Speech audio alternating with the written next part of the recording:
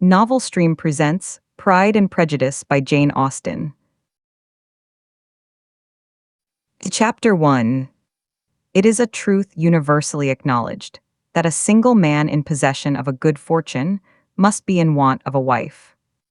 However little known the feelings or views of such a man may be on his first entering a neighborhood, this truth is so well fixed in the minds of the surrounding families that he is considered as the rightful property of some one or other of their daughters. "My dear Mr. Bennet," said his lady to him one day, "have you heard that Netherfield Park is let at last?" Mr. Bennet replied that he had not.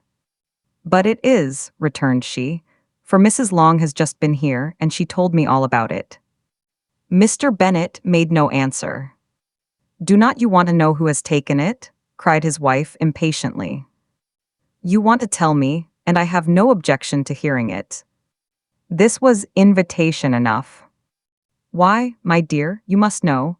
Mrs. Long says that Netherfield is taken by a young man of large fortune from the north of England, that he came down on Monday in a chaise and four to see the place, and was so much delighted with it that he agreed with Mr. Morris immediately, that he is to take possession before Michaelmas, and some of his servants are to be in the house by the end of next week." "What is his name?" "Bingley." "Is he married or single?" "Oh, single, my dear, to be sure. A single man of large fortune, 4,000 or 5,000 a year. What a fine thing for our girls." "How so? How can it affect them?" "My dear Mr. Bennet," replied his wife, "how can you be so tiresome? You must know that I am thinking of his marrying one of them." "Is that his design in settling here?" "Design? Nonsense, how can you talk so? But it is very likely that he may fall in love with one of them, and therefore you must visit him as soon as he comes." "I see no occasion for that.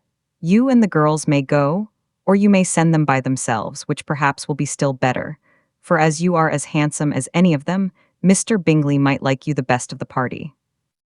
"My dear, you flatter me. I certainly have had my share of beauty, but I do not pretend to be anything extraordinary now.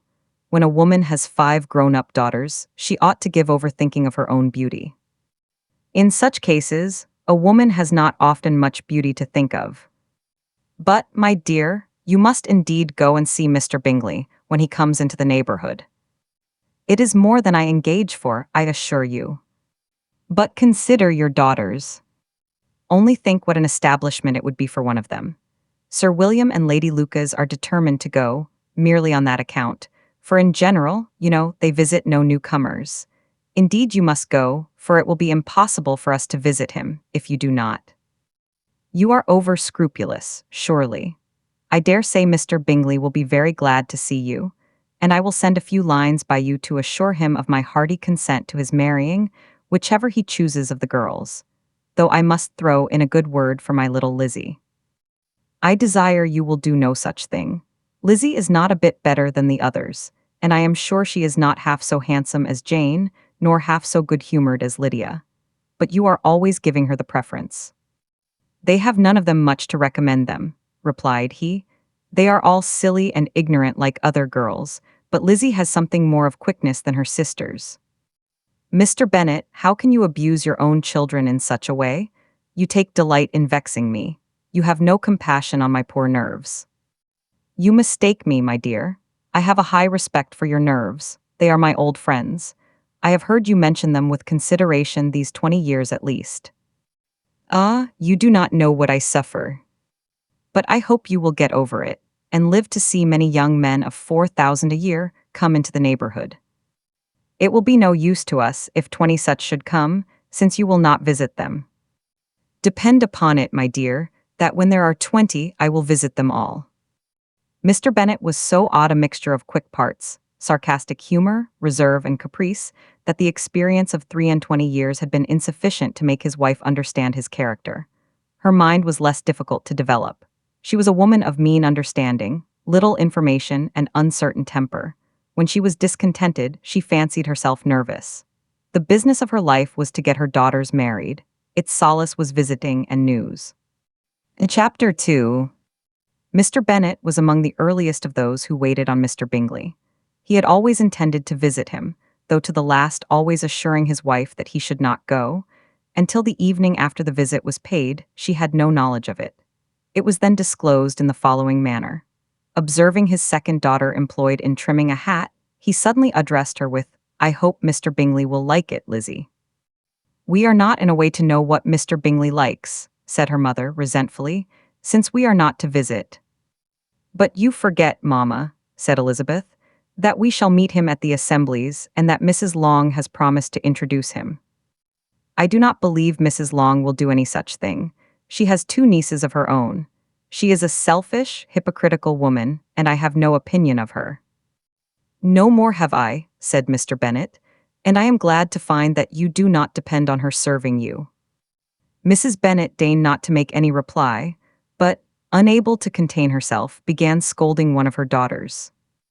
"Don't keep coughing so, Kitty, for heaven's sake. Have a little compassion on my nerves. You tear them to pieces." "Kitty has no discretion in her coughs," said her father. "She times them ill." "I do not cough for my own amusement," replied Kitty fretfully. "When is your next ball to be, Lizzie?" "Tomorrow fortnight." "Aye, so it is," cried her mother, "and Mrs. Long does not come back till the day before.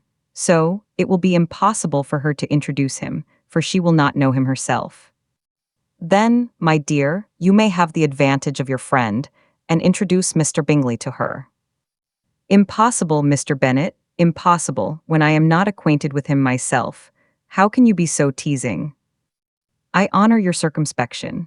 A fortnight's acquaintance is certainly very little. One cannot know what a man really is by the end of a fortnight. But if we do not venture, somebody else will, and after all, Mrs. Long and her nieces must stand their chance. And therefore, as she will think it an act of kindness, if you decline the office, I will take it on myself." The girls stared at their father. Mrs. Bennet said only, "Nonsense, nonsense." "What can be the meaning of that emphatic exclamation?" cried he. "Do you consider the forms of introduction, and the stress that is laid on them, as nonsense?" "I cannot quite agree with you there. What say you, Mary? For you are a young lady of deep reflection, I know, and read great books and make extracts."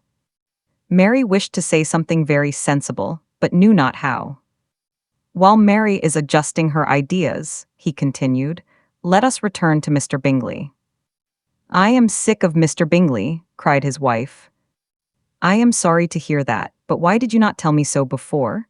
If I had known as much this morning, I certainly would not have called on him. It is very unlucky, but as I have actually paid the visit, we cannot escape the acquaintance now."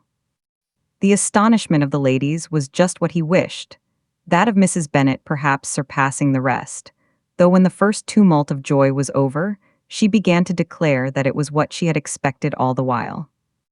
"How good it was in you, my dear Mr. Bennet, but I knew I should persuade you at last. I was sure you loved your girls too well to neglect such an acquaintance. Well, how pleased I am, and it is such a good joke, too, that you should have gone this morning, and never said a word about it till now." "Now, Kitty, you may cough as much as you choose," said Mr. Bennet, and as he spoke he left the room, fatigued with the raptures of his wife. "What an excellent father you have, girls," said she, when the door was shut. "I do not know how you will ever make him amends for his kindness, or me either, for that matter. At our time of life it is not so pleasant, I can tell you, to be making new acquaintances every day, but for your sakes we would do anything. Lydia, my love, though you are the youngest, I dare say Mr. Bingley will dance with you at the next ball." "Oh," said Lydia stoutly, "I am not afraid, for though I am the youngest, I'm the tallest." The rest of the evening was spent in conjecturing how soon he would return Mr. Bennet's visit, and determining when they should ask him to dinner. In Chapter 3, not all that Mrs. Bennet, however, with the assistance of her 5 daughters, could ask on the subject, was sufficient to draw from her husband any satisfactory description of Mr. Bingley. They attacked him in various ways, with barefaced questions, ingenious suppositions, and distant surmises, but he eluded the skill of them all, and they were at last obliged to accept the second-hand intelligence of their neighbour, Lady Lucas. Her report was highly favourable. Sir William had been delighted with him.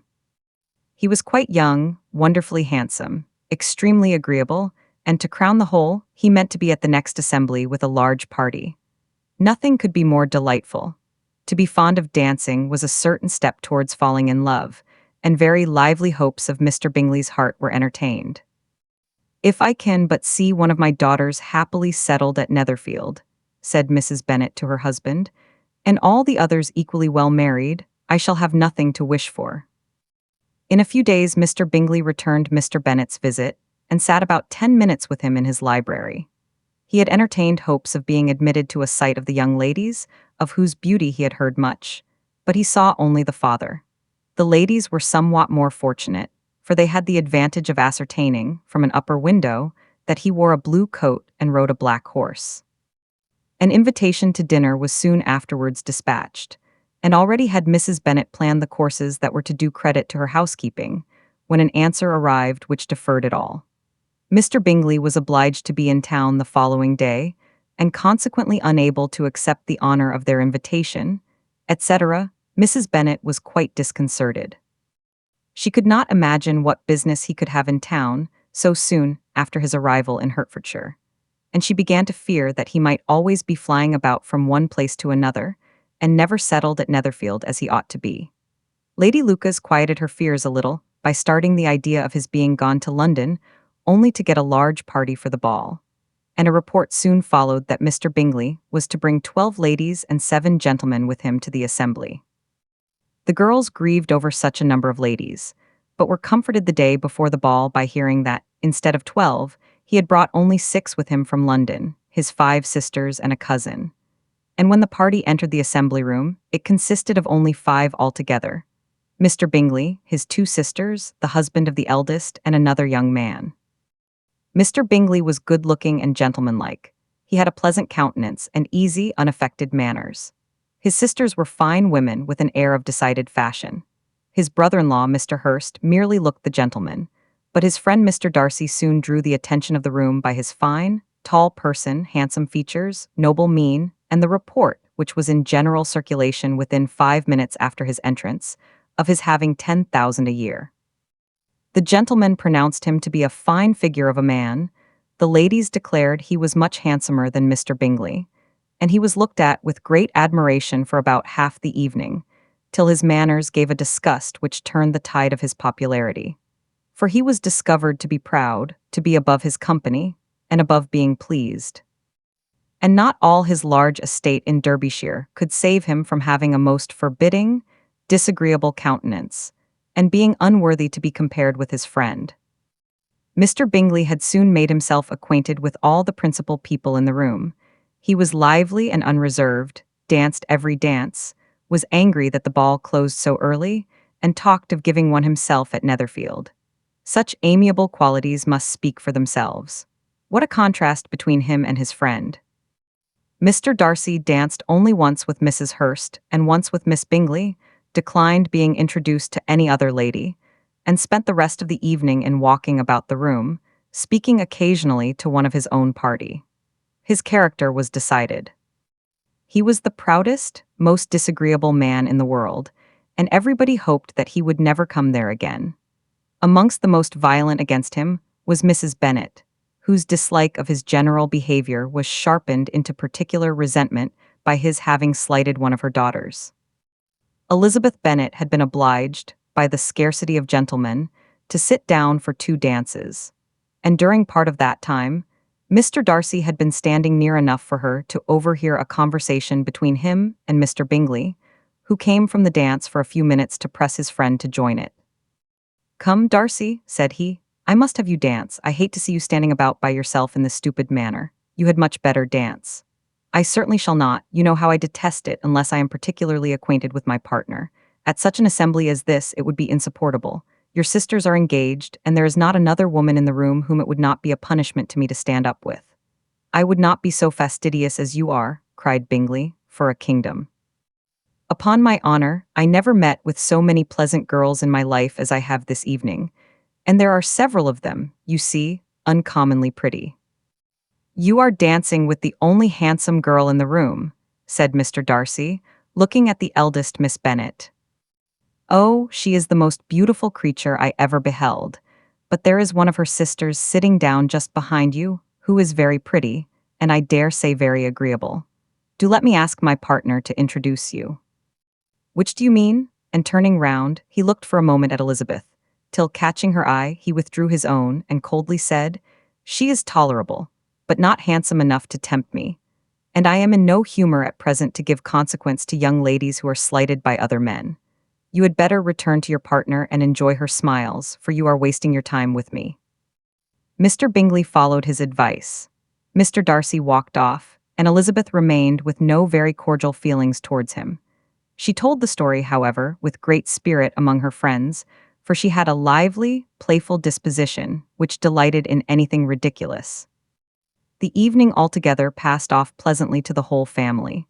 Mrs. Bennet had seen her eldest daughter much admired by the Netherfield party.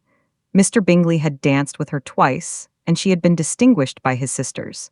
Jane was as much gratified by this as her mother could be, though in a quieter way. Elizabeth felt Jane's pleasure.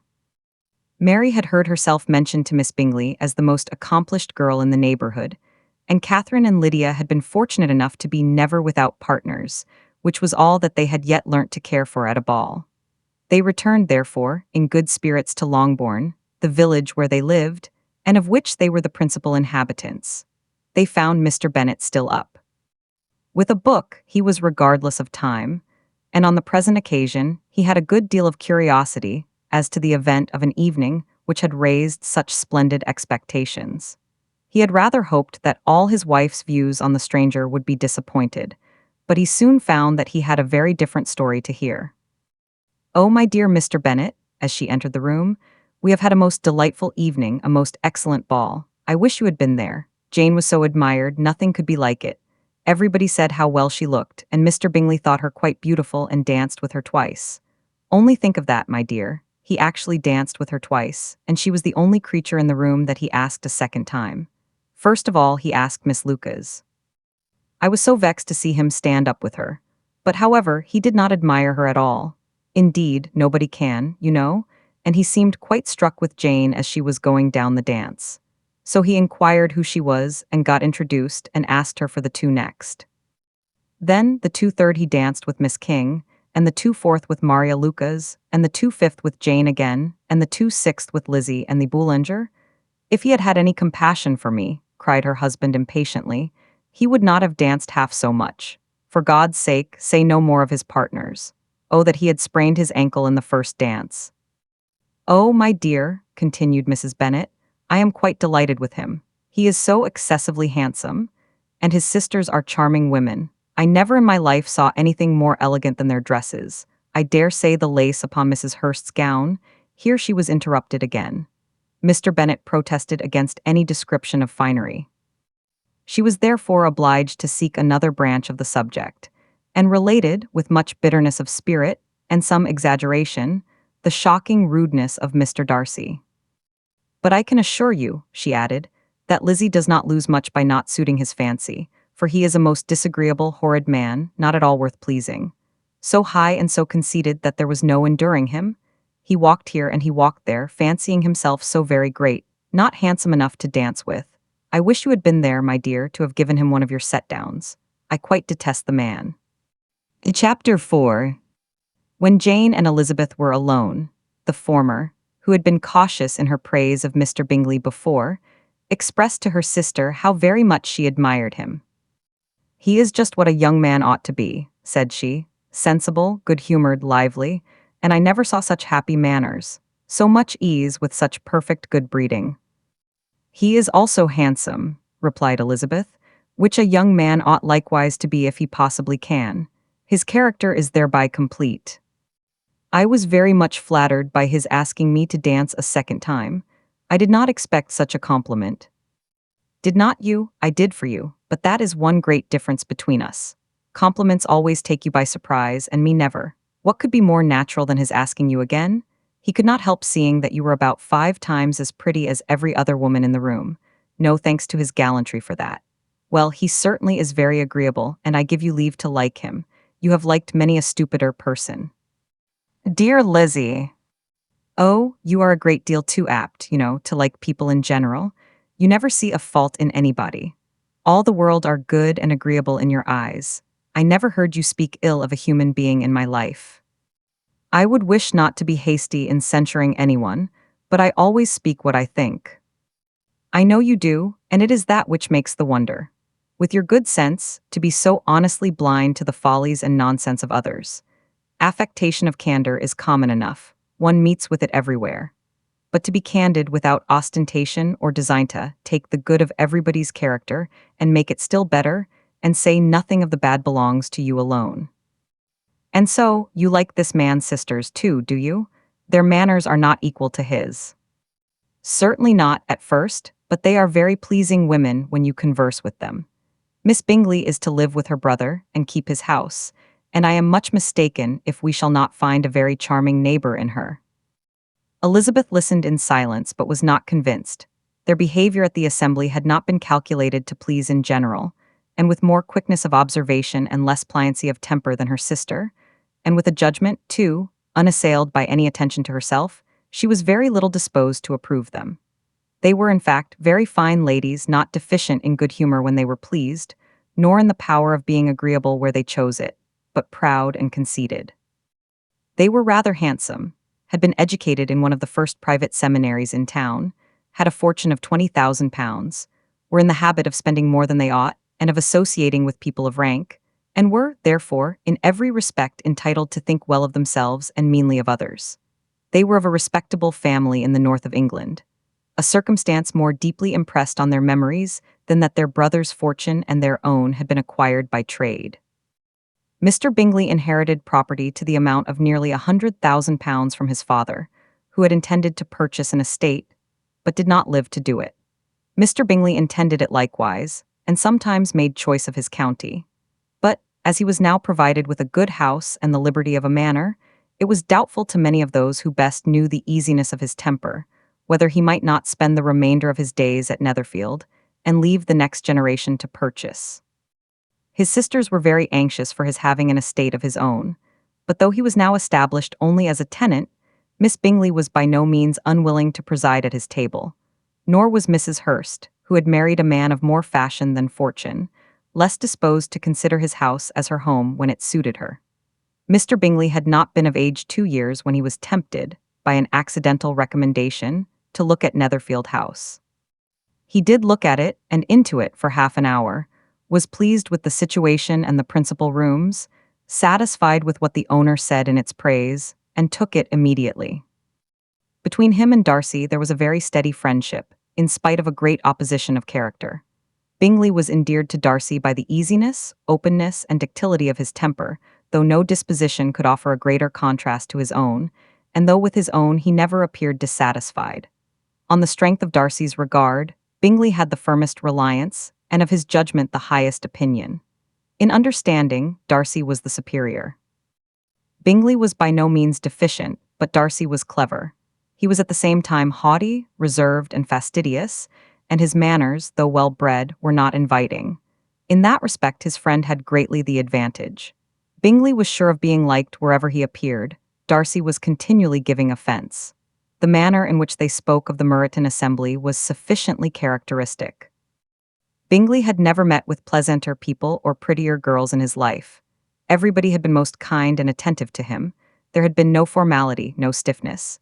He had soon felt acquainted with all the room, and as to Miss Bennet, he could not conceive an angel more beautiful. Darcy, on the contrary, had seen a collection of people in whom there was little beauty and no fashion, for none of whom he had felt the smallest interest, and from none received either attention or pleasure. Miss Bennet he acknowledged to be pretty, but she smiled too much. Mrs. Hurst and her sister allowed it to be so, but still they admired her and liked her, and pronounced her to be a sweet girl, and one whom they should not object to know more of. Miss Bennet was therefore established as a sweet girl, and their brother felt authorized by such commendation to think of her as he chose. Chapter 5. Within a short walk of Longbourn lived a family with whom the Bennets were particularly intimate. Sir William Lucas had been formerly in trade in Meryton, where he had made a tolerable fortune, and risen to the honour of knighthood by an address to the king during his mayoralty. The distinction had, perhaps, been felt too strongly. It had given him a disgust to his business and to his residence in a small market town, and quitting them both, he had removed with his family to a house about a mile from Meryton, denominated from that period Luca's lodge, where he could think with pleasure of his own importance, and unshackled by business, occupy himself solely in being civil to all the world. For though elated by his rank, it did not render him supercilious. On the contrary, he was all attention to everybody. By nature inoffensive, friendly, and obliging, his presentation at St. James's had made him courteous. Lady Lucas was a very good kind of woman, not too clever to be a valuable neighbor to Mrs. Bennet. They had several children. The eldest of them, a sensible, intelligent young woman, about 27, was Elizabeth's intimate friend. That the Miss Lucases and the Miss Bennets should meet to talk over a ball was absolutely necessary, and the morning after the assembly brought the former to Longbourn to hear and to communicate. "You began the evening well, Charlotte," said Mrs. Bennet, with civil self-command to Miss Lucas. "You were Mr. Bingley's first choice." "Yes, but he seemed to like his second better." "Oh, you mean Jane, I suppose, because he danced with her twice."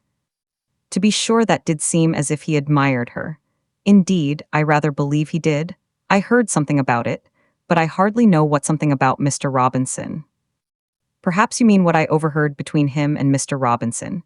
Did not I mention it to you? Mr. Robinson, asking him how he liked our Meryton assemblies, and whether he did not think there were a great many pretty women in the room, and which he thought the prettiest?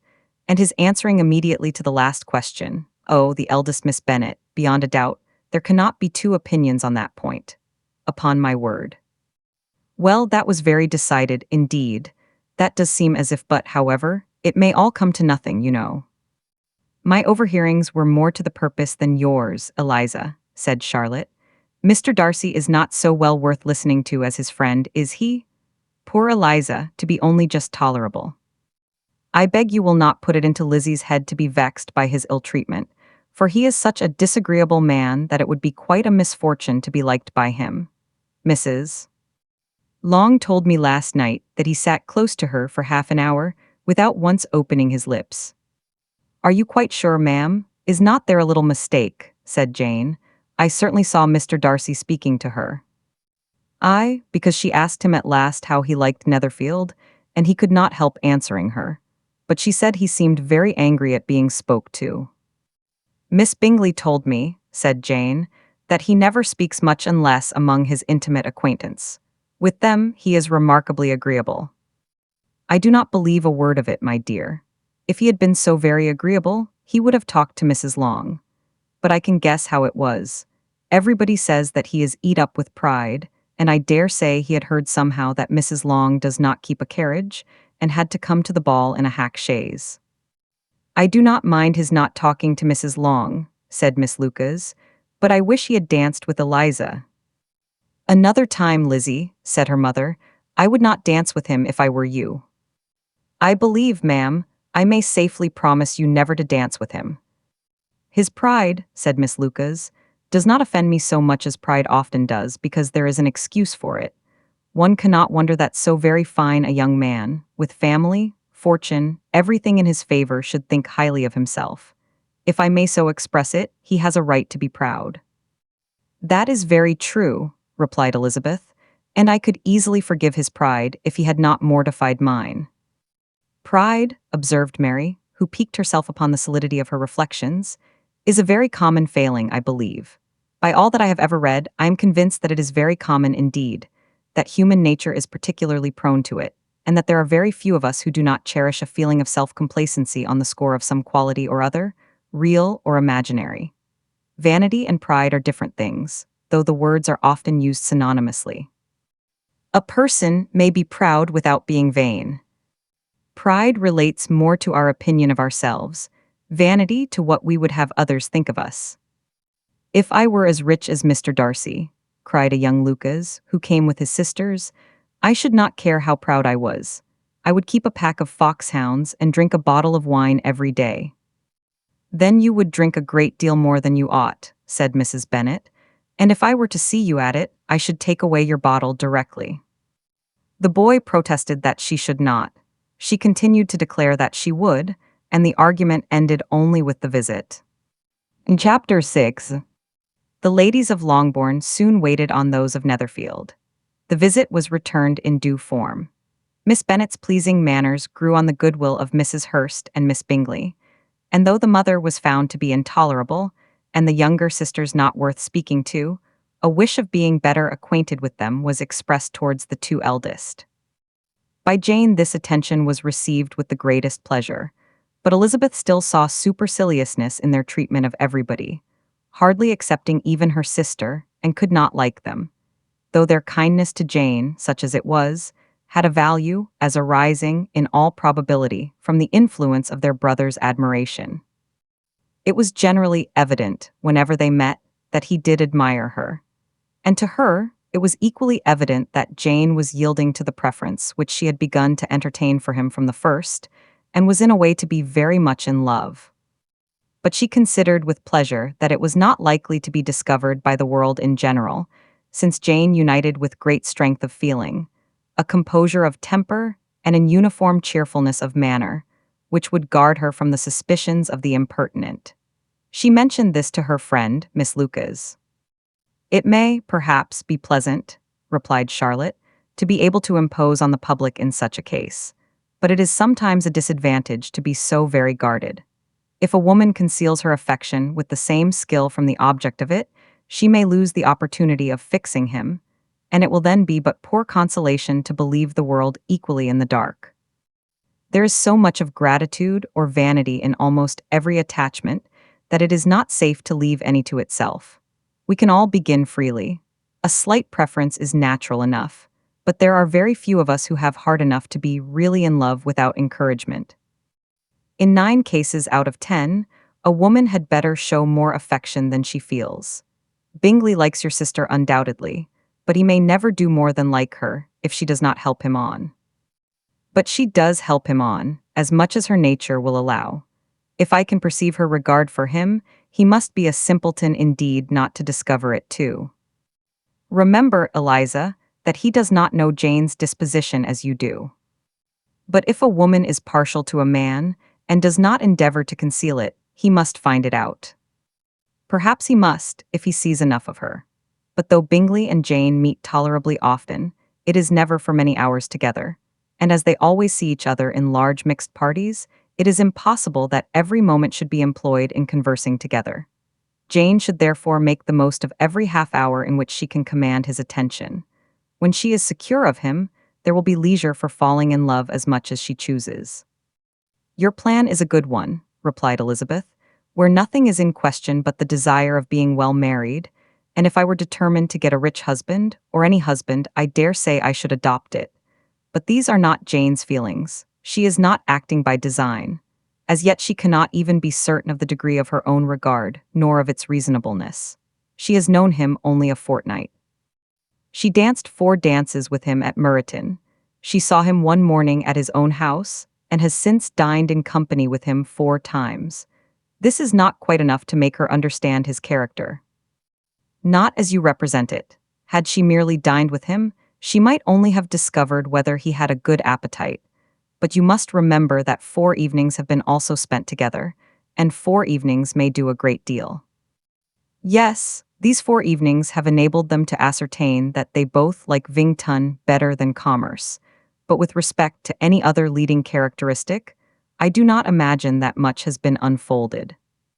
"Well," said Charlotte, "I wish Jane success with all my heart, and if she were married to him tomorrow, I should think she had as good a chance of happiness as if she were to be studying his character for a 12-month. Happiness in marriage is entirely a matter of chance. If the dispositions of the parties are ever so well known to each other, or ever so similar beforehand, it does not advance their felicity in the least.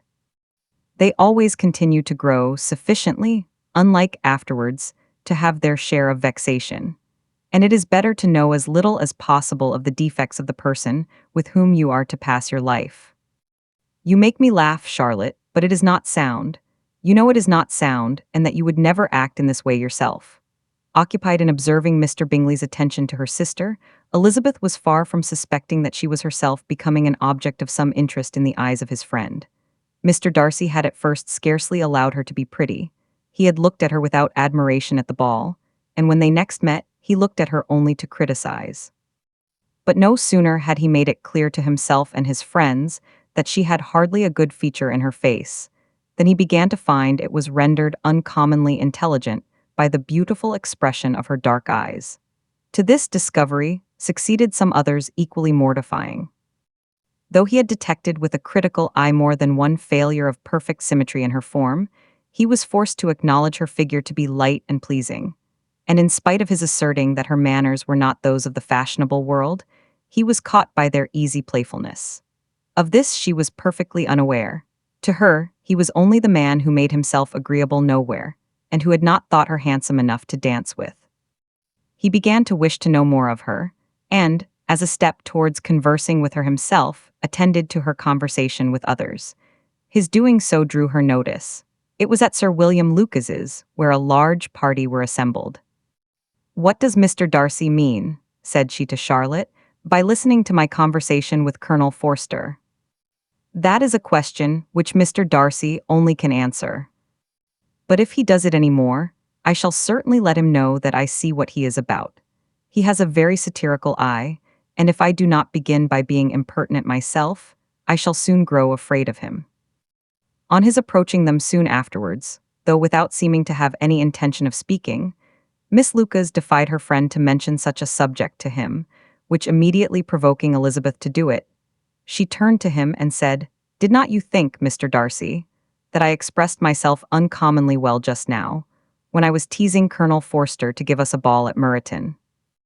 "With great energy, but it is a subject which always makes a lady energetic." "You are severe on us." "It will be her turn soon to be teased," said Miss Lucas. "I am going to open the instrument, Eliza, and you know what follows.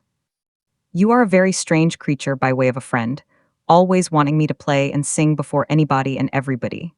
If my vanity had taken a musical turn, you would have been invaluable. But as it is, I would really rather not sit down before those who must be in the habit of hearing the very best performers." On Miss Lucas's persevering, however, she added, "Very well, if it must be so, it must." And gravely glancing at Mr. Darcy, "There is a very fine old saying, which everybody here is of course familiar with, 'Keep your breath to cool your porridge,' and I shall keep mine to swell my song." Her performance was pleasing, though by no means capital. After a song or two, and before she could reply to the entreaties of several that she would sing again, she was eagerly succeeded at the instrument by her sister Mary, who having, in consequence of being the only plain one in the family, worked hard for knowledge and accomplishments, was always impatient for display. Mary had neither genius nor taste, and though vanity had given her application, it had given her likewise a pedantic air and conceited manner, which would have injured a higher degree of excellence than she had reached. Elizabeth, easy and unaffected, had been listened to with much more pleasure, though not playing half so well. And Mary, at the end of a long concerto, was glad to purchase praise and gratitude by Scotch and Irish airs, at the request of her younger sisters, who with some of the Lucases and 2 or 3 officers, joined eagerly in dancing at one end of the room. Mr. Darcy stood near them in silent indignation at such a mode of passing the evening, to the exclusion of all conversation, and was too much engrossed by his own thoughts to perceive that Sir William Lucas was his neighbor, till Sir William thus began: "What a charming amusement for young people this is, Mr. Darcy. There is nothing like dancing, after all. I consider it as one of the first refinements of polished societies." "Certainly, sir, and it has the advantage also of being in vogue amongst the less polished societies of the world. Every savage can dance." Sir William only smiled. "Your friend performs delightfully," he continued, after a pause, on seeing Bingley join the group, "and I doubt not that you are an adept in the science yourself, Mr. Darcy." "You saw me dance at Meryton, I believe, sir." "Yes, indeed, and received no inconsiderable pleasure from the sight. Do you often dance at St. James's?" "Never, sir." "Do you not think it would be a proper compliment to the place?" "It is a compliment which I never pay to any place if I can avoid it." "You have a house in town, I conclude?" Mr. Darcy bowed. "I had once some thoughts of fixing in town myself, for I am fond of superior society, but I did not feel quite certain that the air of London would agree with Lady Lucas." He paused in hopes of an answer, but his companion was not disposed to make any. And Elizabeth at that instant moving towards them, he was struck with the notion of doing a very gallant thing, and called out to her, "My dear Miss Eliza, why are not you dancing? Mr. Darcy, you must allow me to present this young lady to you as a very desirable partner. You cannot refuse to dance, I am sure, when so much beauty is before you." And taking her hand, he would have given it to Mr. Darcy, who, though extremely surprised, was not unwilling to receive it, when she instantly drew back, and said with some discomposure to Sir William, "Indeed, sir, I have not the least intention of dancing. I entreat you not to suppose that I moved this way in order to beg for a partner." Mr. Darcy, with grave propriety, requested to be allowed the honor of her hand, but in vain. Elizabeth was determined, nor did Sir William at all shake her purpose by his attempt at persuasion. "You excel so much in the dance, Miss Eliza, that it is cruel to deny me the happiness of seeing you, and though this gentleman dislikes the amusement in general, he can have no objection, I am sure, to oblige us for 1/2 hour." "Mr. Darcy is all politeness," said Elizabeth, smiling. "He is, indeed, but considering the inducement, my dear Miss Eliza, we cannot wonder at his complaisance, for who would object to such a partner?" Elizabeth looked archly and turned away. Her resistance had not injured her with the gentleman, and he was thinking of her with some complacency, when thus accosted by Miss Bingley, "I can guess the subject of your reverie." "I should imagine not. You are considering how insupportable it would be to pass many evenings in this manner in such society, and indeed I am quite of your opinion. I was never more annoyed. The insipidity, and yet the noise, the nothingness, and yet the self-importance of all these people. What would I give to hear your strictures on them? Your conjecture is totally wrong, I assure you. My mind was more agreeably engaged. I have been meditating on the very great pleasure which a pair of fine eyes in the face of a pretty woman can bestow." Miss Bingley immediately fixed her eyes on his face, and desired he would tell her what lady had the credit of inspiring such reflections.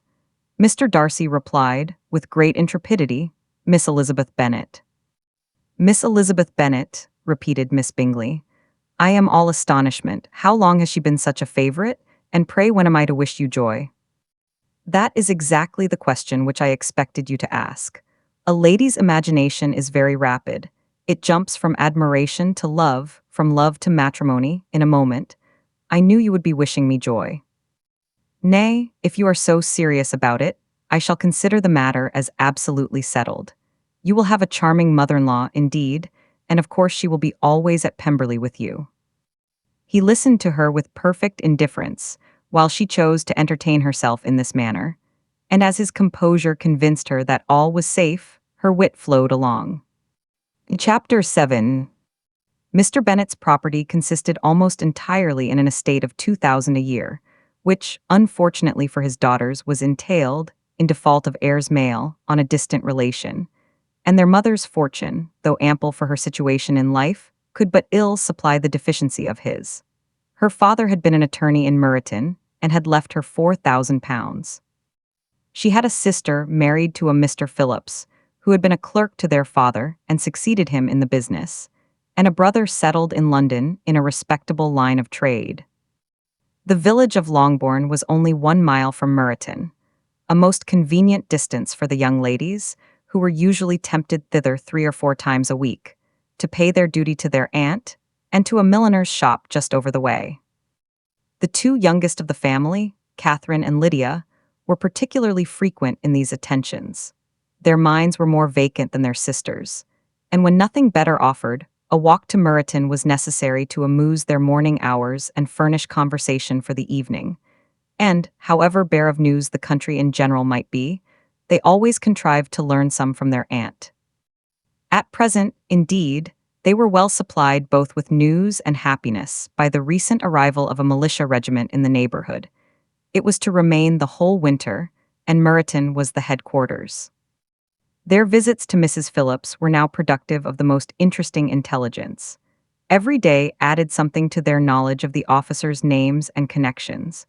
Their lodgings were not long a secret, and at length they began to know the officers themselves. Mr. Phillips visited them all, and this opened to his nieces a source of felicity unknown before. They could talk of nothing but officers, and Mr. Bingley's large fortune, the mention of which gave animation to their mother, was worthless in their eyes when opposed to the regimentals of an ensign.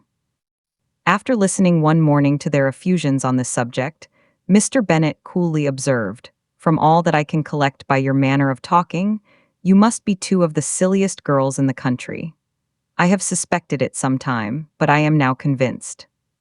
Catherine was disconcerted and made no answer, but Lydia, with perfect indifference, continued to express her admiration of Captain Carter and her hope of seeing him in the course of the day, as he was going the next morning to London. "I am astonished, my dear," said Mrs. Bennet, "that you should be so ready to think your own children silly. If I wish to think slightingly of anybody's children, it should not be of my own, however. If my children are silly, I must hope to be always sensible of it. Yes, but as it happens, they are all of them very clever. This is the only point, I flatter myself, on which we do not agree. I had hoped that our sentiments coincided in every particular, but I must so far differ from you as to think our two youngest daughters uncommonly foolish. My dear Mr. Bennet, you must not expect such girls to have the sense of their father and mother. When they get to our age, I dare say they will not think about officers any more than we do. I remember the time when I liked a red coat myself very well, and, indeed, so I do still at my heart. And if a smart young colonel, with 5,000 or 6,000 a year, should want one of my girls, I shall not say nay to him. And I thought Colonel Forster looked very becoming the other night at Sir William's in his regimentals." "Mamma," cried Lydia, "my aunt says that Colonel Forster and Captain Carter do not go so often to Miss Watson's as they did when they first came. She sees them now very often standing in Clark's library." Mrs. Bennet was prevented replying by the entrance of the footman with a note for Miss Bennet. It came from Netherfield, and the servant waited for an answer. Mrs. Bennet's eyes sparkled with pleasure, and she was eagerly calling out, while her daughter read, "Well, Jane, who is it from? What is it about? What does he say? Well, Jane, make haste and tell us, make haste, my love." "It is from Miss Bingley," said Jane, and then read it aloud. "My dear friend, if you are not so compassionate as to dine today with Louisa and me, we shall be in danger of hating each other for the rest of our lives, for a whole day's tete-a-tete between two women can never end without a quarrel. Come as soon as you can on the receipt of this. My brother and the gentlemen are to dine with the officers. Yours ever, Caroline Bingley." "With the officers," cried Lydia. "I wonder my aunt did not tell us of that." "Dining out," said Mrs. Bennet. "That is very unlucky." "Can I have the carriage?" said Jane. "No, my dear, you had better go on horseback, because it seems likely to rain, and then you must stay all night." "That would be a good scheme," said Elizabeth, "if you were sure that they would not offer to send her home." "Oh, but the gentlemen will have Mr. Bingley's chaise to go to Meryton, and the Hursts have no horses to theirs. I had much rather go in the coach." "But, my dear, your father cannot spare the horses, I am sure. They are wanted in the farm, Mr. Bennet, are not they?" "They are wanted in the farm much oftener than I can get them." "But if you have got them today," said Elizabeth, "my mother's purpose will be answered." She did at last extort from her father an acknowledgment that the horses were engaged. Jane was therefore obliged to go on horseback, and her mother attended her to the door with many cheerful prognostics of a bad day. Her hopes were answered. Jane had not been gone long before it rained hard. Her sisters were uneasy for her, but her mother was delighted. The rain continued the whole evening without intermission. Jane certainly could not come back. "This was a lucky idea of mine, indeed," said Mrs. Bennet, more than once, as if the credit of making it rain were all her own. Till the next morning, however, she was not aware of all the felicity of her contrivance. Breakfast was scarcely over when a servant from Netherfield brought the following note for Elizabeth. "My dearest Lizzie, I find myself very unwell this morning, which, I suppose, is to be imputed to my getting wet through yesterday. My kind friends will not hear of my returning home till I am better. They insist also on my seeing Mr. Jones. Therefore do not be alarmed if you should hear of his having been to me and, excepting a sore throat and a headache, there is not much the matter with me. Yours, etc. Well, my dear, said Mr. Bennet, when Elizabeth had read the note aloud, if your daughter should have a dangerous fit of illness, if she should die, it would be a comfort to know that it was all in pursuit of Mr. Bingley and under your orders. Oh, I am not at all afraid of her dying. People do not die of little trifling colds. She will be taken good care of. As long as she stays there, it is all very well. I would go and see her if I could have the carriage. Elizabeth, feeling really anxious, determined to go to her, though the carriage was not to be had, and as she was no horsewoman, walking was her only alternative. She declared her resolution. "How can you be so silly," cried her mother, "as to think of such a thing in all this dirt? You will not be fit to be seen when you get there." "I shall be very fit to see Jane, which is all I want." "Is this a hint to me, Lizzie," said her father, "to send for the horses?" "No, indeed, I do not wish to avoid the walk. The distance is nothing when one has a motive, only 3 miles. I shall be back by dinner." "I admire the activity of your benevolence," observed Mary, "but every impulse of feeling should be guided by reason. And, in my opinion, exertion should always be in proportion to what is required." "We will go as far as Meryton with you," said Catherine and Lydia. Elizabeth accepted their company, and the 3 young ladies set off together. "If we make haste," said Lydia, as they walked along, "perhaps we may see something of Captain Carter before he goes." In Meryton they parted.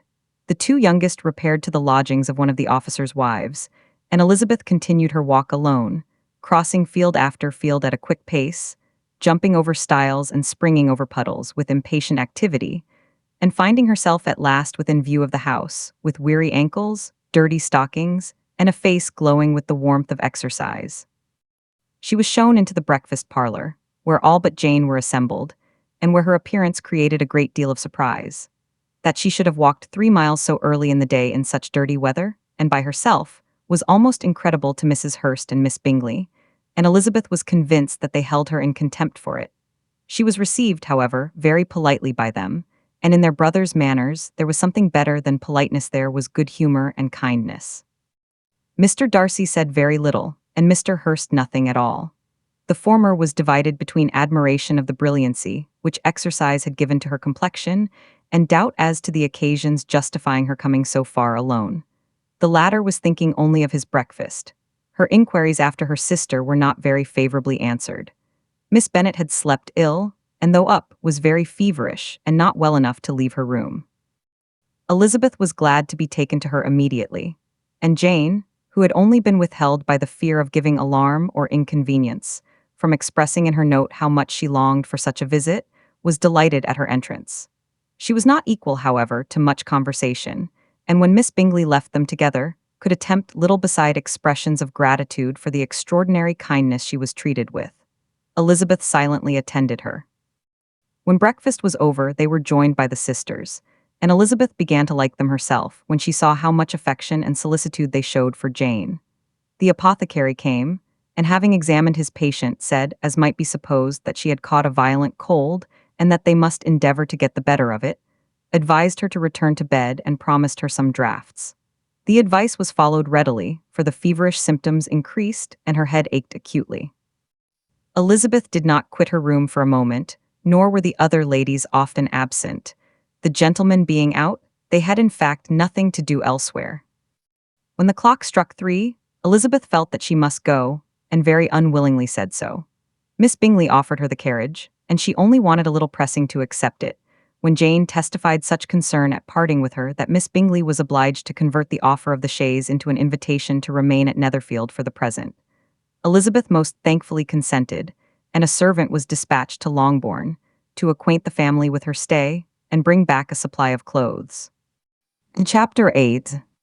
At 5 o'clock the 2 ladies retired to dress, and at 6:30 Elizabeth was summoned to dinner. To the civil inquiries which then poured in, and amongst which she had the pleasure of distinguishing the much superior solicitude of Mr. Bingley, she could not make a very favorable answer. Jane was by no means better.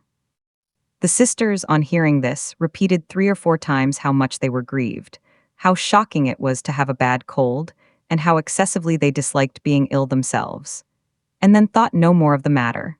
and their indifference towards Jane, when not immediately before them, restored Elizabeth to the enjoyment of all her original dislike. Their brother, indeed, was the only one of the party whom she could regard with any complacency.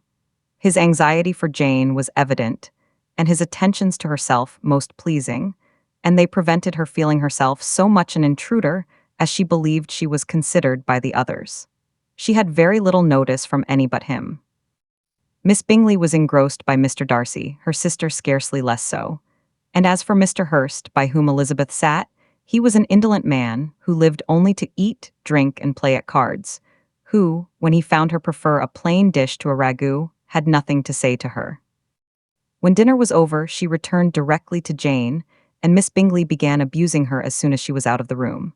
Her manners were pronounced to be very bad, indeed a mixture of pride and impertinence.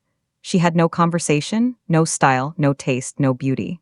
Mrs. Hurst thought the same, and added, "She has nothing, in short, to recommend her but being an excellent walker. I shall never forget her appearance this morning. She really looked almost wild." "She did indeed, Louisa. I could hardly keep my countenance. Very nonsensical to come at all. Why must she be scampering about the country, because her sister had a cold? Her hair so untidy, so blowsy. Yes, and her petticoat. I hope you saw her petticoat, 6 inches deep in mud, I am absolutely certain, and the gown which had been let down to hide it not doing its office." "Your picture may be very exact, Louisa," said Bingley, "but this was all lost upon me. I thought Miss Elizabeth Bennet looked remarkably well when she came into the room this morning. Her dirty petticoat quite escaped my notice." "You observed it, Mr. Darcy, I am sure," said Miss Bingley, "and I am inclined to think that you would not wish to see your sister make such an exhibition." "Certainly not. To walk 3 miles, or 4 miles, or 5 miles, or whatever it is, above her ankles in dirt, and alone, quite alone. What could she mean by it? It seems to me to show an abominable sort of conceited independence, a most country-town indifference to decorum." "It shows an affection for her sister that is very pleasing," said Bingley. "I am afraid, Mr. Darcy," observed Miss Bingley, in a half-whisper, "that this adventure has rather affected your admiration of her fine eyes." "Not at all," he replied.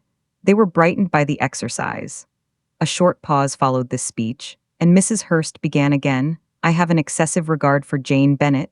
She is really a very sweet girl, and I wish with all my heart she were well settled. But with such a father and mother, and such low connections, I am afraid there is no chance of it. I think I have heard you say that their uncle is an attorney in Meryton." "Yes, and they have another, who lives somewhere near Cheapside." "That is capital," added her sister, and they both laughed heartily. "If they had uncles enough to fill all Cheapside," cried Bingley, "it would not make them one jot less agreeable." "But it must very materially lessen their chance of marrying men of any consideration in the world," replied Darcy. To this speech Bingley made no answer, but his sisters gave it their hearty assent, and indulged their mirth for some time at the expense of their dear friend's vulgar relations. With a renewal of tenderness, however, they repaired to her room on leaving the dining parlour, and sat with her till summoned to coffee. She was still very poorly, and Elizabeth would not quit her at all till late in the evening, when she had the comfort of seeing her asleep, and when it appeared to her rather right than pleasant that she should go downstairs herself. On entering the drawing-room, she found the whole party at loo, and was immediately invited to join them. But suspecting them to be playing high, she declined it, and making her sister the excuse, said she would amuse herself, for the short time she could stay below, with a book. Mr. Hurst looked at her with astonishment. "Do you prefer reading to cards?" said he. "That is rather singular." "Miss Eliza Bennet," said Miss Bingley, "despises cards. She is a great reader, and has no pleasure in anything else." "I deserve neither such praise nor such censure," cried Elizabeth. "I am not a great reader, and I have pleasure in many things." "In nursing your sister I am sure you have pleasure," said Bingley, "and I hope it will soon be increased by seeing her quite well." Elizabeth thanked him from her heart, and then walked towards a table where a few books were lying. He immediately offered to fetch her others, all that his library afforded. "And I wish my collection were larger for your benefit and my own credit, but I am an idle fellow, and though I have not many, I have more than I ever looked into." Elizabeth assured him that she could suit herself perfectly with those in the room. "I am astonished," said Miss Bingley, "that my father should have left so small a collection of books.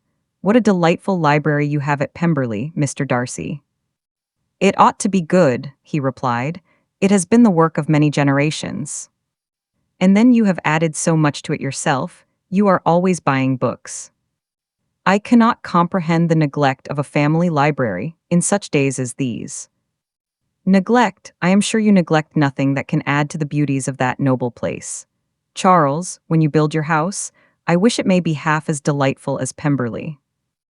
"I wish it may.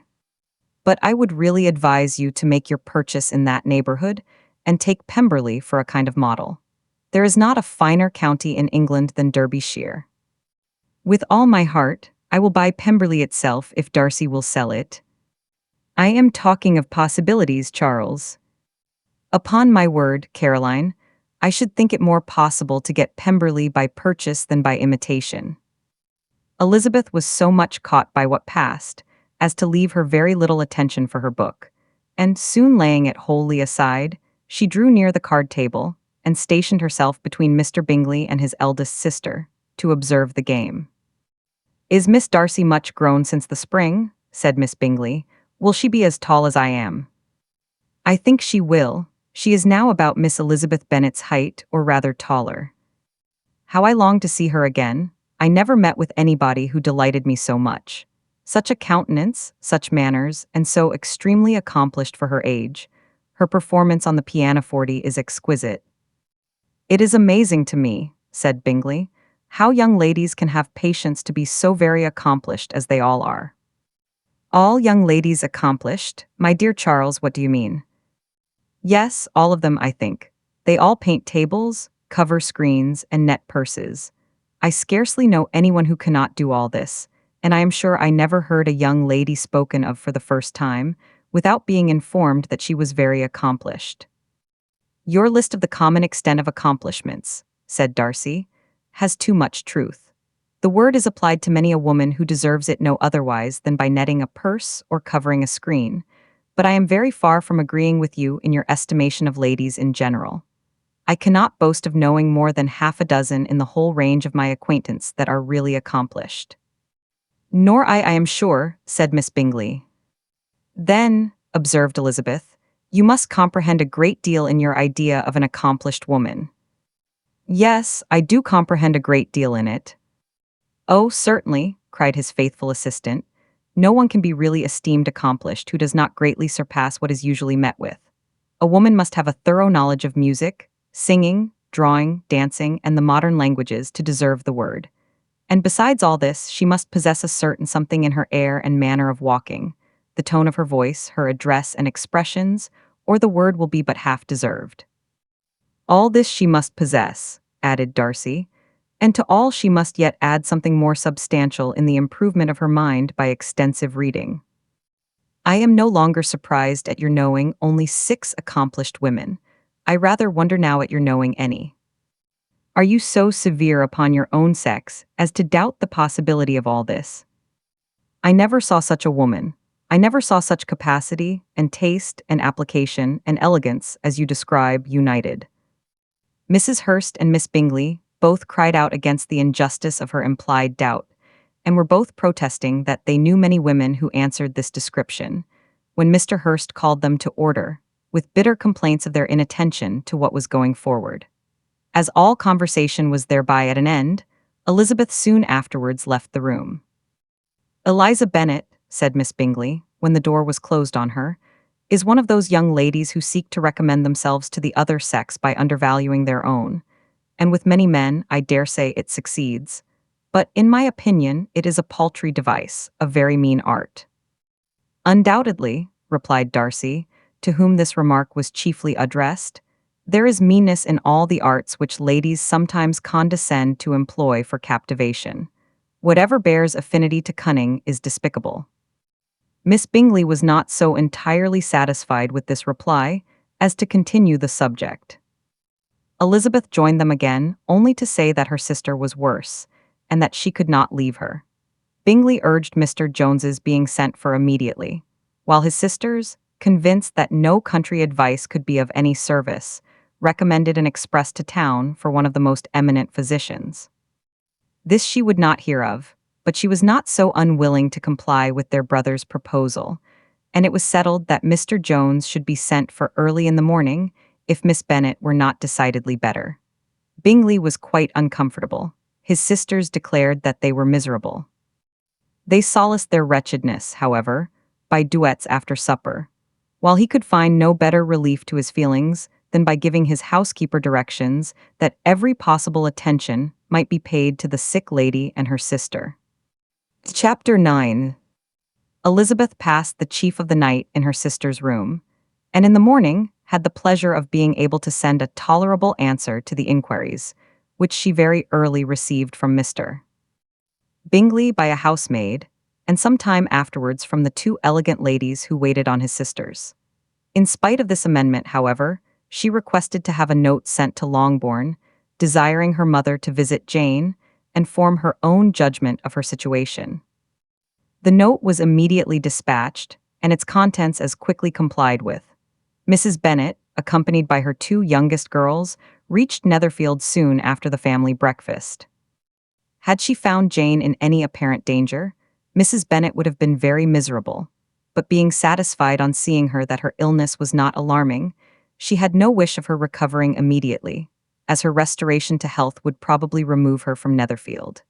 She would not listen, therefore, to her daughter's proposal of being carried home. Neither did the apothecary, who arrived about the same time, think it at all advisable. After sitting a little while with Jane, on Miss Bingley's appearance and invitation, the mother and three daughters all attended her into the breakfast parlor. Bingley met them with hopes that Mrs. Bennet had not found Miss Bennet worse than she expected. "Indeed I have, sir," was her answer. "She is a great deal too ill to be moved. Mr. Jones says we must not think of moving her. We must trespass a little longer on your kindness." "Removed," cried Bingley. "It must not be thought of. My sister, I am sure, will not hear of her removal." "You may depend upon it, madam," said Miss Bingley, with cold civility, "that Miss Bennet shall receive every possible attention while she remains with us." Mrs. Bennet was profuse in her acknowledgments. "I am sure," she added, "if it was not for such good friends, I do not know what would become of her, for she is very ill indeed and suffers a vast deal, though with the greatest patience in the world, which is always the way with her, for she has, without exception, the sweetest temper I ever met with. I often tell my other girls they are nothing to her. You have a sweet room here, Mr. Bingley, and a charming prospect over that gravel walk. I do not know a place in the country that is equal to Netherfield. You will not think of quitting it in a hurry, I hope, though you have but a short lease." "Whatever I do is done in a hurry," replied he, "and therefore if I should resolve to quit Netherfield, I should probably be off in 5 minutes. At present, however, I consider myself as quite fixed here." "That is exactly what I should have supposed of you," said Elizabeth.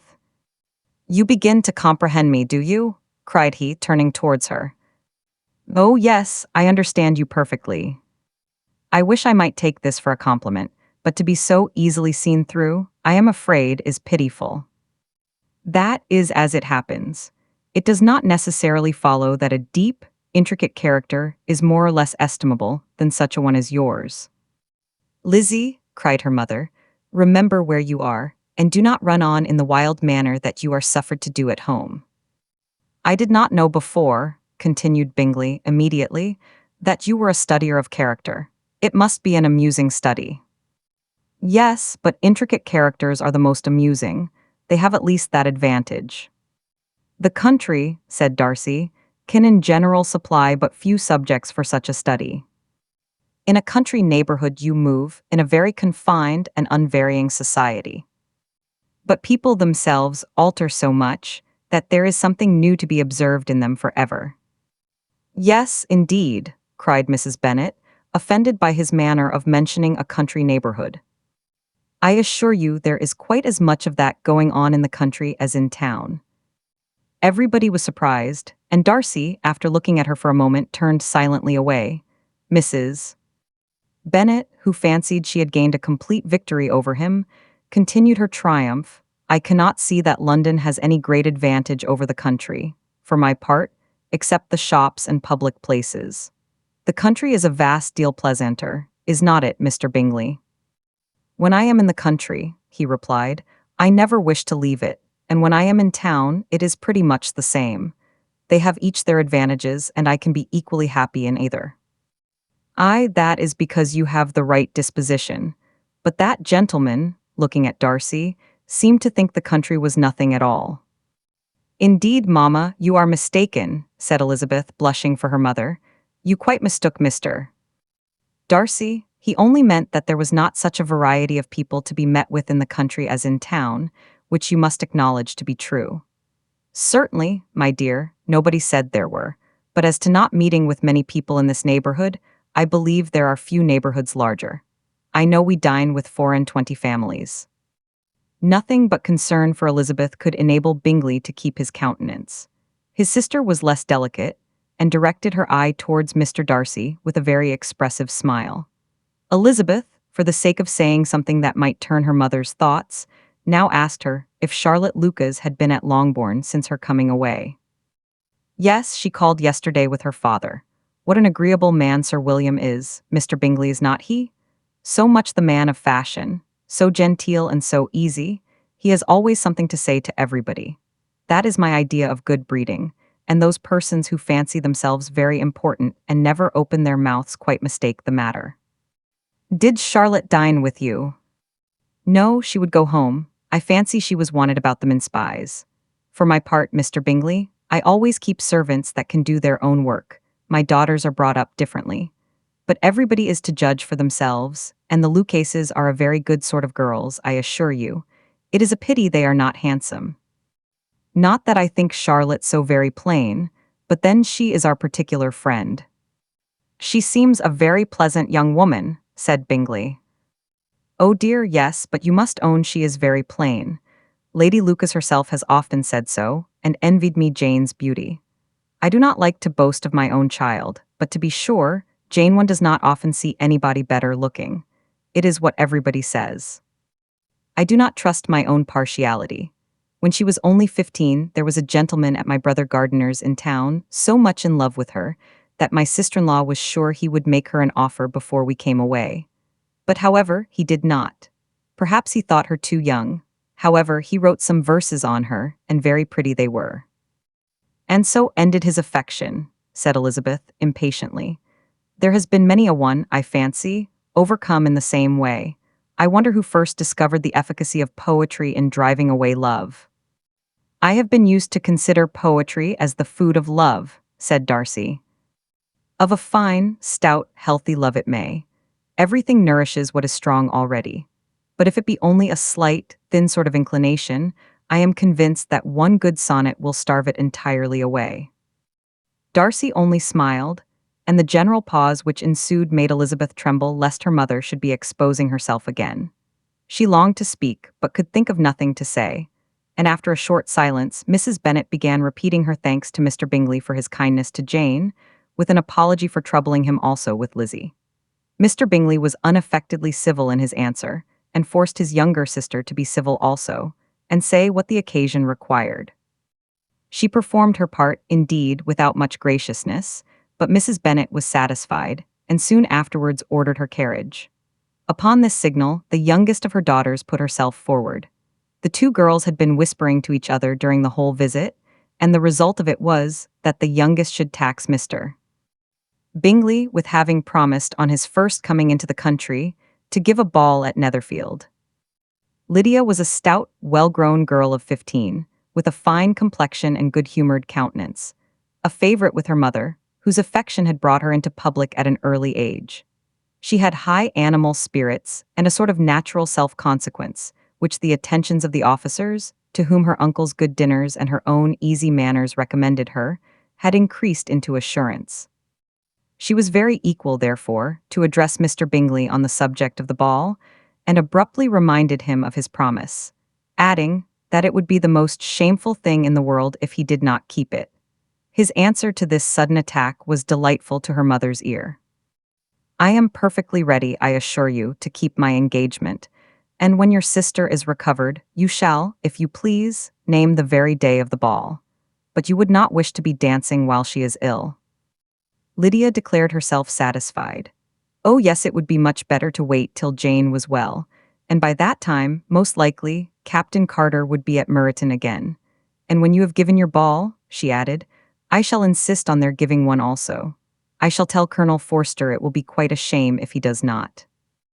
Mrs. Bennet and her daughters then departed, and Elizabeth returned instantly to Jane, leaving her own and her relations' behavior to the remarks of the two ladies and Mr. Darcy, the latter of whom, however, could not be prevailed on to join in their censure of her, in spite of all Miss Bingley's witticisms on fine eyes.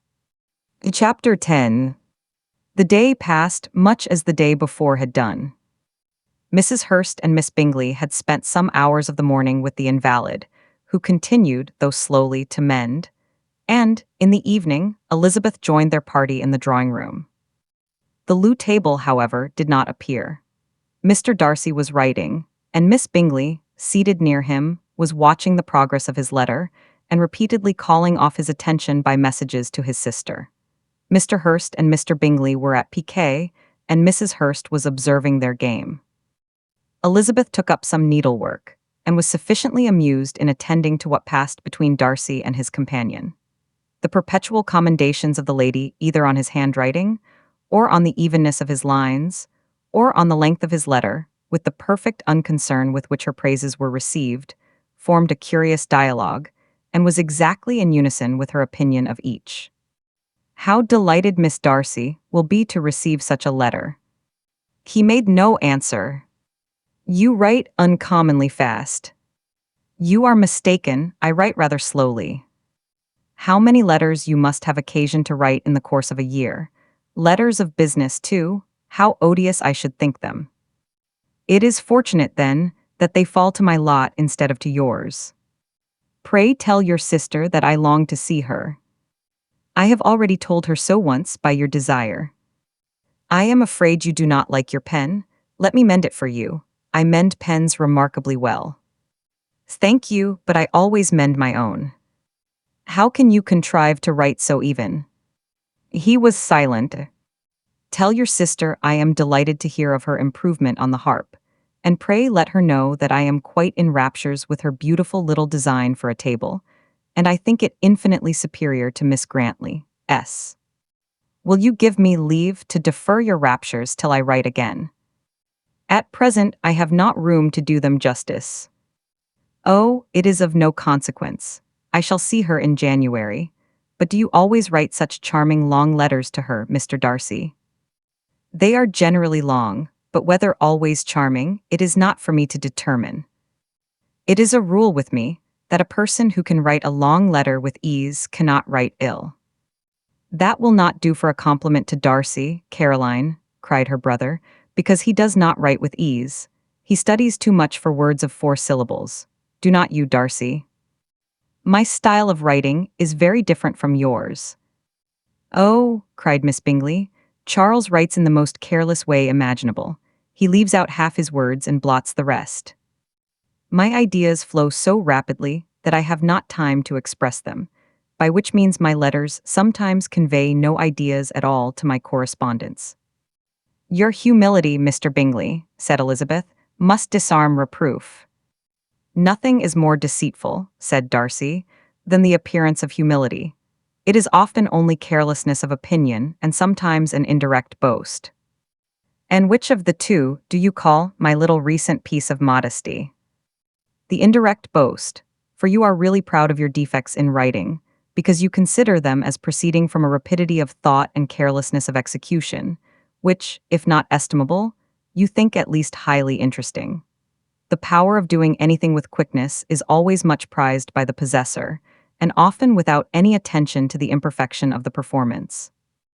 When you told Mrs. Bennet this morning that if you ever resolved on quitting Netherfield you should be gone in 5 minutes, you meant it to be a sort of panegyric, of compliment to yourself.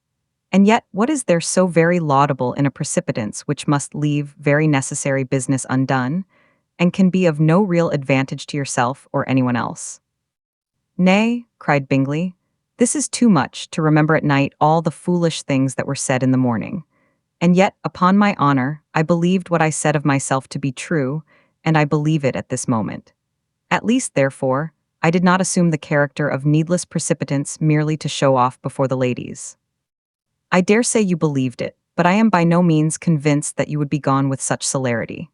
Your conduct would be quite as dependent on chance as that of any man I know, and if, as you were mounting your horse, a friend were to say, "Bingley, you had better stay till next week," you would probably do it, you would probably not go, and, at another word, might stay a month. "You have only proved by this," cried Elizabeth, "that Mr. Bingley did not do justice to his own disposition. You have shown him off now much more than he did himself." "I am exceedingly gratified," said Bingley, "by your converting what my friend says into a compliment on the sweetness of my temper. But I am afraid you are giving it a turn which that gentleman did by no means intend, for he would certainly think the better of me if, under such a circumstance, I were to give a flat denial, and ride off as fast as I could. Would Mr. Darcy then consider the rashness of your original intention as atoned for by your obstinacy in adhering to it? Upon my word, I cannot exactly explain the matter. Darcy must speak for himself. You expect me to account for opinions which you choose to call mine, but which I have never acknowledged. Allowing the case, however, to stand according to your representation, you must remember, Miss Bennet, that the friend who is supposed to desire his return to the house, and the delay of his plan, has merely desired it, asked it without offering one argument in favor of its propriety. To yield readily easily to the persuasion of a friend is no merit with you. To yield without conviction is no compliment to the understanding of either. You appear to me, Mr. Darcy, to allow nothing for the influence of friendship and affection. A regard for the requester would often make one readily yield to a request, without waiting for arguments to reason one into it. I am not particularly speaking of such a case as you have supposed about Mr. Bingley. We may as well wait, perhaps, till the circumstance occurs, before we discuss the discretion of his behavior thereupon. But in general and ordinary cases, between friend and friend, where one of them is desired by the other to change a resolution of no very great moment, should you think ill of that person for complying with the desire, without waiting to be argued into it? Will it not be advisable, before we proceed on this subject, to arrange with rather more precision the degree of importance which is to appertain to this request, as well as the degree of intimacy subsisting between the parties? "By all means," cried Bingley. "Let us hear all the particulars, not forgetting their comparative height and size, for that will have more weight in the argument, Miss Bennet, than you may be aware of. I assure you that if Darcy were not such a great tall fellow, in comparison with myself, I should not pay him half so much deference. I declare I do not know a more awful object than Darcy on particular occasions, and in particular places, at his own house especially, and of a Sunday evening when he has nothing to do." Mr. Darcy smiled, but Elizabeth thought she could perceive that he was rather offended, and therefore checked her laugh. Miss Bingley warmly resented the indignity he had received, in an expostulation with her brother for talking such nonsense. "I see your design, Bingley," said his friend. "You dislike an argument and want to silence this." "Perhaps I do. Arguments are too much like disputes. If you and Miss Bennet will defer yours till I am out of the room, I shall be very thankful, and then you may say whatever you like of me." "What you ask," said Elizabeth, "is no sacrifice on my side, and Mr. Darcy had much better finish his letter." Mr. Darcy took her advice and did finish his letter. When that business was over, he applied to Miss Bingley and Elizabeth for the indulgence of some music. Miss Bingley moved with alacrity to the pianoforte, and after a polite request that Elizabeth would lead the way, which the other as politely and more earnestly negatived, she seated herself. Mrs. Hurst sang with her sister, and while they were thus employed, Elizabeth could not help observing, as she turned over some music books that lay on the instrument, how frequently Mr. Darcy's eyes were fixed on her. She hardly knew how to suppose that she could be an object of admiration to so great a man, and yet that he should look at her because he disliked her was still more strange. She could only imagine, however, at last, that she drew his notice because there was something about her more wrong and reprehensible, according to his ideas of right, than in any other person present. The supposition did not pain her. She liked him too little to care for his approbation. After playing some Italian songs, Miss Bingley varied the charm by a lively Scotch air, and soon afterwards Mr. Darcy, drawing near Elizabeth, said to her, "Do you not feel a great inclination, Miss Bennet, to seize such an opportunity of dancing a reel?" She smiled but made no answer. He repeated the question, with some surprise at her silence. "Oh," said she, "I heard you before, but I could not immediately determine what to say in reply. You wanted me, I know, to say, yes, that you might have the pleasure of despising my taste, but I always delight in overthrowing those kind of schemes and cheating a person of their premeditated contempt. I have, therefore, made up my mind to tell you that I do not want to dance a reel at all, and now despise me if you dare. Indeed, I do not dare." Elizabeth, having rather expected to affront him, was amazed at his gallantry. But there was a mixture of sweetness and archness in her manner, which made it difficult for her to affront anybody, and Darcy had never been so bewitched by any woman as he was by her. He really believed that, were it not for the inferiority of her connections, he should be in some danger. Miss Bingley saw, or suspected, enough to be jealous, and her great anxiety for the recovery of her dear friend Jane received some assistance from her desire of getting rid of Elizabeth. She often tried to provoke Darcy into disliking her guest, by talking of their supposed marriage and planning his happiness in such an alliance. "I hope," said she, as they were walking together in the shrubbery the next day, "you will give your mother-in-law a few hints when this desirable event takes place as to the advantage of holding her tongue, and if you can compass it, to cure the younger girls of running after the officers. And, if I may mention so delicate a subject, endeavor to check that little something, bordering on conceit and impertinence, which your lady possesses. Have you anything else to propose for my domestic felicity? Oh yes, do let the portraits of your uncle and Aunt Phillips be placed in the gallery at Pemberley. Put them next to your great uncle the judge. They are in the same profession, you know, only in different lines. As for your Elizabeth's picture, you must not attempt to have it taken, for what painter could do justice to those beautiful eyes? It would not be easy, indeed, to catch their expression, but their color and shape, and the eyelashes, so remarkably fine, might be copied." At that moment, they were met from another walk by Mrs. Hurst and Elizabeth herself. "I did not know that you intended to walk," said Miss Bingley, in some confusion, lest they had been overheard. "You used us abominably ill," answered Mrs. Hurst, "running away without telling us that you were coming out." Then, taking the disengaged arm of Mr. Darcy, she left Elizabeth to walk by herself. The path just admitted 3.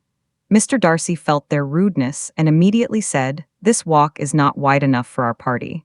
We had better go into the avenue."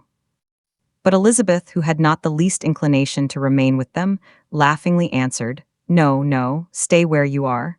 You are charmingly grouped and appear to uncommon advantage. The picturesque would be spoilt by admitting a 4th. Goodbye." She then ran gaily off, rejoicing, as she rambled about, in the hope of being at home again in a day or 2. Jane was already so much recovered as to intend leaving her room for a couple of hours that evening. Chapter 11. When the ladies removed after dinner, Elizabeth ran up to her sister, and seeing her well guarded from cold, attended her into the drawing-room, where she was welcomed by her 2 friends with many professions of pleasure. And Elizabeth had never seen them so agreeable as they were during the hour which passed before the gentlemen appeared. Their powers of conversation were considerable. They could describe an entertainment with accuracy, relate an anecdote with humor, and laugh at their acquaintance with spirit. But when the gentlemen entered, Jane was no longer the first object. Miss Bingley's eyes were instantly turned towards Darcy, and she had something to say to him before he had advanced many steps. He addressed himself directly to Miss Bennet with a polite congratulation. Mr. Hurst also made her a slight bow, and said he was very glad, but diffuseness and warmth remained for Bingley's salutation. He was full of joy and attention. The first half-hour was spent in piling up the fire, lest she should suffer from the change of room, and she removed, at his desire, to the other side of the fireplace, that she might be farther from the door. He then sat down by her and talked scarcely to anyone else. Elizabeth, at work in the opposite corner, saw it all with great delight. When tea was over, Mr. Hurst reminded his sister-in-law of the card table, but in vain.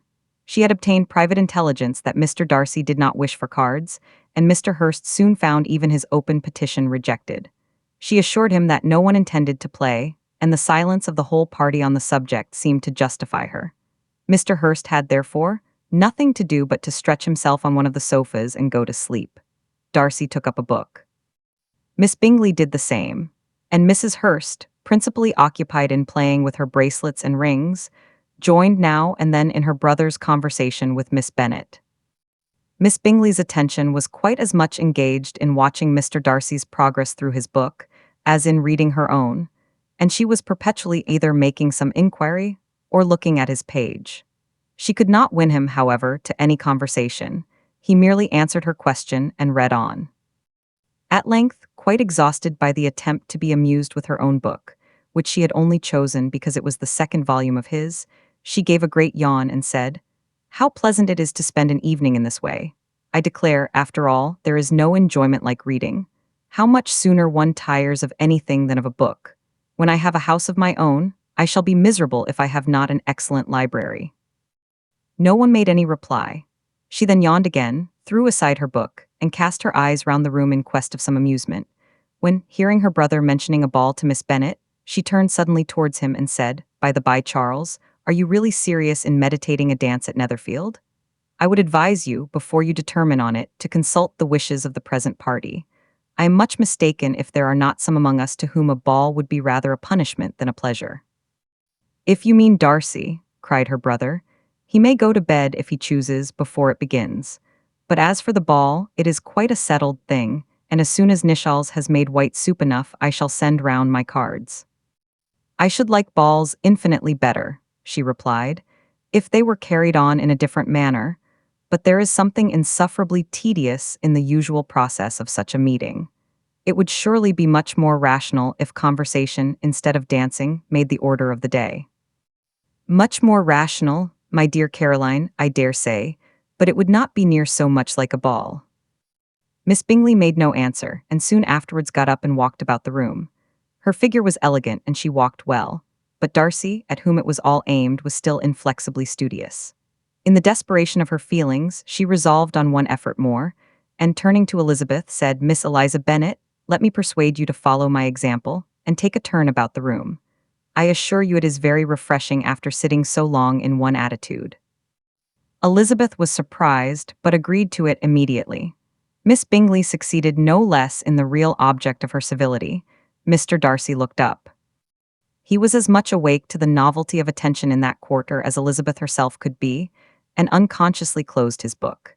He was directly invited to join their party, but he declined it, observing that he could imagine but two motives for their choosing to walk up and down the room together, with either of which motives his joining them would interfere.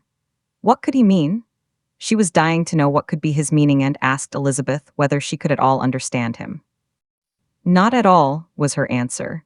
"But, depend upon it, he means to be severe on us, and our surest way of disappointing him will be to ask nothing about it." Miss Bingley, however, was incapable of disappointing Mr. Darcy in anything, and persevered, therefore, in requiring an explanation of his two motives. "I have not the smallest objection to explaining them," said he, as soon as she allowed him to speak. "You either choose this method of passing the evening because you are in each other's confidence and have secret affairs to discuss, or because you are conscious that your figures appear to the greatest advantage in walking. If the first, I should be completely in your way, and if the second, I can admire you much better as I sit by the fire."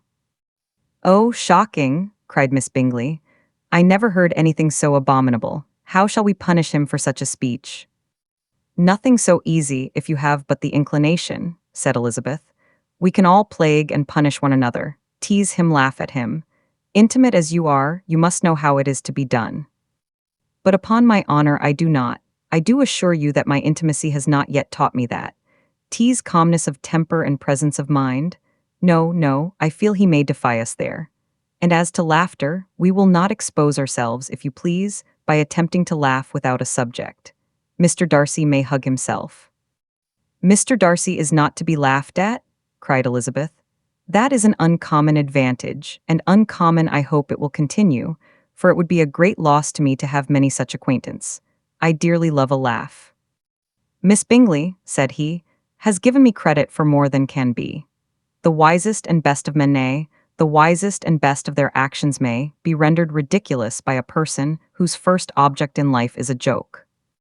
Certainly, replied Elizabeth, there are such people, but I hope I am not one of them. I hope I never ridicule what is wise or good. Follies and nonsense, whims and inconsistencies do divert me, I own, and I laugh at them whenever I can. But these, I suppose, are precisely what you are without. Perhaps that is not possible for anyone, but it has been the study of my life to avoid those weaknesses which often expose a strong understanding to ridicule, such as vanity and pride. Yes, vanity is a weakness indeed, but pride, where there is a real superiority of mind, pride will be always under good regulation. Elizabeth turned away to hide a smile. Your examination of Mr. Darcy is over, I presume, said Miss Bingley, and pray what is the result?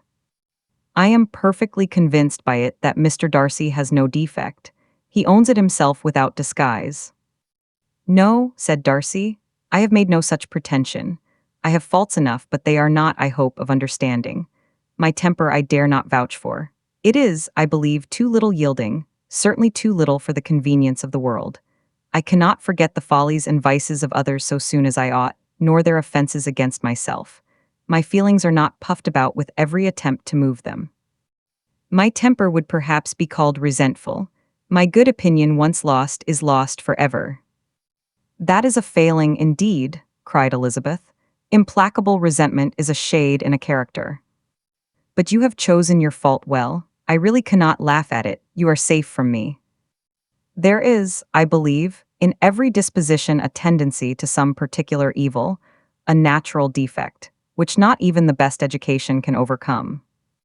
And your defect is a propensity to hate everybody. And yours, he replied with a smile, is willfully to misunderstand them. Do let us have a little music, cried Miss Bingley, tired of a conversation in which she had no share. Louisa, you will not mind my waking Mr. Hurst. Her sister made not the smallest objection, and the pianoforte was opened, and Darcy, after a few moments' recollection, was not sorry for it. He began to feel the danger of paying Elizabeth too much attention. Chapter 12. In consequence of an agreement between the sisters, Elizabeth wrote the next morning to her mother, to beg that the carriage might be sent for them in the course of the day.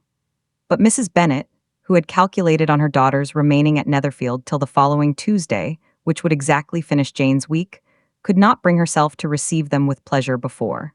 Her answer, therefore, was not propitious, at least not to Elizabeth's wishes, for she was impatient to get home. Mrs. Bennet sent them word that they could not possibly have the carriage before Tuesday, and in her postscript it was added that if Mr. Bingley and his sister pressed them to stay longer, she could spare them very well. Against staying longer, however, Elizabeth was positively resolved, nor did she much expect it would be asked, and fearful, on the contrary, of being considered as intruding themselves needlessly long, she urged Jane to borrow Mr. Bingley's carriage immediately, and at length it was settled that their original design of leaving Netherfield that morning should be mentioned, and the request made. The communication excited many professions of concern, and enough was said of wishing them to stay at least till the following day to work on Jane, and till the morrow their going was deferred. Miss Bingley was then sorry that she had proposed the delay, for her jealousy and dislike of one sister much exceeded her affection for the other. The master of the house heard with real sorrow that they were to go so soon, and repeatedly tried to persuade Miss Bennet that it would not be safe for her, that she was not enough recovered, but Jane was firm where she felt herself to be right. To Mr. Darcy it was welcome intelligence. Elizabeth had been at Netherfield long enough. She attracted him more than he liked, and Miss Bingley was uncivil to her and more teasing than usual to himself. He wisely resolved to be particularly careful that no sign of admiration should now escape him, nothing that could elevate her with the hope of influencing his felicity. Sensible that, If such an idea had been suggested, his behavior during the last day must have material weight in confirming or crushing it. Steady to his purpose, he scarcely spoke 10 words to her through the whole of Saturday, and though they were at one time left by themselves for half an hour, he adhered most conscientiously to his book and would not even look at her. On Sunday, after morning service, the separation, so agreeable to almost all, took place. Miss Bingley's civility to Elizabeth increased at last very rapidly, as well as her affection for Jane, and when they parted, after assuring the latter of the pleasure it would always give her to see her either at Longbourn or Netherfield, and embracing her most tenderly, she even shook hands with the former. Elizabeth took leave of the whole party in the liveliest spirits. They were not welcomed home very cordially by their mother. Mrs. Bennet wondered at their coming, and thought them very wrong to give so much trouble, and was sure Jane would have caught cold again.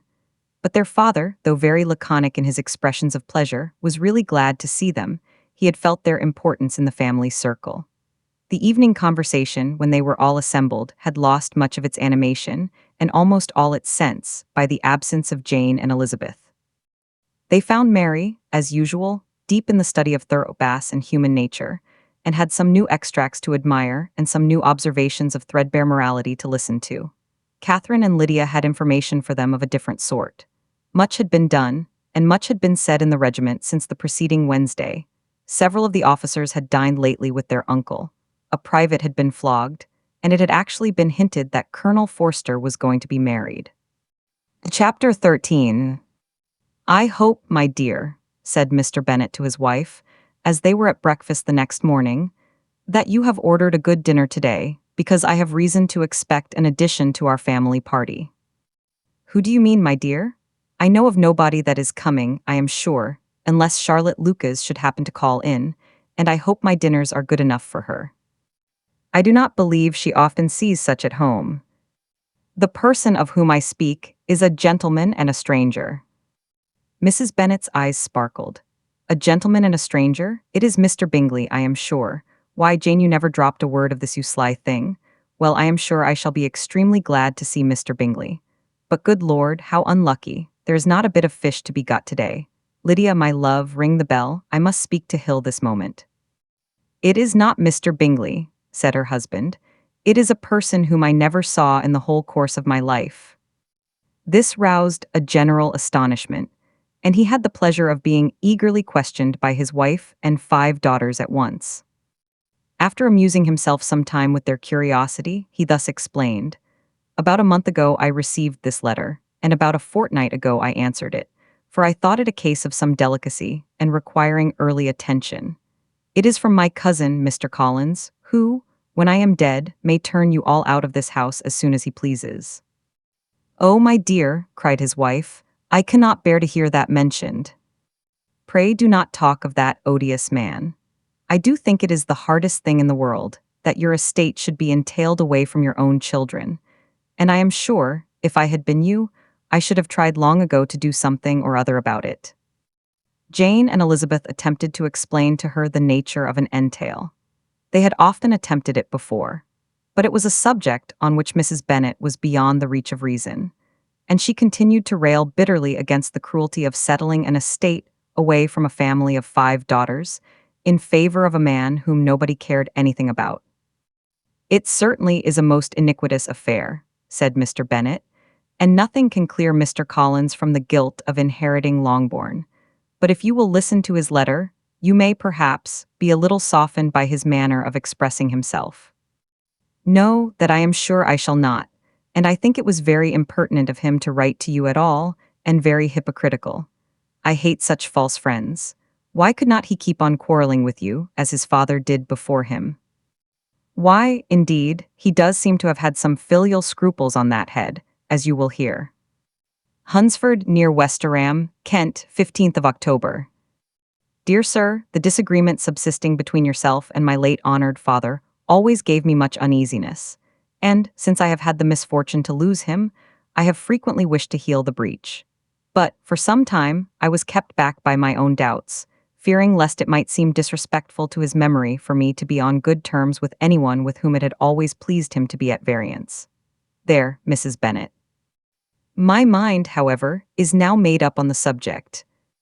For, having received ordination at Easter, I have been so fortunate as to be distinguished by the patronage of the Right Honourable Lady Catherine de Bourgh, widow of Sir Louis de Bourgh, whose bounty and beneficence has preferred me to the valuable rectory of this parish, where it shall be my earnest endeavour to demean myself with grateful respect towards her ladyship, and be ever ready to perform those rites and ceremonies which are instituted by the Church of England. As a clergyman, moreover, I feel it my duty to promote and establish the blessing of peace in all families within the reach of my influence. And on these grounds I flatter myself that my present overtures of good will are highly commendable, and that the circumstance of my being next in the entail of Longbourn estate will be kindly overlooked on your side, and not lead you to reject the offered olive branch.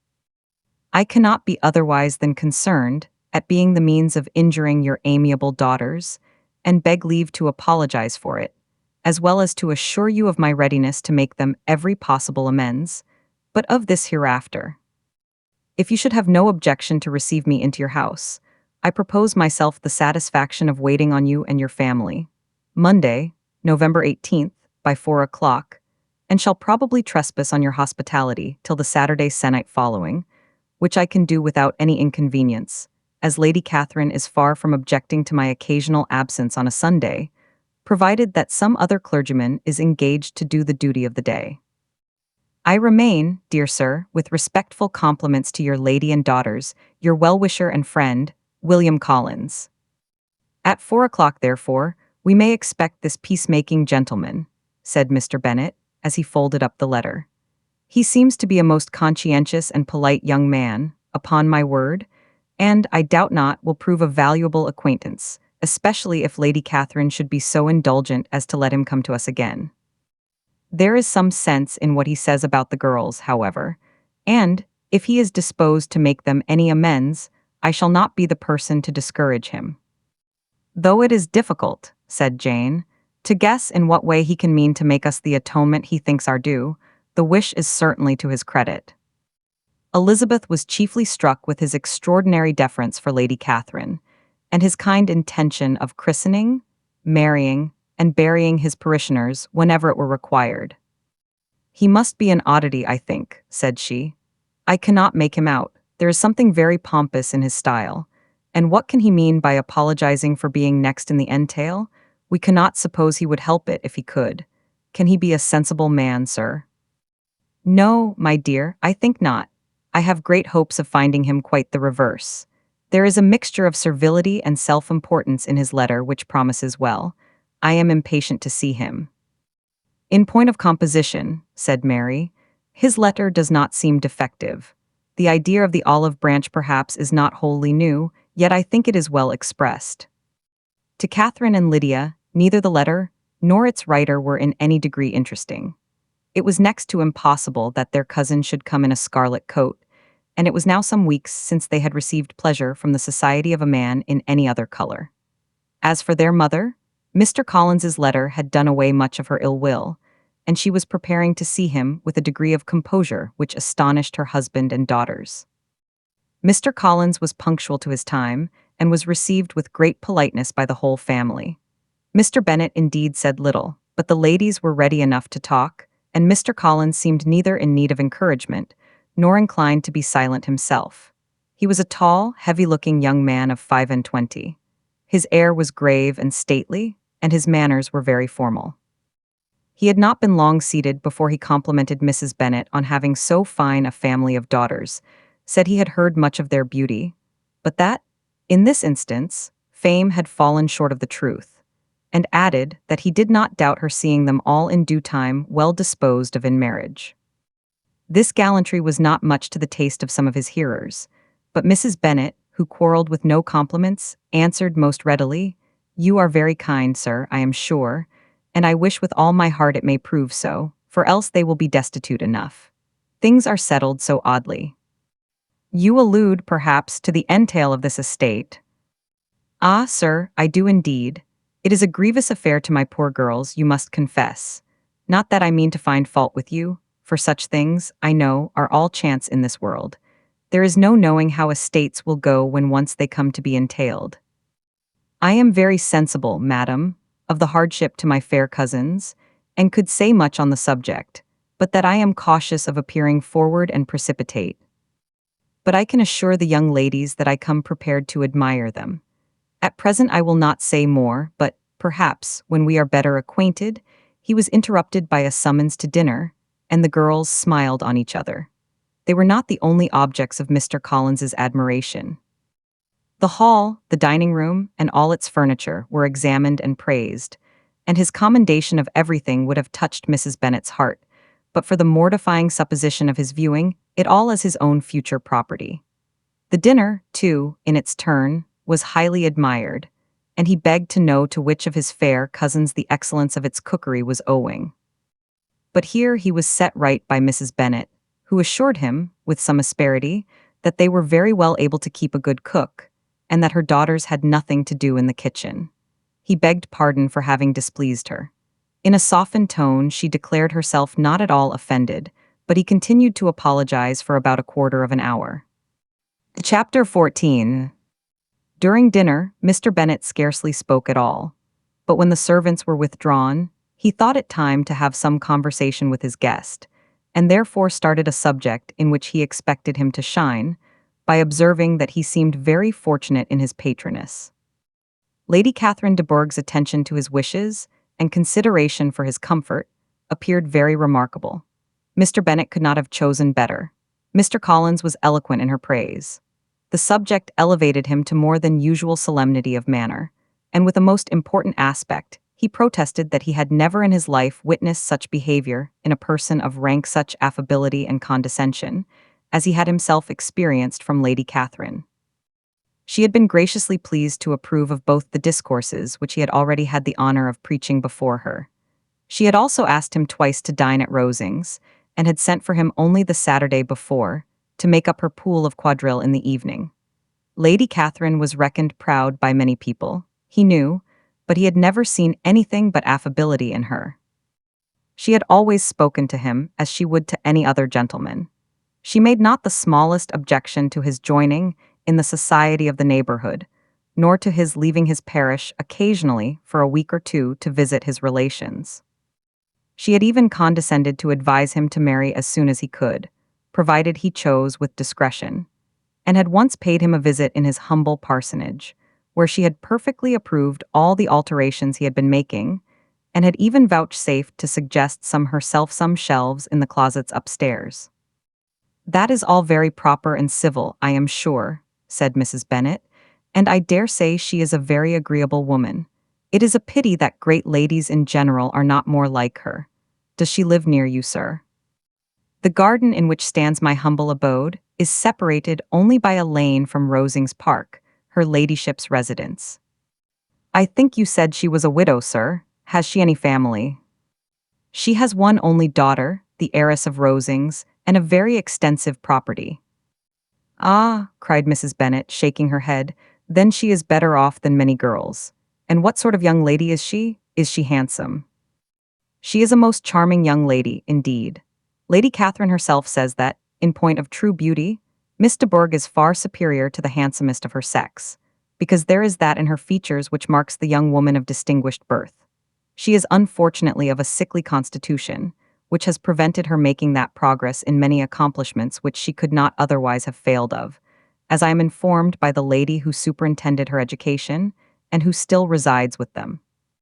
But she is perfectly amiable, and often condescends to drive by my humble abode in her little phaeton and ponies.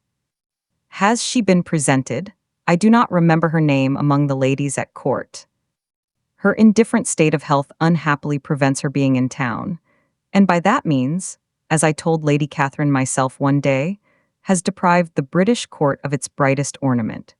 Her ladyship seemed pleased with the idea, and you may imagine that I am happy on every occasion to offer those little delicate compliments which are always acceptable to ladies. I have more than once observed to Lady Catherine that her charming daughter seemed born to be a duchess, and that the most elevated rank, instead of giving her consequence, would be adorned by her. These are the kind of little things which please her ladyship, and it is a sort of attention which I conceive myself peculiarly bound to pay."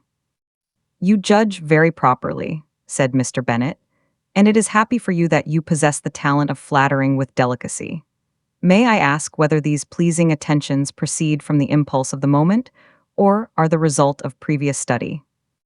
"They arise chiefly from what is passing at the time, and though I sometimes amuse myself with suggesting and arranging such little elegant compliments as may be adapted to ordinary occasions, I always wish to give them as unstudied an air as possible." Mr. Bennet's expectations were fully answered. His cousin was as absurd as he had hoped, and he listened to him with the keenest enjoyment, maintaining at the same time the most resolute composure of countenance, and, except in an occasional glance at Elizabeth, requiring no partner in his pleasure. By tea time, however, the dose had been enough, and Mr. Bennet was glad to take his guest into the drawing-room again, and when tea was over, glad to invite him to read aloud to the ladies. Mr. Collins readily assented, and a book was produced, but on beholding it, for everything announced it to be from a circulating library, he started back and, begging pardon, protested that he never read novels. Kitty stared at him, and Lydia exclaimed. Other books were produced, and after some deliberation he chose Fordyce's Sermons. Lydia gaped as he opened the volume, and before he had, with very monotonous solemnity, read 3 pages, she interrupted him with, "Do you know, Mamma, that my Uncle Phillips talks of turning away Richard? And if he does, Colonel Forster will hire him. My aunt told me so herself on Saturday. I shall walk to Meryton tomorrow to hear more about it, and to ask when Mr. Denny comes back from town." Lydia was bid by her 2 eldest sisters to hold her tongue, but Mr. Collins, much offended, laid aside his book and said, "I have often observed how little young ladies are interested by books of a serious stamp, though written solely for their benefit. It amazes me, I confess, for certainly there can be nothing so advantageous to them as instruction, but I will no longer importune my young cousin." Then, turning to Mr. Bennet, he offered himself as his antagonist at backgammon. Mr. Bennet accepted the challenge, observing that he acted very wisely in leaving the girls to their own trifling amusements. Mrs. Bennet and her daughters apologized most civilly for Lydia's interruption, and promised that it should not occur again if he would resume his book. But Mr. Collins, after assuring them that he bore his young cousin no ill will, and should never resent her behavior as any affront, seated himself at another table with Mr. Bennet, and prepared for backgammon. Chapter 15.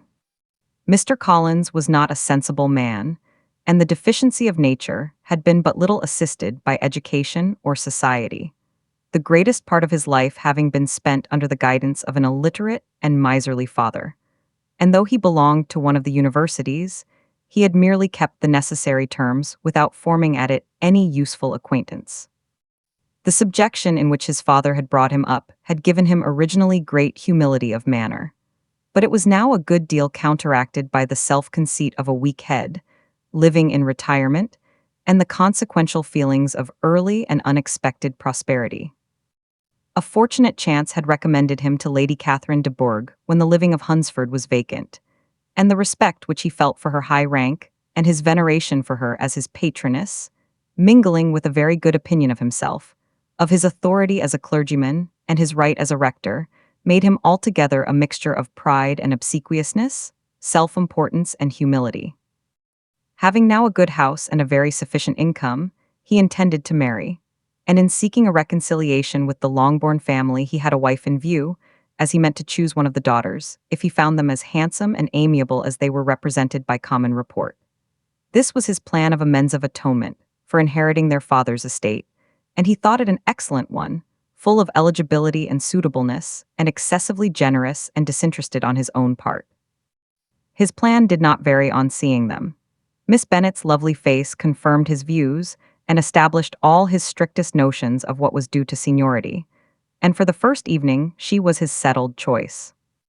The next morning, however, made an alteration, for in a quarter of an hour's tête-à-tête with Mrs. Bennet before breakfast, a conversation beginning with his parsonage house, and leading naturally to the avowal of his hopes that a mistress for it might be found at Longbourn, produced from her, amid very complacent smiles and general encouragement, a caution against the very Jane he had fixed on. As to her younger daughters, she could not take upon her to say, she could not positively answer, but she did not know of any prepossession, Her eldest daughter, she must just mention she felt it incumbent on her to hint, was likely to be very soon engaged. Mr. Collins had only to change from Jane to Elizabeth, and it was soon done while Mrs. Bennet was stirring the fire.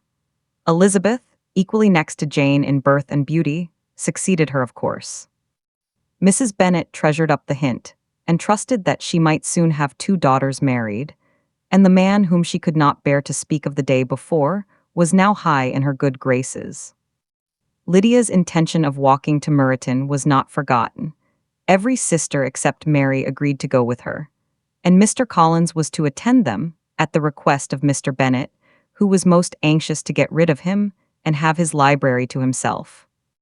For thither Mr. Collins had followed him after breakfast, and there he would continue, nominally engaged with one of the largest folios in the collection, but really talking to Mr. Bennet, with little cessation, of his house and garden at Hunsford. Such doings discomposed Mr. Bennet exceedingly. In his library he had been always sure of leisure and tranquillity, and though prepared, as he told Elizabeth, to meet with folly and conceit in every other room in the house, he was used to be free from them there. His civility, therefore, was most prompt in inviting Mr. Collins to join his daughters in their walk, and Mr. Collins, being in fact much better fitted for a walker than a reader, was extremely well pleased to close his large book and go. In pompous nothings on his side, and civil assents on that of his cousins, their time passed till they entered Meryton. The attention of the younger ones was then no longer to be gained by him. Their eyes were immediately wandering up the street in quest of the officers, and nothing less than a very smart bonnet, indeed, or a really new muslin in a shop window, could recall them. But the attention of every lady was soon caught by a young man, whom they had never seen before, of most gentlemanlike appearance, walking with an officer on the other side of the way. The officer was the very Mr. Denny concerning whose return from London Lydia came to inquire, and he bowed as they passed. All were struck with the stranger's air, all wondered who he could be, and Kitty and Lydia, determined if possible to find out, led the way across the street, under pretense of wanting something in an opposite shop, and fortunately had just gained the pavement, when the 2 gentlemen, turning back, had reached the same spot. Mr. Denny addressed them directly, and entreated permission to introduce his friend, Mr. Wickham, who had returned with him the day before from town, and, he was happy to say, had accepted a commission in their corps. This was exactly as it should be, for the young man wanted only regimentals to make him completely charming. His appearance was greatly in his favor. He had all the best parts of beauty, a fine countenance, a good figure, and very pleasing address. The introduction was followed up on his side by a happy readiness of conversation, a readiness at the same time perfectly correct and unassuming, and the whole party were still standing and talking together very agreeably, when the sound of horses drew their notice, and Darcy and Bingley were seen riding down the street. On distinguishing the ladies of the group, the 2 gentlemen came directly towards them, and began the usual civilities. Bingley was the principal spokesman, and Miss Bennet the principal object. He was then, he said, on his way to Longbourn on purpose to inquire after her. Mr. Darcy corroborated it with a bow, and was beginning to determine not to fix his eyes on Elizabeth, when they were suddenly arrested by the sight of the stranger, and Elizabeth, happening to see the countenance of both as they looked at each other, was all astonishment at the effect of the meeting. Both changed color, one looked white, the other red. Mr. Wickham, after a few moments, touched his hat a salutation, which Mr. Darcy just deigned to return. What could be the meaning of it? It was impossible to imagine. It was impossible not to long to know. In another minute Mr. Bingley, but without seeming to have noticed what passed, took leave and rode on with his friend. Mr. Denny and Mr. Wickham walked with the young ladies to the door of Mr. Phillips's house, and then made their bows, in spite of Miss Lydia's pressing entreaties that they would come in, and even in spite of Mrs. Phillips throwing up the parlor window and loudly seconding the invitation. Mrs. Phillips was always glad to see her nieces, and the 2 eldest, from their recent absence, were particularly welcome. And she was eagerly expressing her surprise at their sudden return home, which, as their own carriage had not fetched them, she should have known nothing about, if she had not happened to see Mr. Jones's shopboy in the street, who had told her that they were not to send any more drafts to Netherfield, because the Miss Bennets were come away, when her civility was claimed towards Mr. Collins by Jane's introduction of him. She received him with her very best politeness, which he returned with as much more, apologizing for his intrusion, without any previous acquaintance with her, which he could not help flattering himself, however, might be justified by his relationship to the young ladies who introduced him to her notice. Mrs. Phillips was quite awed by such an excess of good breeding, but her contemplation of one stranger was soon put an end to by exclamations and inquiries about the other, of whom, however, she could only tell her nieces what they already knew, that Mr. Denny had brought him from London, and that he was to have a lieutenant's commission in the shire. She had been watching him the last hour, she said, as he walked up and down the street, and had Mr. Wickham appeared, Kitty and Lydia would certainly have continued the occupation. But unluckily no one passed the windows now except a few of the officers, who, in comparison with the stranger, were become stupid, disagreeable fellows. Some of them were to dine with the Phillipses the next day, and their aunt promised to make her husband call on Mr. Wickham, and give him an invitation also, if the family from Longbourn would come in the evening. This was agreed to, and Mrs. Phillips protested that they would have a nice, comfortable, noisy game of lottery tickets, and a little bit of hot supper afterwards. The prospect of such delights was very cheering, and they parted in mutual good spirits. Mr. Collins repeated his apologies in quitting the room, and was assured, with unwearying civility, that they were perfectly needless. As they walked home, Elizabeth related to Jane what she had seen pass between the two gentlemen, but though Jane would have defended either or both, had they appeared to be wrong, she could no more explain such behavior than her sister.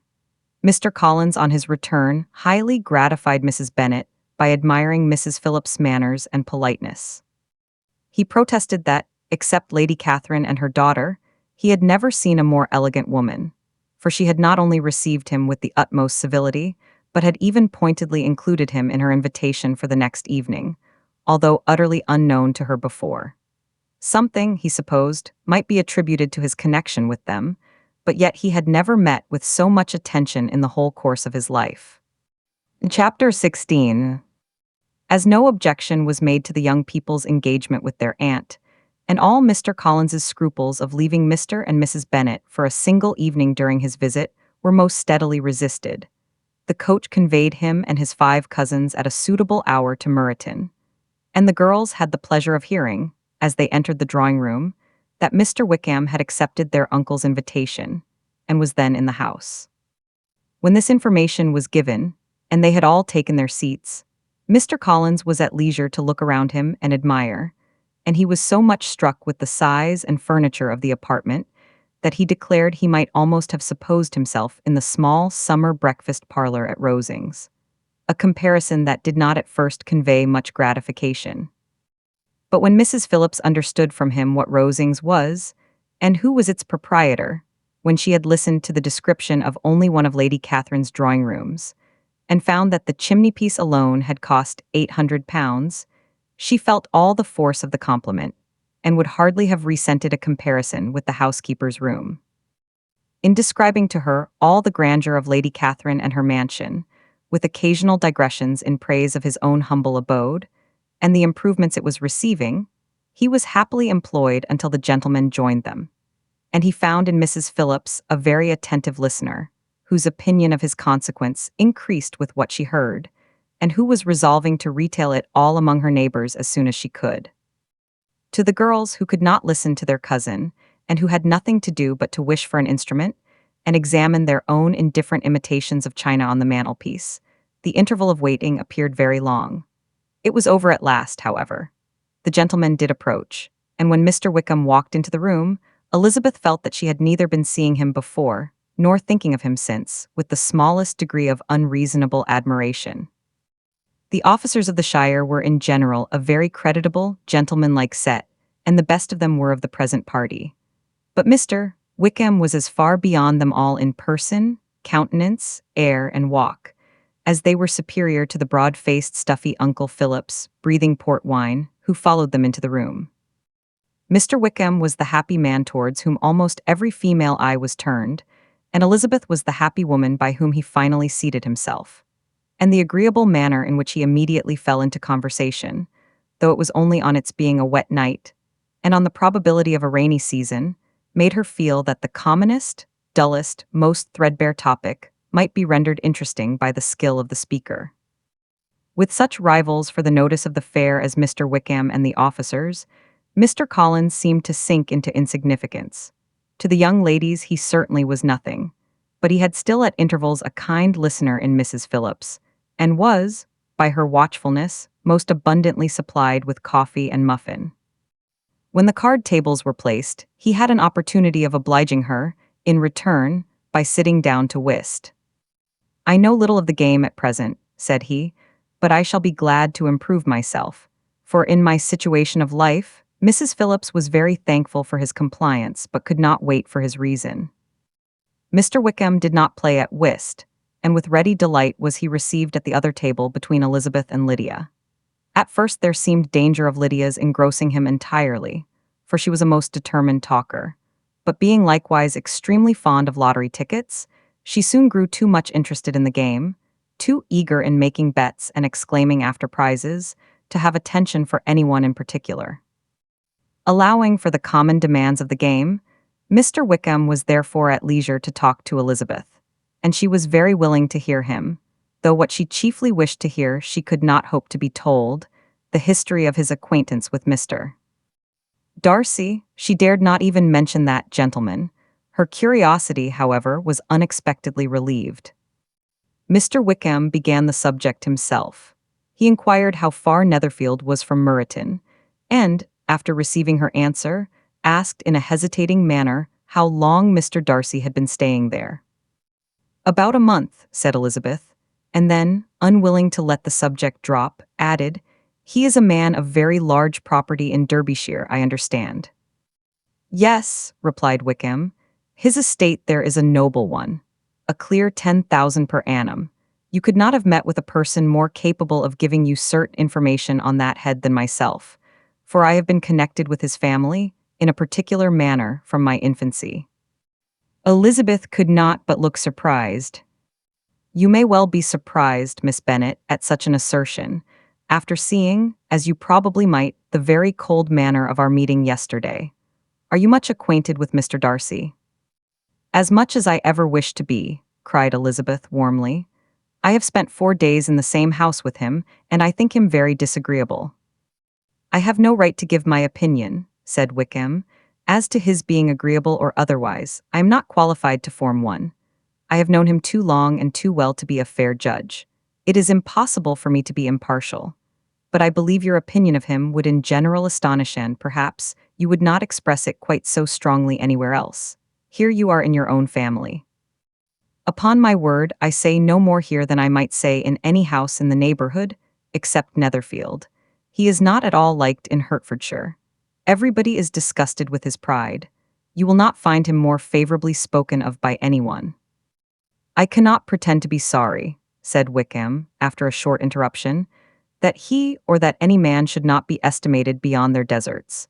But with him, I believe it does not often happen. The world is blinded by his fortune and consequence, or frightened by his high and imposing manners, and sees him only as he chooses to be seen. I should take him, even on my slight acquaintance, to be an ill-tempered man." Wickham only shook his head.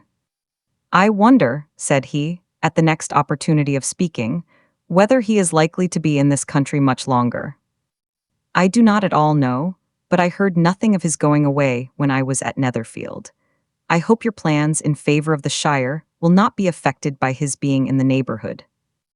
"Oh no, it is not for me to be driven away by Mr. Darcy. If he wishes to avoid seeing me, he must go. We are not on friendly terms, and it always gives me pain to meet him, but I have no reason for avoiding him but what I might proclaim to all the world, a sense of very great ill-usage, and most painful regrets at his being what he is. His father, Miss Bennet, the late Mr. Darcy, was one of the best men that ever breathed, and the truest friend I ever had, and I can never be in company with this Mr. Darcy without being grieved to the soul by 1,000 tender recollections. His behavior to myself has been scandalous, but I verily believe I could forgive him anything and everything, rather than his disappointing the hopes and disgracing the memory of his father." Elizabeth found the interest of the subject increase and listened with all her heart, but the delicacy of it prevented further inquiry. Mr. Wickham began to speak on more general topics: Meryton, the neighborhood, the society, appearing highly pleased with all that he had yet seen, and speaking of the latter, especially, with gentle but very intelligible gallantry. It was the prospect of constant society and good society, he added, which was my chief inducement to enter the shire. I know it to be a most respectable, agreeable corps, and my friend Denny tempted me further by his account of their present quarters, and the very great attentions and excellent acquaintance Meryton had procured them. Society, I own, is necessary to me. I have been a disappointed man, and my spirits will not bear solitude. I must have employment and society. A military life is not what I was intended for, but circumstances have now made it eligible. The church ought to have been my profession. I was brought up for the church, and I should at this time have been in possession of a most valuable living, had it pleased the gentleman we were speaking of just now. Indeed. Yes, the late Mr. Darcy bequeathed me the next presentation of the best living in his gift. He was my godfather, and excessively attached to me. I cannot do justice to his kindness. He meant to provide for me amply, and thought he had done it, but when the living fell, it was given elsewhere. Good heavens, cried Elizabeth, but how could that be? How could his will be disregarded? Why did not you seek legal redress? There was just such an informality in the terms of the bequest as to give me no hope from law. A man of honor could not have doubted the intention, but Mr. Darcy chose to doubt it, or to treat it as a merely conditional recommendation, and to assert that I had forfeited all claim to it by extravagance, imprudence, in short, anything or nothing. Certain it is that the living became vacant 2 years ago, exactly as I was of an age to hold it, and that it was given to another man, and no less certain is it that I cannot accuse myself of having really done anything to deserve to lose it. I have a warm, unguarded temper, and I may perhaps have sometimes spoken my opinion of him, and to him, too freely. I can recall nothing worse. But the fact is that we are very different sort of men, and that he hates me. This is quite shocking. He deserves to be publicly disgraced.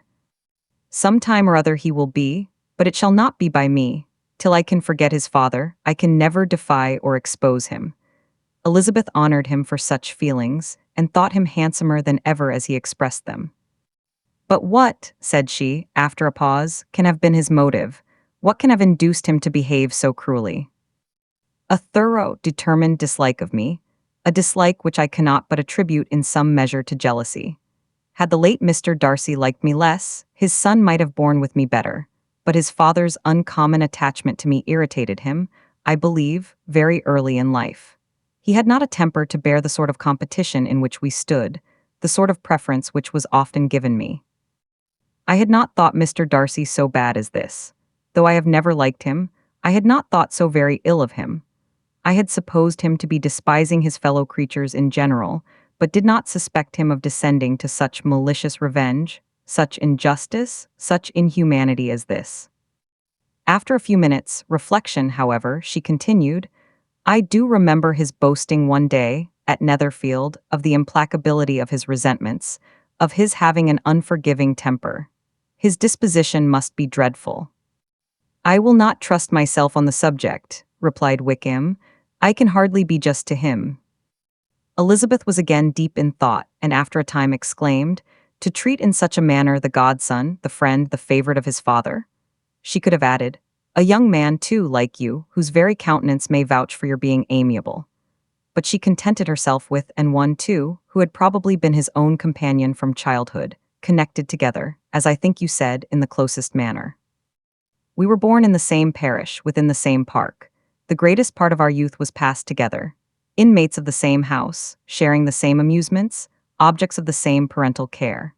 My father began life in the profession which your uncle, Mr. Phillips, appears to do so much credit to, but he gave up everything to be of use to the late Mr. Darcy, and devoted all his time to the care of the Pemberley property.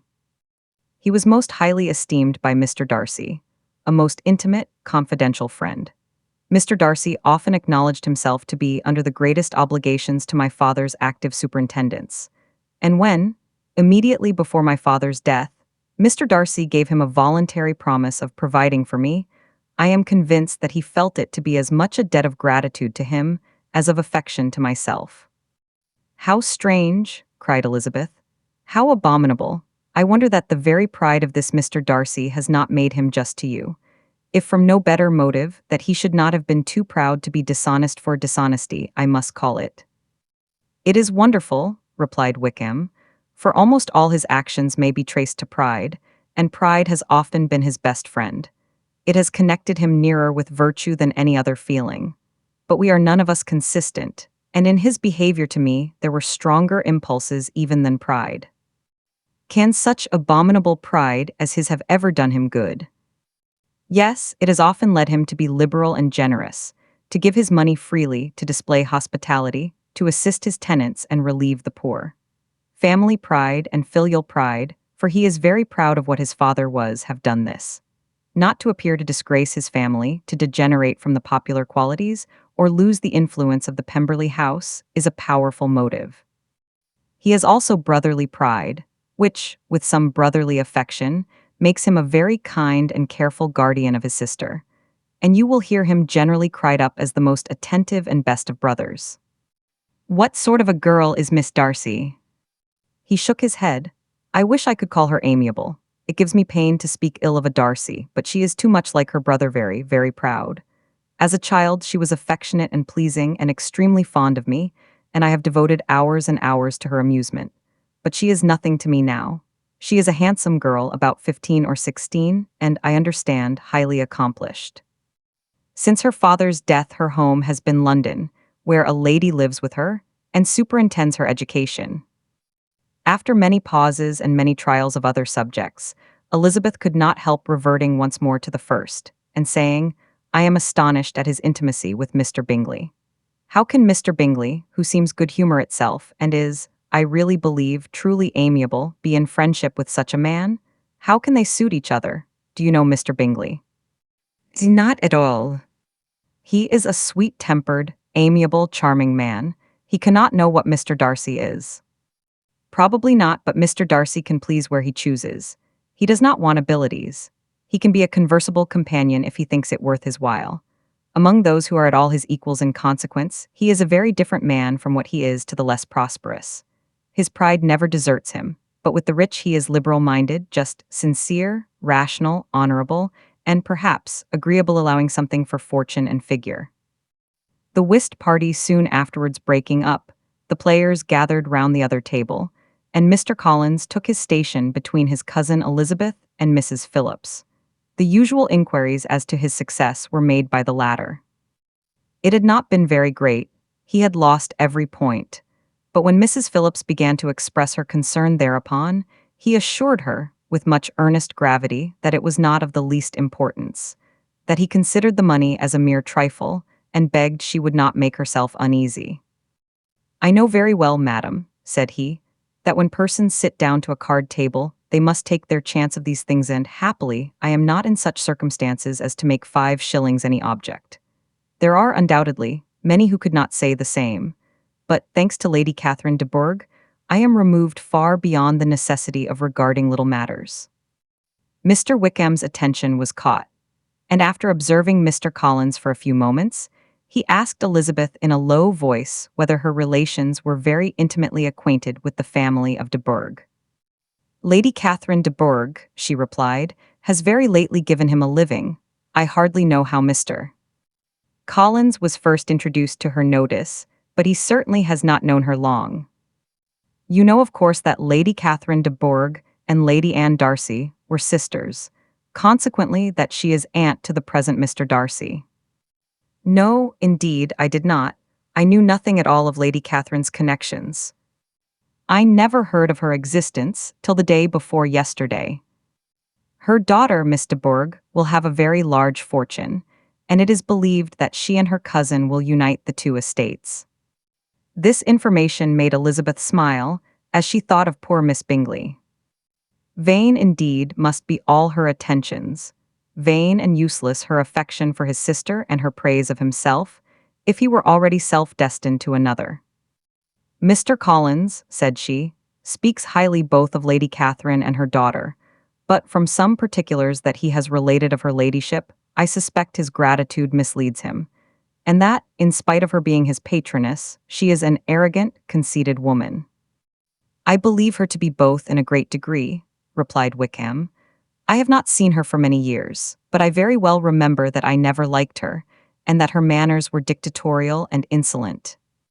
She has the reputation of being remarkably sensible and clever, but I rather believe she derives part of her abilities from her rank and fortune, part from her authoritative manner, and the rest from the pride of her nephew, who chooses that everyone connected with him should have an understanding of the first class.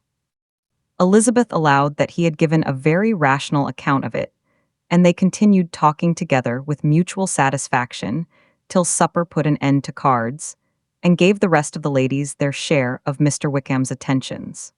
There could be no conversation in the noise of Mrs. Phillips's supper party, but his manners recommended him to everybody.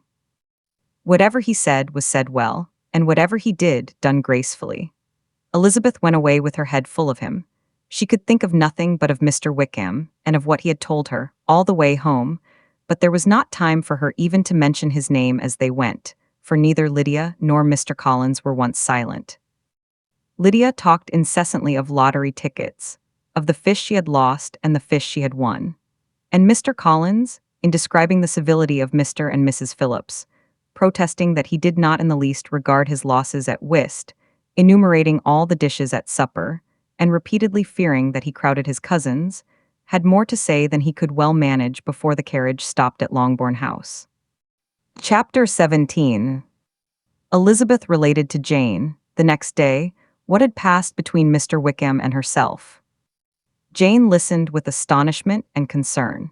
She knew not how to believe that Mr. Darcy could be so unworthy of Mr. Bingley's regard, and yet it was not in her nature to question the veracity of a young man of such amiable appearance as Wickham. The possibility of his having really endured such unkindness was enough to interest all her tender feelings, and nothing therefore remained to be done but to think well of them both, to defend the conduct of each, and throw into the account of accident or mistake whatever could not be otherwise explained. They have both, said she, been deceived, I dare say, in some way or other of which we can form no idea.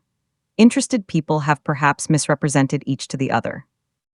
It is, in short, impossible for us to conjecture the causes or circumstances which may have alienated them, without actual blame on either side. Very true, indeed. And now, my dear Jane, what have you got to say in behalf of the interested people who have probably been concerned in the business? Do clear them, too, or we shall be obliged to think ill of somebody. Laugh as much as you choose, but you will not laugh me out of my opinion. My dearest Lizzie, do but consider in what a disgraceful light it places Mr. Darcy, to be treating his father's favorite in such a manner, one whom his father had promised to provide for. It is impossible.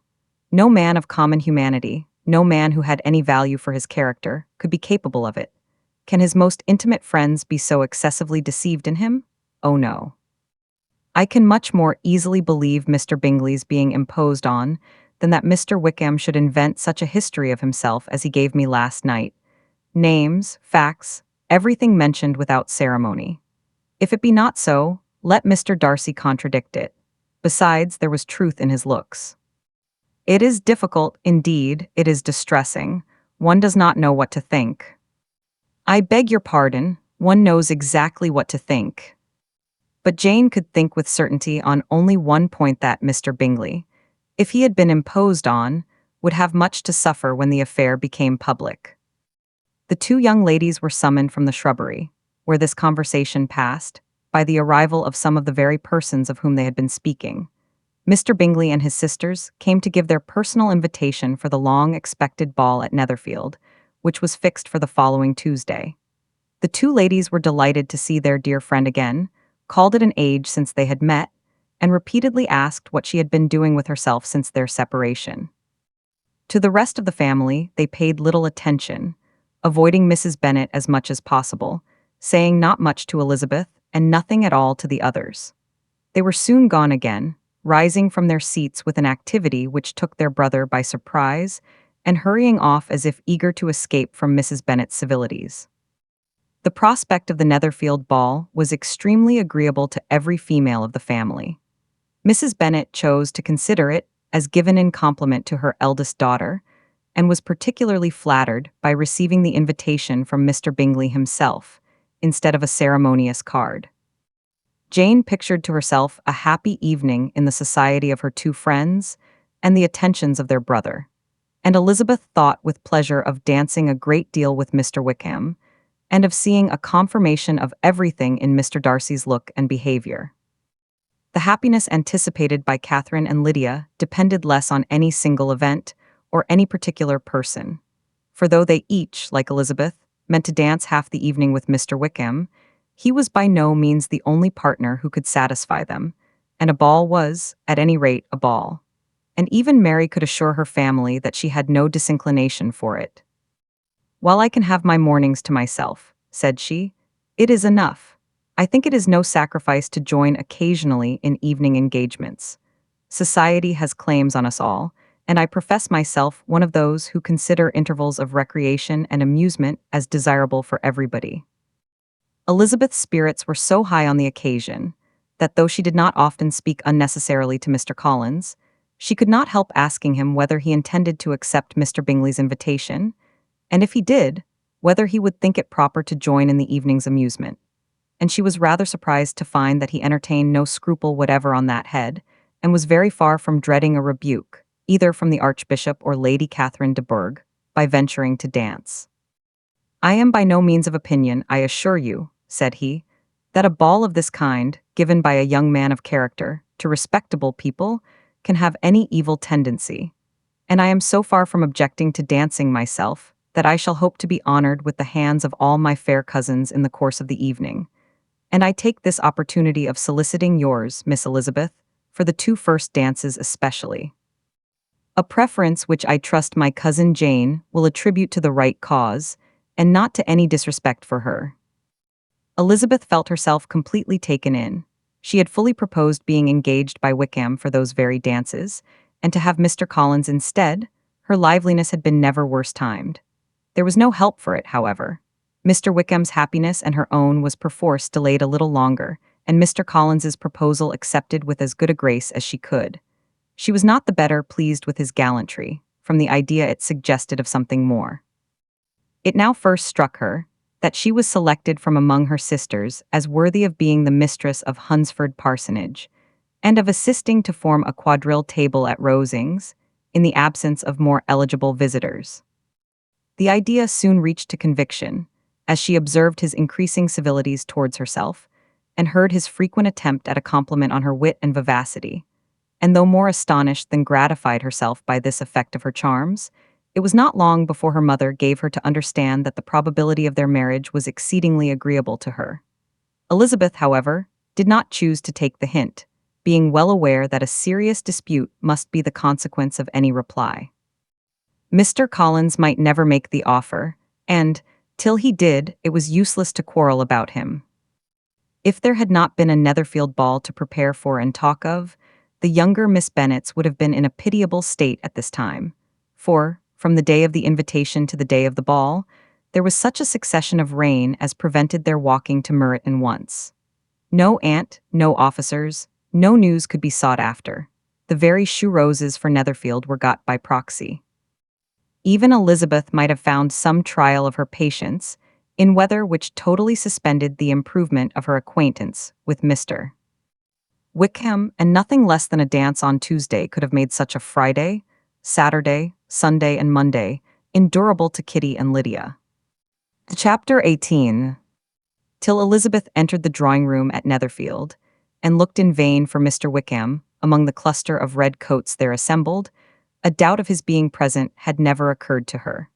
The certainty of meeting him had not been checked by any of those recollections that might not unreasonably have alarmed her. She had dressed with more than usual care, and prepared in the highest spirits for the conquest of all that remained unsubdued of his heart, trusting that it was not more than might be won in the course of the evening. But in an instant arose the dreadful suspicion of his being purposely omitted, for Mr. Darcy's pleasure, in the Bingleys' invitation to the officers. And though this was not exactly the case, the absolute fact of his absence was pronounced by his friend Mr. Denny, to whom Lydia eagerly applied, and who told them that Wickham had been obliged to go to town on business the day before and was not yet returned. Adding, with a significant smile, "I do not imagine his business would have called him away just now, if he had not wished to avoid a certain gentleman here." This part of his intelligence, though unheard by Lydia, was caught by Elizabeth, and as it assured her that Darcy was not less answerable for Wickham's absence than if her first surmise had been just, every feeling of displeasure against the former was so sharpened by immediate disappointment that she could hardly reply with tolerable civility to the polite inquiries which he directly afterwards approached to make. Attention, forbearance, patience with Darcy was injury to Wickham. She was resolved against any sort of conversation with him, and turned away with a degree of ill humor which she could not wholly surmount even in speaking to Mr. Bingley, whose blind partiality provoked her. But Elizabeth was not formed for ill humor, and though every prospect of her own was destroyed for the evening, it could not dwell long on her spirits, and having told all her griefs to Charlotte Lucas, whom she had not seen for a week, she was soon able to make a voluntary transition to the oddities of her cousin, and to point him out to her particular notice. The two first dances, however, brought a return of distress. They were dances of mortification. Mr. Collins, awkward and solemn, apologizing instead of attending, and often moving wrong without being aware of it, gave her all the shame and misery which a disagreeable partner for a couple of dances can give. The moment of her release from him was ecstasy. She danced next with an officer, and had the refreshment of talking of Wickham, and of hearing that he was universally liked. When those dances were over, she returned to Charlotte Lucas, and was in conversation with her, when she found herself suddenly addressed by Mr. Darcy, who took her so much by surprise in his application for her hand, that, without knowing what she did, she accepted him. He walked away again immediately, and she was left to fret over her own want of presence of mind. Charlotte tried to console her. "I dare say you will find him very agreeable." "Heaven forbid, that would be the greatest misfortune of all, to find a man agreeable whom one is determined to hate. Do not wish me such an evil." When the dancing recommenced, however, and Darcy approached to claim her hand, Charlotte could not help cautioning her, in a whisper, not to be a simpleton, and allow her fancy for Wickham to make her appear unpleasant in the eyes of a man oftentimes his consequence. Elizabeth made no answer, and took her place in the set, amazed at the dignity to which she was arrived in being allowed to stand opposite to Mr. Darcy, and reading in her neighbors' looks their equal amazement in beholding it. They stood for some time without speaking a word, and she began to imagine that their silence was to last through the two dances, and at first was resolved not to break it, till suddenly fancying that it would be the greater punishment to her partner to oblige him to talk, she made some slight observation on the dance. He replied, and was again silent. After a pause of some minutes, she addressed him a second time, with, "It is your turn to say something now, Mr. Darcy. I talked about the dance, and you ought to make some kind of remark on the size of the room, or the number of couples." He smiled, and assured her that whatever she wished him to say should be said. "Very well, that reply will do for the present. Perhaps, by and by, I may observe that private balls are much pleasanter than public ones, but now we may be silent." "Do you talk by rule, then, while you are dancing?" "Sometimes. One must speak a little, you know. It would look odd to be entirely silent for half an hour together, and yet, for the advantage of some, conversation ought to be so arranged as that they may have the trouble of saying as little as possible." "Are you consulting your own feelings in the present case, or do you imagine that you are gratifying mine?" "Both," replied Elizabeth archly, "for I have always seen a great similarity in the turn of our minds. We are each of an unsocial, taciturn disposition, unwilling to speak, unless we expect to say something that will amaze the whole room, and be handed down to posterity with all the eclat of a proverb." "This is no very striking resemblance of your own character, I am sure," said he. "How near it may be to mine, I cannot pretend to say. You think it a faithful portrait, undoubtedly." "I must not decide on my own performance." He made no answer, and they were again silent till they had gone down the dance, when he asked her if she and her sisters did not very often walk to Meryton. She answered in the affirmative, and, unable to resist the temptation, added, "When you met us there the other day, we had just been forming a new acquaintance. The effect was immediate. A deeper shade of hauteur overspread his features, but he said not a word, and Elizabeth, though blaming herself for her own weakness, could not go on. At length Darcy spoke, and in a constrained manner said, "Mr. Wickham is blessed with such happy manners as may ensure his making friends. Whether he may be equally capable of retaining them is less certain." "He has been so unlucky as to lose your friendship," replied Elizabeth, with emphasis, "and in a manner which he is likely to suffer from all his life." Darcy made no answer, and seemed desirous of changing the subject. At that moment Sir William Lucas appeared close to them, meaning to pass through the set to the other side of the room. But, on perceiving Mr. Darcy, he stopped, with a bow of superior courtesy, to compliment him on his dancing and his partner. "I have been most highly gratified indeed, my dear sir. Such very superior dancing is not often seen. It is evident that you belong to the first circles. Allow me to say, however, that your fair partner does not disgrace you, and that I must hope to have this pleasure often repeated, especially when a certain desirable event, my dear Miss Eliza," glancing at her sister and Bingley, "shall take place. What congratulations will then flow in? I appeal to Mr. Darcy, but let me not interrupt you, sir. You will not thank me for detaining you from the bewitching converse of that young lady, whose bright eyes are also upbraiding me." The latter part of this address was scarcely heard by Darcy, but Sir William's allusion to his friend seemed to strike him forcibly, and his eyes were directed, with a very serious expression, towards Bingley and Jane, who were dancing together. Recovering himself, however, shortly, he turned to his partner and said, "Sir William's interruption has made me forget what we were talking of. I do not think we were speaking at all. Sir William could not have interrupted any two people in the room who had less to say for themselves. We have tried 2 or 3 subjects already without success, and what we are to talk of next I cannot imagine." "What think you of books?" said he, smiling. "Books, oh no, I am sure we never read the same, or not with the same feelings." "I am sorry you think so, but if that be the case, there can at least be no want of subject. We may compare our different opinions." "No, I cannot talk of books in a ballroom. My head is always full of something else." "The present always occupies you in such scenes, does it?" said he, with a look of doubt. "Yes, always," she replied, without knowing what she said, for her thoughts had wandered far from the subject, as soon afterwards appeared by her suddenly exclaiming, "I remember hearing you once say, Mr. Darcy, that you hardly ever forgave, that your resentment once created was unappeasable. You are very cautious, I suppose, as to its being created." "I am," said he with a firm voice. "And never allow yourself to be blinded by prejudice." "I hope not." "It is particularly incumbent on those who never change their opinion to be secure of judging properly at first." "May I ask to what these questions tend?"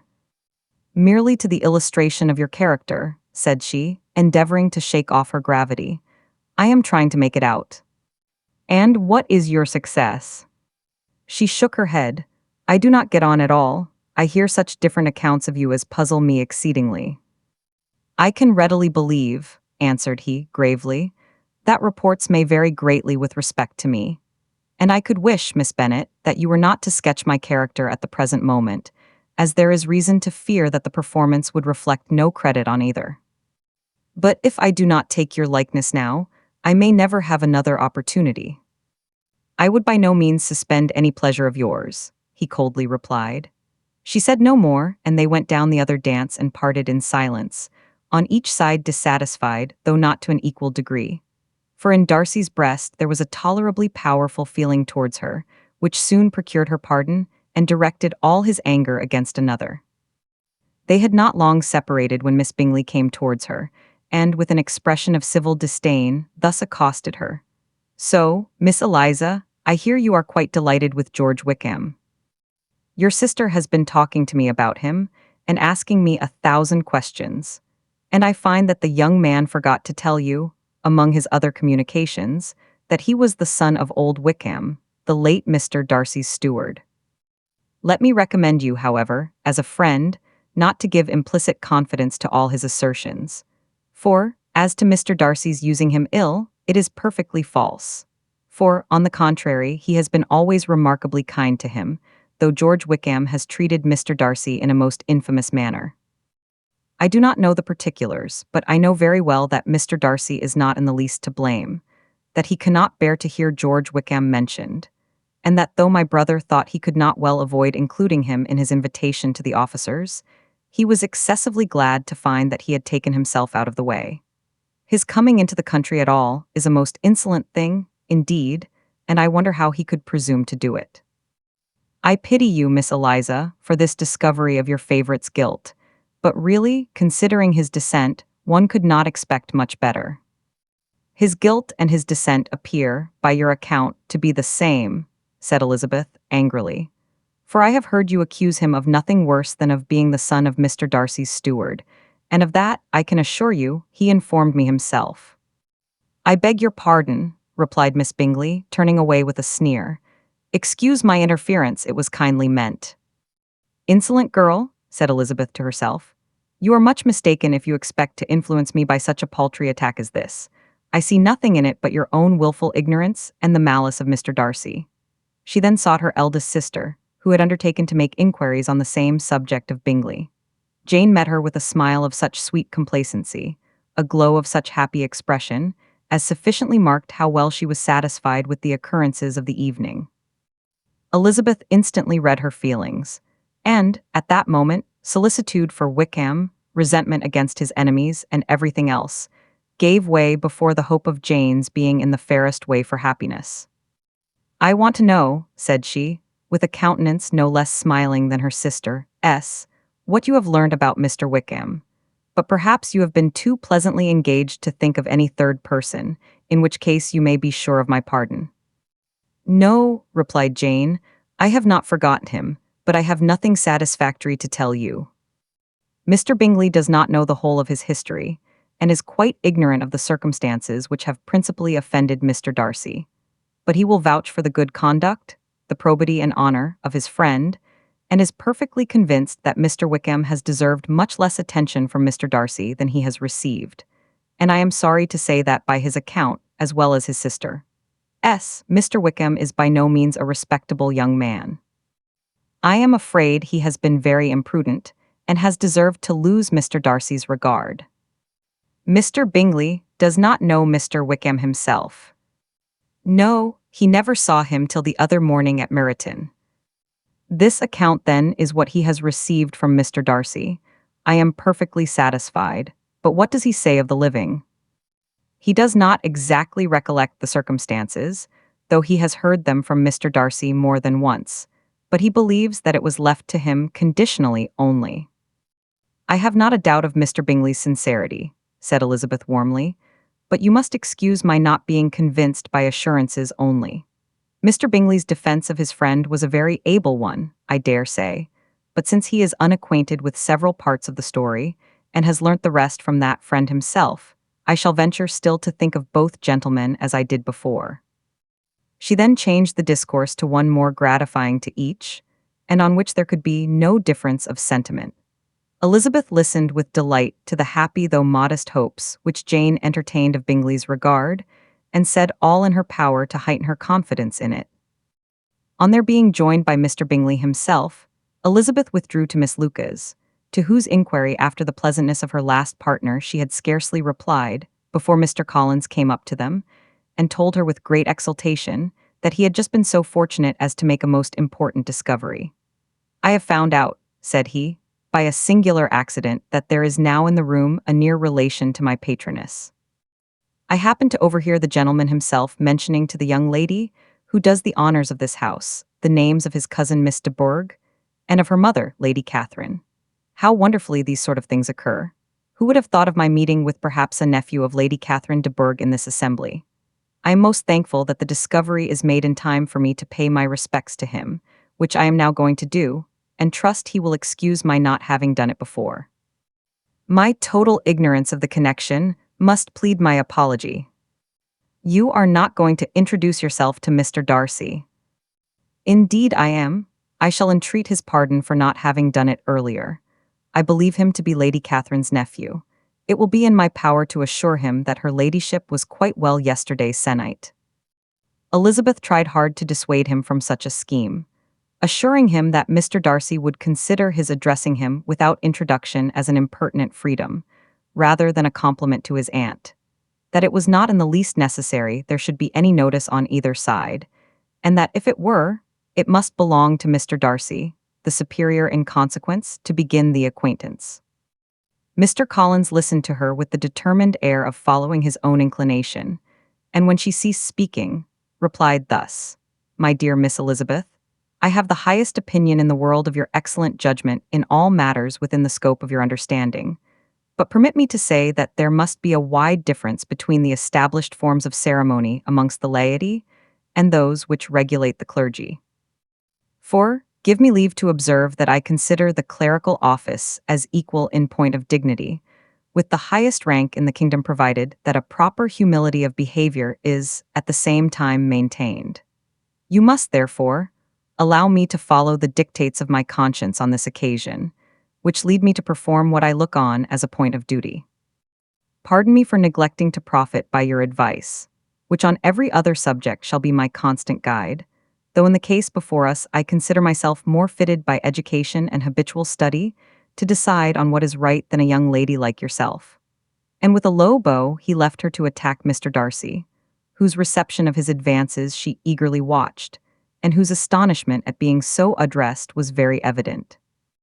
Her cousin prefaced his speech with a solemn bow, and though she could not hear a word of it, she felt as if hearing it all, and saw in the motion of his lips the words apology, Hunsford, and Lady Catherine de Bourgh. It vexed her to see him expose himself to such a man. Mr. Darcy was eyeing him with unrestrained wonder, and when at last Mr. Collins allowed him to speak, replied with an air of distant civility.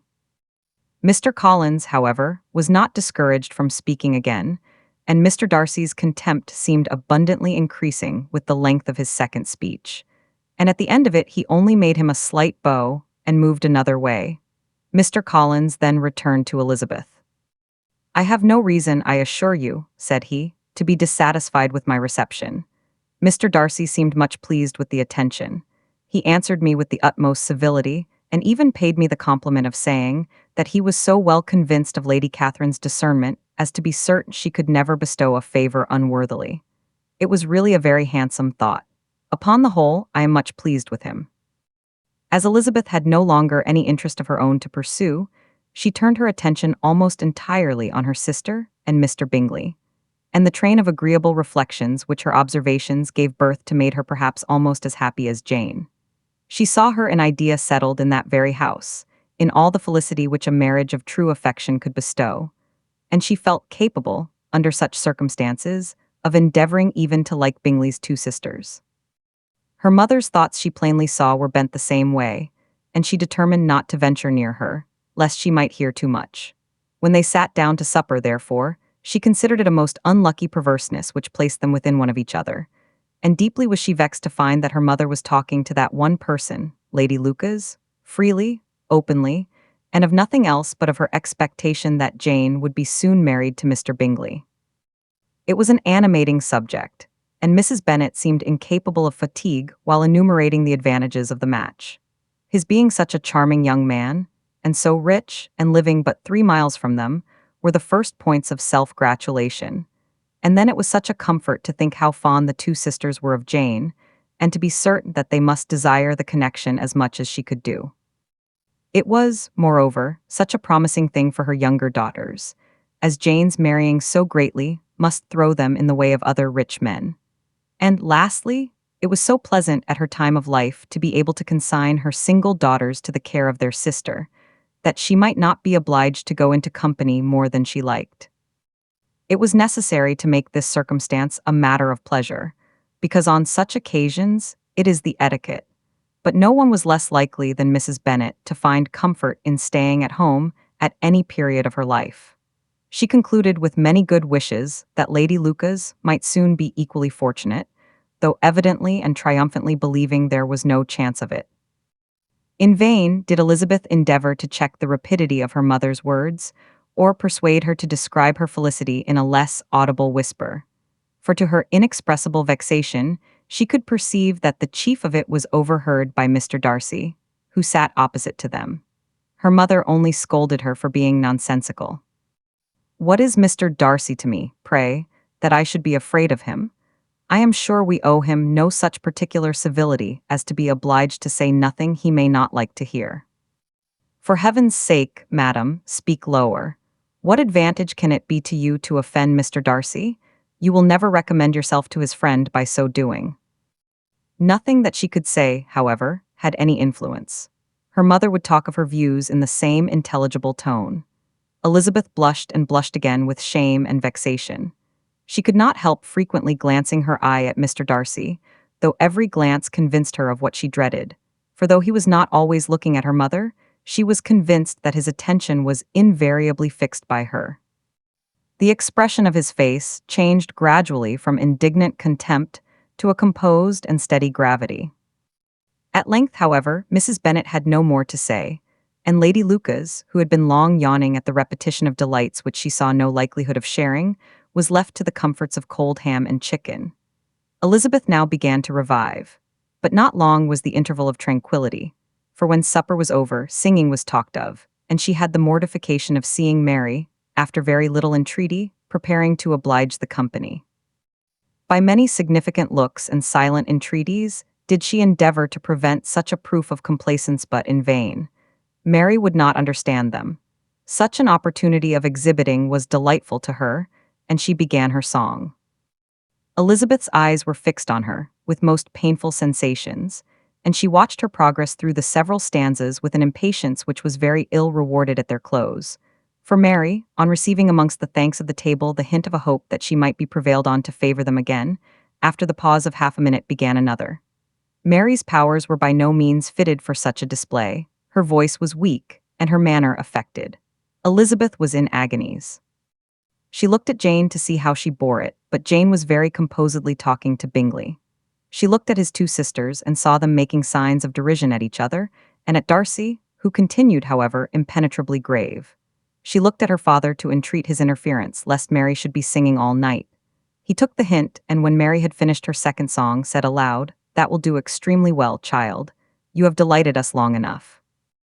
Let the other young ladies have time to exhibit."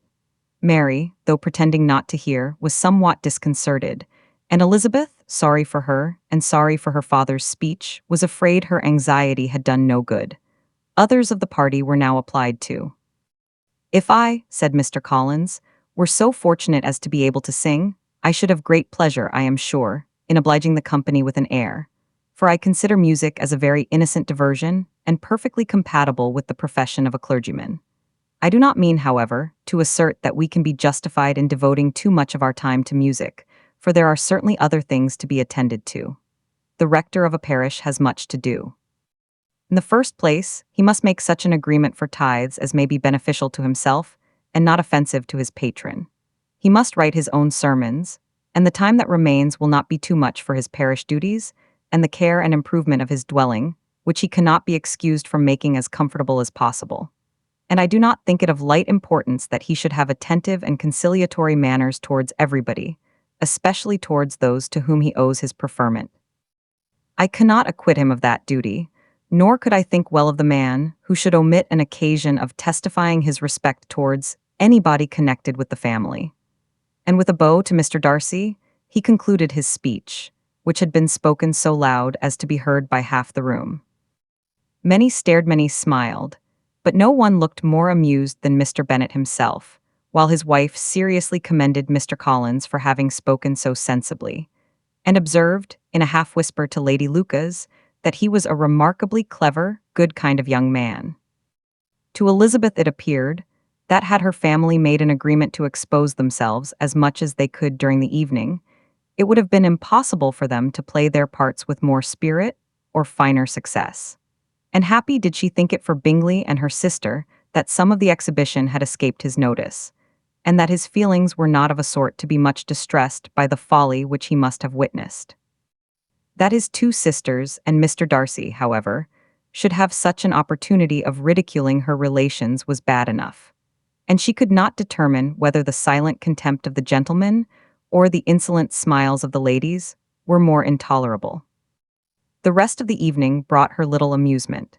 She was teased by Mr. Collins, who continued most perseveringly by her side, and though he could not prevail with her to dance with him again, put it out of her power to dance with others. In vain did she entreat him to stand up with somebody else, and offered to introduce him to any young lady in the room. He assured her that, as to dancing, he was perfectly indifferent to it, that his chief object was, by delicate attentions, to recommend himself to her, and that he should therefore make a point of remaining close to her the whole evening. There was no arguing upon such a project. She owed her greatest relief to her friend Miss Lucas, who often joined them, and good-naturedly engaged Mr. Collins's conversation to herself. She was at least free from the offence of Mr. Darcy's further notice, though often standing within a very short distance of her, quite disengaged, he never came near enough to speak. She felt it to be the probable consequence of her allusions to Mr. Wickham, and rejoiced in it. The Longbourn party were the last of all the company to depart, and by a maneuver of Mrs. Bennet had to wait for their carriage a quarter of an hour after everybody else was gone, which gave them time to see how heartily they were wished away by some of the family. Mrs. Hurst and her sister scarcely opened their mouths except to complain of fatigue, and were evidently impatient to have the house to themselves. They repulsed every attempt of Mrs. Bennet at conversation, and, by so doing, threw a languor over the whole party, which was very little relieved by the long speeches of Mr. Collins, who was complimenting Mr. Bingley and his sisters on the elegance of their entertainment, and the hospitality and politeness which had marked their behaviour to their guests. Darcy said nothing at all. Mr. Bennet, in equal silence, was enjoying the scene. Mr. Bingley and Jane were standing together a little detached from the rest, and talked only to each other. Elizabeth preserved as steady a silence as either Mrs. Hurst or Miss Bingley, and even Lydia was too much fatigued to utter more than the occasional exclamation of "Lord, how tired I am," accompanied by a violent yawn. When at length they arose to take leave, Mrs. Bennet was most pressingly civil in her hope of seeing the whole family soon at Longbourn, and addressed herself particularly to Mr. Bingley, to assure him how happy he would make them, by eating a family dinner with them at any time, without the ceremony of a formal invitation. Bingley was all grateful pleasure, and he readily engaged for taking the earliest opportunity of waiting on her after his return from London, whither he was obliged to go the next day for a short time. Mrs. Bennet was perfectly satisfied, and quitted the house under the delightful persuasion that, allowing for the necessary preparations of settlements, new carriages, and wedding clothes, she should undoubtedly see her daughter settled at Netherfield in the course of 3 or 4 months.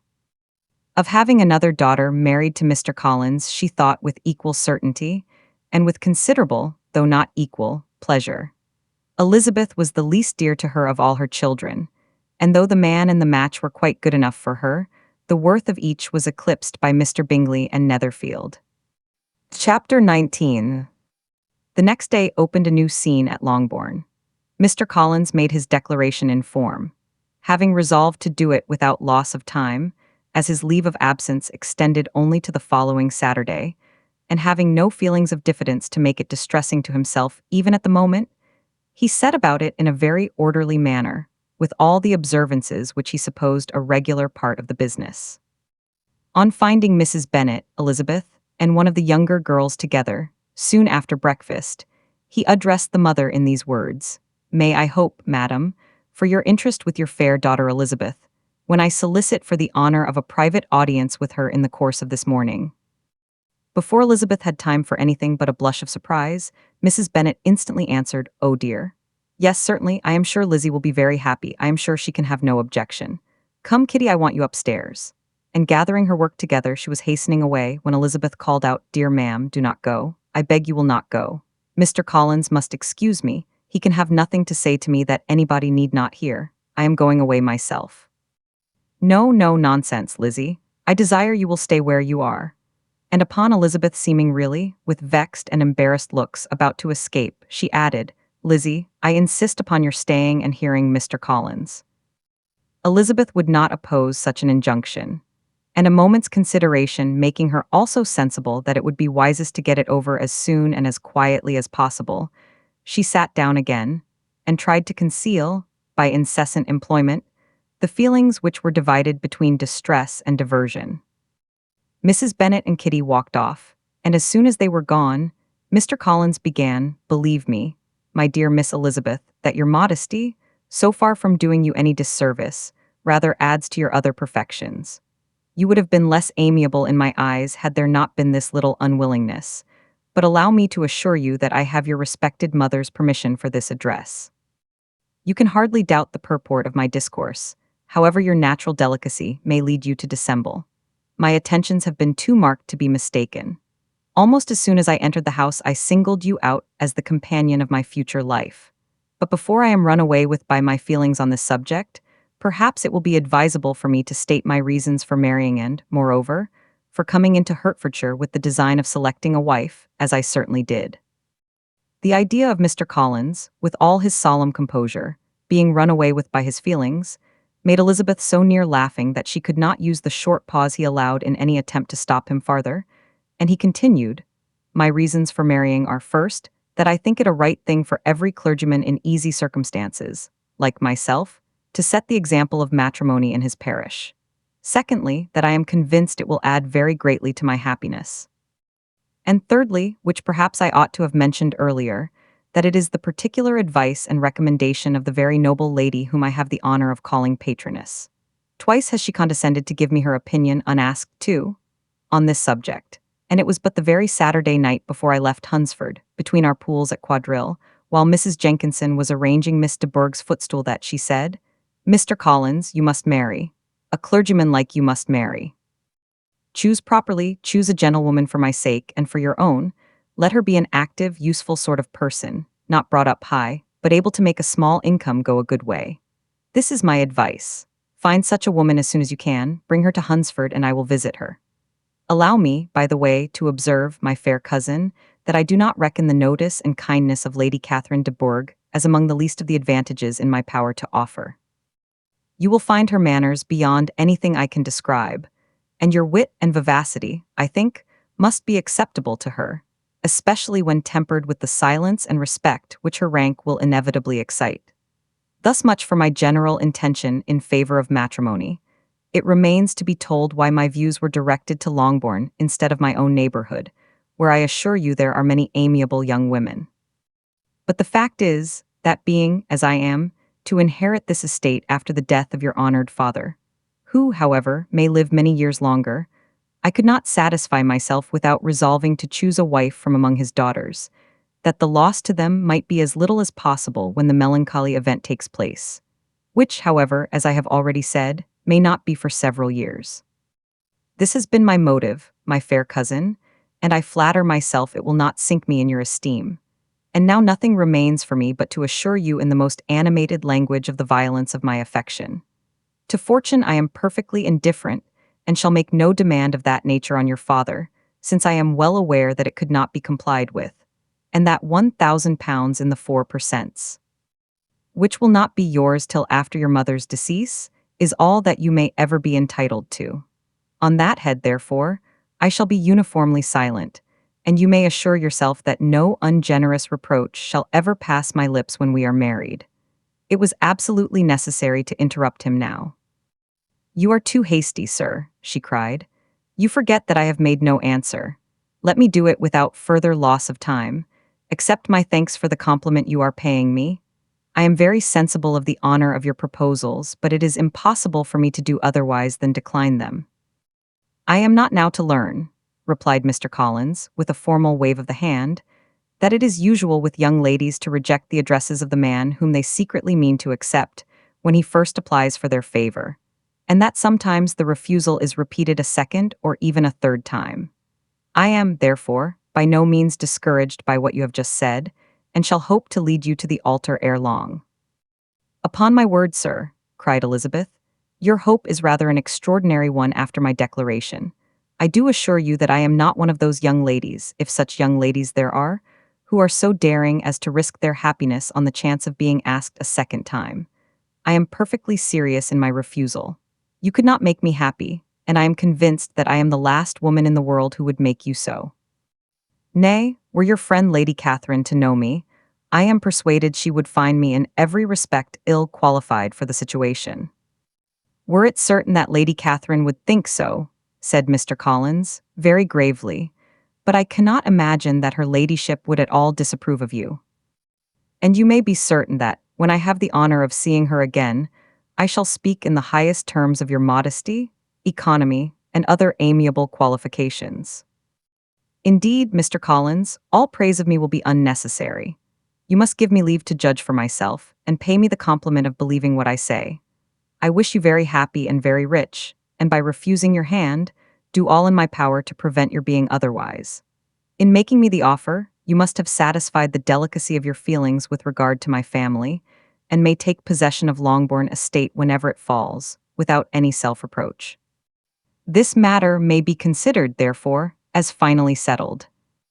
And rising as she thus spoke, she would have quitted the room, had not Mr. Collins thus addressed her. "When I do myself the honor of speaking to you next on the subject, I shall hope to receive a more favorable answer than you have now given me. Though I am far from accusing you of cruelty at present, because I know it to be the established custom of your sex to reject a man on the first application, and, perhaps, you have even now said as much to encourage my suit as would be consistent with the true delicacy of the female character." "Really, Mr. Collins," cried Elizabeth, with some warmth, "you puzzle me exceedingly. If what I have hitherto said can appear to you in the form of encouragement, I know not how to express my refusal in such a way as may convince you of its being one. You must give me leave to flatter myself, my dear cousin, that your refusal of my addresses are merely words of course. My reasons for believing it are briefly these. It does not appear to me that my hand is unworthy of your acceptance, or that the establishment I can offer would be any other than highly desirable. My situation in life, my connections with the family of de Bourgh, and my relationship to your own, are circumstances highly in my favor, and you should take it into further consideration that, in spite of your manifold attractions, it is by no means certain that another offer of marriage may ever be made you. Your portion is unhappily so small that it will in all likelihood undo the effects of your loveliness and amiable qualifications. As I must, therefore, conclude that you are not serious in your rejection of me, I shall choose to attribute it to your wish of increasing my love by suspense, according to the usual practice of elegant females. I do assure you, sir, that I have no pretensions whatever to that kind of elegance which consists in tormenting a respectable man. I would rather be paid the compliment of being believed sincere. I thank you again and again for the honor you have done me in your proposals, but to accept them is absolutely impossible. My feelings in every respect forbid it. Can I speak plainer? Do not consider me now as an elegant female intending to plague you, but as a rational creature speaking the truth from her heart. You are uniformly charming," cried he, with an air of awkward gallantry, "and I am persuaded that, when sanctioned by the express authority of both your excellent parents, my proposals will not fail of being acceptable." To such perseverance in wilful self-deception, Elizabeth would make no reply, and immediately and in silence withdrew, determined that if he persisted in considering her repeated refusals as flattering encouragement, to apply to her father, whose negative might be uttered in such a manner as must be decisive, and whose behavior at least could not be mistaken for the affectation and coquetry of an elegant female. Chapter 20. Mr. Collins was not left long to the silent contemplation of his successful love, for Mrs. Bennet, having dawdled about in the vestibule to watch for the end of the conference, no sooner saw Elizabeth open the door and with quick step pass her towards the staircase, than she entered the breakfast-room, and congratulated both him and herself in warm terms on the happy prospect of their nearer connection. Mr. Collins received and returned these felicitations with equal pleasure, and then proceeded to relate the particulars of their interview, with the result of which he trusted he had every reason to be satisfied, since the refusal which his cousin had steadfastly given him would naturally flow from her bashful modesty and the genuine delicacy of her character. This information, however, startled Mrs. Bennet. She would have been glad to be equally satisfied that her daughter had meant to encourage him by protesting against his proposals, but she dared not believe it and could not help saying so. "But depend upon it, Mr. Collins," she added, "that Lizzie shall be brought to reason. I will speak to her about it myself directly. She is a very headstrong, foolish girl and does not know her own interest, but I will make her know it." "Pardon me for interrupting you, madam," cried Mr. Collins, "but if she is really headstrong and foolish, I know not whether she would altogether be a very desirable wife to a man in my situation, who naturally looks for happiness in the marriage state. If, therefore, she actually persists in rejecting my suit, perhaps it were better not to force her into accepting me, because, if liable to such defects of temper, she could not contribute much to my felicity." "Sir, you quite misunderstand me," said Mrs. Bennet, alarmed. "Lizzie is only headstrong in such matters as these. In everything else she is as good-natured a girl as ever lived. I will go directly to Mr. Bennet, and we shall very soon settle it with her, I am sure." She would not give him time to reply, but hurrying instantly to her husband, called out, as she entered the library, "Oh, Mr. Bennet, you are wanted immediately. We are all in an uproar. You must come and make Lizzie marry Mr. Collins, for she vows she will not have him, and if you do not make haste, he will change his mind and not have her." Mr. Bennet raised his eyes from his book as she entered, and fixed them on her face with a calm unconcern, which was not in the least altered by her communication. "I have not the pleasure of understanding you," said he, when she had finished her speech. "Of what are you talking?" "Of Mr. Collins and Lizzie. Lizzie declares she will not have Mr. Collins, and Mr. Collins begins to say that he will not have Lizzie. And what am I to do on the occasion? It seems a hopeless business." "Speak to Lizzie about it yourself. Tell her that you insist upon her marrying him. Let her be called down, she shall hear my opinion." Mrs. Bennet rang the bell, and Miss Elizabeth was summoned to the library. "Come here, child," cried her father as she appeared. "I have sent for you on an affair of importance. I understand that Mr. Collins has made you an offer of marriage. Is it true?" Elizabeth replied that it was. "Very well, and this offer of marriage you have refused." "I have, sir." "Very well, we now come to the point. Your mother insists upon your accepting it. Is it not so, Mrs. Bennet?" "Yes, or I will never see her again." "An unhappy alternative is before you, Elizabeth. From this day you must be a stranger to one of your parents. Your mother will never see you again if you do not marry Mr. Collins, and I will never see you again if you do." Elizabeth could not but smile at such a conclusion of such a beginning. But Mrs. Bennet, who had persuaded herself that her husband regarded the affair as she wished, was excessively disappointed. "What do you mean, Mr. Bennet, by talking in this way? You promised me to insist upon her marrying him." "My dear," replied her husband, "I have two small favors to request. First, that you will allow me the free use of my understanding on the present occasion, and, secondly, of my room. I shall be glad to have the library to myself as soon as may be." Not yet, however, in spite of her disappointment in her husband, did Mrs. Bennet give up the point. She talked to Elizabeth again and again, coaxed and threatened her by turns. She endeavored to secure Jane in her interest, but Jane, with all possible mildness, declined interfering, and Elizabeth, sometimes with real earnestness and sometimes with playful gaiety, replied to her attacks. Though her manner varied, however, her determination never did. Mr. Collins, meanwhile, was meditating in solitude on what had passed. He thought too well of himself to comprehend on what motive his cousin could refuse him, and though his pride was hurt, he suffered in no other way. His regard for her was quite imaginary, and the possibility of her deserving her mother's reproach prevented his feeling any regret. While the family were in this confusion, Charlotte Lucas came to spend the day with them. She was met in the vestibule by Lydia, who, flying to her, cried in a half-whisper, "I am glad you are come, for there is such fun here. What do you think has happened this morning? Mr. Collins has made an offer to Lizzie, and she will not have him." Harlot had hardly time to answer before they were joined by Kitty, who came to tell the same news. And no sooner had they entered the breakfast room, where Mrs. Bennet was alone, than she likewise began on the subject, calling on Miss Lucas for her compassion, and entreating her to persuade her friend Lizzie to comply with the wishes of her family. "Pray do, my dear Miss Lucas," she added, in a melancholy tone, "for nobody is on my side, nobody takes part with me, I am cruelly used, nobody feels for my poor nerves." Charlotte's reply was spared by the entrance of Jane and Elizabeth. "Aye, there she comes," continued Mrs. Bennet, looking as unconcerned as may be, and caring no more for us than if we were at York, provided she can have her own way.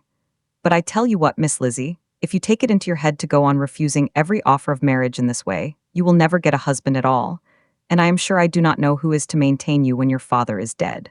I shall not be able to keep you, and so I warn you. I have done with you from this very day. I told you in the library, you know, that I should never speak to you again, and you will find me as good as my word. I have no pleasure in talking to undutiful children. Not that I have much pleasure, indeed, in talking to anybody. People who suffer as I do from nervous complaints can have no great inclination for talking. Nobody can tell what I suffer, but it is always so. Those who do not complain are never pitied." Her daughters listened in silence to this effusion, sensible that any attempt to reason with or soothe her would only increase the irritation. She talked on, therefore, without interruption from any of them till they were joined by Mr. Collins, who entered with an air more stately than usual, and on perceiving whom, she said to the girls, "Now, I do insist upon it that you, all of you, hold your tongues, and let Mr. Collins and me have a little conversation together."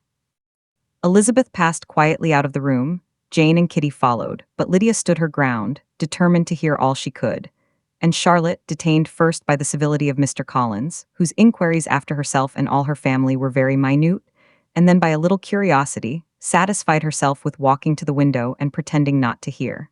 In a doleful voice, Mrs. Bennet thus began the projected conversation. "Oh, Mr. Collins." "My dear madam," replied he, "let us be forever silent on this point. Far be it from me," he presently continued, in a voice that marked his displeasure, "to resent the behavior of your daughter. Resignation to inevitable evils is the duty of us all, the peculiar duty of a young man who has been so fortunate as I have been in early preferment, and I trust I am resigned. Perhaps not the less so from feeling a doubt of my positive happiness, had my fair cousin honored me with her hand. For I have often observed that resignation is never so perfect as when the blessing denied begins to lose somewhat of its value in our estimation. You will not, I hope, consider me as showing any disrespect to your family, my dear madam, by thus withdrawing my pretensions to your daughter's favor, without having paid yourself and Mr. Bennet the compliment of requesting you to interpose your authority in my behalf. My conduct may, I fear, be objectionable in having accepted my dismission from your daughter's lips instead of your own, but we are all liable to error. I have certainly meant well through the whole affair. My object has been to secure an amiable companion for myself, with due consideration for the advantage of all your family. And if my manner has been at all reprehensible, I here beg leave to apologize. Chapter 21. The discussion of Mr. Collins's offer was now nearly at an end, and Elizabeth had only to suffer from the uncomfortable feelings necessarily attending it, and occasionally from some peevish allusion of her mother. As for the gentleman himself, his feelings were chiefly expressed, not by embarrassment or dejection, or by trying to avoid her, but by stiffness of manner and resentful silence. He scarcely ever spoke to her, and the assiduous attentions which he had been so sensible of himself were transferred for the rest of the day to Miss Lucas, whose civility in listening to him was a seasonable relief to them all, and especially to her friend. The morrow produced no abatement of Mrs. Bennet's ill humor or ill health. Mr. Collins was also in the same state of angry pride. Elizabeth had hoped that his resentment might shorten his visit, but his plan did not appear in the least affected by it. He was always to have gone on Saturday, and to Saturday he still meant to stay. After breakfast, the girls walked to Meryton, to inquire if Mr. Wickham were returned, and to lament over his absence from the Netherfield ball. He joined them on their entering the town, and attended them to their aunt's, where his regret and vexation and the concern of everybody were well talked over. To Elizabeth, however, he voluntarily acknowledged that the necessity of his absence had been self-imposed. "I found," said he, "as the time drew near, that I had better not meet Mr. Darcy, that to be in the same room, the same party with him for so many hours together, might be more than I could bear, and that scenes might arise unpleasant to more than myself." She highly approved his forbearance, and they had leisure for a full discussion of it, and for all the commendations which they civilly bestowed on each other, as Wickham and another officer walked back with them to Longbourn, and during the walk he particularly attended to her. His accompanying them was a double advantage. She felt all the compliment it offered to herself, and it was most acceptable as an occasion of introducing him to her father and mother. Soon after their return, a letter was delivered to Miss Bennet. It came from Netherfield and was opened immediately. The envelope contained a sheet of elegant, little hot-pressed paper, well covered with a lady's fair, flowing hand, and Elizabeth saw her sister's countenance change as she read it, and saw her dwelling intently on some particular passages. Jane recollected herself soon, and putting the letter away, tried to join, with her usual cheerfulness, in the general conversation. But Elizabeth felt an anxiety on the subject which drew off her attention even from Wickham, and no sooner had he and his companion taken leave than a glance from Jane invited her to follow her upstairs. When they had gained their own room, Jane, taking out her letter, said, "This is from Caroline Bingley. What it contains has surprised me a good deal. The whole party have left Netherfield by this time, and are on their way to town, and without any intention of coming back again. You shall hear what she says." She then read the first sentence aloud, which comprised the information of their having just resolved to follow their brother to town directly, and of their meaning to dine that day in Grosvenor Street, where Mr. Hurst had a house. The next was in these words: "I do not pretend to regret anything I shall leave in Hertfordshire except your society, my dearest friend, but we will hope, at some future period, to enjoy many returns of that delightful intercourse we have known, and in the meanwhile may lessen the pain of separation by a very frequent and most unreserved correspondence. I depend on you for that." To these high-flown expressions, Elizabeth listened with all the insensibility of distrust, and though the suddenness of their removal surprised her, she saw nothing in it really to lament. It was not to be supposed that their absence from Netherfield would prevent Mr. Bingley's being there, and as to the loss of their society, she was persuaded that Jane must soon cease to regard it in the enjoyment of his. "It is unlucky," said she, after a short pause, "that you should not be able to see your friends before they leave the country. But may we not hope that the period of future happiness, to which Miss Bingley looks forward, may arrive earlier than she is aware, and that the delightful intercourse you have known as friends will be renewed with yet greater satisfaction as sisters. Mr. Bingley will not be detained in London by them. Caroline decidedly says that none of the party will return into Hertfordshire this winter. I will read it to you. When my brother left us yesterday, he imagined that the business which took him to London might be concluded in 3 or 4 days. But as we are certain it cannot be so, and at the same time convinced that when Charles gets to town he will be in no hurry to leave it again, we have determined on following him thither, that he may not be obliged to spend his vacant hours in a comfortless hotel. Many of my acquaintance are already there for the winter. I wish I could hear that you, my dearest friend, had any intention of making one in the crowd, but of that I despair. I sincerely hope your Christmas in Hertfordshire may abound in the gaieties which that season generally brings, and that your beaux will be so numerous as to prevent your feeling the loss of the 3 of whom we shall deprive you. It is evident by this," added Jane, "that he comes back no more this winter. It is only evident that Miss Bingley does not mean he should. Why will you think so? It must be his own doing. He is his own master. But you do not know all. I will read you the passage which particularly hurts me. I will have no reserves from you. Mr. Darcy is impatient to see his sister, and to confess the truth, we are scarcely less eager to meet her again. I really do not think Georgiana Darcy has her equal for beauty, elegance, and accomplishments, and the affection she inspires in Louisa and myself is heightened into something still more interesting from the hope we dare to entertain of her being hereafter our sister. I do not know whether I ever before mentioned to you my feelings on this subject, but I will not leave the country without confiding them, and I trust you will not esteem them unreasonable. My brother admires her greatly already. He will have frequent opportunity now of seeing her on the most intimate footing. Her relations all wish the connection as much as his own, and a sister's partiality is not misleading me, I think, when I call Charles most capable of engaging any woman's heart. With all these circumstances to favor an attachment, and nothing to prevent it, am I wrong, my dearest Jane, in indulging the hope of an event which will secure the happiness of so many?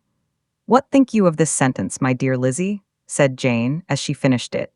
Is it not clear enough? Does it not expressly declare that Caroline neither expects nor wishes me to be her sister, that she is perfectly convinced of her brother's indifference, and that if she suspects the nature of my feelings for him, she means, most kindly, to put me on my guard? Can there be any other opinion on the subject? Yes, there can, for mine is totally different. Will you hear it? Most willingly. You shall have it in a few words. Miss Bingley sees that her brother is in love with you and wants him to marry Miss Darcy. She follows him to town in the hope of keeping him there and tries to persuade you that he does not care about you. Jane shook her head. Indeed, Jane, you ought to believe me. No one who has ever seen you together can doubt his affection. Miss Bingley, I am sure, cannot. She is not such a simpleton. Could she have seen half as much love in Mr. Darcy for herself, she would have ordered her wedding clothes. But the case is this: we are not rich enough or grand enough for them, and she is the more anxious to get Miss Darcy for her brother, from the notion that, when there has been one intermarriage, she may have less trouble in achieving a second, in which there is certainly some ingenuity, and I dare say it would succeed if Miss de Bourgh were out of the way. But, my dearest Jane, you cannot seriously imagine that, because Miss Bingley tells you her brother greatly admires Miss Darcy, he is in the smallest degree less sensible of your merit than when he took leave of you on Tuesday, or that it will be in her power to persuade him that, instead of being in love with you, he is very much in love with her friend. If we thought alike of Miss Bingley, replied Jane, your representation of all this might make me quite easy, but I know the foundation is unjust. Caroline is incapable of willfully deceiving anyone, and all that I can hope in this case is that she is deceived herself. That is right. You could not have started a more happy idea, since you will not take comfort in mine. Believe her to be deceived, by all means. You have now done your duty by her, and must fret no longer. But, my dear sister, can I be happy, even supposing the best, in accepting a man whose sisters and friends are all wishing him to marry elsewhere? You must decide for yourself, said Elizabeth, and if, upon mature deliberation, you find that the misery of disobliging his two sisters is more than equivalent to the happiness of being his wife, I advise you by all means to refuse him. How can you talk so? Said Jane, faintly smiling. You must know that though I should be exceedingly grieved at their disapprobation, I could not hesitate. I did not think you would, and that being the case, I cannot consider your situation with much compassion. But if he returns no more this winter, my choice will never be required. 1,000 things may arise in 6 months. The idea of his returning no more Elizabeth treated with the utmost contempt. It appeared to her merely the suggestion of Caroline's interested wishes, and she could not for a moment suppose that those wishes, however openly or artfully spoken, could influence a young man so totally independent of everyone. She represented to her sister, as forcibly as possible, what she felt on the subject, and had soon the pleasure of seeing its happy effect. Jane's temper was not desponding, and she was gradually led to hope, though the diffidence of affection sometimes overcame the hope, that Bingley would return to Netherfield and answer every wish of her heart. They agreed that Mrs. Bennet should only hear of the departure of the family, without being alarmed on the score of the gentleman's conduct. But even this partial communication gave her a great deal of concern, and she bewailed it as exceedingly unlucky that the ladies should happen to go away just as they were all getting so intimate together.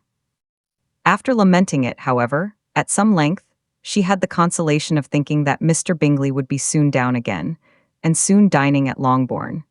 And the conclusion of all was the comfortable declaration that, though he had been invited only to a family dinner, she would take care to have 2 full courses. Chapter 22. The Bennets were engaged to dine with the Lucases, and again, during the chief of the day, was Miss Lucas so kind as to listen to Mr. Collins. Elizabeth took an opportunity of thanking her. "It keeps him in good humor," said she, "and I am more obliged to you than I can express." Charlotte assured her friend of her satisfaction in being useful, and that it amply repaid her for the little sacrifice of her time. This was very amiable, but Charlotte's kindness extended farther than Elizabeth had any conception of. Its object was nothing less than to secure her from any return of Mr. Collins's addresses, by engaging them towards herself. Such was Miss Lucas's scheme, and appearances were so favorable that when they parted at night, she would have felt almost sure of success if he had not been to leave Hertfordshire so very soon. But here she did injustice to the fire and independence of his character, for it led him to escape out of Longbourn House the next morning with admirable slyness, and hasten to Luca's lodge to throw himself at her feet. He was anxious to avoid the notice of his cousins, from a conviction that, if they saw him depart, they could not fail to conjecture his design, and he was not willing to have the attempt known till its success could be known likewise.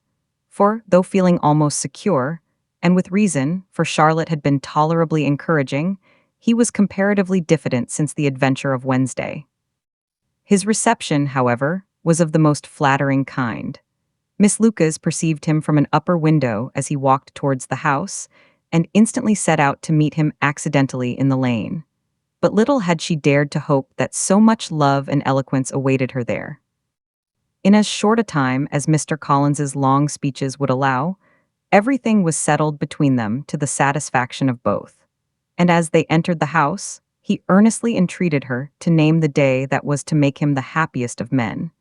And though such a solicitation must be waived for the present, the lady felt no inclination to trifle with his happiness. The stupidity with which he was favored by nature must guard his courtship from any charm that could make a woman wish for its continuance. And Miss Lucas, who accepted him solely from the pure and disinterested desire of an establishment, cared not how soon that establishment were gained. Sir William and Lady Lucas were speedily applied to for their consent, and it was bestowed with a most joyful alacrity. Mr. Collins's present circumstances made it a most eligible match for their daughter, to whom they could give little fortune, and his prospects of future wealth were exceedingly fair. Lady Lucas began directly to calculate, with more interest than the matter had ever excited before, how many years longer Mr. Bennet was likely to live, and Sir William gave it as his decided opinion that, whenever Mr. Collins should be in possession of the Longbourn estate, it would be highly expedient that both he and his wife should make their appearance at St. James's. The whole family, in short, were properly overjoyed on the occasion. The younger girls formed hopes of coming out a year or two sooner than they might otherwise have done, and the boys were relieved from their apprehension of Charlotte's dying an old maid. Charlotte herself was tolerably composed. She had gained her point and had time to consider of it. Her reflections were in general satisfactory. Mr. Collins, to be sure, was neither sensible nor agreeable. His society was irksome, and his attachment to her must be imaginary. But still he would be her husband. Without thinking highly either of men or of matrimony, marriage had always been her object. It was the only honorable provision for well-educated young women of small fortune, and, however uncertain of giving happiness, must be their pleasantest preservative from want. This preservative she had now obtained, and at the age of 27, without having ever been handsome, she felt all the good luck of it. The least agreeable circumstance in the business was the surprise it must occasion to Elizabeth Bennet, whose friendship she valued beyond that of any other person. Elizabeth would wonder, and probably would blame her, and though her resolution was not to be shaken, her feelings must be hurt by such a disapprobation. She resolved to give her the information herself, and therefore charged Mr. Collins, when he returned to Longbourn to dinner, to drop no hint of what had passed before any of the family. A promise of secrecy was of course very dutifully given, but it could not be kept without difficulty, for the curiosity excited by his long absence burst forth in such very direct questions on his return, as required some ingenuity to evade, and he was at the same time exercising great self-denial, for he was longing to publish his prosperous love. As he was to begin his journey too early on the morrow to see any of the family, the ceremony of leave-taking was performed when the ladies moved for the night, and Mrs. Bennet, with great politeness and cordiality, said how happy they should be to see him at Longbourn again, whenever his other engagements might allow him to visit them. "My dear madam," he replied, "this invitation is particularly gratifying, because it is what I have been hoping to receive, and you may be very certain that I shall avail myself of it as soon as possible." They were all astonished, and Mr. Bennet, who could by no means wish for so speedy a return, immediately said, "But is there not danger of Lady Catherine's disapprobation here, my good sir? You had better neglect your relations than run the risk of offending your patroness." "My dear sir," replied Mr. Collins, "I am particularly obliged to you for this friendly caution, and you may depend upon my not taking so material a step without her ladyship's concurrence. You cannot be too much on your guard. Risk anything rather than her displeasure, and if you find it likely to be raised by your coming to us again, which I should think exceedingly probable, stay quietly at home, and be satisfied that we shall take no offense. Believe me, my dear sir, my gratitude is warmly excited by such affectionate attention, and depend upon it, you will speedily receive from me a letter of thanks for this, as well as for every other mark of your regard during my stay in Hertfordshire. As for my fair cousins, though my absence may not be long enough to render it necessary, I shall now take the liberty of wishing them health and happiness, not excepting my cousin Elizabeth." With proper civilities, the ladies then withdrew, all of them equally surprised to find that he meditated a quick return. Mrs. Bennet wished to understand by it that he thought of paying his addresses to one of her younger girls, and Mary might have been prevailed on to accept him. She rated his abilities much higher than any of the others. There was a solidity in his reflections which often struck her, and though by no means so clever as herself, she thought that, if encouraged to read and improve himself by such an example as hers, he might become a very agreeable companion. But on the following morning, every hope of this kind was done away. Miss Lucas called soon after breakfast, and in a private conference with Elizabeth, related the event of the day before. The possibility of Mr. Collins's fancying himself in love with her friend had once occurred to Elizabeth within the last day or two, but that Charlotte could encourage him seemed almost as far from possibility as that she could encourage him herself, and her astonishment was consequently so great as to overcome at first the bounds of decorum, and she could not help crying out, engaged to Mr. Collins. "My dear Charlotte, impossible." The steady countenance which Miss Lucas had commanded in telling her story gave way to a momentary confusion here on receiving so direct a reproach. Though, as it was no more than she expected, she soon regained her composure, and calmly replied, "Why should you be surprised, my dear Eliza? Do you think it incredible that Mr. Collins should be able to procure any woman's good opinion, because he was not so happy as to succeed with you?" But Elizabeth had now recollected herself, and, making a strong effort for it, was able to assure her, with tolerable firmness, that the prospect of their relationship was highly grateful to her, and that she wished her all imaginable happiness. "I see what you are feeling," replied Charlotte. "You must be surprised, very much surprised, so lately as Mr. Collins was wishing to marry you. But when you have had time to think it all over, I hope you will be satisfied with what I have done.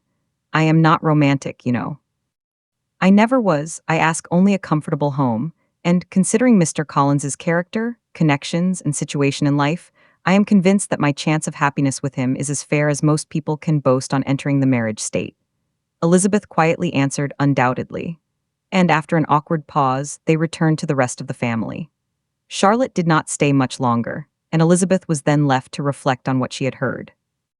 It was a long time before she became at all reconciled to the idea of so unsuitable a match. The strangeness of Mr. Collins's making 2 offers of marriage within 3 days was nothing in comparison of his being now accepted.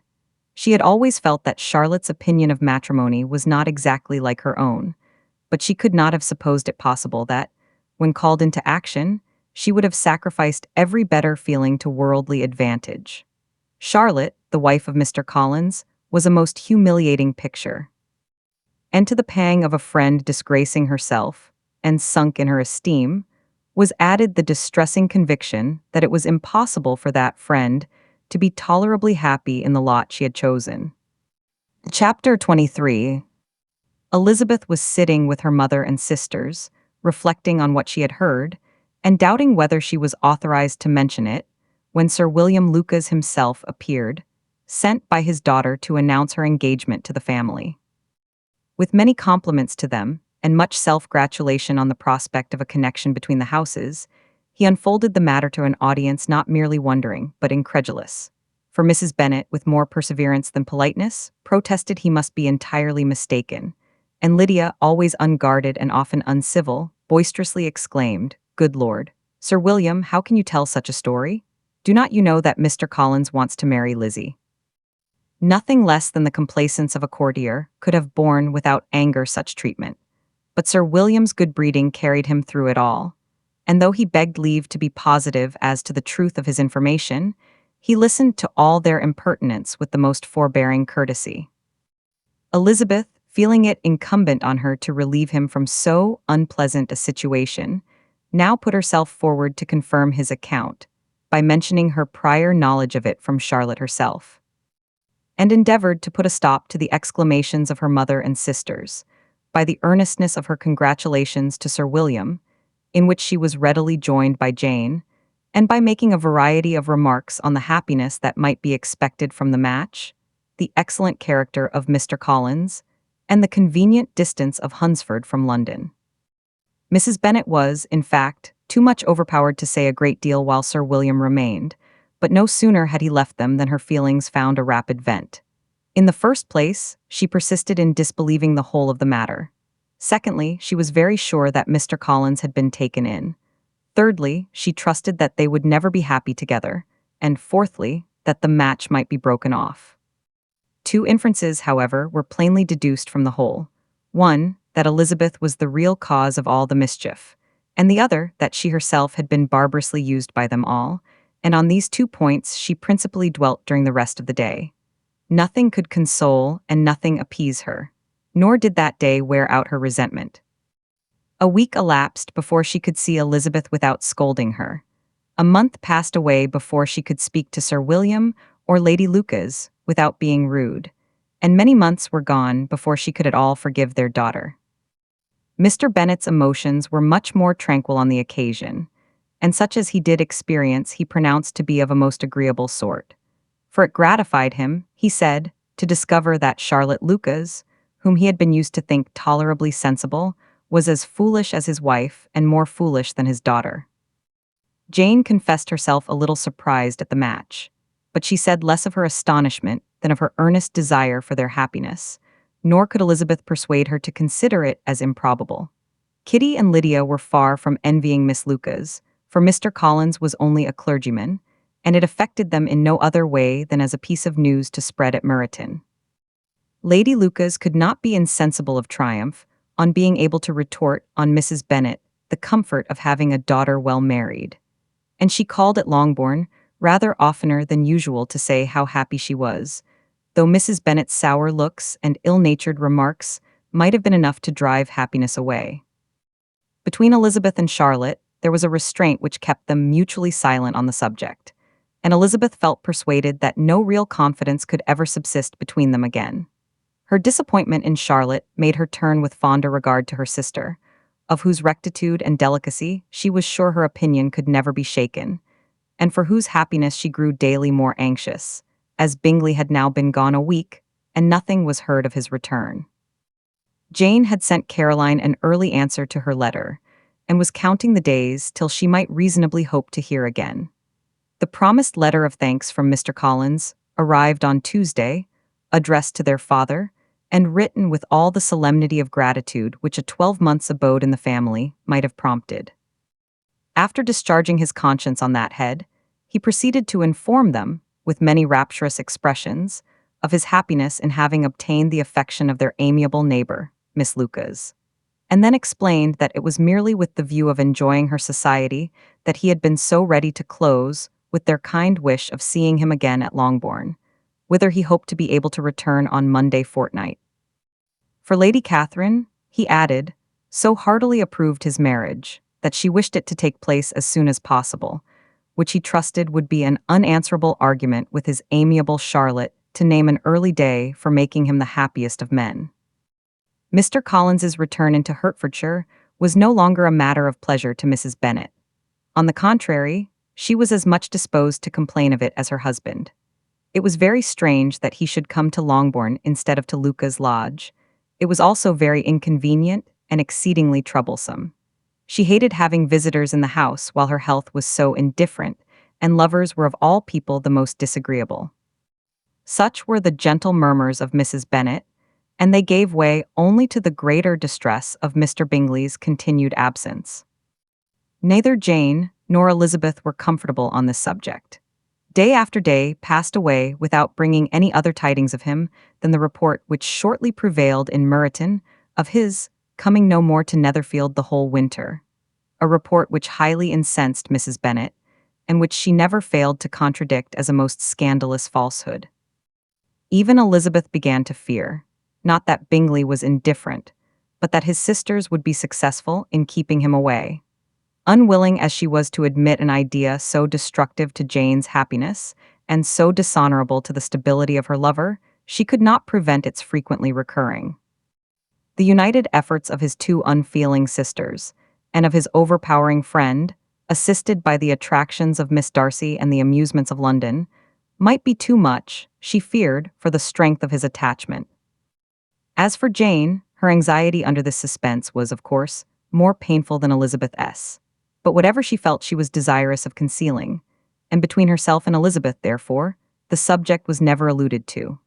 But as no such delicacy restrained her mother, an hour seldom passed in which she did not talk of Bingley, express her impatience for his arrival, or even require Jane to confess that if he did not come back she should think herself very ill-used. It needed all Jane's steady mildness to bear these attacks with tolerable tranquillity. Mr. Collins returned most punctually on the Monday fortnight, but his reception at Longbourn was not quite so gracious as it had been on his first introduction. He was too happy, however, to need much attention, and, luckily for the others, the business of love-making relieved them from a great deal of his company. The chief of every day was spent by him at Luca's lodge, and he sometimes returned to Longbourn only in time to make an apology for his absence before the family went to bed. Mrs. Bennet was really in a most pitiable state. The very mention of anything concerning the match threw her into an agony of ill humor, and wherever she went she was sure of hearing it talked of. The sight of Miss Lucas was odious to her. As her successor in that house, she regarded her with jealous abhorrence. Whenever Charlotte came to see them, she concluded her to be anticipating the hour of possession, and whenever she spoke in a low voice to Mr. Collins, was convinced that they were talking of the Longbourn estate, and resolving to turn herself and her daughters out of the house as soon as Mr. Bennet was dead. She complained bitterly of all this to her husband. "Indeed, Mr. Bennet," said she, "it is very hard to think that Charlotte Lucas should ever be mistress of this house, that I should be forced to make way for her, and live to see her take my place in it. My dear, do not give way to such gloomy thoughts. Let us hope for better things. Let us flatter ourselves that I may be the survivor." This was not very consoling to Mrs. Bennet, and therefore, instead of making any answer, she went on as before. "I cannot bear to think that they should have all this estate. If it was not for the entail, I should not mind it." "What should not you mind?" "I should not mind anything at all. Let us be thankful that you are preserved from a state of such insensibility." "I never can be thankful, Mr. Bennet, for anything about the entail. How anyone could have the conscience to entail away an estate from one's own daughters I cannot understand, and all for the sake of Mr. Collins, too. Why should he have it more than anybody else?" "I leave it to yourself to determine," said Mr. Bennet. Chapter 24. Miss Bingley's letter arrived, and put an end to doubt. The very first sentence conveyed the assurance of their being all settled in London for the winter, and concluded with her brother's regret at not having had time to pay his respects to his friends in Hertfordshire before he left the country. Hope was over, entirely over, and when Jane could attend to the rest of the letter, she found little, except the professed affection of the writer, that could give her any comfort. Miss Darcy's praise occupied the chief of it. Her many attractions were again dwelt on, and Caroline boasted joyfully of their increasing intimacy, and ventured to predict the accomplishment of the wishes which had been unfolded in her former letter. She wrote also with great pleasure of her brother, being an inmate of Mr. Darcy's house, and mentioned with raptures some plans of the latter with regard to new furniture. Elizabeth, to whom Jane very soon communicated the chief of all this, heard it in silent indignation. Her heart was divided between concern for her sister and resentment against all others.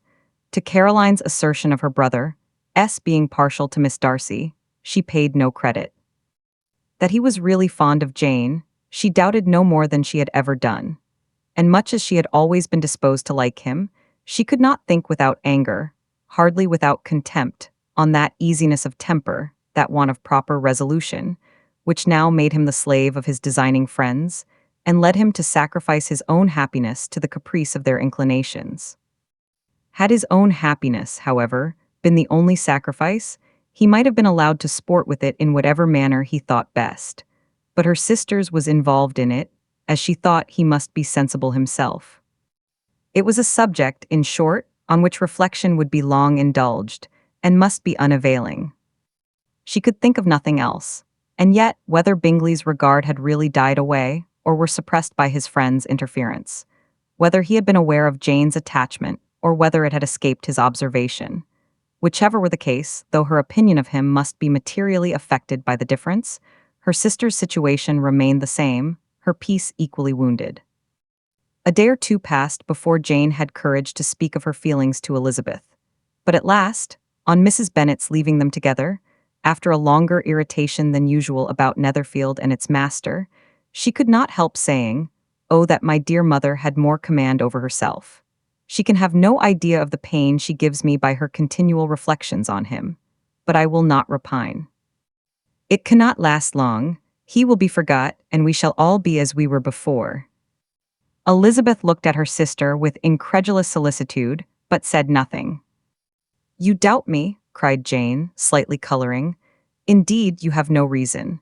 He may live in my memory as the most amiable man of my acquaintance, but that is all. I have nothing either to hope or fear, and nothing to reproach him with. Thank God I have not that pain. A little time, therefore. I shall certainly try to get the better." With a stronger voice she soon added, "I have this comfort immediately, that it has not been more than an error of fancy on my side, and that it has done no harm to anyone but myself." "My dear Jane," exclaimed Elizabeth, "you are too good. Your sweetness and disinterestedness are really angelic. I do not know what to say to you. I feel as if I had never done you justice or loved you as you deserve." Miss Bennet eagerly disclaimed all extraordinary merit, and threw back the praise on her sister's warm affection. "Nay," said Elizabeth, "this is not fair. You wish to think all the world respectable, and are hurt if I speak ill of anybody. I only want to think you perfect, and you set yourself against it. Do not be afraid of my running into any excess, of my encroaching on your privilege of universal good. You need not. There are few people whom I really love, and still fewer of whom I think well. The more I see of the world, the more am I dissatisfied with it, and every day confirms my belief of the inconsistency of all human characters, and of the little dependence that can be placed on the appearance of either merit or sense. I have met with 2 instances lately. One I will not mention, the other is Charlotte's marriage. It is unaccountable. In every view it is unaccountable. My dear Lizzie, do not give way to such feelings as these. They will ruin your happiness. You do not make allowance enough for difference of situation and temper. Consider Mr. Collins's respectability and Charlotte's prudent, steady character. Remember that she is one of a large family, that as to fortune it is a most eligible match, and be ready to believe, for everybody's sake, that she may feel something like regard and esteem for our cousin.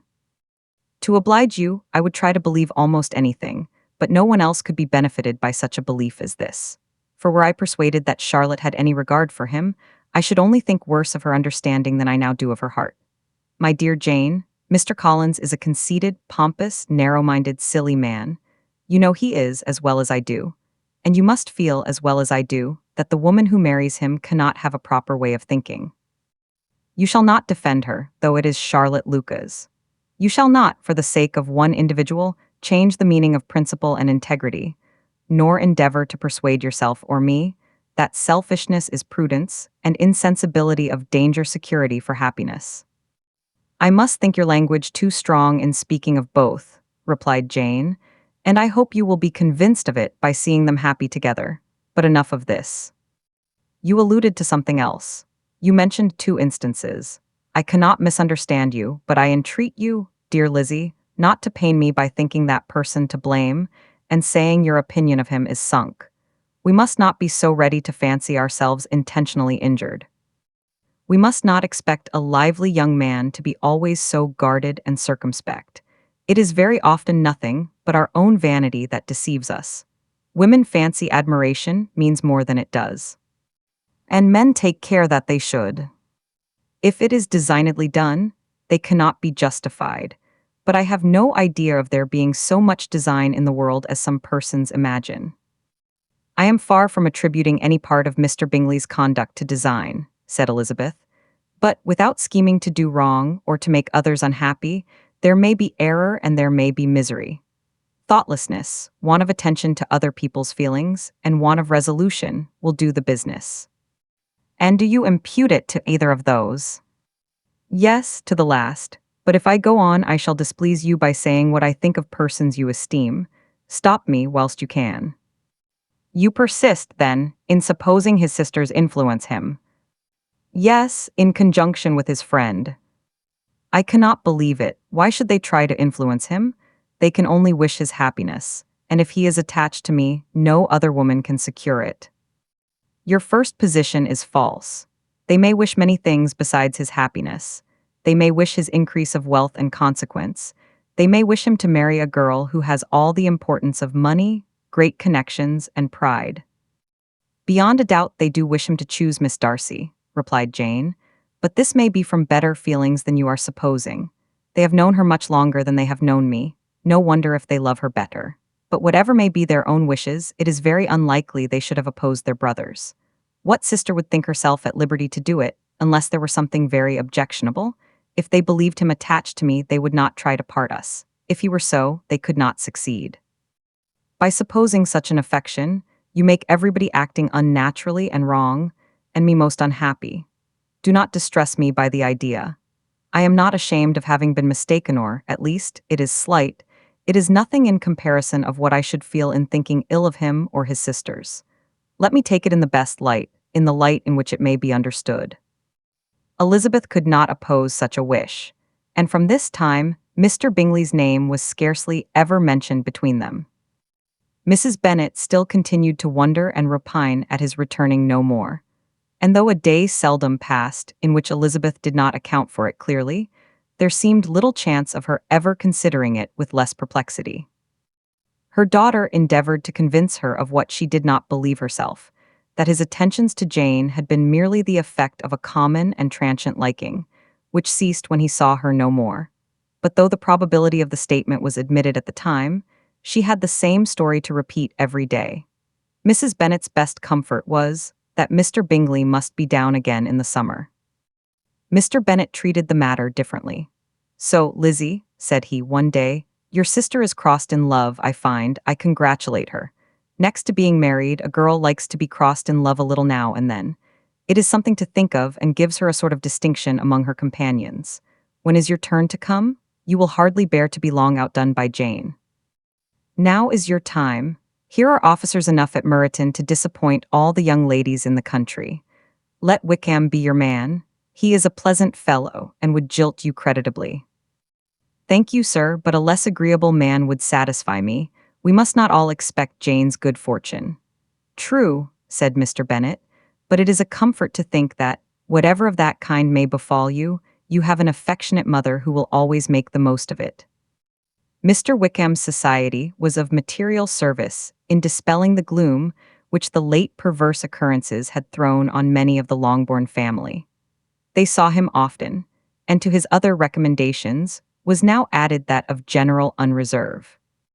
The whole of what Elizabeth had already heard, his claims on Mr. Darcy, and all that he had suffered from him, was now openly acknowledged and publicly canvassed. And everybody was pleased to think how much they had always disliked Mr. Darcy before they had known anything of the matter. Miss Bennet was the only creature who could suppose there might be any extenuating circumstances in the case, unknown to the society of Hertfordshire. Her mild and steady candor always pleaded for allowances and urged the possibility of mistakes, but by everybody else Mr. Darcy was condemned as the worst of men. Chapter 25. After a week spent in professions of love and schemes of felicity, Mr. Collins was called from his amiable Charlotte by the arrival of Saturday. The pain of separation, however, might be alleviated on his side by preparations for the reception of his bride, as he had reason to hope that shortly after his next return into Hertfordshire, the day would be fixed that was to make him the happiest of men. He took leave of his relations at Longbourn with as much solemnity as before, wished his fair cousin's health and happiness again, and promised their father another letter of thanks.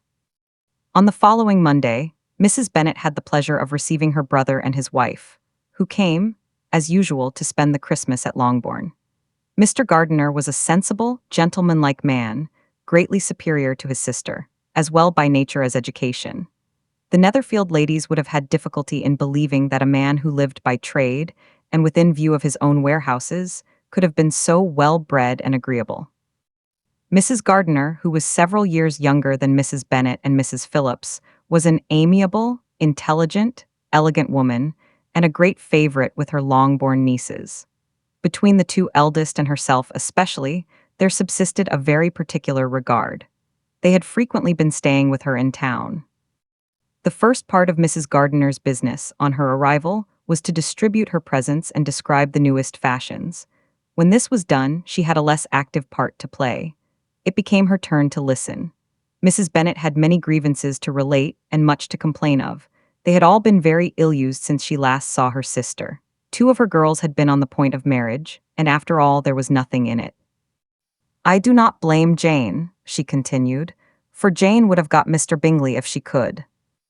But Lizzie, oh sister, it is very hard to think that she might have been Mr. Collins's wife by this time, had not it been for her own perverseness. He made her an offer in this very room, and she refused him.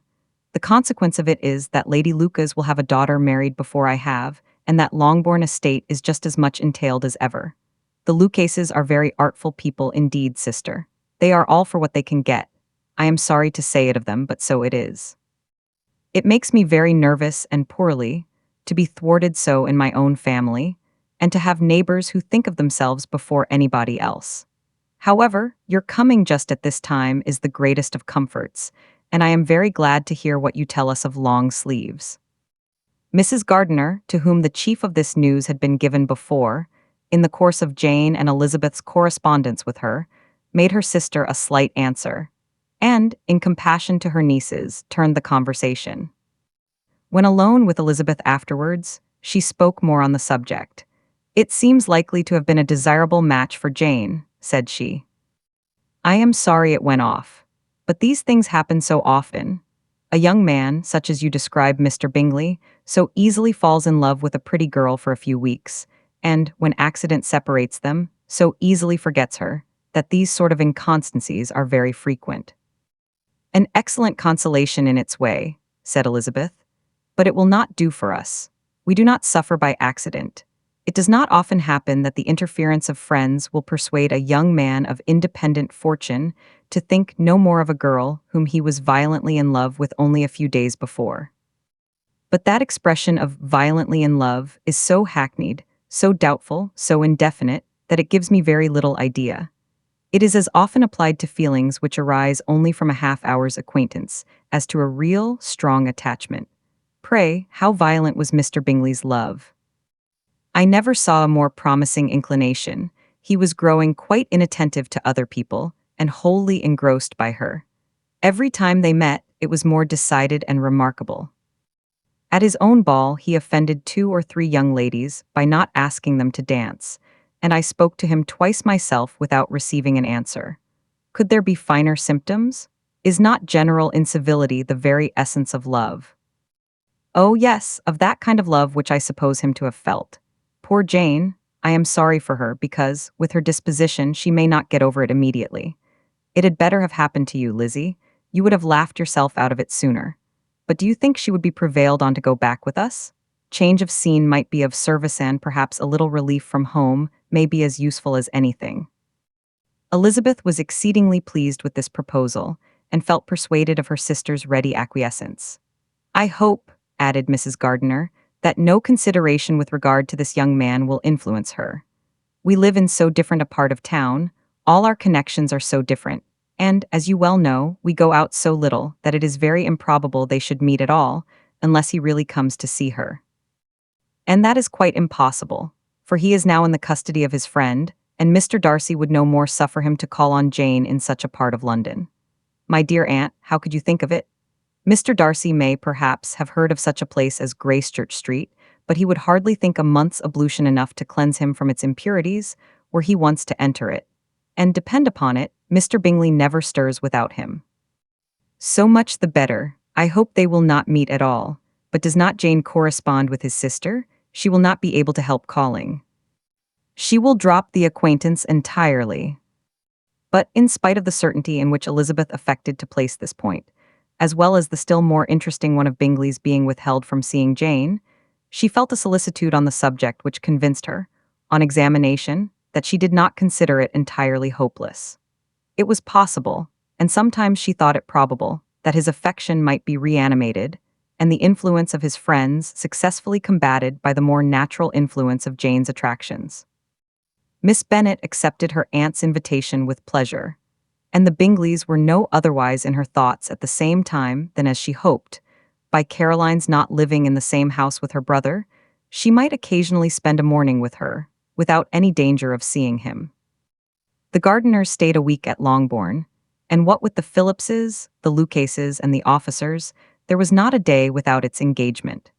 Mrs. Bennet had so carefully provided for the entertainment of her brother and sister that they did not once sit down to a family dinner. When the engagement was for home, some of the officers always made part of it, of which officers Mr. Wickham was sure to be one, and on these occasions Mrs. Gardiner, rendered suspicious by Elizabeth's warm commendation of him, narrowly observed them both. Without supposing them, from what she saw, to be very seriously in love, their preference of each other was plain enough to make her a little uneasy, and she resolved to speak to Elizabeth on the subject before she left Hertfordshire, and represent to her the imprudence of encouraging such an attachment. To Mrs. Gardiner, Wickham had one means of affording pleasure, unconnected with his general powers. About 10 or a dozen years ago, before her marriage, she had spent a considerable time in that very part of Derbyshire to which he belonged. They had, therefore, many acquaintance in common, and though Wickham had been little there since the death of Darcy's father, 5 years before, it was yet in his power to give her fresher intelligence of her former friends than she had been in the way of procuring. Mrs. Gardiner had seen Pemberley, and known the late Mr. Darcy by character perfectly well. Here, consequently, was an inexhaustible subject of discourse.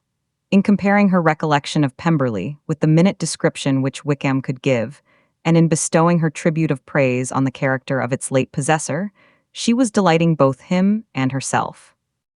On being made acquainted with the present Mr. Darcy's treatment of him, she tried to remember something of that gentleman's reputed disposition, when quite a lad, which might agree with it, and was confident at last that she recollected having heard Mr. Fitzwilliam Darcy formerly spoken of as a very proud, ill-natured boy. In Chapter 26, Mrs. Gardiner's caution to Elizabeth was punctually and kindly given on the first favorable opportunity of speaking to her alone. After honestly telling her what she thought, she thus went on, "You are too sensible a girl, Lizzie, to fall in love merely because you are warned against it, and therefore I am not afraid of speaking openly. Seriously, I would have you be on your guard. Do not involve yourself, or endeavor to involve him, in an affection which the want of fortune would make so very imprudent. I have nothing to say against him. He is a most interesting young man, and if he had the fortune he ought to have, I should think you could not do better. But as it is, you must not let your fancy run away with you. You have sense, and we all expect you to use it. Your father would depend on your resolution and good conduct, I am sure. You must not disappoint your father." "My dear aunt, this is being serious indeed." "Yes, and I hope to engage you to be serious likewise." "Well, then, you need not be under any alarm. I will take care of myself, and of Mr. Wickham too. He shall not be in love with me if I can prevent it." "Elizabeth, you are not serious now." "I beg your pardon, I will try again. At present I am not in love with Mr. Wickham. No, I certainly am not. But he is, beyond all comparison, the most agreeable man I ever saw, and if he becomes really attached to me, I believe it will be better that he should not. I see the imprudence of it. Oh, that abominable Mr. Darcy! My father's opinion of me does me the greatest honor, and I should be miserable to forfeit it. My father, however, is partial to Mr. Wickham. In short, my dear aunt, I should be very sorry to be the means of making any of you unhappy. But since we see, every day, that where there is affection young people are seldom withheld, by immediate want of fortune, from entering into engagements with each other, how can I promise to be wiser than so many of my fellow creatures, if I am tempted, or how am I even to know that it would be wiser to resist? All that I can promise you, therefore, is not to be in a hurry. I will not be in a hurry to believe myself his first object. When I am in company with him, I will not be wishing. In short, I will do my best. Perhaps it will be as well if you discourage his coming here so very often. At least you should not remind your mother of inviting him. As I did the other day, said Elizabeth with a conscious smile. Very true, it will be wise in me to refrain from that. But do not imagine that he is always here so often. It is on your account that he has been so frequently invited this week. You know my mother's ideas as to the necessity of constant company for her friends, but really, and upon my honor, I will try to do what I think to be wisest, and now I hope you are satisfied. Her aunt assured her that she was, and Elizabeth, having thanked her for the kindness of her hints, they parted, a wonderful instance of advice being given on such a point without being resented. Mr. Collins returned into Hertfordshire soon after it had been quitted by the Gardiners and Jane, but, as he took up his abode with the Lucases, his arrival was no great inconvenience to Mrs. Bennet. His marriage was now fast approaching, and she was at length so far resigned as to think it inevitable, and even repeatedly to say, in an ill-natured tone, that she wished they might be happy. Thursday was to be the wedding day, and on Wednesday Miss Lucas paid her farewell visit, and when she rose to take leave, Elizabeth, ashamed of her mother's ungracious and reluctant good wishes, and sincerely affected herself, accompanied her out of the room. As they went downstairs together, Charlotte said, "I shall depend on hearing from you very often, Eliza." "That you certainly shall. And I have another favor to ask. Will you come and see me?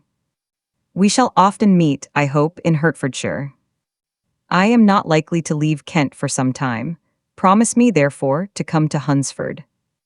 Elizabeth could not refuse, though she foresaw little pleasure in the visit. "My father and Maria are to come to me in March," added Charlotte, "and I hope you will consent to be of the party. Indeed, Eliza, you will be as welcome to me as either of them." The wedding took place. The bride and bridegroom set off for Kent from the church door, and everybody had as much to say or to hear on the subject as usual. Elizabeth soon heard from her friend, and their correspondence was as regular and frequent as it ever had been. That it should be equally unreserved was impossible. Elizabeth could never address her without feeling that all the comfort of intimacy was over, and, though determined not to slacken as a correspondent, it was for the sake of what had been rather than what was. Charlotte's first letters were received with a good deal of eagerness. There could not but be curiosity to know how she would speak of her new home, how she would like Lady Catherine, and how happy she would dare pronounce herself to be. Though, when the letters were read, Elizabeth felt that Charlotte expressed herself on every point exactly as she might have foreseen. She wrote cheerfully, seemed surrounded with comforts, and mentioned nothing which she could not praise. The house, furniture, neighborhood, and roads were all to her taste, and Lady Catherine's behavior was most friendly and obliging. It was Mr. Collins's picture of Hunsford and Rosings rationally softened, and Elizabeth perceived that she must wait for her own visit there to know the rest.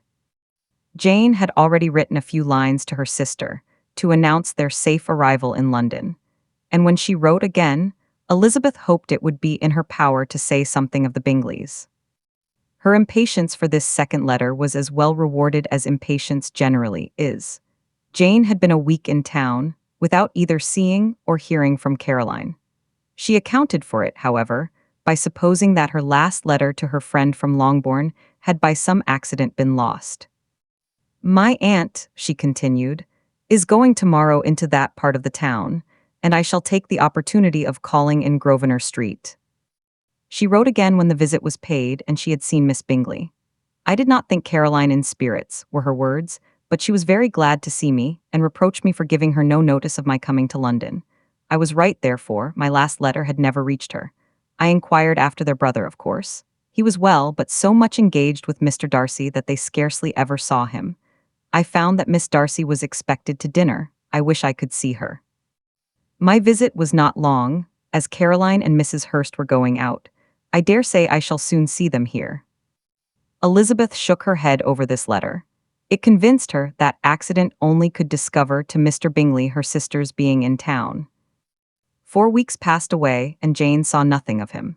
She endeavored to persuade herself that she did not regret it, but she could no longer be blind to Miss Bingley's inattention.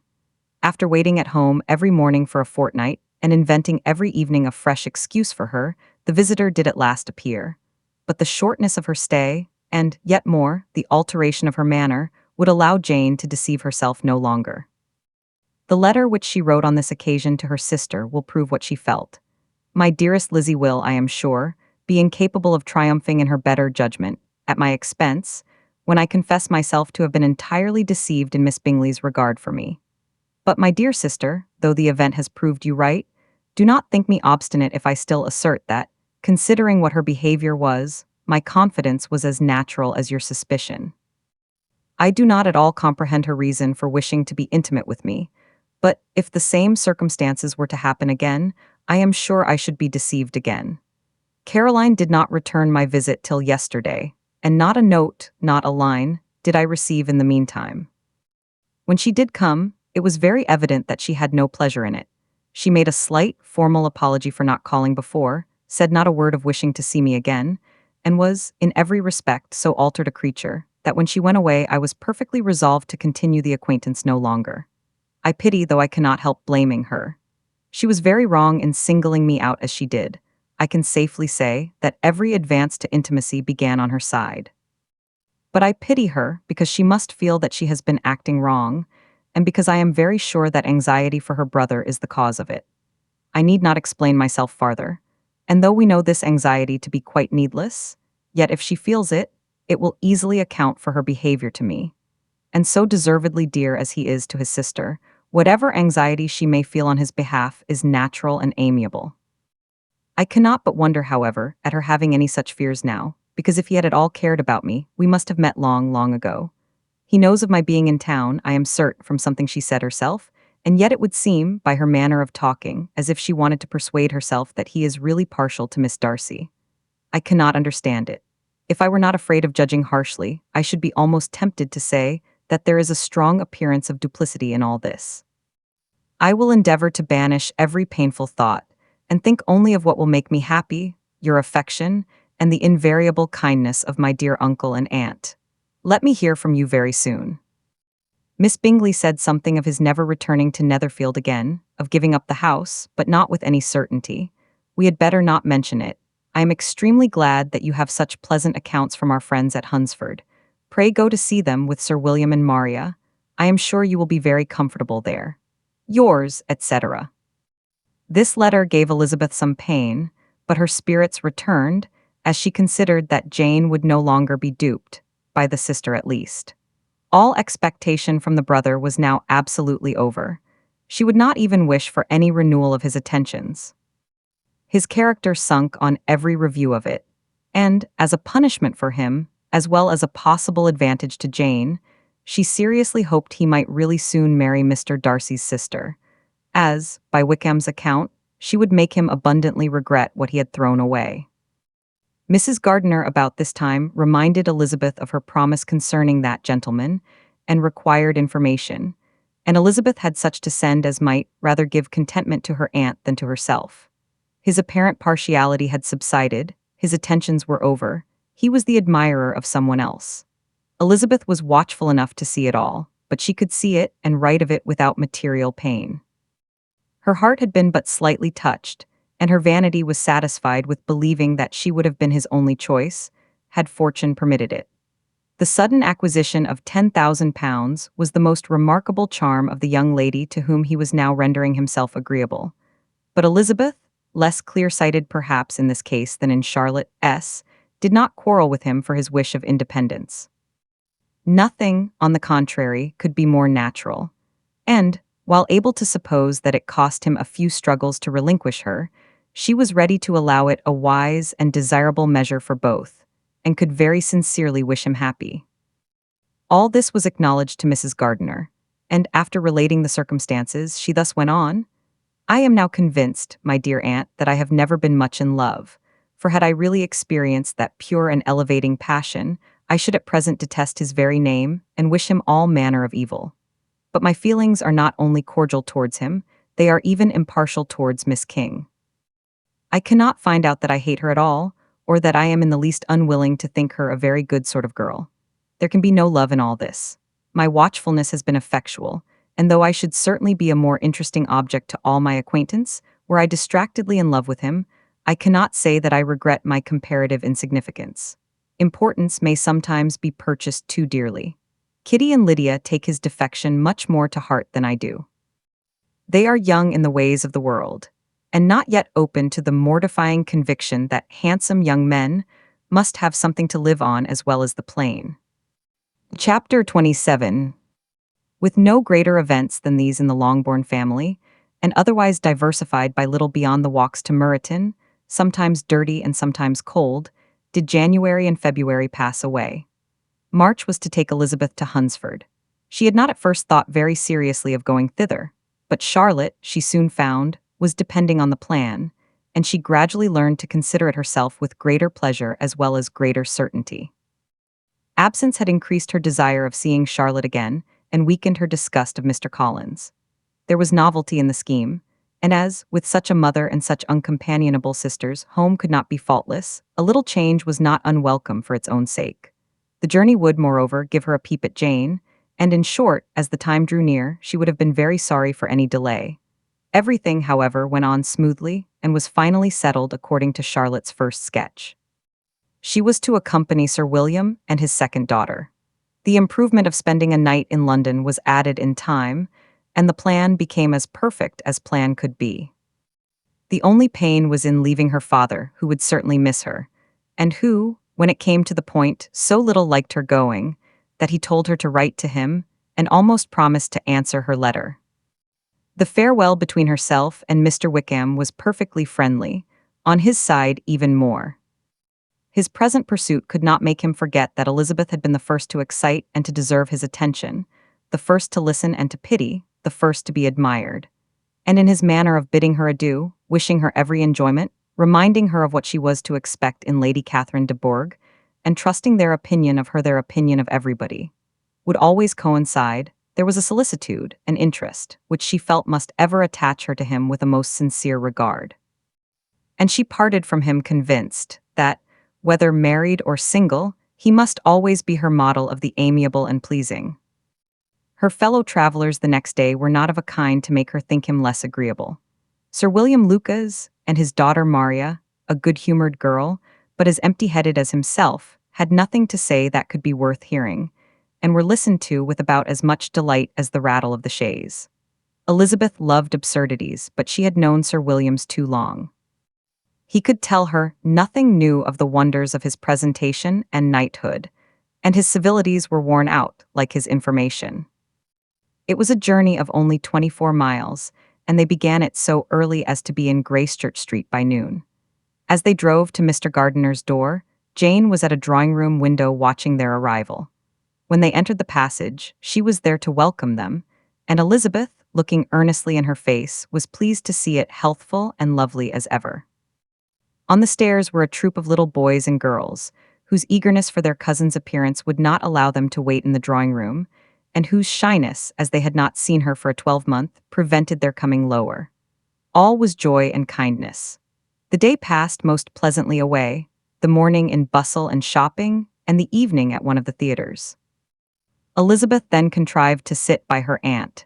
Their first subject was her sister, and she was more grieved than astonished to hear, in reply to her minute inquiries, that though Jane always struggled to support her spirits, there were periods of dejection. It was reasonable, however, to hope that they would not continue long. Mrs. Gardiner gave her the particulars also of Miss Bingley's visit in Gracechurch Street, and repeated conversations occurring at different times between Jane and herself, which proved that the former had, from her heart, given up the acquaintance. Mrs. Gardiner then rallied her niece on Wickham's desertion, and complimented her on bearing it so well. "But, my dear Elizabeth," she added, What sort of girl is Miss King? I should be sorry to think our friend mercenary. Pray, my dear aunt, what is the difference in matrimonial affairs between the mercenary and the prudent motive? Where does discretion end and avarice begin? Last Christmas you were afraid of his marrying me, because it would be imprudent. And now, because he is trying to get a girl with only £10,000, you want to find out that he is mercenary. If you will only tell me what sort of girl Miss King is, I shall know what to think. She is a very good kind of girl, I believe. I know no harm of her. But he paid her not the smallest attention till her grandfather's death made her mistress of this fortune. No, why should he? If it were not allowable for him to gain my affections, because I had no money, what occasion could there be for making love to a girl whom he did not care about, and who was equally poor? But there seems indelicacy in directing his attentions towards her so soon after this event. A man in distressed circumstances has not time for all those elegant decorums which other people may observe.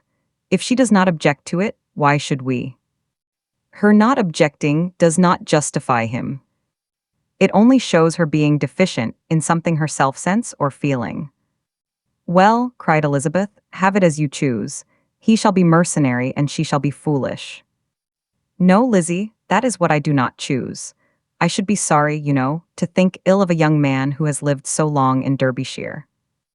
Oh, if that is all, I have a very poor opinion of young men who live in Derbyshire, and their intimate friends who live in Hertfordshire are not much better. I am sick of them all. Thank heaven, I am going tomorrow where I shall find a man who has not one agreeable quality, who has neither manners nor sense to recommend him. Stupid men are the only ones worth knowing, after all. Take care, Lizzie. That speech savors strongly of disappointment.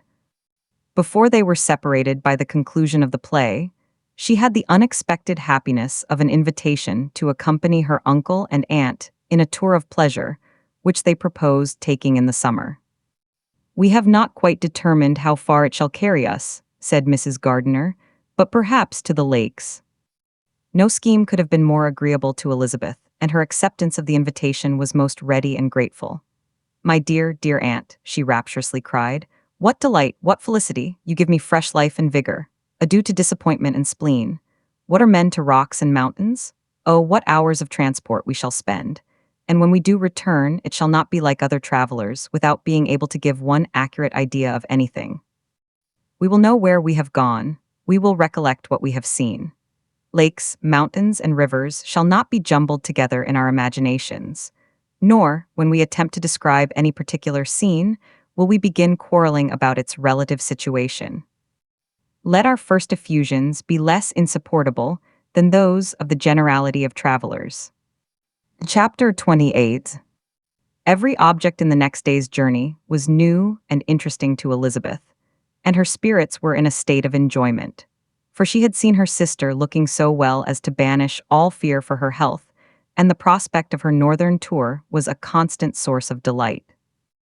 When they left the high road for the lane to Hunsford, every eye was in search of the parsonage, and every turning expected to bring it in view.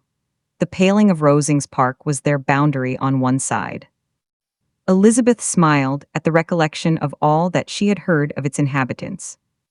At length the parsonage was discernible. The garden sloping to the road, the house standing in it, the green pales and the laurel hedge, everything declared they were arriving. Mr. Collins and Charlotte appeared at the door, and the carriage stopped at the small gate, which led by a short gravel walk to the house, amidst the nods and smiles of the whole party. In a moment they were all out of the chaise, rejoicing at the sight of each other. Mrs. Collins welcomed her friend with the liveliest pleasure, and Elizabeth was more and more satisfied with coming, when she found herself so affectionately received. She saw instantly that her cousin's manners were not altered by his marriage. His formal civility was just what it had been, and he detained her some minutes at the gate to hear and satisfy his inquiries after all her family. They were then, with no other delay than his pointing out the neatness of the entrance, taken into the house, and as soon as they were in the parlor, he welcomed them a second time, with ostentatious formality, to his humble abode, and punctually repeated all his wife's offers of refreshment. Elizabeth was prepared to see him in his glory, and she could not help fancying that in displaying the good proportion of the room, its aspect, and its furniture, he addressed himself particularly to her, as if wishing to make her feel what she had lost in refusing him.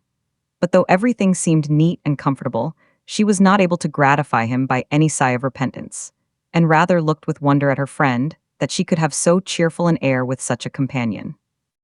When Mr. Collins said anything of which his wife might reasonably be ashamed, which certainly was not seldom, she involuntarily turned her eye on Charlotte.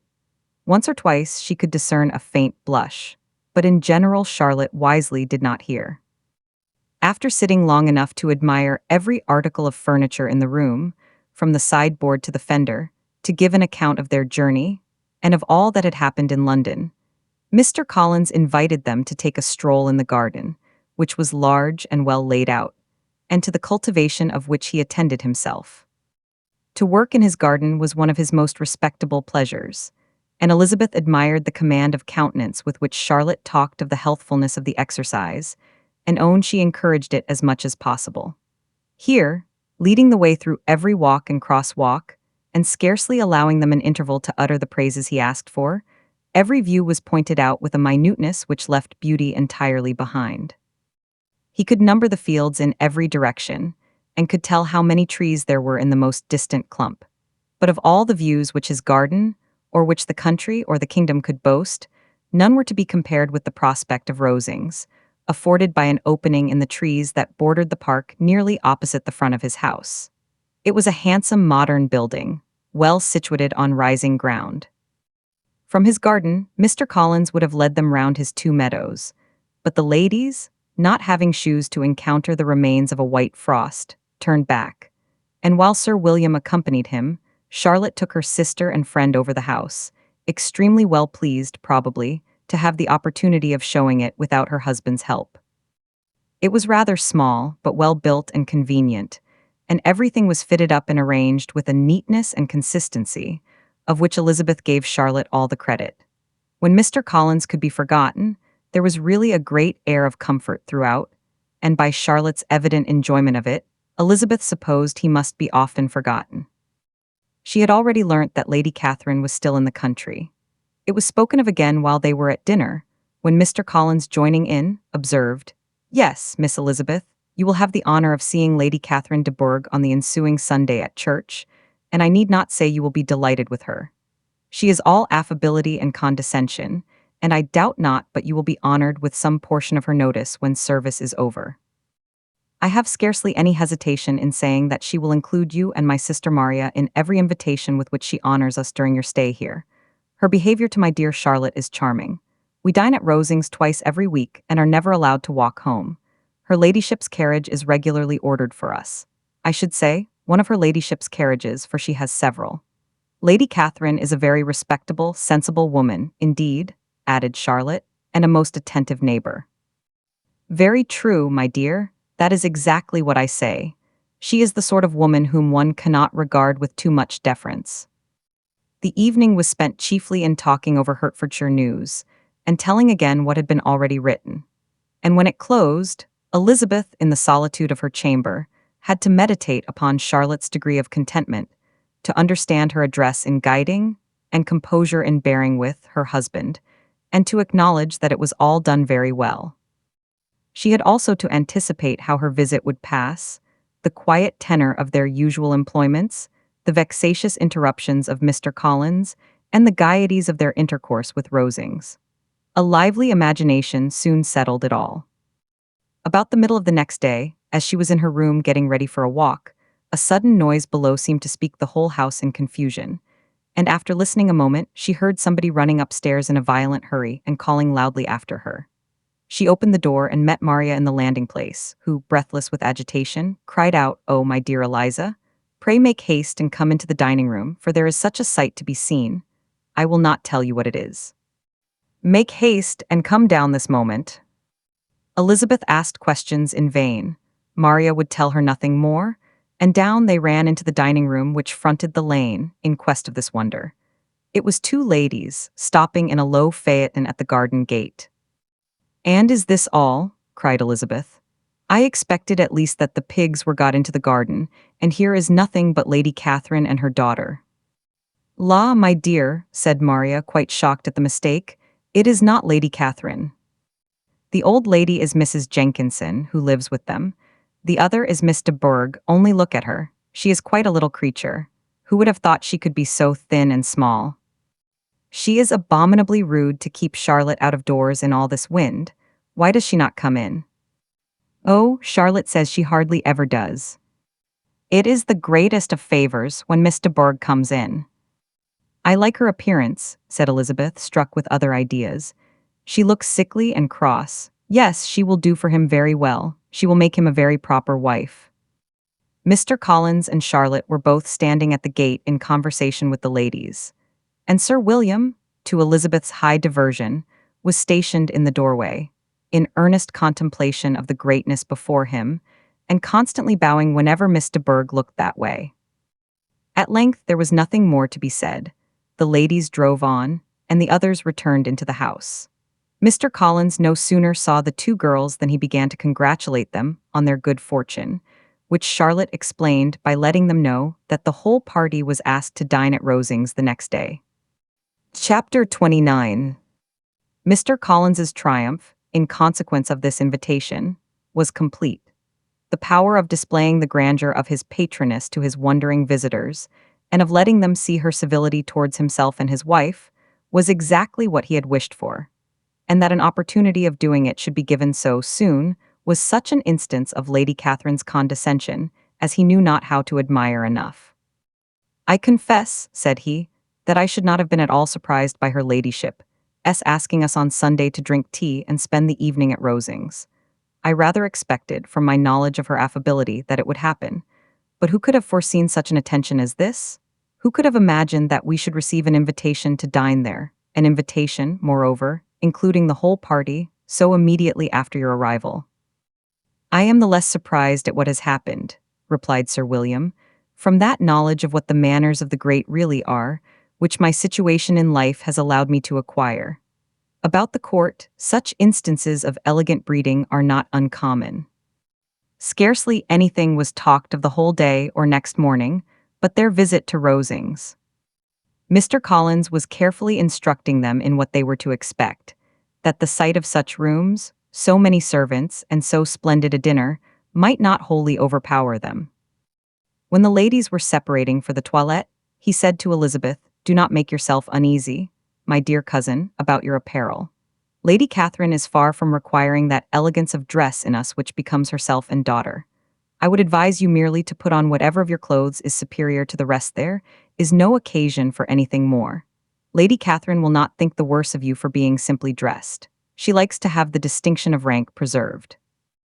While they were dressing, he came 2 or 3 times to their different doors, to recommend their being quick, as Lady Catherine very much objected to be kept waiting for her dinner. Such formidable accounts of her ladyship, and her manner of living, quite frightened Maria Lucas, who had been little used to company, and she looked forward to her introduction at Rosings with as much apprehension as her father had done to his presentation at St. James's. As the weather was fine, they had a pleasant walk of about half a mile across the park.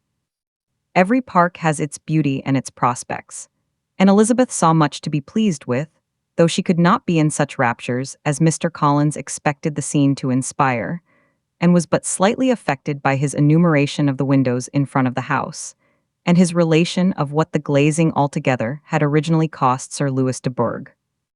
When they ascended the steps to the hall, Maria's alarm was every moment increasing, and even Sir William did not look perfectly calm. Elizabeth's courage did not fail her. She had heard nothing of Lady Catherine that spoke her awful from any extraordinary talents or miraculous virtue, and the mere stateliness of money and rank she thought she could witness without trepidation. From the entrance hall, of which Mr. Collins pointed out, with a rapturous air, the fine proportion and finished ornaments, they followed the servants through an antechamber to the room where Lady Catherine, her daughter, and Mrs. Jenkinson were sitting. Her ladyship, with great condescension, arose to receive them, and as Mrs. Collins had settled it with her husband that the office of introduction should be hers, it was performed in a proper manner, without any of those apologies and thanks which he would have thought necessary. In spite of having been at St. James's, Sir William was so completely awed by the grandeur surrounding him that he had but just courage enough to make a very low bow and take his seat without saying a word, and his daughter, frightened almost out of her senses, sat on the edge of her chair, not knowing which way to look. Elizabeth found herself quite equal to the scene and could observe the three ladies before her composedly. Lady Catherine was a tall, large woman with strongly marked features, which might once have been handsome. Her air was not conciliating, nor was her manner of receiving them such as to make her visitors forget their inferior rank. She was not rendered formidable by silence, but whatever she said was spoken in so authoritative a tone as marked her self-importance, and brought Mr. Wickham immediately to Elizabeth's mind, and, from the observation of the day altogether, she believed Lady Catherine to be exactly what he had represented. When, after examining the mother, in whose countenance and deportment she soon found some resemblance of Mr. Darcy, she turned her eyes on the daughter, she could almost have joined in Maria's astonishment at her being so thin and so small. There was neither in figure nor face any likeness between the ladies. Miss de Bourgh was pale and sickly. Her features, though not plain, were insignificant, and she spoke very little except in a low voice to Mrs. Jenkinson, in whose appearance there was nothing remarkable, and who was entirely engaged in listening to what she said and placing a screen in the proper direction before her eyes. After sitting a few minutes, they were all sent to one of the windows to admire the view, Mr.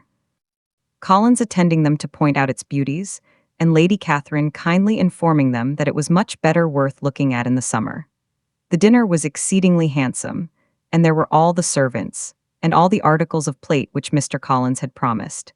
And, as he had likewise foretold, he took his seat at the bottom of the table, by her ladyship's desire, and looked as if he felt that life could furnish nothing greater. He carved and ate and praised with delighted alacrity, and every dish was commended first by him, and then by Sir William, who was now enough recovered to echo whatever his son-in-law said, in a manner which Elizabeth wondered Lady Catherine could bear. But Lady Catherine seemed gratified by their excessive admiration, and gave most gracious smiles, especially when any dish on the table proved a novelty to them.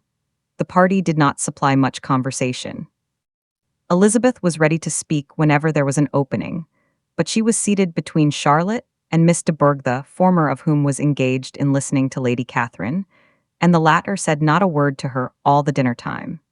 Mrs. Jenkinson was chiefly employed in watching how little Miss de Bourgh ate, pressing her to try some other dish and fearing she was indisposed. Maria thought speaking out of the question, and the gentlemen did nothing but eat and admire. When the ladies returned to the drawing-room, there was little to be done but to hear Lady Catherine talk, which she did without any intermission till coffee came in, delivering her opinion on every subject in so decisive a manner as proved that she was not used to have her judgment controverted. She inquired into Charlotte's domestic concerns familiarly and minutely, and gave her a great deal of advice as to the management of them all, told her how everything ought to be regulated in so small a family as hers, and instructed her as to the care of her cows and her poultry. Elizabeth found that nothing was beneath this great lady's attention which could furnish her with an occasion for dictating to others. In the intervals of her discourse with Mrs. Collins, she addressed a variety of questions to Maria and Elizabeth, but especially to the latter, of whose connections she knew the least, and who, she observed to Mrs. Collins, was a very genteel, pretty kind of girl. She asked her at different times how many sisters she had, whether they were older or younger than herself, whether any of them were likely to be married, whether they were handsome, where they had been educated, what carriage her father kept, and what had been her mother's maiden name. Elizabeth felt all the impertinence of her questions, but answered them very composedly. Lady Catherine then observed, "Your father's estate is entailed on Mr. Collins, I think. For your sake," turning to Charlotte, "I am glad of it, but otherwise I see no occasion for entailing estates from the female line. It was not thought necessary in Sir Louis de Bourgh's family. Do you play and sing, Miss Bennet?" "A little." "Oh, then some time or other we shall be happy to hear you. Our instrument is a capital one, probably superior to you shall try it some day. Do your sisters play and sing?" One of them does. Why did not you all learn? You ought all to have learned. The Miss Webbs all play, and their father has not so good an income as yours. Do you draw? No, not at all. What, none of you? Not one. That is very strange. But I suppose you had no opportunity. Your mother should have taken you to town every spring for the benefit of masters. My mother would have no objection, but my father hates London. Has your governess left you? We never had any governess. No governess? How was that possible? 5 daughters brought up at home without a governess. I never heard of such a thing. Your mother must have been quite a slave to your education. Elizabeth could hardly help smiling, as she assured her that had not been the case. Then who taught you? Who attended to you? Without a governess, you must have been neglected. Compared with some families, I believe we were, but such of us as wished to learn never wanted the means. We were always encouraged to read, and had all the masters that were necessary. Those who chose to be idle certainly might. Aye, no doubt, but that is what a governess will prevent, and if I had known your mother, I should have advised her most strenuously to engage one. I always say that nothing is to be done in education without steady and regular instruction, and nobody but a governess can give it. It is wonderful how many families I have been the means of supplying in that way. I am always glad to get a young person well placed out. 4 nieces of Mrs. Jenkinson are most delightfully situated through my means, and it was but the other day that I recommended another young person, who was merely accidentally mentioned to me, and the family are quite delighted with her. Mrs. Collins, did I tell you of Lady Metcalfe's calling yesterday to thank me? She finds Miss Pope a treasure. Lady Catherine, said she, you have given me a treasure. Are any of your younger sisters out, Miss Bennet? Yes, ma'am, all. All? What, all 5 out at once? Very odd. And you only the second. The younger ones out before the elder are married? Your younger sisters must be very young. Yes, my youngest is not 16. Perhaps she is full young to be much in company. But really, ma'am, I think it would be very hard upon younger sisters that they should not have their share of society and amusement, because the elder may not have the means or inclination to marry early. The last born has as good a right to the pleasures of youth as the first, and to be kept back on such a motive, I think it would not be very likely to promote sisterly affection or delicacy of mind. Upon my word, said her ladyship, you give your opinion very decidedly for so young a person. Pray, what is your age? With 3 younger sisters grown up, replied Elizabeth, smiling, your ladyship can hardly expect me to own it. Lady Catherine seemed quite astonished at not receiving a direct answer, and Elizabeth suspected herself to be the first creature who had ever dared to trifle with so much dignified impertinence. You cannot be more than 20, I am sure therefore you need not conceal your age. I am not 21. When the gentlemen had joined them, and tea was over, the card tables were placed.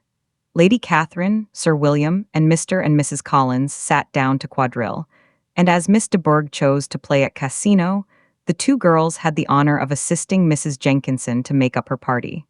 Their table was superlatively stupid. Scarcely a syllable was uttered that did not relate to the game, except when Mrs. Jenkinson expressed her fears of Miss de Bourgh's being too hot or too cold, or having too much or too little light. A great deal more passed at the other table. Lady Catherine was generally speaking stating the mistakes of the 3 others, or relating some anecdote of herself. Mr. Collins was employed in agreeing to everything her ladyship said, thanking her for every fish he won, and apologizing if he thought he won too many. Sir William did not say much. He was storing his memory with anecdotes and noble names. When Lady Catherine and her daughter had played as long as they chose, the tables were broken up. The carriage was offered to Mrs. Collins, gratefully accepted, and immediately ordered. The party then gathered round the fire to hear Lady Catherine determine what weather they were to have on the morrow. From these instructions they were summoned by the arrival of the coach, and with many speeches of thankfulness on Mr. Collins's side, and as many bows on Sir William's, they departed. As soon as they had driven from the door, Elizabeth was called on by her cousin to give her opinion of all that she had seen at Rosings, which, for Charlotte's sake, she made more favorable than it really was. But her commendation, though costing her some trouble, could by no means satisfy Mr. Collins, and he was very soon obliged to take her ladyship's praise into his own hands. In Chapter 30, Sir William stayed only a week at Hunsford, but his visit was long enough to convince him of his daughter's being most comfortably settled, and of her possessing such a husband and such a neighbor as were not often met with. While Sir William was with them, Mr. Collins devoted his mornings to driving him out in his gig and showing him the country. But when he went away, the whole family returned to their usual employments, and Elizabeth was thankful to find that they did not see more of her cousin by the alteration. For the chief of the time between breakfast and dinner was now passed by him either at work in the garden, or in reading and writing, and looking out of window in his own book-room, which fronted the road. The room in which the ladies sat was backwards. Elizabeth at first had rather wondered that Charlotte should not prefer the dining parlor for common use. It was a better-sized room, and had a pleasanter aspect.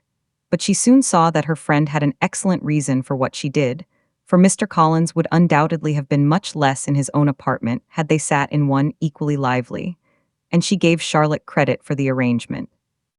From the drawing-room they could distinguish nothing in the lane, and were indebted to Mr. Collins for the knowledge of what carriages went along, and how often especially Miss de Bourgh drove by in her phaeton, which he never failed coming to inform them of, though it happened almost every day.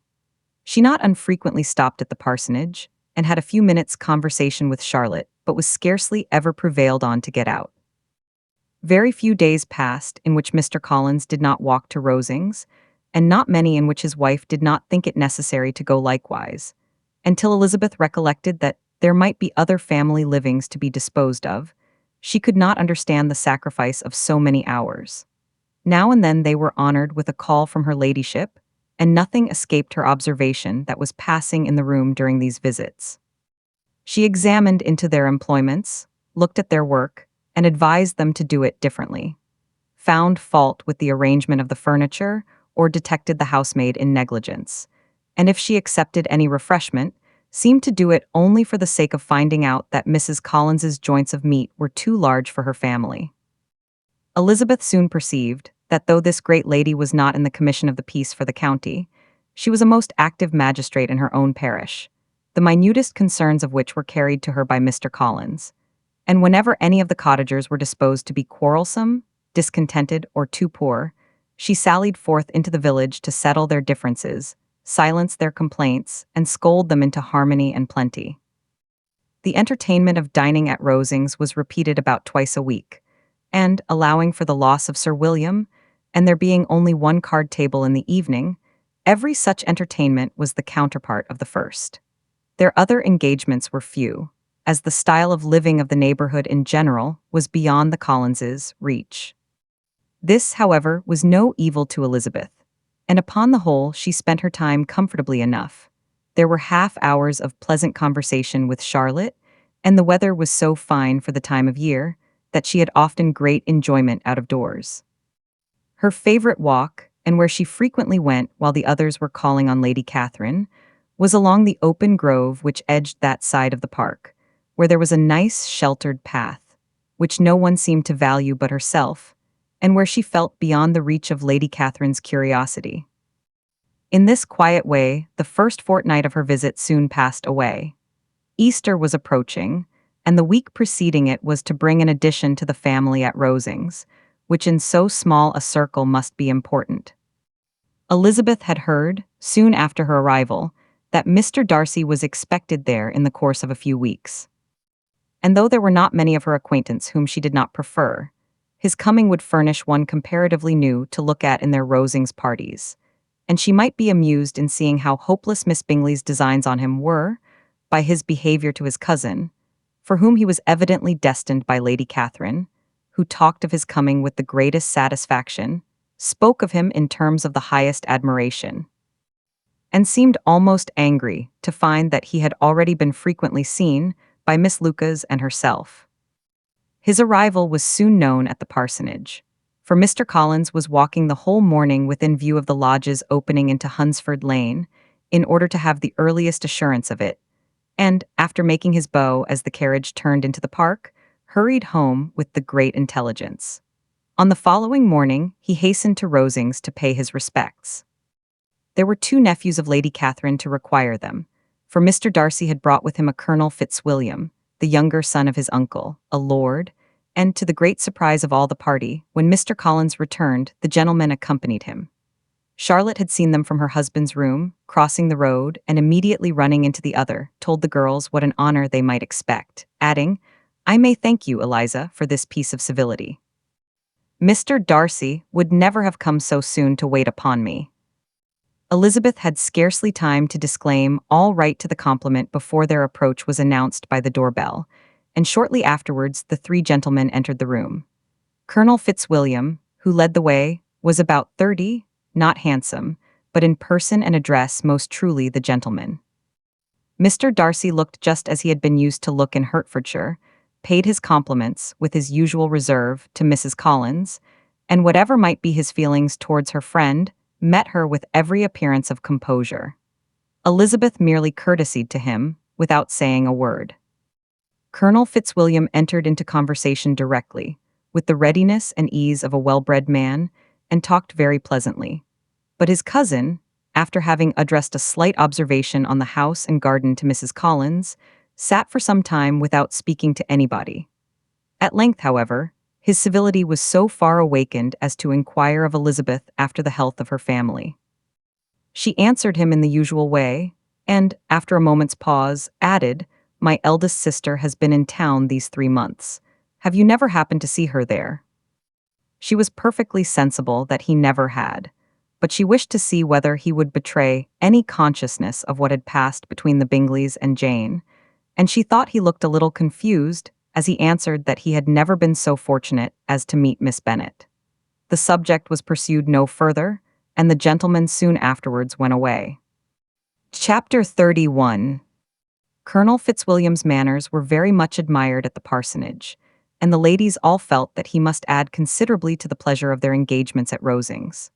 It was some days, however, before they received any invitation thither, for while there were visitors in the house they could not be necessary, and it was not till Easter Day, almost a week after the gentlemen's arrival, that they were honored by such an attention, and then they were merely asked on leaving church to come there in the evening. For the last week they had seen very little of either Lady Catherine or her daughter. Colonel Fitzwilliam had called at the parsonage more than once during the time, but Mr. Darcy they had only seen at church.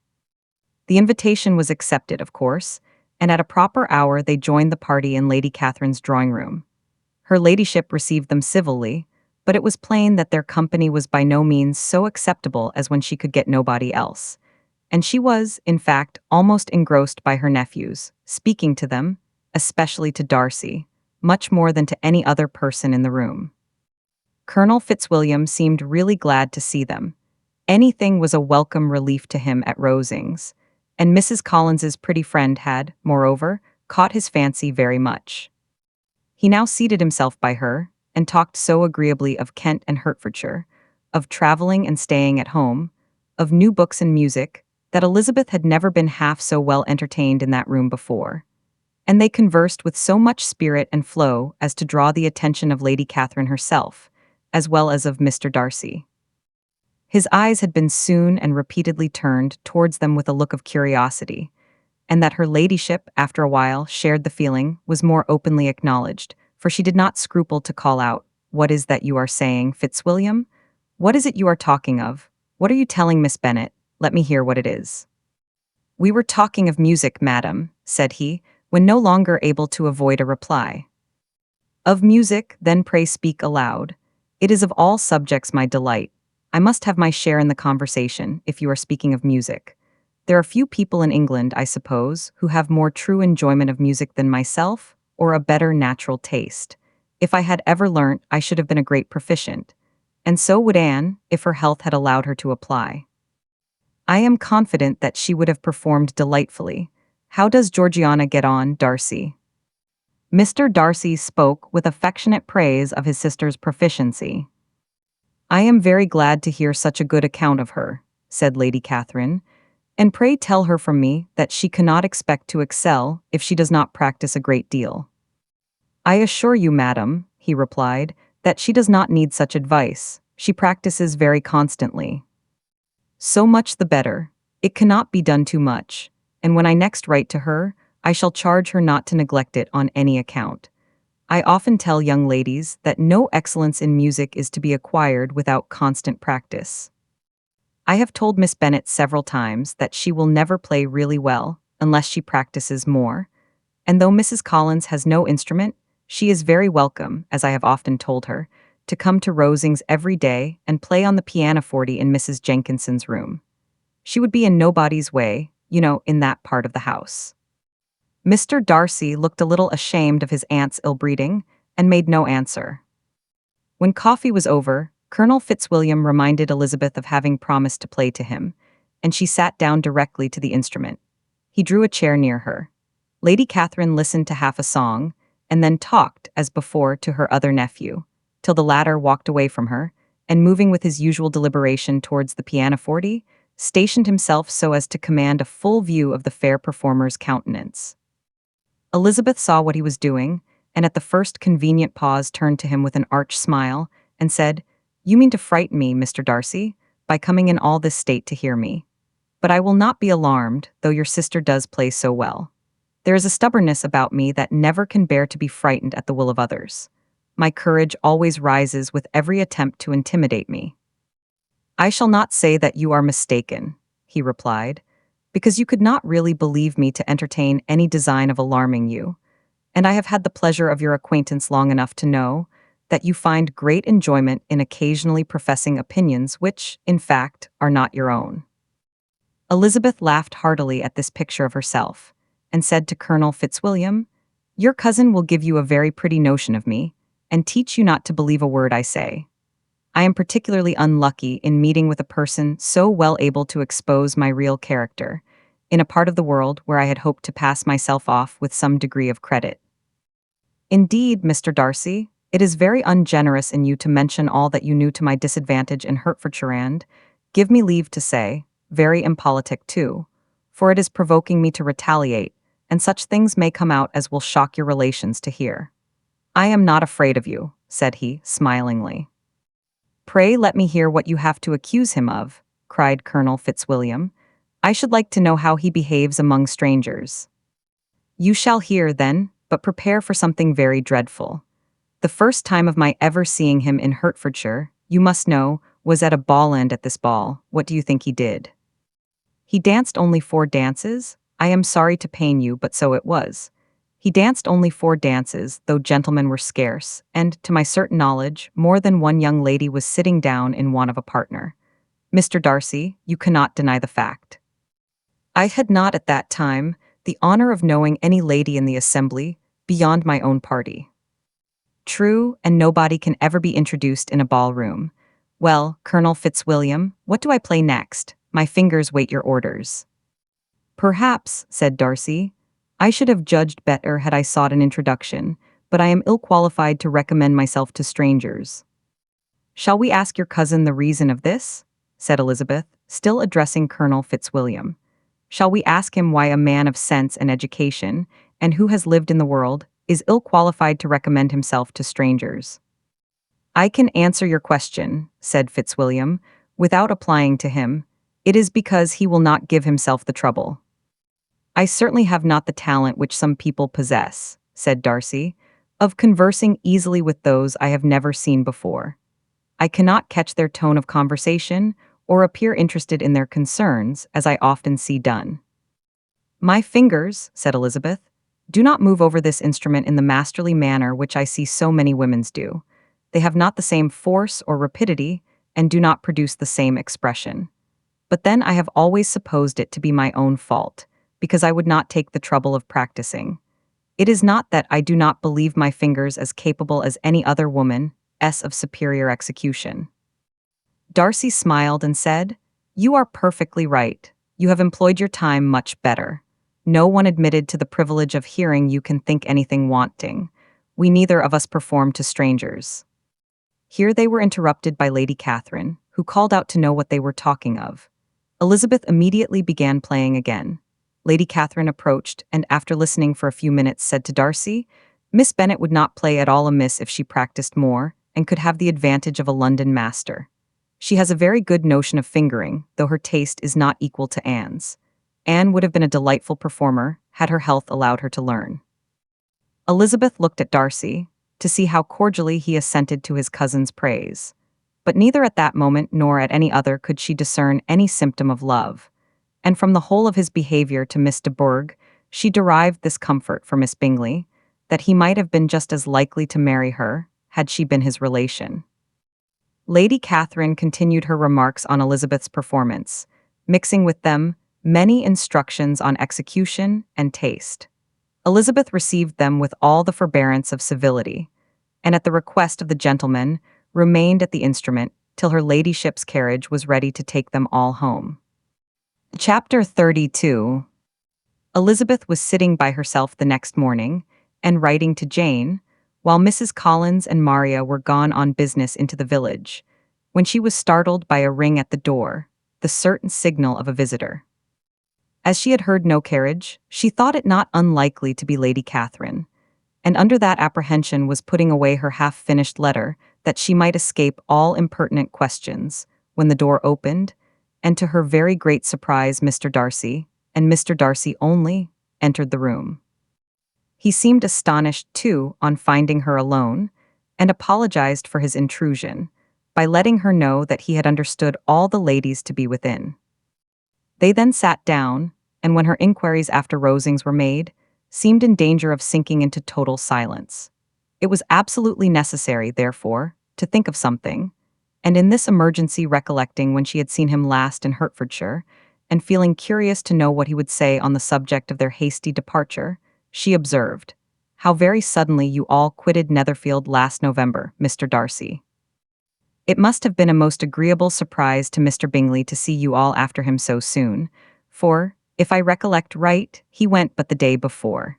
He and his sisters were well, I hope, when you left London." "Perfectly so, I thank you." She found that she was to receive no other answer, and, after a short pause, added, "I think I have understood that Mr. Bingley has not much idea of ever returning to Netherfield again.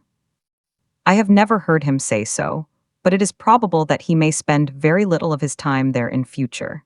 He has many friends, and he is at a time of life when friends and engagements are continually increasing. If he means to be but little at Netherfield, it would be better for the neighborhood that he should give up the place entirely, for then we might possibly get a settled family there. But, perhaps, Mr. Bingley did not take the house so much for the convenience of the neighborhood as for his own, and we must expect him to keep or quit it on the same principle." "I should not be surprised," said Darcy, "if he were to give it up as soon as any eligible purchase offers." Elizabeth made no answer.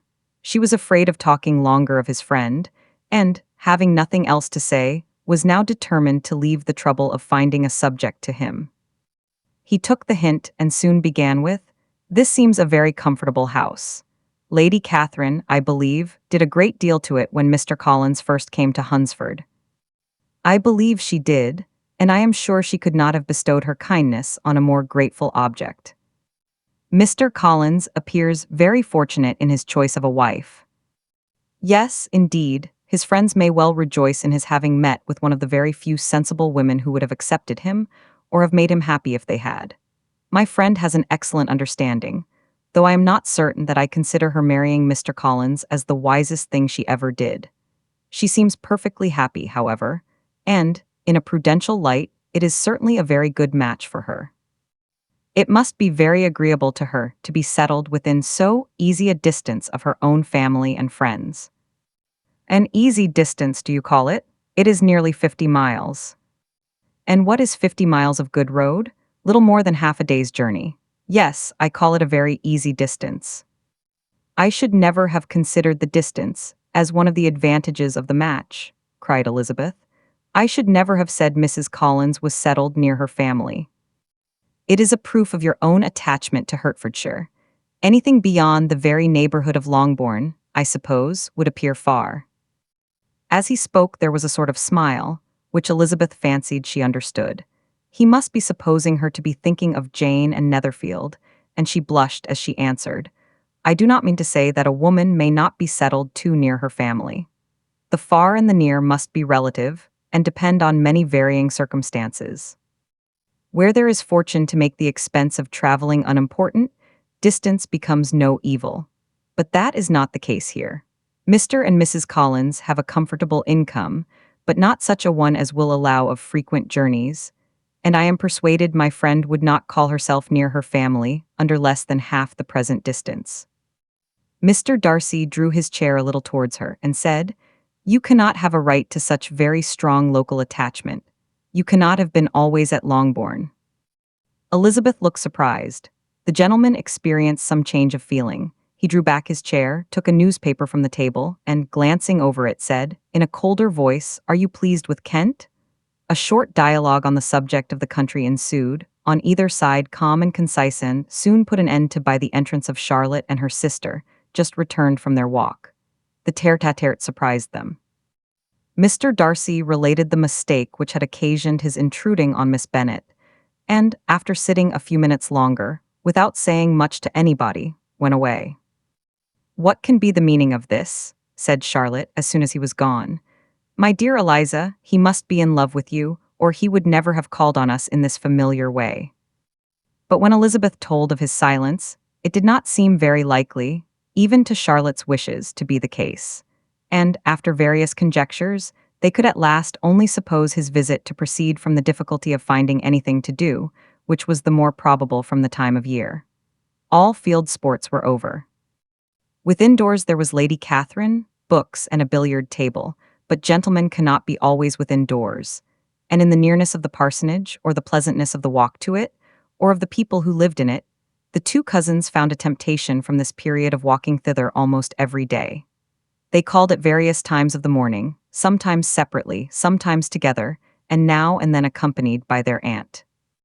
It was plain to them all that Colonel Fitzwilliam came because he had pleasure in their society, a persuasion which of course recommended him still more, and Elizabeth was reminded by her own satisfaction in being with him, as well as by his evident admiration, of her former favorite, George Wickham. And though, in comparing them, she saw there was less captivating softness in Colonel Fitzwilliam's manners, she believed he might have the best informed mind. But why Mr. Darcy came so often to the parsonage it was more difficult to understand.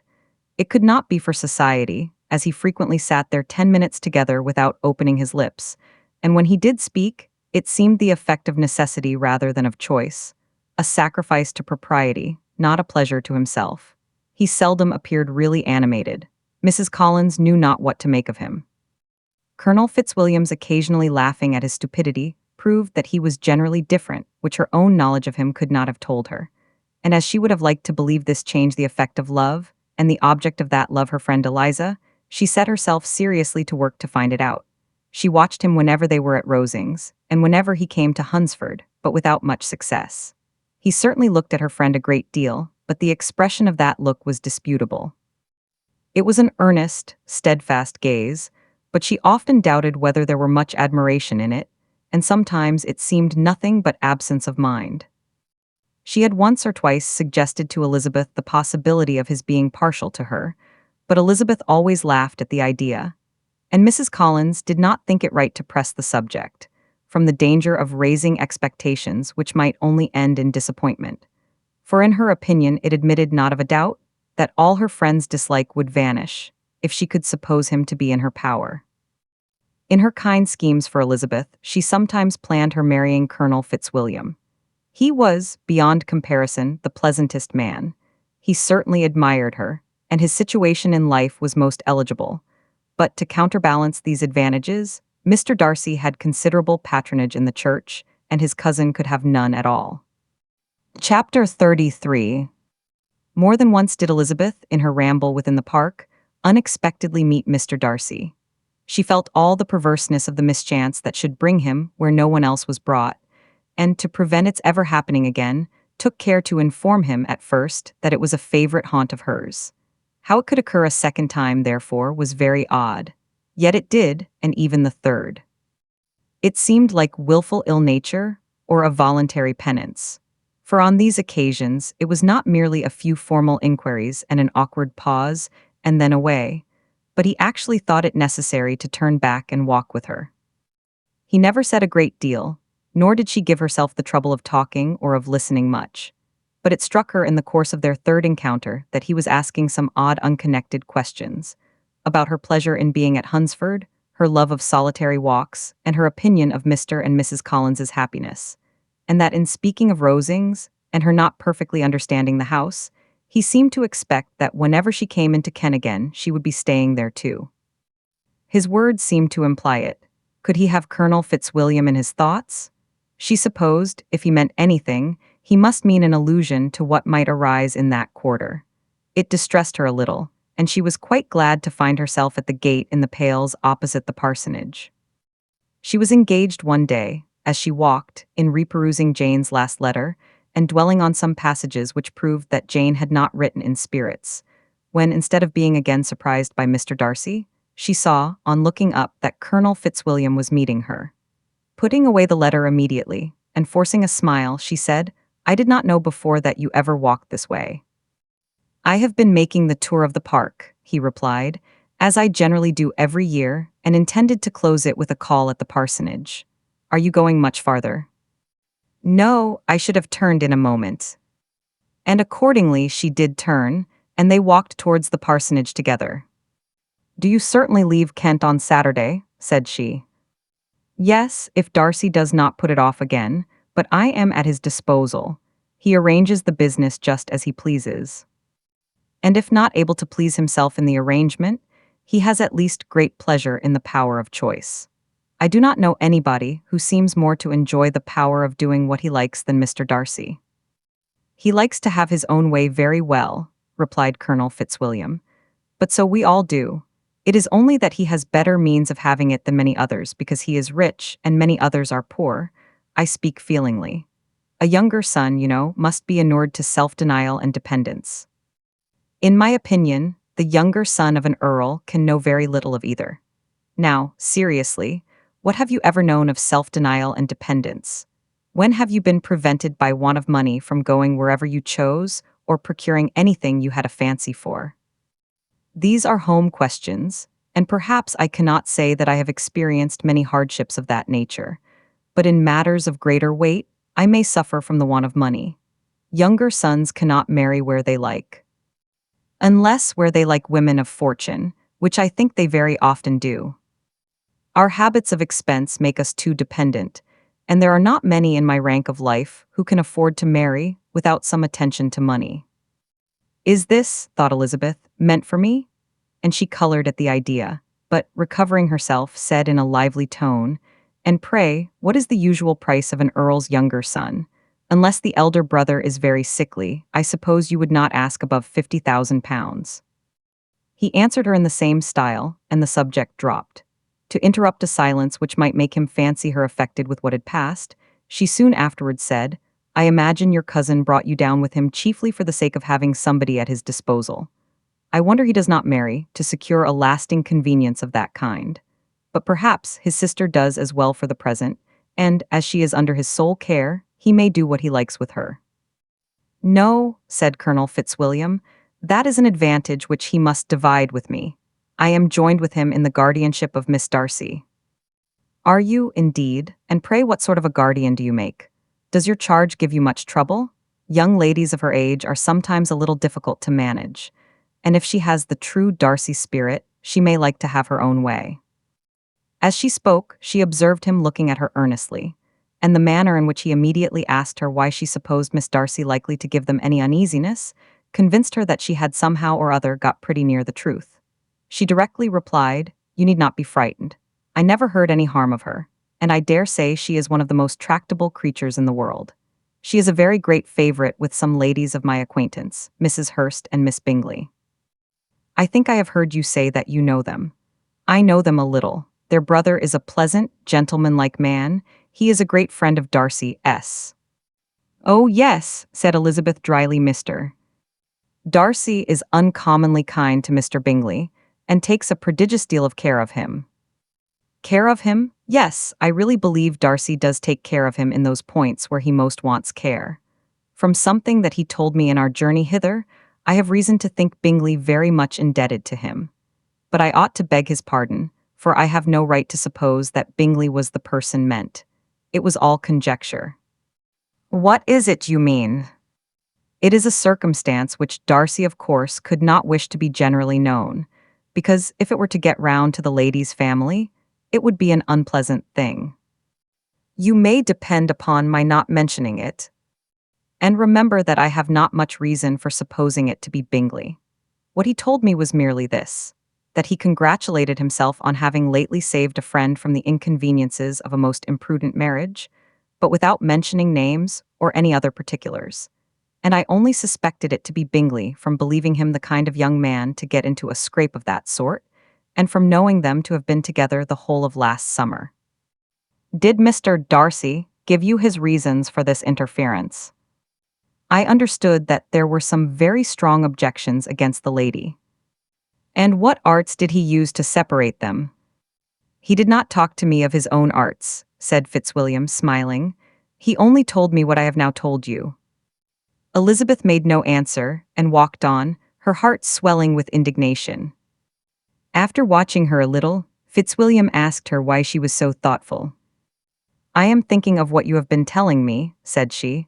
Your cousin's conduct does not suit my feelings. Why was he to be the judge? You are rather disposed to call his interference officious.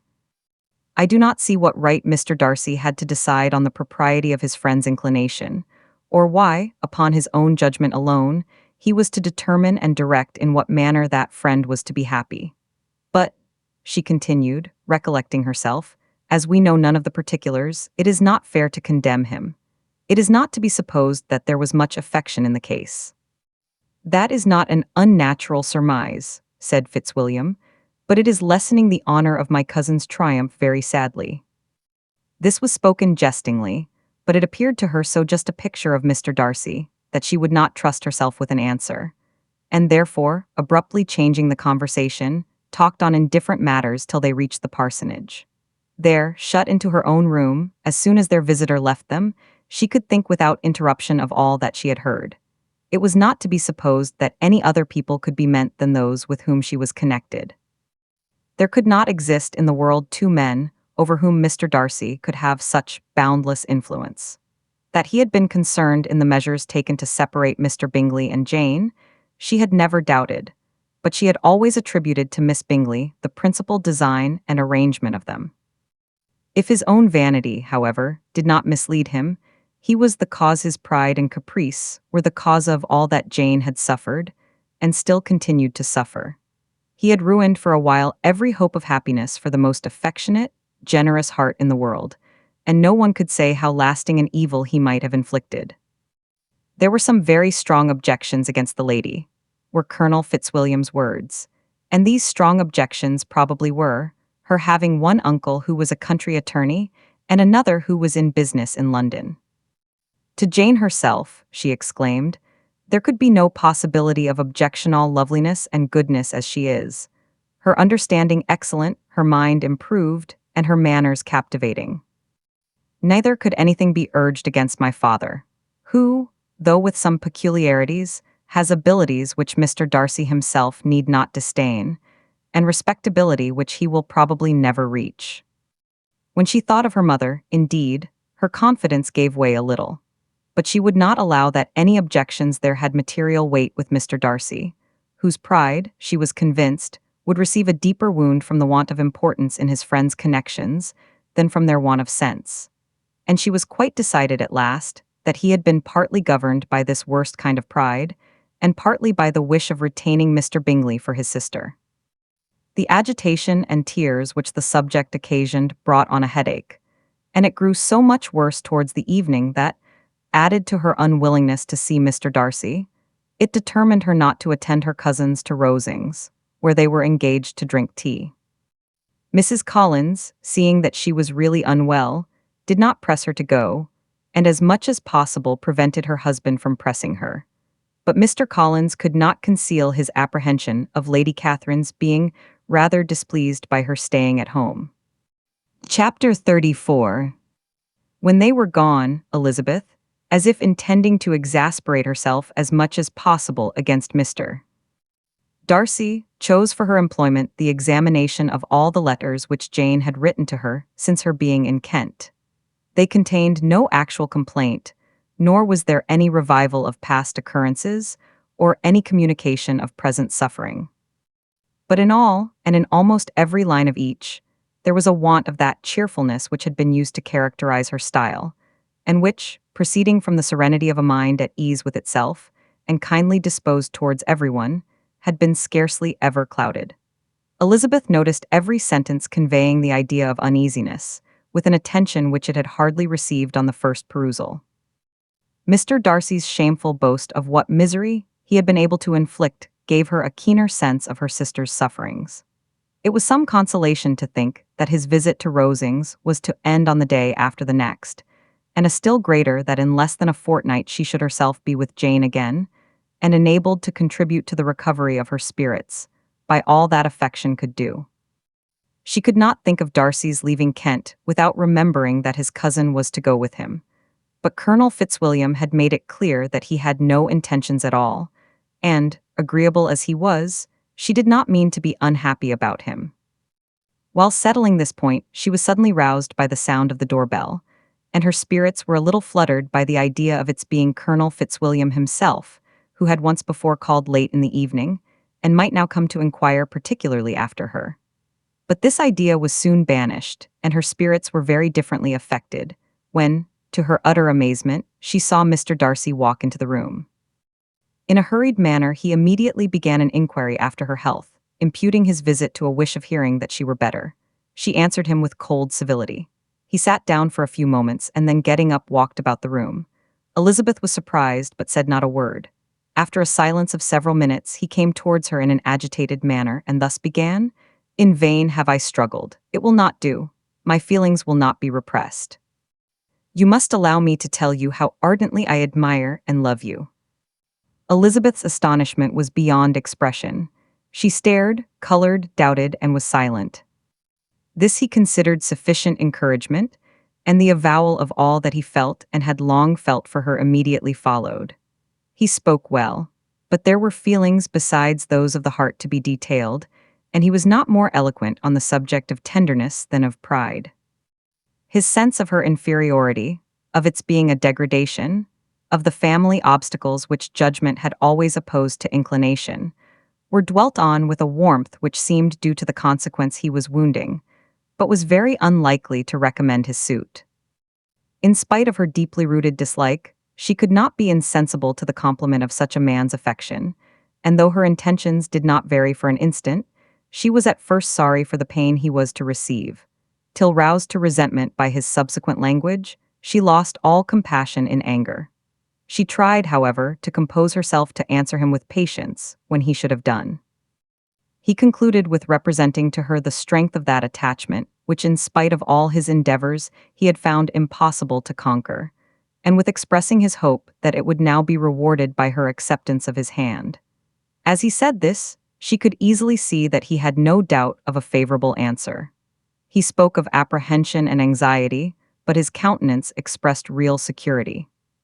Such a circumstance could only exasperate farther, and when he ceased the color rose into her cheeks and she said, "In such cases as this, it is, I believe, the established mode to express a sense of obligation for the sentiments avowed, however unequally they may be returned. It is natural that obligation should be felt, and if I could feel gratitude, I would now thank you. But I cannot, I have never desired your good opinion, and you have certainly bestowed it most unwillingly. I am sorry to have occasioned pain to anyone. It has been most unconsciously done, however, and I hope will be of short duration. The feelings which you tell me have long prevented the acknowledgement of your regard can have little difficulty in overcoming it after this explanation." Mr. Darcy, who was leaning against the mantelpiece with his eyes fixed on her face, seemed to catch her words with no less resentment than surprise. His complexion became pale with anger, and the disturbance of his mind was visible in every feature. He was struggling for the appearance of composure, and would not open his lips till he believed himself to have attained it. The pause was to Elizabeth's feelings dreadful. At length, in a voice of forced calmness, he said, "And this is all the reply which I am to have the honor of expecting. I might perhaps wish to be informed why, With so little endeavor at civility, I am thus rejected. But it is of small importance. I might as well inquire, replied she, why, with so evident a design of offending and insulting me, you chose to tell me that you liked me against your will, against your reason, and even against your character. Was not this some excuse for incivility if I was uncivil? But I have other provocations. You know I have. Had not my own feelings decided against you, had they been indifferent, or had they even been favorable, do you think that any consideration would tempt me to accept the man who has been the means of ruining, perhaps forever, the happiness of a most beloved sister? As she pronounced these words, Mr. Darcy changed color, but the emotion was short, and he listened without attempting to interrupt her while she continued, I have every reason in the world to think ill of you. No motive can excuse the unjust and ungenerous part you acted there. You dare not, you cannot deny that you have been the principal, if not the only means of dividing them from each other, of exposing one to the censure of the world for caprice and instability, the other to its derision for disappointed hopes, and involving them both in misery of the acutest kind.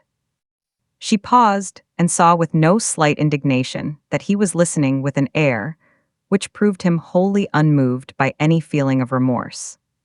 He even looked at her with a smile of affected incredulity. Can you deny that you have done it? She repeated. With assumed tranquility, he then replied, I have no wish of denying that I did everything in my power to separate my friend from your sister, or that I rejoice in my success. Towards him, I have been kinder than towards myself. Elizabeth disdained the appearance of noticing this civil reflection, but its meaning did not escape, nor was it likely to conciliate her.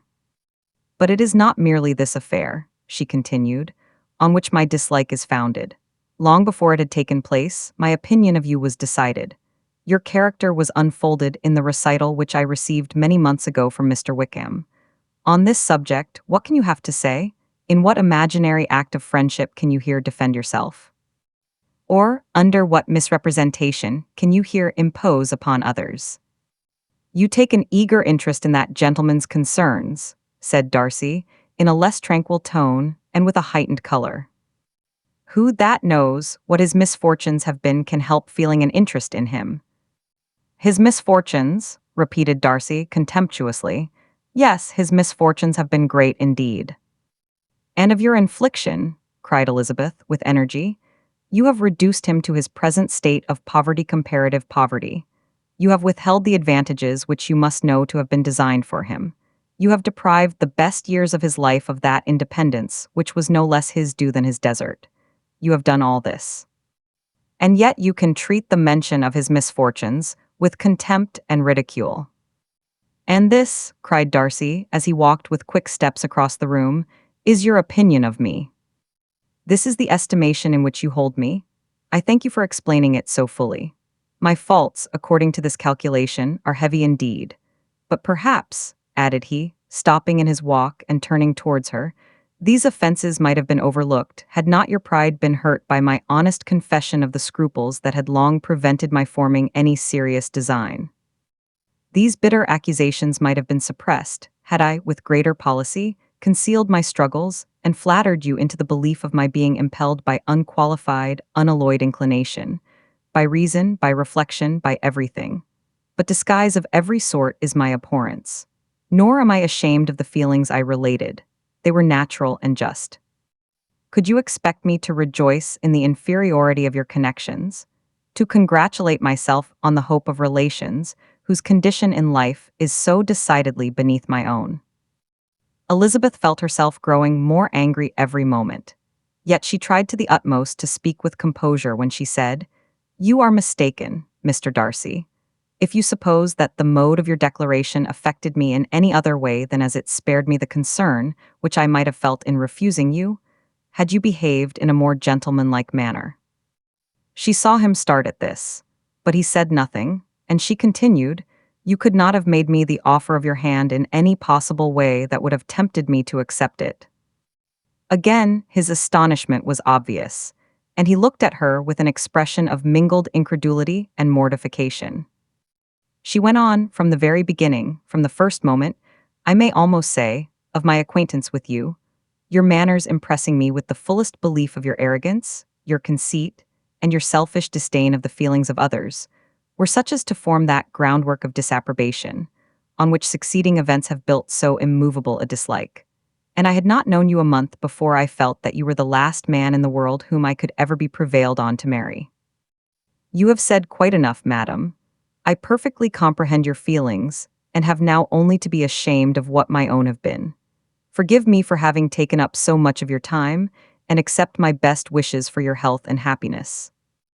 And with these words he hastily left the room, and Elizabeth heard him the next moment open the front door and quit the house. The tumult of her mind was now painfully great. She knew not how to support herself, and from actual weakness, sat down and cried for half an hour. Her astonishment, as she reflected on what had passed, was increased by every review of it. That she should receive an offer of marriage from Mr. Darcy, that he should have been in love with her for so many months. So much in love as to wish to marry her, in spite of all the objections which had made him prevent his friends marrying her sister, and which must appear at least with equal force in his own case, was almost incredible. It was gratifying to have inspired unconsciously so strong an affection. But his pride, his abominable pride, his shameless avowal of what he had done with respect to Jane, his unpardonable assurance in acknowledging, though he could not justify it, and the unfeeling manner which he had mentioned Mr. Wickham, his cruelty towards whom he had not attempted to deny, soon overcame the pity which the consideration of his attachment had for a moment excited. She continued in very agitating reflections, till the sound of Lady Catherine's carriage made her feel how unequal she was to encounter Charlotte's observation, and hurried her away to her room. Chapter 35. Elizabeth awoke the next morning to the same thoughts and meditations which had at length closed her eyes. She could not yet recover from the surprise of what had happened. It was impossible to think of anything else, and, totally indisposed for employment, she resolved soon after breakfast to indulge herself in air and exercise. She was proceeding directly to her favorite walk, when the recollection of Mr. Darcy's sometimes coming there stopped her, and instead of entering the park, she turned up the lane which led her farther from the turnpike road. The park paling was still the boundary on one side, and she soon passed one of the gates into the ground. After walking 2 or 3 times along that part of the lane, she was tempted, by the pleasantness of the morning, to stop at the gates and look into the park. The 5 weeks which she had now passed in Kent had made a great difference in the country, and every day was adding to the verdure of the early trees. She was on the point of continuing her walk when she caught a glimpse of a gentleman within the sort of grove which edged the park. He was moving that way, and fearful of its being Mr. Darcy, she was directly retreating. But the person who advanced was now near enough to see her, and stepping forward with eagerness, pronounced her name. She had turned away, but on hearing herself called, though in a voice which proved it to be Mr. Darcy, she moved again towards the gate. He had by that time reached it also, and holding out a letter which she instinctively took, said, with a look of haughty composure, "I have been walking in the grove some time in the hope of meeting you. Will you do me the honor of reading that letter?" And then, with a slight bow, turned again into the plantation, and was soon out of sight. With no expectation of pleasure, but with the strongest curiosity, Elizabeth opened the letter, and to her still increasing wonder, perceived an envelope containing 2 sheets of letter paper, written quite through, in a very close hand. The envelope itself was likewise full. Pursuing her way along the lane, she then began it. It was dated from Rosings at 8 o'clock in the morning, and was as follows: "Be not alarmed, madam, on receiving this letter, by the apprehension of its containing any repetition of those sentiments, or renewal of those offers, which were last night so disgusting to you. I write without any intention of paining you, or humbling myself, by dwelling on wishes, which, for the happiness of both, cannot be too soon forgotten, and the effort which the formation and the perusal of this letter must occasion should have been spared, had not my character required it to be written and read. You must, therefore, pardon the freedom with which I demand your attention. Your feelings, I know, will bestow it unwillingly, but I demand it of your justice. 2 offenses of a very different nature, and by no means of equal magnitude, you last night laid to my charge. The first mentioned was, that, regardless of the sentiments of either, I had detached Mr. Bingley from your sister, and the other, that I had, in defiance of various claims, in defiance of honor and humanity, ruined the immediate prosperity and blasted the prospects of Mr. Wickham. Willfully and wantonly to have thrown off the companion of my youth, the acknowledged favorite of my father, a young man who had scarcely any other dependence than on our patronage, and who had been brought up to expect its exertion, would be a depravity to which the separation of two young persons whose affection could be the growth of only a few weeks could bear no comparison. But from the severity of that blame which was last night so liberally bestowed, respecting each circumstance, I shall hope to be in future secured, when the following account of my actions and their motives has been read. If, in the explanation of them which is due to myself, I am under the necessity of relating feelings which may be offensive to yours, I can only say that I am sorry. The necessity must be obeyed, and further apology would be absurd. I had not been long in Hertfordshire before I saw, in common with others, that Bingley preferred your elder sister to any other young woman in the country. But it was not till the evening of the dance at Netherfield that I had any apprehension of his feeling a serious attachment. I had often seen him in love before. At that ball, while I had the honor of dancing with you, I was first made acquainted, by Sir William Lucas's accidental information, that Bingley's attentions to your sister had given rise to a general expectation of their marriage. He spoke of it as a certain event, of which the time alone could be undecided. From that moment, I observed my friend's behavior attentively, and I could then perceive that his partiality for Miss Bennet was beyond what I had ever witnessed in him. Your sister I also watched. Her look and manners were open, cheerful, and engaging as ever, but without any symptom of peculiar regard, and I remained convinced from the evening's scrutiny that though she received his attentions with pleasure, she did not invite them by any participation of sentiment. If you have not been mistaken here, I must have been in an error. Your superior knowledge of your sister must make the latter probable. If it be so, if I have been misled by such error to inflict pain on her, your resentment has not been unreasonable. But I shall not scruple to assert that the serenity of your sister's countenance and air was such as might have given the most acute observer a conviction that, however amiable her temper, her heart was not likely to be easily touched. That I was desirous of believing her indifferent is certain, but I will venture to say that my investigations and decisions are not usually influenced by my hopes or fears. I did not believe her to be indifferent because I wished it. I believed it on impartial conviction, as truly as I wished it in reason.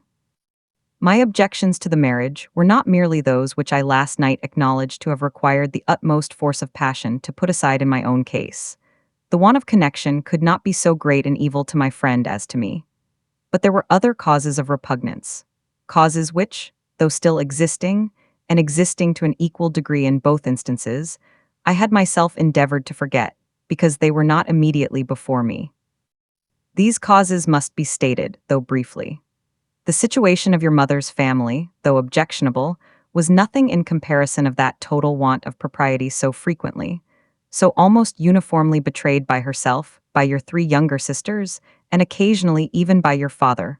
Pardon me, it pains me to offend you. But amidst your concern for the defects of your nearest relations, and your displeasure at this representation of them, let it give you consolation to consider that to have conducted yourselves so as to avoid any share of the like censure is praise no less generally bestowed on you and your eldest sister, then it is honorable to the sense and disposition of both.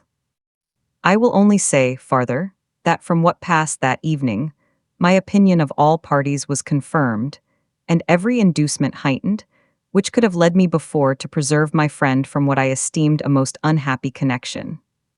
He left Netherfield for London on the day following, as you, I am certain, remember, with the design of soon returning. The part which I acted is now to be explained. His sister's uneasiness had been equally excited with my own. Our coincidence of feeling was soon discovered, and, alike sensible that no time was to be lost in detaching their brother, we shortly resolved on joining him directly in London. We accordingly went, and there I readily engaged in the office of pointing out to my friend the certain evils of such a choice. I described and enforced them earnestly, but however this remonstrance might have staggered or delayed his determination, I do not suppose that it would ultimately have prevented the marriage, had it not been seconded by the assurance, which I hesitated not in giving, of your sister's indifference. He had before believed her to return his affection with sincere, if not with equal, regard. But Bingley has great natural modesty, with a stronger dependence on my judgment than on his own. To convince him, therefore, that he had deceived himself was no very difficult point. To persuade him against returning into Hertfordshire, when that conviction had been given, was scarcely the work of a moment. I cannot blame myself for having done thus much. There is but one part of my conduct, in the whole affair, on which I do not reflect with satisfaction. It is that I condescended to adopt the measures of art so far as to conceal from him your sister's being in town. I knew it myself, as it was known to Miss Bingley, but her brother is even yet ignorant of it. That they might have met without ill consequence is, perhaps, probable, but his regard did not appear to me enough extinguished for him to see her without some danger. Perhaps this concealment, this disguise, was beneath me. It is done, however, and it was done for the best. On this subject I have nothing more to say, no other apology to offer. If I have wounded your sister's feelings, it was unknowingly done. And though the motives which govern me may to you very naturally appear insufficient, I have not yet learnt to condemn them. With respect to that other, more weighty accusation, of having injured Mr. Wickham, I can only refute it by laying before you the whole of his connection with my family. Of what he has particularly accused me I am ignorant, but of the truth of what I shall relate I can summon more than one witness of undoubted veracity. Mr. Wickham is the son of a very respectable man, who had for many years the management of all the Pemberley estates, and whose good conduct in the discharge of his trust naturally inclined my father to be of service to him. And on George Wickham, who was his godson, his kindness was therefore liberally bestowed. My father supported him at school and afterwards at Cambridge. Most important assistance, as his own father, always poor from the extravagance of his wife, would have been unable to give him a gentleman's education. My father was not only fond of this young man's society, whose manners were always engaging, he had also the highest opinion of him, and hoping the church would be his profession, intended to provide for him in it. As for myself, it is many, many years since I first began to think of him in a very different manner. The vicious propensities, the want of principle, which he was careful to guard from the knowledge of his best friend, could not escape the observation of a young man of nearly the same age with himself, and who had opportunities of seeing him in unguarded moments, which Mr. Darcy could not have. Here again I shall give you pain, to what degree you only can tell, but whatever may be the sentiments which Mr. Wickham has created, a suspicion of their nature shall not prevent me from unfolding his real character. It adds even another motive. My excellent father died about 5 years ago, and his attachment to Mr. Wickham was to the last so steady, that in his will he particularly recommended it to me, to promote his advancement in the best manner that his profession might allow, and if he took orders, desired that a valuable family living might be his as soon as it became vacant. There was also a legacy of £1,000. His own father did not long survive mine, and within half a year from these events, Mr. Wickham wrote to inform me that, having finally resolved against taking orders, he hoped I should not think it unreasonable for him to expect some more immediate pecuniary advantage, in lieu of the preferment, by which he could not be benefited. He had some intention, he added, of studying the law, and I must be aware that the interest of £1,000 would be a very insufficient support therein. I rather wished than believed him to be sincere, but, at any rate, was perfectly ready to accede to his proposal. I knew that Mr. Wickham ought not to be a clergyman, the business was therefore soon settled. He resigned all claim to assistance in the church, were it possible that he could ever be in a situation to receive it, and accepted in return £3,000. All connection between us seemed now dissolved. I thought too ill of him to invite him to Pemberley, or admit his society in town. In town, I believe, he chiefly lived, but his studying the law was a mere pretense, and being now free from all restraint, his life was a life of idleness and dissipation. For about 3 years I heard little of him, but on the decease of the incumbent of the living which had been designed for him, he applied to me again by letter for the presentation. His circumstances, he assured me, and I had no difficulty in believing it, were exceedingly bad. He had found the law a most unprofitable study, and was now absolutely resolved on being ordained, if I would present him to the living in question, of which he trusted there could be little doubt, as he was well assured that I had no other person to provide for, and I could not have forgotten my revered father's intentions. You will hardly blame me for refusing to comply with this entreaty, or for resisting every repetition of it. His resentment was in proportion to the distress of his circumstances, and he was doubtless as violent in his abuse of me to others as in his reproaches to myself. After this period, every appearance of acquaintance was dropped. How he lived, I know not, but last summer he was again most painfully obtruded on my notice. I must now mention a circumstance which I would wish to forget myself, and which no obligation less than the present should induce me to unfold to any human being. Having said thus much, I feel no doubt of your secrecy. My sister, who is more than 10 years my junior, was left to the guardianship of my mother's nephew, Colonel Fitzwilliam, and myself. About a year ago, she was taken from school, and an establishment formed for her in London. And last summer she went with the lady who presided over it to Ramsgate, and thither also went Mr.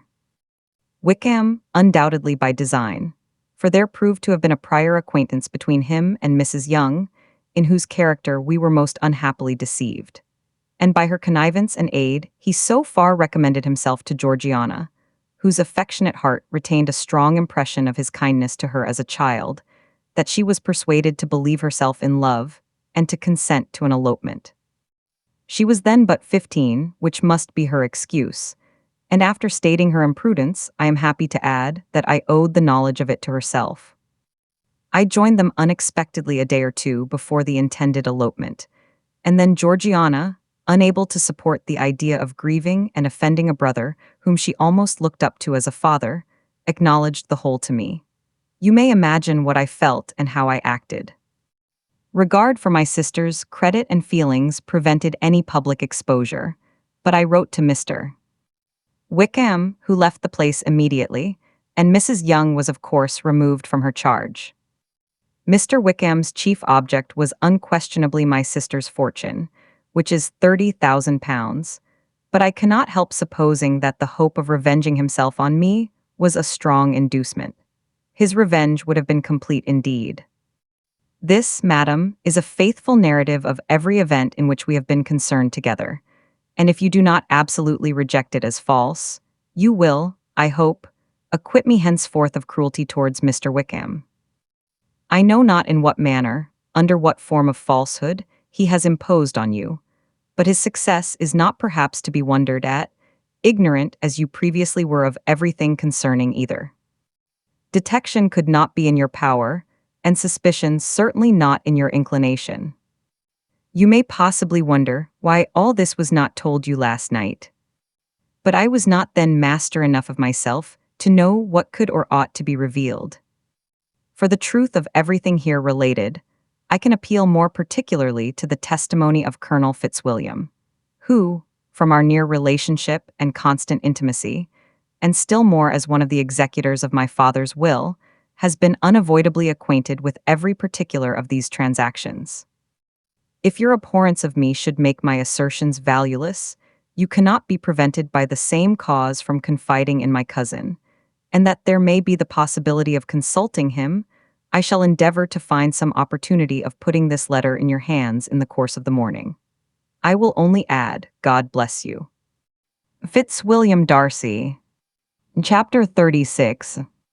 Elizabeth, when Mr. Darcy gave her the letter, did not expect it to contain a renewal of his offers. She had formed no expectation at all of its contents. But such as they were, it may be well supposed how eagerly she went through them, and what a contrariety of emotion they excited. Her feelings as she read were scarcely to be defined. With amazement did she first understand that he believed any apology to be in his power, and steadfastly was she persuaded that he could have no explanation to give, which a just sense of shame would not conceal. With a strong prejudice against everything he might say, she began his account of what had happened at Netherfield. She read with an eagerness which hardly left her power of comprehension, and from impatience of knowing what the next sentence might bring, was incapable of attending to the sense of the one before her eyes. His belief of her sister's insensibility she instantly resolved to be false, and his account of the real, the worst objections to the match, made her too angry to have any wish of doing him justice. He expressed no regret for what he had done which satisfied her. His style was not penitent but haughty. It was all pride and insolence. But when this subject was succeeded by his account of Mr. Wickham, when she read, with somewhat clearer attention, a relation of events which, if true, must overthrow every cherished opinion of his worth, and which bore so alarming an affinity to his own history of himself, her feelings were yet more acutely painful and more difficult of definition. Astonishment, apprehension, and even horror oppressed her. She wished to discredit it entirely, repeatedly exclaiming, "This must be false. This cannot be, this must be the grossest falsehood." And when she had gone through the whole letter, though scarcely knowing anything of the last page or two, put it hastily away, protesting that she would not regard it, that she would never look in it again. In this perturbed state of mind, with thoughts that could rest on nothing, she walked on. But it would not do. In half a minute the letter was unfolded again, and collecting herself as well as she could, she again began the mortifying perusal of all that related to Wickham, and commanded herself so far as to examine the meaning of every sentence. The account of his connection with the Pemberley family was exactly what he had related himself, and the kindness of the late Mr. Darcy, though she had not before known its extent, agreed equally well with his own words. So far each recital confirmed the other, but when she came to the will, the difference was great. What Wickham had said of the living was fresh in her memory, and as she recalled his very words, it was impossible not to feel that there was gross duplicity on one side or the other, and, for a few moments, she flattered herself that her wishes did not err. But when she read and reread, with the closest attention, the particulars immediately following of Wickham's resigning all pretensions to the living, of his receiving in lieu so considerable a sum as £3,000, again was she forced to hesitate. She put down the letter, weighed every circumstance with what she meant to be impartiality, deliberated on the probability of each statement, but with little success. On both sides it was only assertion. Again she read on, but every line proved more clearly that the affair, which she had believed it impossible that any contrivance could so represent as to render Mr. Darcy's conduct in it less than infamous, was capable of a turn which must make him entirely blameless throughout the whole. The extravagance and general profligacy which he scrupled not to lay to Mr. Wickham's charge exceedingly shocked her, the more so, as she could bring no proof of its injustice. She had never heard of him before his entrance into the Shire militia, in which he had engaged at the persuasion of the young man, who, on meeting him accidentally in town, had there renewed a slight acquaintance. Of his former way of life, nothing had been known in Hertfordshire but what he told himself. As to his real character, had information been in her power, she had never felt a wish of inquiring. His countenance, voice, and manner had established him at once in the possession of every virtue. She tried to recollect some instance of goodness, some distinguished trait of integrity or benevolence that might rescue him from the attacks of Mr. Darcy, or at least, by the predominance of virtue, atone for those casual errors, under which she would endeavor to class what Mr. Darcy had described as the idleness and vice of many years' continuance. But no such recollection befriended her. She could see him instantly before her, in every charm of air and address, but she could remember no more substantial good than the general approbation of the neighborhood, and the regard which his social powers had gained him in the mess. After pausing on this point a considerable while, she once more continued to read. But alas! The story which followed, of his designs on Miss Darcy, received some confirmation from what had passed between Colonel Fitzwilliam and herself only the morning before, and at last she was referred for the truth of every particular to Colonel Fitzwilliam himself, from whom she had previously received the information of his near concern in all his cousin's affairs, and whose character she had no reason to question. At one time she had almost resolved on applying to him, but the idea was checked by the awkwardness of the application, and at length wholly banished by the conviction that Mr. Darcy would never have hazarded such a proposal, if he had not been well assured of his cousin's corroboration. She perfectly remembered everything that had passed in conversation between Wickham and herself in their first evening at Mr. Phillip's. Many of his expressions were still fresh in her memory. She was now struck with the impropriety of such communications to a stranger, and wondered it had escaped her before. She saw the indelicacy of putting himself forward as he had done, and the inconsistency of his professions with his conduct. She remembered that he had boasted of having no fear of seeing Mr. Darcy, that Mr. Darcy might leave the country, but that he should stand his ground. Yet he had avoided the Netherfield ball the very next week. She remembered also that, till the Netherfield family had quitted the country, he had told his story to no one but herself, but that after their removal it had been everywhere discussed, that he had then no reserves, no scruples in sinking Mr. Darcy's character, though he had assured her that respect for the father would always prevent his exposing the son. How differently did everything now appear in which he was concerned. His attentions to Miss King were now the consequence of views solely and hatefully mercenary, and the mediocrity of her fortune proved no longer the moderation of his wishes, but his eagerness to grasp at anything. His behavior to herself could now have had no tolerable motive. He had either been deceived with regard to her fortune, or had been gratifying his vanity by encouraging the preference which she believed she had most incautiously shown. Every lingering struggle in his favor grew fainter and fainter. And in further justification of Mr. Darcy, she could not but allow that Mr. Bingley, when questioned by Jane, had long ago asserted his blamelessness in the affair, that, proud and repulsive as were his manners, she had never, in the whole course of their acquaintance, an acquaintance which had latterly brought them much together, and given her a sort of intimacy with his ways seen, anything that betrayed him to be unprincipled or unjust, anything that spoke him of irreligious or immoral habits, that among his own connections he was esteemed and valued, that even Wickham had allowed him merit as a brother, and that she had often heard him speak so affectionately of his sister as to prove him capable of some amiable feeling, that had his actions been what Wickham represented them.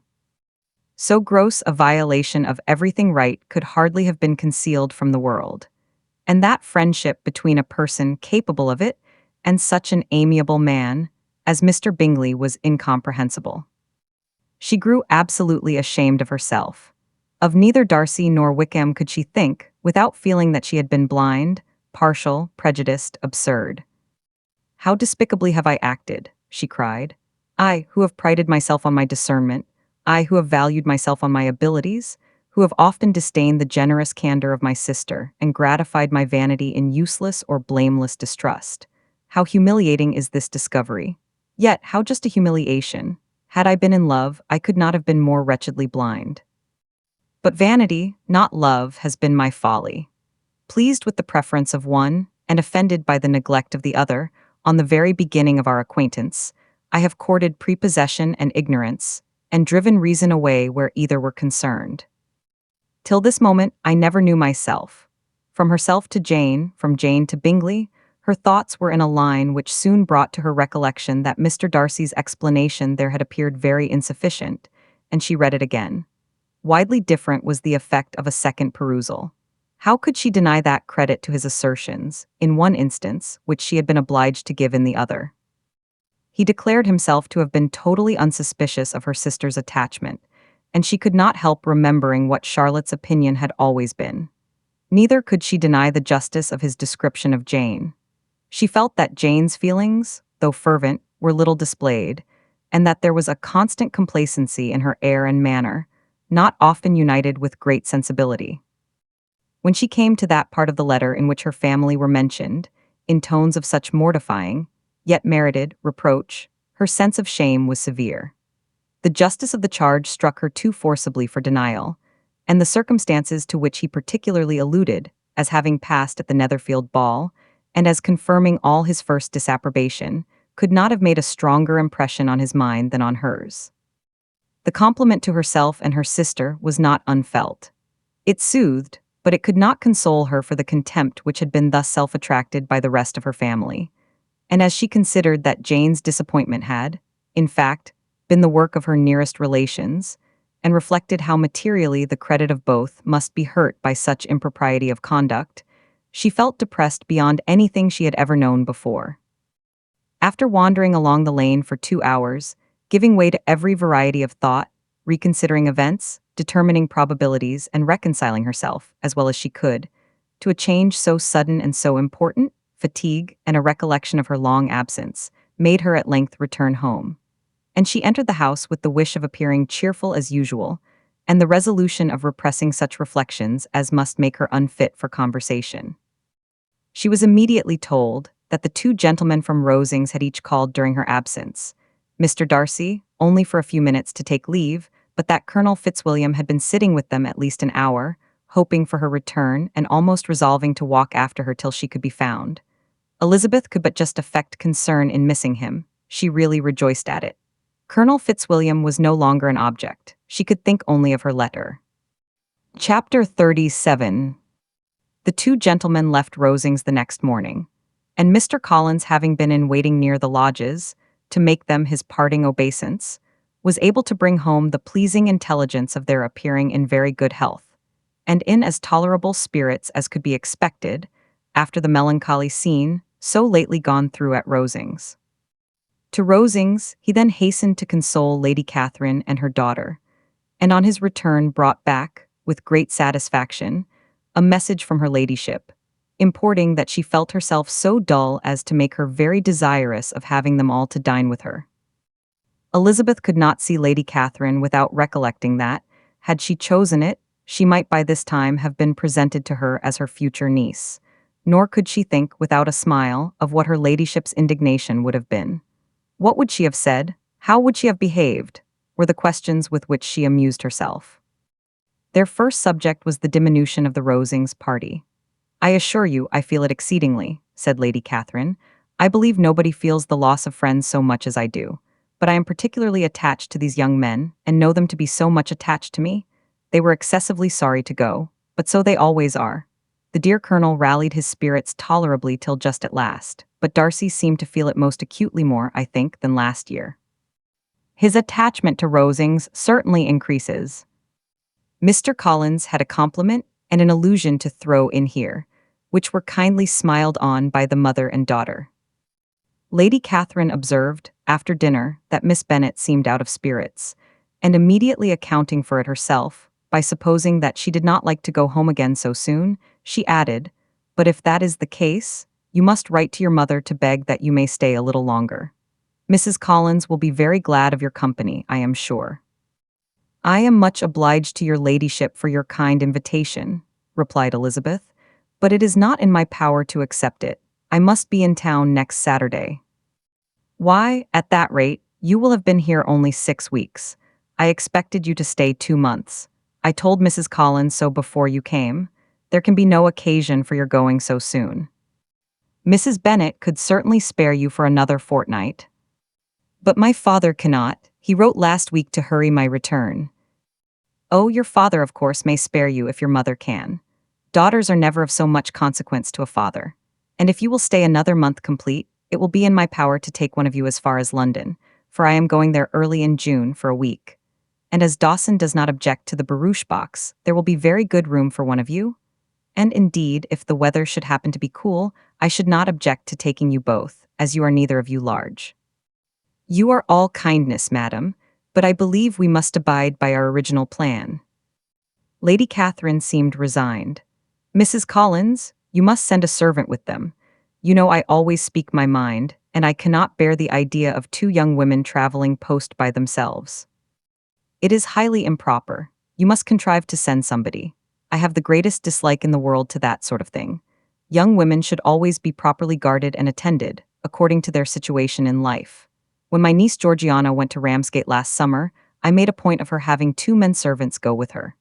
Miss Darcy, the daughter of Mr. Darcy of Pemberley, and Lady Anne, could not have appeared with propriety in a different manner. I am excessively attentive to all those things. You must send John with the young ladies, Mrs. Collins. I am glad it occurred to me to mention it, for it would really be discreditable to you to let them go alone. My uncle is to send a servant for us." "Oh, your uncle, he keeps a manservant, does he? I am very glad you have somebody who thinks of those things. Where shall you change horses? Oh, Bromley, of course. If you mention my name at the bell, you will be attended to. Lady Catherine had many other questions to ask respecting their journey, and as she did not answer them, all her self-attention was necessary, which Elizabeth believed to be lucky for her, or, with a mind so occupied, she might have forgotten where she was. Reflection must be reserved for solitary hours. Whenever she was alone, she gave way to it as the greatest relief, and not a day went by without a solitary walk, in which she might indulge in all the delight of unpleasant recollections. Mr. Darcy's letter she was in a fair way of soon knowing by heart. She studied every sentence, and her feelings towards its writer were at times widely different. When she remembered the style of his address, she was still full of indignation, but when she considered how unjustly she had condemned and upbraided him, her anger was turned against herself, and his disappointed feelings became the object of compassion. His attachment excited gratitude, his general character respect, but she could not approve him, nor could she for a moment repent her refusal or feel the slightest inclination ever to see him again. In her own past behavior, there was a constant source of vexation and regret, and in the unhappy defects of her family, a subject of yet heavier chagrin. They were hopeless of remedy. Her father, contented with laughing at them, would never exert himself to restrain the wild giddiness of his youngest daughters, and her mother, with manners so far from right herself, was entirely insensible of the evil. Elizabeth had frequently united with Jane in an endeavor to check the imprudence of Catherine and Lydia, but while they were supported by their mother's indulgence, what chance could there be of improvement? Catherine, weak-spirited, irritable, and completely under Lydia's guidance, had been always affronted by their advice, and Lydia, self-willed and careless, would scarcely give them a hearing. They were ignorant, idle, and vain. While there was an officer in Meryton, they would flirt with him, and while Meryton was within a walk of Longbourn, they would be going there forever. Anxiety on Jane's behalf was another prevailing concern, and Mr. Darcy's explanation, by restoring Bingley to all her former good opinion, heightened the sense of what Jane had lost. His affection was proved to have been sincere, and his conduct cleared of all blame, unless any could attach to the implicitness of his confidence in his friend. How grievous then was the thought that, of a situation so desirable in every respect, so replete with advantage, so promising for happiness, Jane had been deprived by the folly and indecorum of her own family. When to these recollections was added the development of Wickham's character, it may be easily believed that the happy spirits which had seldom been depressed before were now so much affected as to make it almost impossible for her to appear tolerably cheerful. Their engagements at Rosings were as frequent during the last week of her stay as they had been at first. The very last evening was spent there, and her ladyship again inquired minutely into the particulars of their journey, gave them directions as to the best method of packing, and was so urgent on the necessity of placing gowns in the only right way, that Maria thought herself obliged, on her return, to undo all the work of the morning, and pack her trunk afresh. When they parted, Lady Catherine, with great condescension, wished them a good journey, and invited them to come to Hunsford again next year, and Miss de Bourgh exerted herself so far as to courtesy and hold out her hand to both. Chapter 38. On Saturday morning, Elizabeth and Mr. Collins met for breakfast a few minutes before the others appeared, and he took the opportunity of paying the parting civilities which he deemed indispensably necessary. "I know not, Miss Elizabeth," said he, "whether Mrs. Collins has yet expressed her sense of your kindness in coming to us, but I am very certain you will not leave the house without receiving her thanks for it. The favor of your company has been much felt, I assure you. We know how little there is to tempt anyone to our humble abode. Our plain manner of living, our small rooms and few domestics, and the little we see of the world, must make Hunsford extremely dull to a young lady like yourself.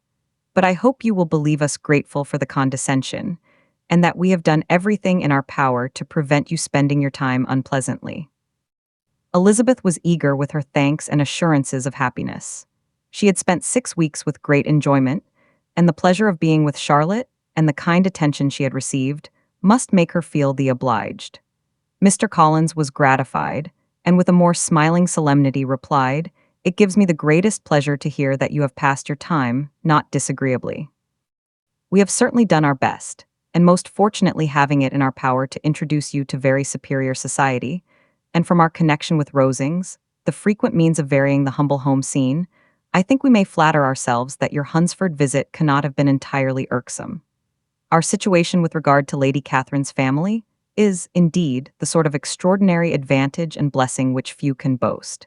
You see on what a footing we are. You see how continually we are engaged there. In truth, I must acknowledge that, with all the disadvantages of this humble parsonage, I should not think anyone abiding in it an object of compassion, while they are sharers of our intimacy at Rosings. Words were insufficient for the elevation of his feelings, and he was obliged to walk about the room, while Elizabeth tried to unite civility and truth in a few short sentences. You may, in fact, carry a very favorable report of us into Hertfordshire, my dear cousin. I flatter myself, at least, that you will be able to do so. Lady Catherine's great attentions to Mrs. Collins you have been a daily witness of, and altogether, I trust, it does not appear that your friend has drawn an unfortunate. But on this point it will be as well to be silent. Only let me assure you, my dear Miss Elizabeth, that I can from my heart most cordially wish you equal felicity in marriage. My dear Charlotte and I have but one mind and one way of thinking. There is in everything a most remarkable resemblance of character and ideas between us. We seem to have been designed for each other. Elizabeth could safely say that it was a great happiness where that was the case, and with equal sincerity could add that she firmly believed and rejoiced in his domestic comforts. She was not sorry, however, to have the recital of them interrupted by the entrance of the lady from whom they sprang. Poor Charlotte, it was melancholy to leave her to such society. But she had chosen it with her eyes open, and though evidently regretting that her visitors were to go, she did not seem to ask for compassion. Her home and her housekeeping, her parish and her poultry, and all their dependent concerns, had not yet lost their charms. At length the chaise arrived, the trunks were fastened on, the parcels placed within, and it was pronounced to be ready. After an affectionate parting between the friends, Elizabeth was attended to the carriage by Mr. Collins, and as they walked down the garden, he was commissioning her with his best respects to all her family, not forgetting his thanks for the kindness he had received at Longbourn in the winter, and his compliments to Mr. and Mrs. Gardiner, though unknown. He then handed her in, Maria followed, and the door was on the point of being closed, when he suddenly reminded them, with some consternation, that they had hitherto forgotten to leave any message for the ladies of Rosings. But, he added, you will of course wish to have your humble respects delivered to them, with your grateful thanks for their kindness to you while you have been here. Elizabeth made no objection. The door was then allowed to be shut, and the carriage drove off. Good gracious, cried Maria, after a few minutes' silence, it seems but a day or two since we first came, and yet how many things have happened. A great many indeed, said her companion with a sigh. We have dined 9 times at Rosings, besides drinking tea there twice. How much I shall have to tell. Elizabeth privately added, and how much I shall have to conceal. Their journey was performed without much conversation or any alarm, and within 4 hours of their leaving Hunsford they reached Mr. Gardiner's house, where they were to remain a few days. Jane looked well, and Elizabeth had little opportunity of studying her spirits, amidst the various engagements which the kindness of her aunt had reserved for them. But Jane was to go home with her, and at Longbourn there would be leisure enough for observation. It was not without an effort, meanwhile, that she could wait even for Longbourn, before she told her sister of Mr. Darcy's proposals. To know that she had the power of revealing what would so exceedingly astonish Jane, and must, at the same time, so highly gratify whatever of her own vanity she had not yet been able to reason away, was such a temptation to openness as nothing could have conquered. But the state of indecision in which she remained as to the extent of what she should communicate, and her fear, if she once entered on the subject, of being hurried into repeating something of Bingley, which might only grieve her sister further. Chapter 39. It was the 2nd week in May, in which the 3 young ladies set out together from Gracechurch Street for Hertfordshire, and, as they drew near the appointed inn where Mr. Bennet's carriage was to meet them, they quickly perceived, in token of the coachman's punctuality, both Kitty and Lydia looking out of a dining room upstairs. These two girls had been above an hour in the place, happily employed in visiting an opposite milliner, watching the sentinel on guard, and dressing a salad and cucumber. After welcoming their sisters, they triumphantly displayed a table set out with such cold meat as an inn larder usually affords, exclaiming, "Is not this nice? Is not this an agreeable surprise? And we mean to treat you all," added Lydia, "but you must lend us the money, for we have just spent hours at the shop out there."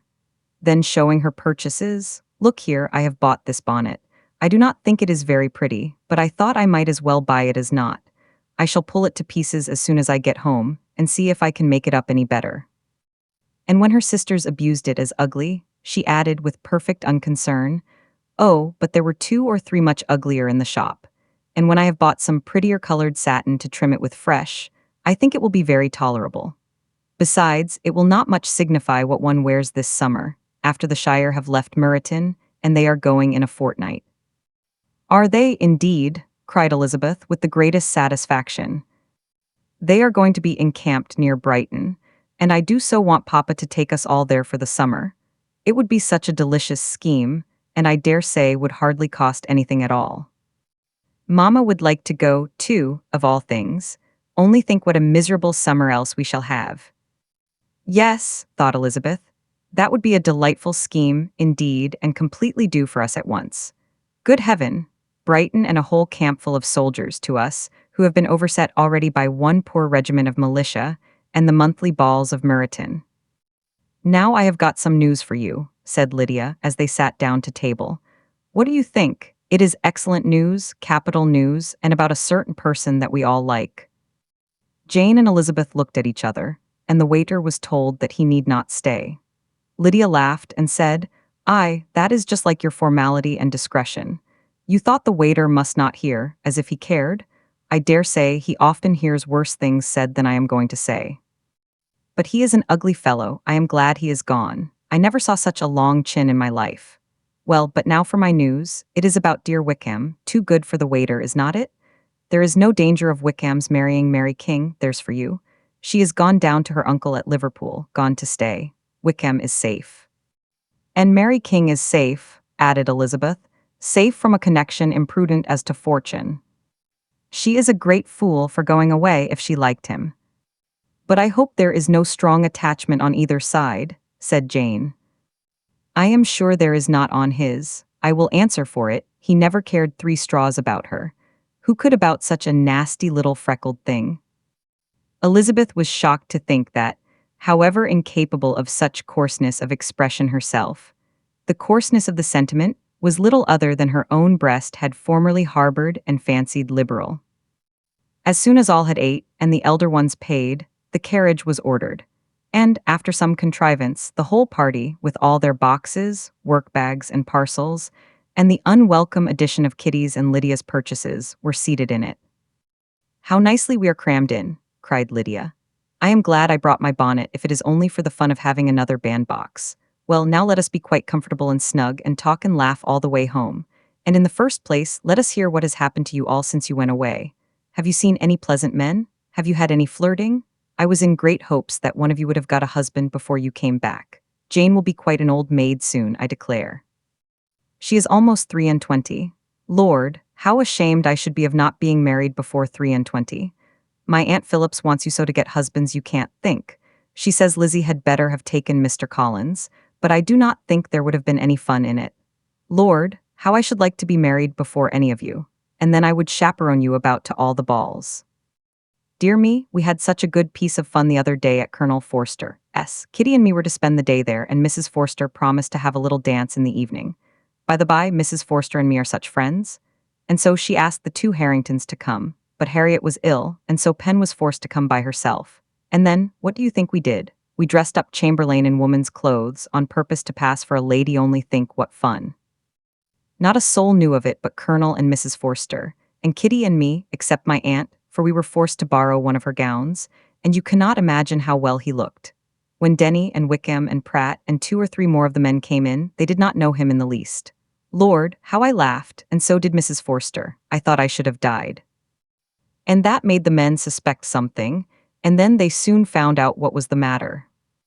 With such kind of histories of their parties and good jokes, did Lydia, assisted by Kitty's hints and additions, endeavor to amuse her companions all the way to Longbourn. Elizabeth listened as little as she could, but there was no escaping the frequent mention of Wickham's name. Their reception at home was most kind. Mrs. Bennet rejoiced to see Jane in undiminished beauty, and more than once during dinner did Mr. Bennet say voluntarily to Elizabeth, "I am glad you are come back, Lizzie." Their party in the dining room was large, for almost all the Lucases came to meet Maria and hear the news, and various were the subjects which occupied them. Lady Lucas was inquiring of Maria, across the table, after the welfare and poultry of her eldest daughter. Mrs. Bennet was doubly engaged, on one hand collecting an account of the present fashions from Jane, who sat some way below her, and on the other, retailing them all to the younger Miss Lucases. And Lydia, in a voice rather louder than any other person's, was enumerating the various pleasures of the morning to anybody who would hear her. "Oh, Mary," said she, "I wish you had gone with us, for we had such fun. As we went along, Kitty and me drew up all the blinds and pretended there was nobody in the coach, and I should have gone so all the way if Kitty had not been sick. And when we got to the George, I do think we behaved very handsomely, for we treated the other three with the nicest cold luncheon in the world, and if you would have gone, we would have treated you too. And then when we came away, it was such fun. I thought we never should have got into the coach. I was ready to die of laughter. And then we were so merry all the way home. We talked and laughed so loud that anybody might have heard us 10 miles off." To this, Mary very gravely replied, "Far be it from me, my dear sister, to depreciate such pleasures. They would doubtless be congenial with the generality of female minds, but I confess they would have no charms for me. I should infinitely prefer a book." But of this answer, Lydia heard not a word. She seldom listened to anybody for more than half a minute, and never attended to Mary at all. In the afternoon, Lydia was urgent with the rest of the girls to walk to Meryton and see how everybody went on, but Elizabeth steadily opposed the scheme. It should not be said that the Miss Bennets could not be at home half a day before they were in pursuit of the officers. There was another reason, too, for her opposition. She dreaded seeing Wickham again, and was resolved to avoid it as long as possible. The comfort to her of the regiment's approaching removal was indeed beyond expression. In a fortnight they were to go, and once gone, she hoped there could be nothing more to plague her on his account. She had not been many hours at home before she found that the Brighton scheme, of which Lydia had given them a hint at the inn, was under frequent discussion between her parents. Elizabeth saw directly that her father had not the smallest intention of yielding, but his answers were at the same time so vague and equivocal that her mother, though often disheartened, had never yet despaired of succeeding at last. Chapter 40. Elizabeth's impatience to acquaint Jane with what had happened could no longer be overcome, and at length, resolving to suppress every particular in which her sister was concerned, and preparing her to be surprised, she related to her the next morning the chief of the scene between Mr. Darcy and herself. Miss Bennet's astonishment was soon lessened by the strong sisterly partiality, which made any admiration of Elizabeth appear perfectly natural, and all surprise was shortly lost in other feelings. She was sorry that Mr. Darcy should have delivered his sentiments in a manner so little suited to recommend them, but still more was she grieved for the unhappiness which her sister's refusal must have given him. "His being so sure of succeeding was wrong," said she, "and certainly ought not to have appeared, but consider how much it must increase his disappointment." "Indeed," replied Elizabeth, "I am heartily sorry for him, but he has other feelings which will probably soon drive away his regard for me. You do not blame me, however, for refusing him." "Blame you? Oh, no. But you blame me for having spoken so warmly of Wickham." "No, I do not know that you were wrong in saying what you did. But you will know it when I have told you what happened the very next day." She then spoke of the letter, repeating the whole of its contents as far as they concerned George Wickham. What a stroke was this for poor Jane, who would willingly have gone through the world without believing that so much wickedness existed in the whole race of mankind as was here collected in one individual. Nor was Darcy's vindication, though grateful to her feelings, capable of consoling her for such discovery. Most earnestly did she labor to prove the probability of error, and seek to clear one, without involving the other. "This will not do," said Elizabeth. "You never will be able to make both of them good for anything. Take your choice, but you must be satisfied with only one. There is but such a quantity of merit between them, just enough to make one good sort of man, and of late it has been shifting about pretty much. For my part, I am inclined to believe it all Mr. Darcy. But you shall do as you choose." It was some time, however, before a smile could be extorted from Jane. "I do not know when I have been more shocked," said she. "Wickham so very bad, it is almost past belief. And poor Mr. Darcy, dear Lizzie, only consider what he must have suffered. Such a disappointment, and with the knowledge of your ill opinion too, and having to relate such a thing of his sister. It is really too distressing, I am sure you must feel it so." "Oh no, my regret and compassion are all done away by seeing you so full of both. I know you will do him such ample justice, that I am growing every moment more unconcerned and indifferent. Your profusion makes me saving, and if you lament over him much longer, my heart will be as light as a feather. Poor Wickham, there is such an expression of goodness in his countenance, such an openness and gentleness in his manner. There certainly was some great mismanagement in the education of those two young men. One has got all the goodness, and the other all the appearance of it. I never thought Mr. Darcy so deficient in the appearance of it as you used to do. And yet I meant to be uncommonly clever in taking so decided a dislike to him, without any reason. It is such a spur to one's genius, such an opening for wit, to have a dislike of that kind. One may be continually abusive without saying anything just, but one cannot be always laughing at a man without now, and then stumbling on something witty. Lizzie, when you first read that letter, I am sure you could not treat the matter as you do now." "Indeed, I could not. I was uncomfortable enough. I was very uncomfortable. I may say unhappy. And with no one to speak to of what I felt, no Jane to comfort me, and say that I had not been so very weak and vain and nonsensical as I knew I had. Oh, how I wanted you. How unfortunate that you should have used such very strong expressions in speaking of Wickham to Mr. Darcy, for now they do appear wholly undeserved." "Certainly, but the misfortune of speaking with bitterness is a most natural consequence of the prejudices I had been encouraging. There is one point on which I want your advice. I want to be told whether I ought, or ought not, to make our acquaintance in general understand Wickham's character." Miss Bennet paused a little, and then replied, "Surely there can be no occasion for exposing him so dreadfully. What is your own opinion?" "That it ought not to be attempted. Mr. Darcy has not authorized me to make his communication public. On the contrary, every particular relative to his sister was meant to be kept as much as possible to myself, and if I endeavor to undeceive people as to the rest of his conduct, who will believe me? The general prejudice against Mr. Darcy is so violent that it would be the death of half the good people in Meryton to attempt to place him in an amiable light. I am not equal to it. Wickham will soon be gone, and therefore it will not signify to anybody here what he really is. Some time hence it will be all found out, and then we may laugh at their stupidity in not knowing it before. At present I will say nothing about it. You are quite right. To have his errors made public might ruin him forever. He is now, perhaps, sorry for what he has done, and anxious to re-establish a character. We must not make him desperate." The tumult of Elizabeth's mind was allayed by this conversation. She had got rid of two of the secrets which had weighed on her for a fortnight, and was certain of a willing listener in Jane, whenever she might wish to talk again of either. But there was still something lurking behind, of which prudence forbade the disclosure. She dared not relate the other half of Mr. Darcy's letter, nor explain to her sister how sincerely she had been valued by his friend.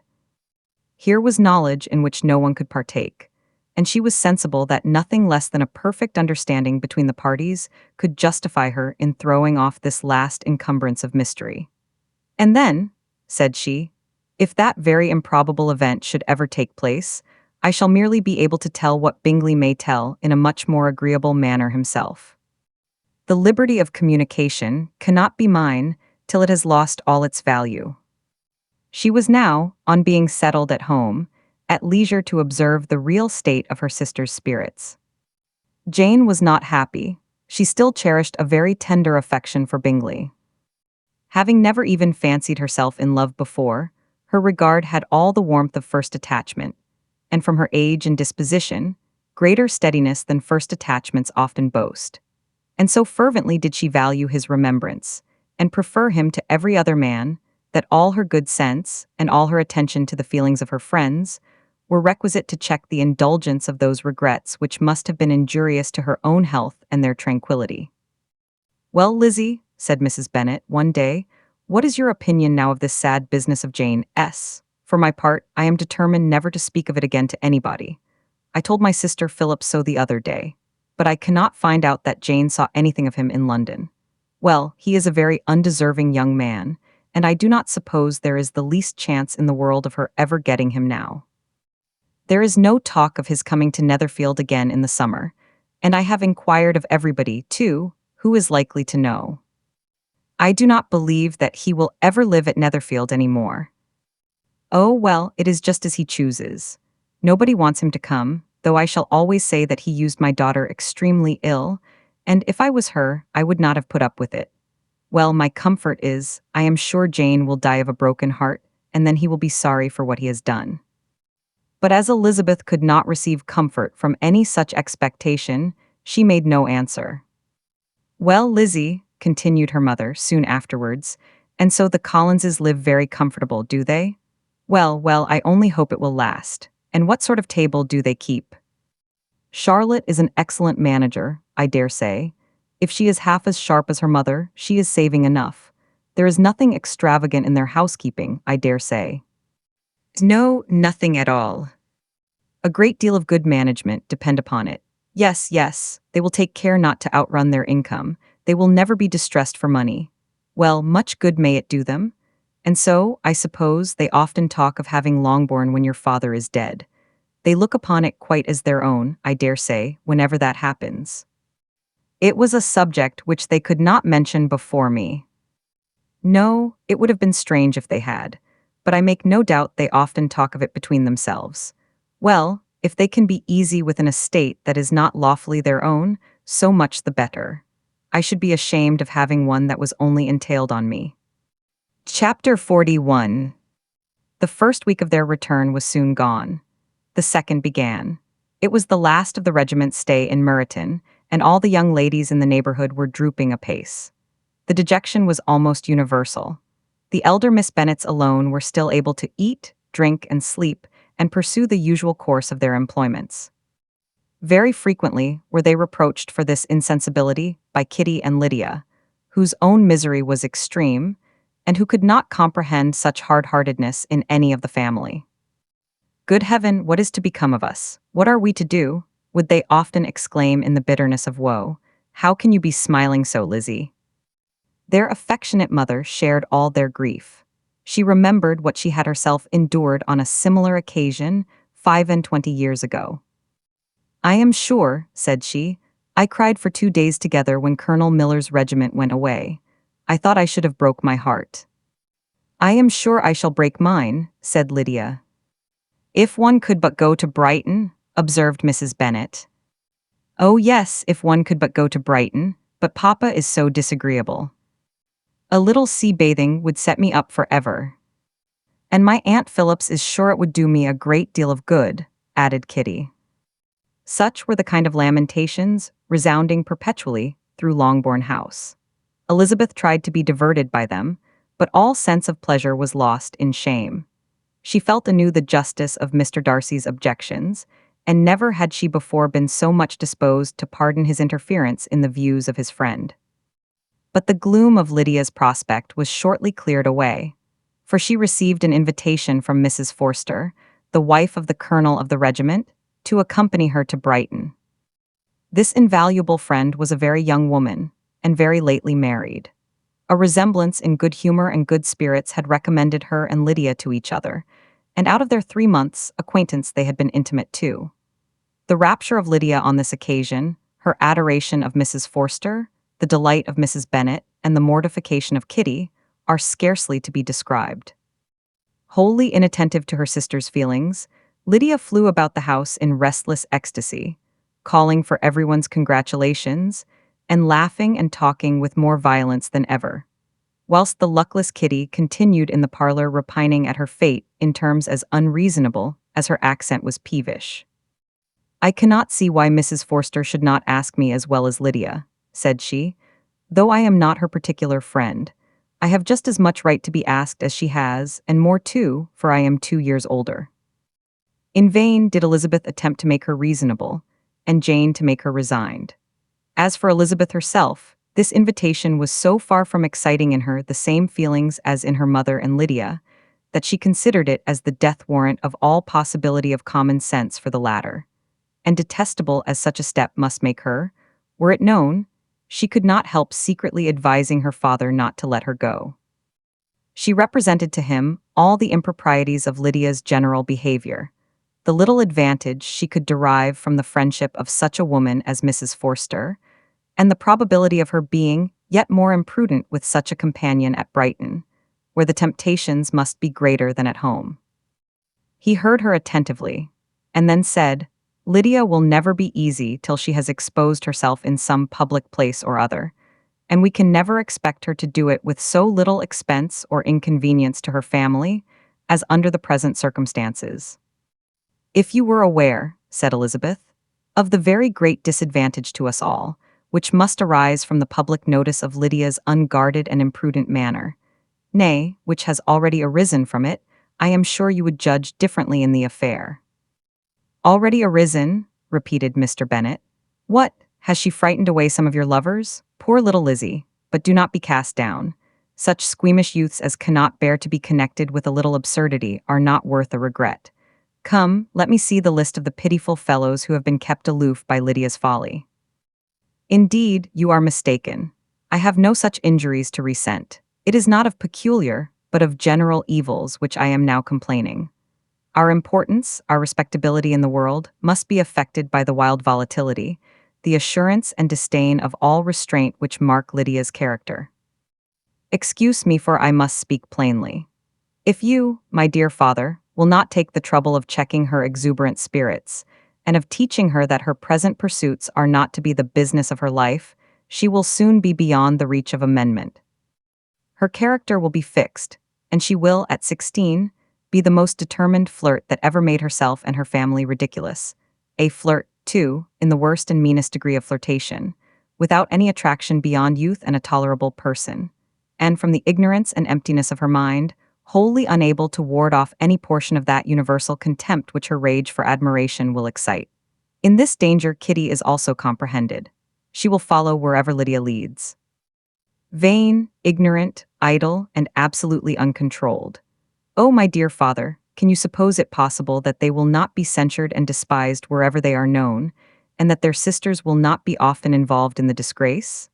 Mr. Bennet saw that her whole heart was in the subject, and affectionately taking her hand, said, in reply, "Do not make yourself uneasy, my love. Wherever you and Jane are known, you must be respected and valued, and you will not appear to less advantage for having a couple of, or I may say, 3 very silly sisters. We shall have no peace at Longbourn if Lydia does not go to Brighton. Let her go, then. Colonel Forster is a sensible man, and will keep her out of any real mischief, and she is luckily too poor to be an object of prey to anybody.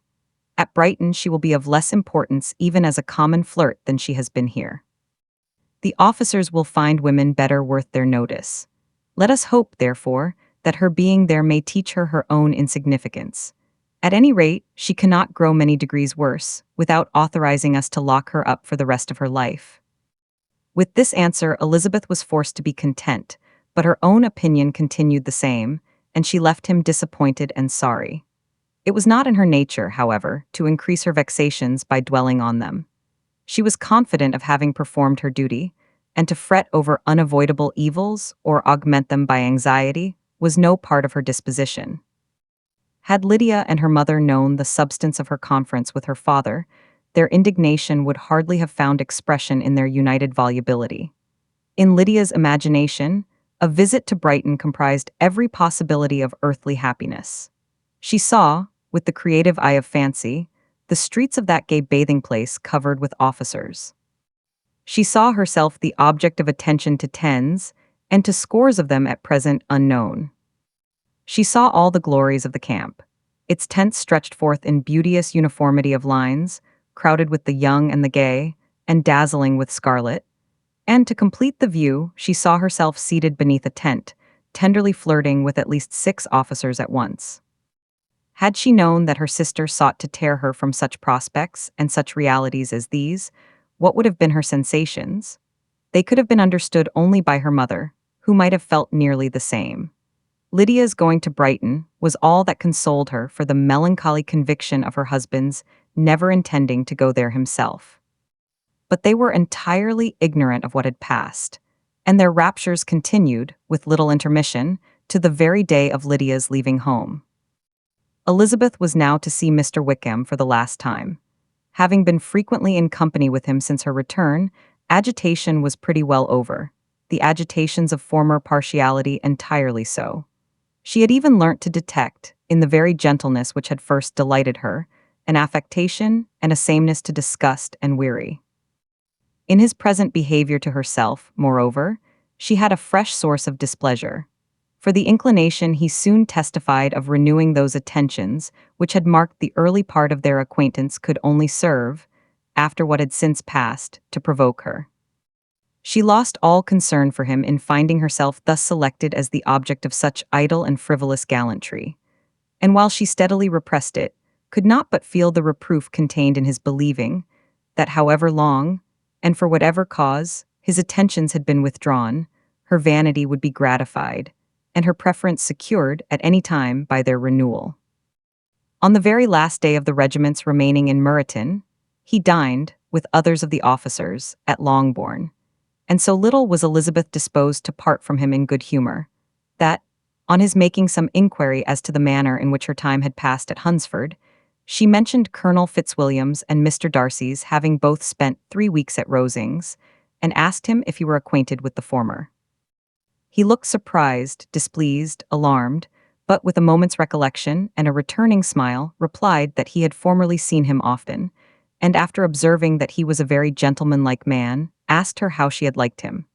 Her answer was warmly in his favor. With an air of indifference, he soon afterwards added, "How long did you say that he was at Rosings?" "Nearly 3 weeks." "And you saw him frequently?" "Yes, almost every day." "His manners are very different from his cousin S." "Yes, very different, but I think Mr. Darcy improves on acquaintance." "Indeed," cried Wickham, with a look which did not escape her. "And pray may I ask," but checking himself, he added in a gayer tone, "is it in address that he improves? Has he deigned to add aught of civility to his ordinary style? For I dare not hope," he continued, in a lower and more serious tone, "that he is improved in essentials." "Oh, no," said Elizabeth. "In essentials, I believe, he is very much what he ever was." While she spoke, Wickham looked as if scarcely knowing whether to rejoice over her words or to distrust their meaning. There was a something in her countenance which made him listen with an apprehensive and anxious attention, while she added, "When I said that he improved on acquaintance, I did not mean that either his mind or manners were in a state of improvement, but that, from knowing him better, his disposition was better understood." Wickham's alarm now appeared in a heightened complexion and agitated look. For a few minutes he was silent, till, shaking off his embarrassment, he turned to her again, and said in the gentlest of accents, "You, who so well know my feelings towards Mr. Darcy, will readily comprehend how sincerely I must rejoice that he is wise enough to assume even the appearance of what is right. His pride in that direction may be of service, if not to himself, to many others, for it must deter him from such foul misconduct as I have suffered by. I only fear that the sort of cautiousness to which you, I imagine, have been alluding, is merely adopted on his visits to his aunt, of whose good opinion and judgment he stands much in awe. His fear of her has always operated, I know, when they were together, and a good deal is to be imputed to his wish of forwarding the match with Miss de Bourgh, which I am certain he has very much at heart." Elizabeth could not repress a smile at this, but she answered only by a slight inclination of the head. She saw that he wanted to engage her on the old subject of his grievances, and she was in no humor to indulge him. The rest of the evening passed with the appearance, on his side, of usual cheerfulness, but with no further attempt to distinguish Elizabeth, and they parted at last with mutual civility and possibly a mutual desire of never meeting again. When the party broke up, Lydia returned with Mrs. Forster to Meryton, from whence they were to set out early the next morning. The separation between her and her family was rather noisy than pathetic. Kitty was the only one who shed tears, but she did weep from vexation and envy. Mrs. Bennet was diffuse in her good wishes for the felicity of her daughter, and impressive in her injunctions that she would not miss the opportunity of enjoying herself as much as possible advice, which there was every reason to believe would be attended to. And, in the clamorous happiness of Lydia herself in bidding farewell, the more gentle adieus of her sisters were uttered without being heard. Chapter 42. Had Elizabeth's opinion been all drawn from her own family, she could not have formed a very pleasing picture of conjugal felicity or domestic comfort. Her father, captivated by youth and beauty, and that appearance of good humor which youth and beauty generally give, had married a woman whose weak understanding and a liberal mind had very early in their marriage put an end to all real affection for her. Respect, esteem, and confidence had vanished forever, and all his views of domestic happiness were overthrown. But Mr. Bennet was not of a disposition to seek comfort for the disappointment which his own imprudence had brought on in any of those pleasures which too often console the unfortunate for their folly or their vice. He was fond of the country and of books, and from these tastes had arisen his principal enjoyments. To his wife he was very little otherwise indebted than as her ignorance and folly had contributed to his amusement. This is not the sort of happiness which a man would in general wish to owe to his wife, but where other powers of entertainment are wanting, the true philosopher will derive benefit from such as are given. Elizabeth, however, had never been blind to the impropriety of her father's behavior as a husband. She had always seen it with pain, but respecting his abilities and grateful for his affectionate treatment of herself, she endeavored to forget what she could not overlook, and to banish from her thoughts that continual breach of conjugal obligation and decorum which, in exposing his wife to the contempt of her own children, was so highly reprehensible.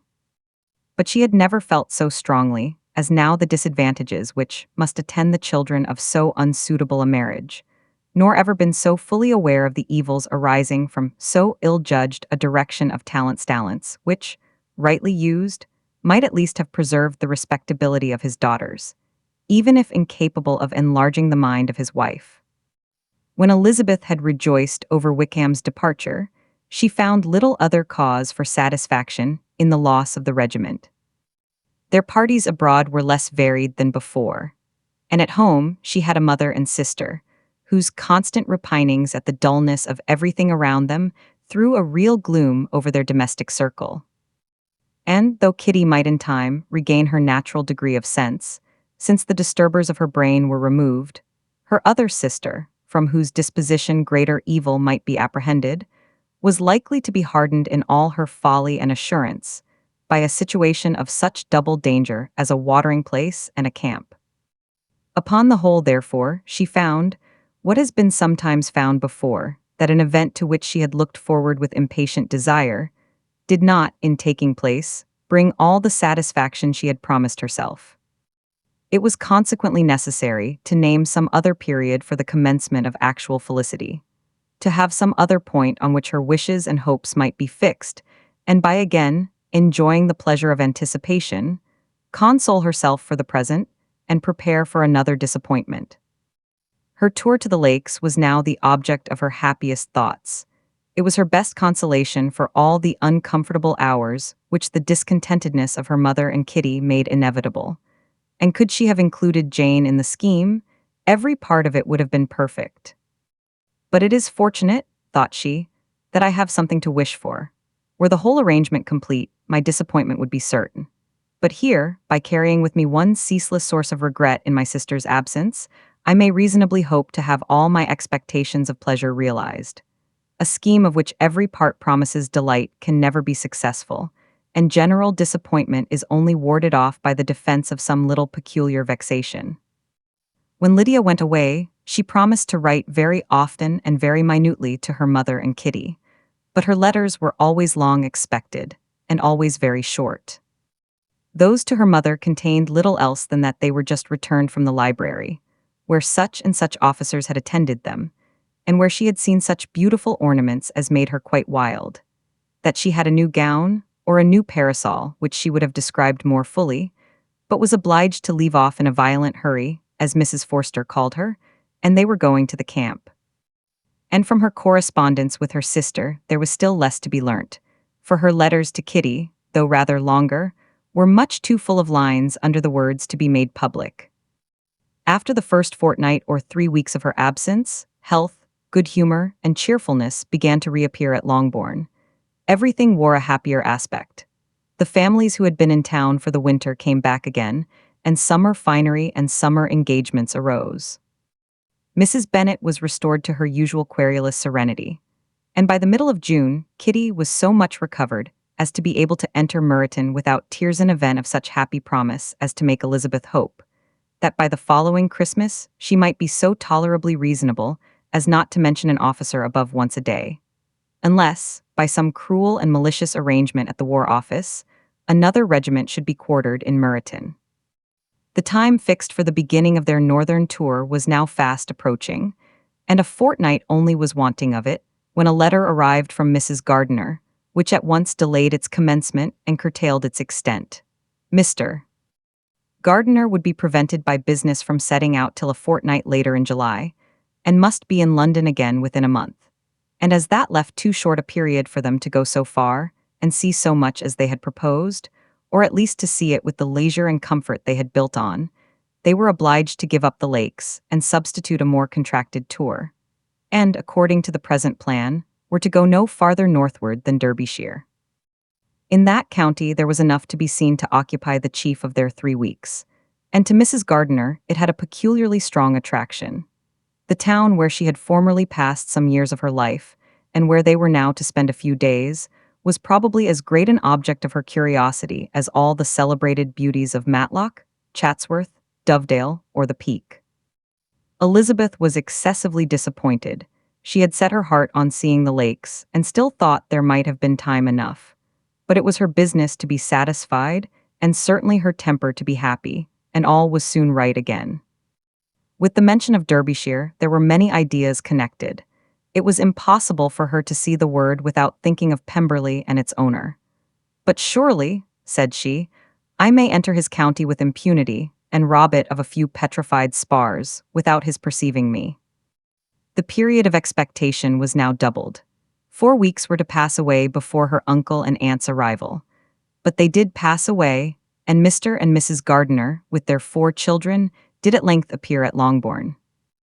The children, 2 girls of 6 and 8 years old, and 2 younger boys, were to be left under the particular care of their cousin Jane, who was the general favorite, and whose steady sense and sweetness of temper exactly adapted her for attending to them in every way, teaching them, playing with them, and loving them.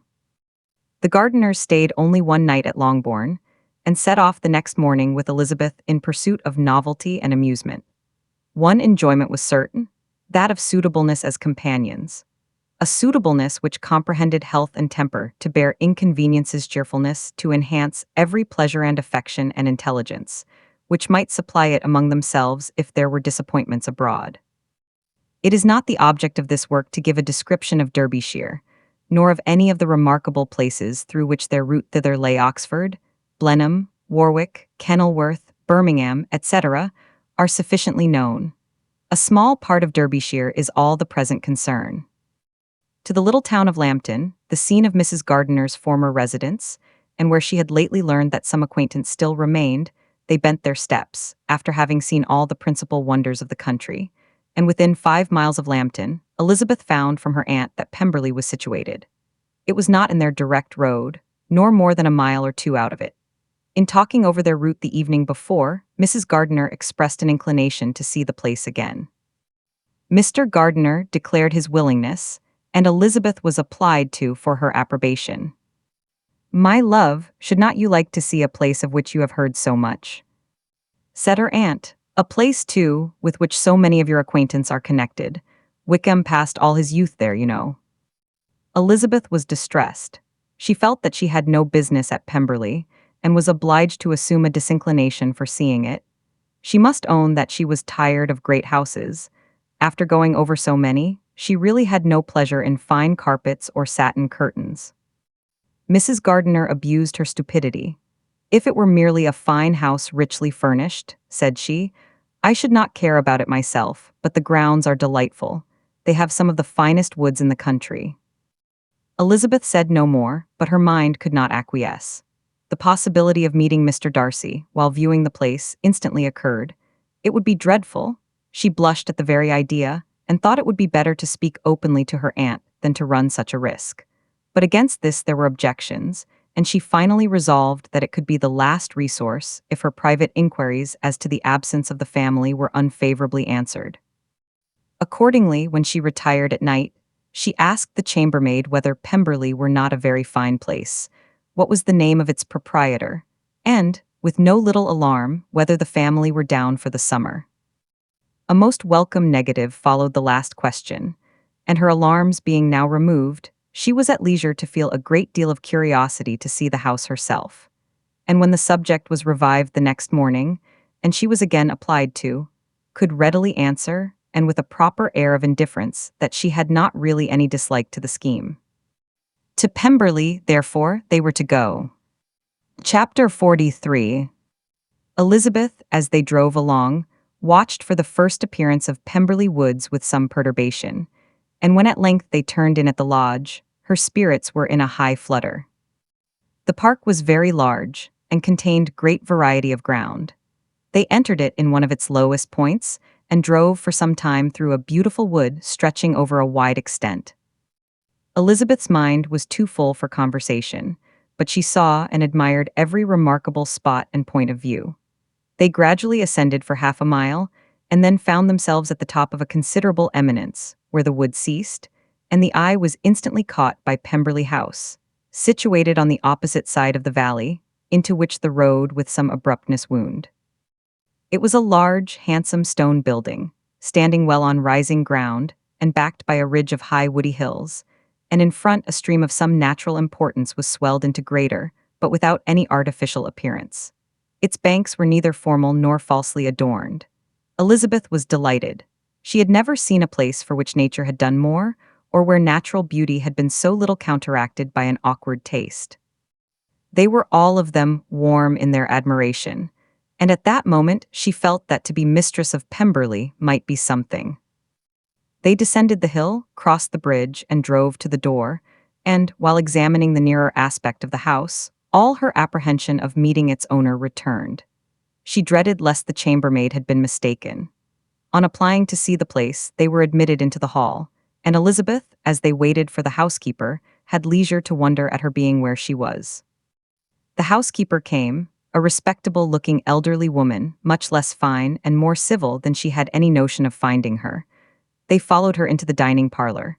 It was a large, well-proportioned room, handsomely fitted up. Elizabeth, after slightly surveying it, went to a window to enjoy its prospect. The hill, crowned with wood from which they had descended, receiving increased abruptness from the distance, was a beautiful object. Every disposition of the ground was good, and she looked on the whole scene, the river, the trees scattered on its banks, and the winding of the valley as far as she could trace it, with delight. As they passed into other rooms, these objects were taking different positions, but from every window there were beauties to be seen. The rooms were lofty and handsome, and their furniture suitable to the fortune of their proprietor. But Elizabeth saw, with admiration of his taste, that it was neither gaudy nor uselessly fine, with less of splendor, and more real elegance than the furniture of Rosings. And of this place, thought she, I might have been mistress. With these rooms I might have now been familiarly acquainted. Instead of viewing them as a stranger, I might have rejoiced in them as my own, and welcomed to them as visitors my uncle and aunt. But no, recollecting herself, that could never be. My uncle and aunt would have been lost to me. I should not have been allowed to invite them. This was a lucky recollection. It saved her from something like regret. She longed to inquire of the housekeeper whether her master were really absent, but had not courage for it. At length, however, the question was asked by her uncle, and she turned away with alarm, while Mrs. Reynolds replied that he was, adding, "But we expect him tomorrow, with a large party of friends." How rejoiced was Elizabeth that their own journey had not by any circumstance been delayed a day. Her aunt now called her to look at a picture. She approached and saw the likeness of Mr. Wickham, suspended, amongst several other miniatures, over the mantelpiece. Her aunt asked her smilingly how she liked it. The housekeeper came forward and told them it was the picture of a young gentleman, the son of her late master's steward, who had been brought up by him at his own expense. He is now gone into the army, she added, but I am afraid he has turned out very wild. Mrs. Gardiner looked at her niece with a smile, but Elizabeth could not return it. And that, said Mrs. Reynolds, pointing to another of the miniatures, is my master and very like him. It was drawn at the same time as the other about 8 years ago. I have heard much of your master's fine person, said Mrs. Gardiner, looking at the picture. It is a handsome face. But Lizzie, you can tell us whether it is like or not. Mrs. Reynolds' respect for Elizabeth seemed to increase on this intimation of her knowing her master. Does that young lady know Mr. Darcy? Elizabeth colored and said, a little. And do not you think him a very handsome gentleman, ma'am? Yes, very handsome. I am sure I know none so handsome, but in the gallery upstairs you will see a finer, larger picture of him than this. This room was my late master's favorite room, and these miniatures are just as they used to be then. He was very fond of them. This accounted to Elizabeth for Mr. Wickham's being among them.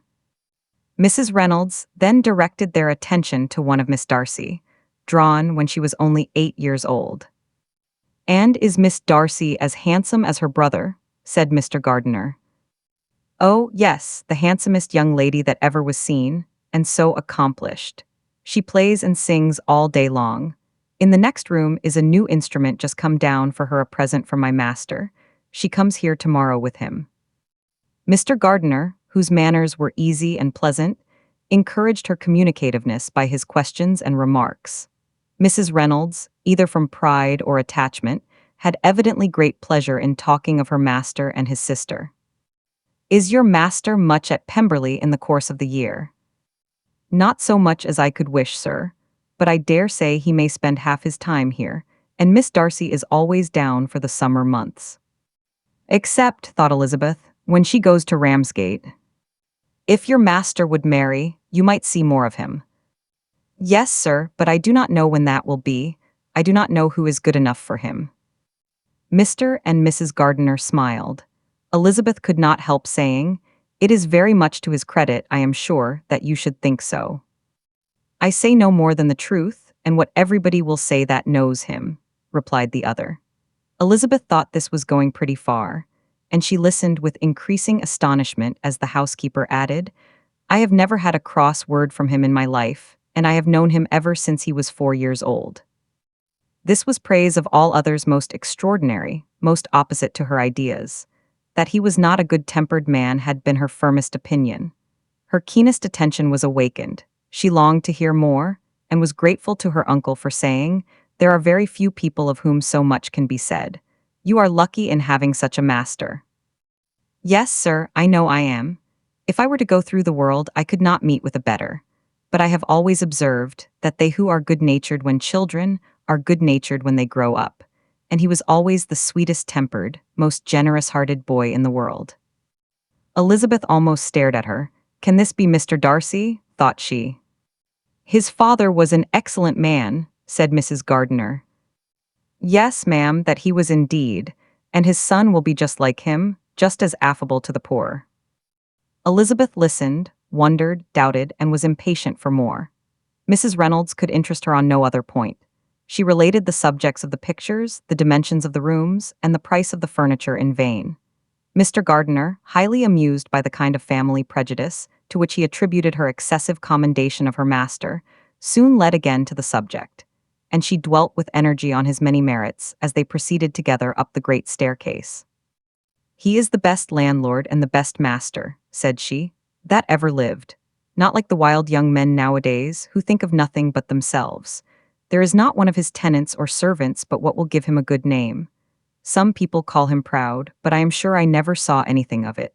To my fancy, it is only because he does not rattle away like other young men. In what an amiable light does this place him, thought Elizabeth. This fine account of him, whispered her aunt as they walked, is not quite consistent with his behavior to our poor friend. Perhaps we might be deceived. That is not very likely. Our authority was too good. On reaching the spacious lobby above, they were shown into a very pretty sitting room, lately fitted up with greater elegance and lightness than the apartments below, and were informed that it was but just done to give pleasure to Miss Darcy, who had taken a liking to the room when last at Pemberley. "He is certainly a good brother," said Elizabeth, as she walked towards one of the windows. Mrs. Reynolds anticipated Miss Darcy's delight when she should enter the room, "and this is always the way with him," she added. "Whatever can give his sister any pleasure is sure to be done in a moment. There is nothing he would not do for her." The picture gallery and 2 or 3 of the principal bedrooms were all that remained to be shown. In the former were many good paintings, but Elizabeth knew nothing of the art, and from such as had been already visible below, she had willingly turned to look at some drawings of Miss Darcy, in crayons, whose subjects were usually more interesting, and also more intelligible. In the gallery there were many family portraits, but they could have little to fix the attention of a stranger. Elizabeth walked on in quest of the only face whose features would be known to her. At last it arrested her, and she beheld a striking resemblance of Mr. Darcy, with such a smile over the face as she remembered to have sometimes seen when he looked at her. She stood several minutes before the picture, in earnest contemplation, and returned to it again before they quitted the gallery. Mrs. Reynolds informed them that it had been taken in his father's lifetime. There was certainly at this moment, in Elizabeth's mind, a more gentle sensation towards the original than she had ever felt in the height of their acquaintance. The commendation bestowed on him by Mrs. Reynolds was of no trifling nature. What praise is more valuable than the praise of an intelligent servant? As a brother, a landlord, a master, she considered how many people's happiness were in his guardianship. How much of pleasure or pain it was in his power to bestow, how much of good or evil must be done by him.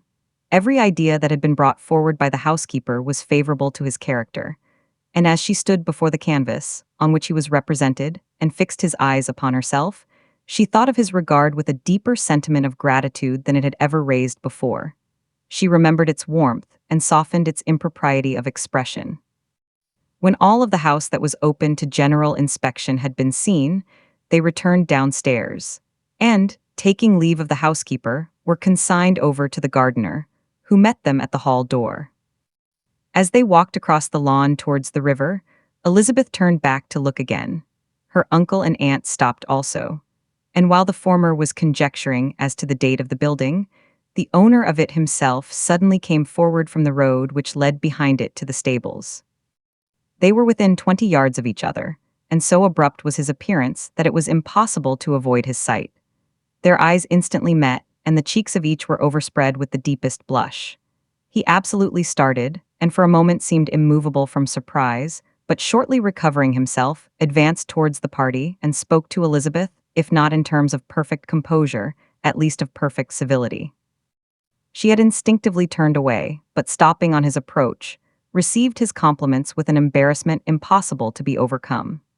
Had his first appearance, or his resemblance to the picture they had just been examining, been insufficient to assure the other two that they now saw Mr. Darcy, the gardener's expression of surprise on beholding his master must immediately have told it. They stood a little aloof while he was talking to their niece, who, astonished and confused, scarcely dared lift her eyes to his face, and knew not what answer she returned to his civil inquiries after her family. Amazed at the alteration of his manner since they last parted, every sentence that he uttered was increasing her embarrassment, and every idea of the impropriety of her being found there recurring to her mind, the few minutes in which they continued together were some of the most uncomfortable of her life. Nor did he seem much more at ease. When he spoke, his accent had none of its usual sedateness, and he repeated his inquiries as to the time of her having left Longbourn, and of her stay in Derbyshire so often and in so hurried a way as plainly spoke the distraction of his thoughts. At length, every idea seemed to fail him, and after standing a few moments without saying a word, he suddenly recollected himself and took leave. The others then joined her and expressed their admiration of his figure, but Elizabeth heard not a word, and wholly engrossed by her own feelings followed them in silence. She was overpowered by shame and vexation. Her coming there was the most unfortunate, the most ill-judged thing in the world. How strange must it appear to him? In what a disgraceful light might it not strike so vain a man? It might seem as if she had purposely thrown herself in his way again. Oh, why did she come? Or why did he thus come a day before he was expected? Had they been only 10 minutes sooner, they should have been beyond the reach of his discrimination, for it was plain that he was that moment arrived, that moment alighted from his horse or his carriage. She blushed again and again over the perverseness of the meeting. And his behavior so strikingly altered what could it mean? That he should even speak to her was amazing, but to speak with such civility, to inquire after her family. Never in her life had she seen his manners so little dignified, never had he spoken with such gentleness as on this unexpected meeting. What a contrast did it offer to his last address in Rosings Park, when he put his letter into her hand. She knew not what to think or how to account for it. They had now entered a beautiful walk by the side of the water, and every step was bringing forward a nobler fall of ground, or a finer reach of the woods to which they were approaching. But it was some time before Elizabeth was sensible of any of it, and, though she answered mechanically to the repeated appeals of her uncle and aunt, and seemed to direct her eyes to such objects as they pointed out, she distinguished no part of the scene. Her thoughts were all fixed on that one spot of Pemberley House, whichever it might be, where Mr. Darcy then was. She longed to know what at that moment was passing in his mind, in what manner he thought of her, and whether, in defiance of everything, she was still dear to him. Perhaps he had been civil only because he felt himself at ease, yet there had been that in his voice which was not like ease. Whether he had felt more of pain or of pleasure in seeing her, she could not tell, but he certainly had not seen her with composure. At length, however, the remarks of her companions on her absence of mind roused her, and she felt the necessity of appearing more like herself.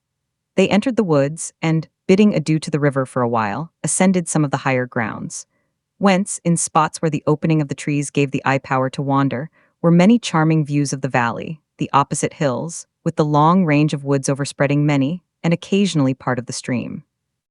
Mr. Gardiner expressed a wish of going round the whole park, but feared it might be beyond a walk. With a triumphant smile, they were told that it was 10 miles round. It settled the matter, and they pursued the accustomed circuit, which brought them again, after some time, in a descent among hanging woods to the edge of the water and one of its narrowest parts. They crossed it by a simple bridge, in character with the general air of the scene. It was a spot less adorned than any they had yet visited, and the valley, here contracted into a glen, allowed room only for the stream, and a narrow walk amidst the rough coppicewood which bordered it. Elizabeth longed to explore its windings, but when they had crossed the bridge and perceived their distance from the house, Mrs. Gardiner, who was not a great walker, could go no farther, and thought only of returning to the carriage as quickly as possible. Her niece was, therefore, obliged to submit, and they took their way towards the house on the opposite side of the river, in the nearest direction. But their progress was slow, for Mr. Gardiner, though seldom able to indulge the taste, was very fond of fishing, and was so much engaged in watching the occasional appearance of some trout in the water, and talking to the man about them, that he advanced but little. Whilst wandering on in this slow manner, they were again surprised, and Elizabeth's astonishment was quite equal to what it had been at first, by the sight of Mr. Darcy approaching them, and at no great distance. The walk being here less sheltered than on the other side, allowed them to see him before they met. Elizabeth, however astonished, was at least more prepared for an interview than before, and resolved to appear and to speak with calmness, if he really intended to meet them. For a few moments, indeed, she felt that he would probably strike into some other path. The idea lasted while a turning in the walk concealed him from their view. The turning past, he was immediately before them. With a glance she saw that he had lost none of his recent civility, and, to imitate his politeness, she began as they met to admire the beauty of the place. But she had not got beyond the words delightful and charming, when some unlucky recollections obtruded, and she fancied that praise of Pemberley from her might be mischievously construed. Her color changed, and she said no more. Mrs. Gardiner was standing a little behind, and on her pausing, he asked her if she would do him the honor of introducing him to her friends. This was a stroke of civility for which she was quite unprepared, and she could hardly suppress a smile at his being now seeking the acquaintance of some of those very people, against whom his pride had revolted in his offer to herself. What will be his surprise, thought she, when he knows who they are? He takes them now for people of fashion. The introduction, however, was immediately made, and as she named their relationship to herself, she stole a sly look at him to see how he bore it, and was not without the expectation of his decamping as fast as he could from such disgraceful companions. That he was surprised by the connection was evident. He sustained it, however, with fortitude, and, so far from going away, turned back with them and entered into conversation with Mr. Gardiner. Elizabeth could not but be pleased, could not but triumph. It was consoling that he should know she had some relations for whom there was no need to blush. She listened most attentively to all that passed between them, and gloried in every expression, every sentence of her uncle, which marked his intelligence, his taste, or his good manners. The conversation soon turned upon fishing, and she heard Mr. Darcy invite him, with the greatest civility, to fish there as often as he chose, while he continued in the neighborhood, offering at the same time to supply him with fishing tackle, and pointing out those parts of the stream where there was usually most sport. Mrs. Gardiner, who was walking arm in arm with Elizabeth, gave her a look expressive of her wonder. Elizabeth said nothing, but it gratified her exceedingly. The compliment must be all for herself. Her astonishment, however, was extreme, and continually was she repeating, "Why is he so altered? From what can it proceed? It cannot be for me, it cannot be for my sake that his manners are thus softened. My reproofs at Hunsford could not work such a change as this. It is impossible that he should still love me." After walking some time in this way, the two ladies in front, the two gentlemen behind, on resuming their places, after descending to the brink of the river for the better inspection of some curious water plant, there chanced to be a little alteration. It originated in Mrs. Gardiner, who, fatigued by the exercise of the morning, found Elizabeth's arm inadequate to her support, and consequently preferred her husband S. Mr. Darcy took her place by her niece, and they walked on together. After a short silence, the lady first spoke. She wished him to know that she had been assured of his absence before she came to the place, and accordingly began by observing that his arrival had been very unexpected, for your housekeeper, she added, informed us that you would certainly not be here till tomorrow, and, indeed, before we left Bakewell, we understood that you were not immediately expected in the country. He acknowledged the truth of it all, and said that business with his steward had occasioned his coming forward a few hours before the rest of the party with whom he had been traveling. "They will join me early tomorrow," he continued, "and among them are some who will claim an acquaintance with you, Mr. Bingley and his sisters." Elizabeth answered only by a slight bow. Her thoughts were instantly driven back to the time when Mr. Bingley's name had been last mentioned between them, and if she might judge from his complexion, his mind was not very differently engaged. "There is also one other person in the party," he continued after a pause, "who more particularly wishes to be known to you. Will you allow me, or do I ask too much, to introduce my sister to your acquaintance during your stay at Lambton?" The surprise of such an application was great indeed. It was too great for her to know in what manner she acceded to it. She immediately felt that whatever desire Miss Darcy might have of being acquainted with her must be the work of her brother, and without looking farther, it was satisfactory. It was gratifying to know that his resentment had not made him think really ill of her. They now walked on in silence, each of them deep in thought. Elizabeth was not comfortable, that was impossible, but she was flattered and pleased. His wish of introducing his sister to her was a compliment of the highest kind. They soon outstripped the others, and when they had reached the carriage, Mr. and Mrs. Gardiner were half a quarter of a mile behind. He then asked her to walk into the house, but she declared herself not tired, and they stood together on the lawn. At such a time much might have been said, and silence was very awkward.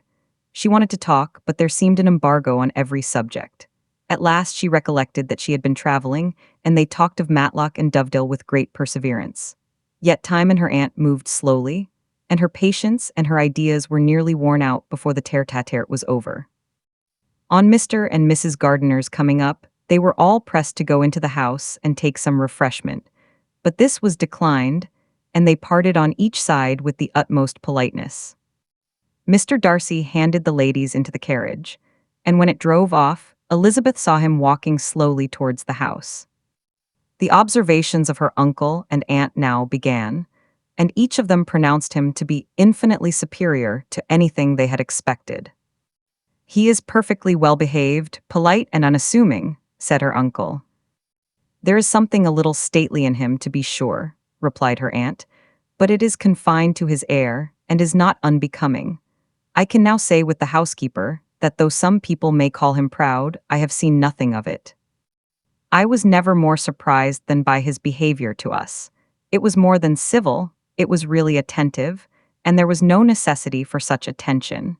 His acquaintance with Elizabeth was very trifling." "To be sure, Lizzie," said her aunt, "he is not so handsome as Wickham, or rather he has not Wickham's countenance, for his features are perfectly good.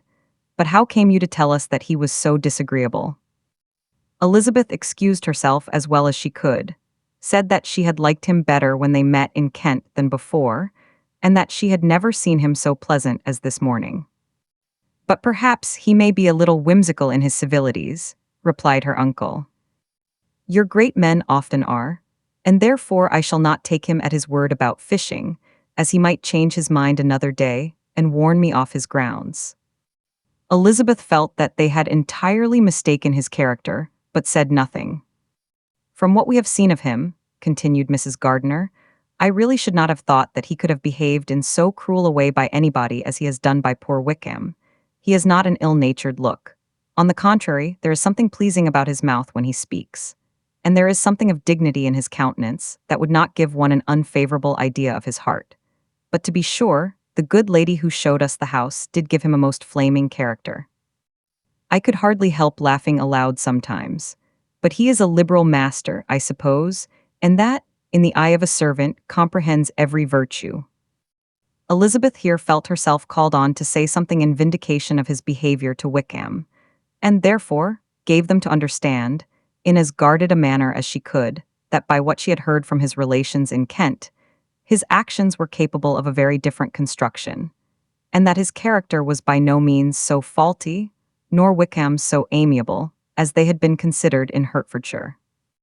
In confirmation of this, she related the particulars of all the pecuniary transactions in which they had been connected, without actually naming her authority, but stating it to be such as might be relied on.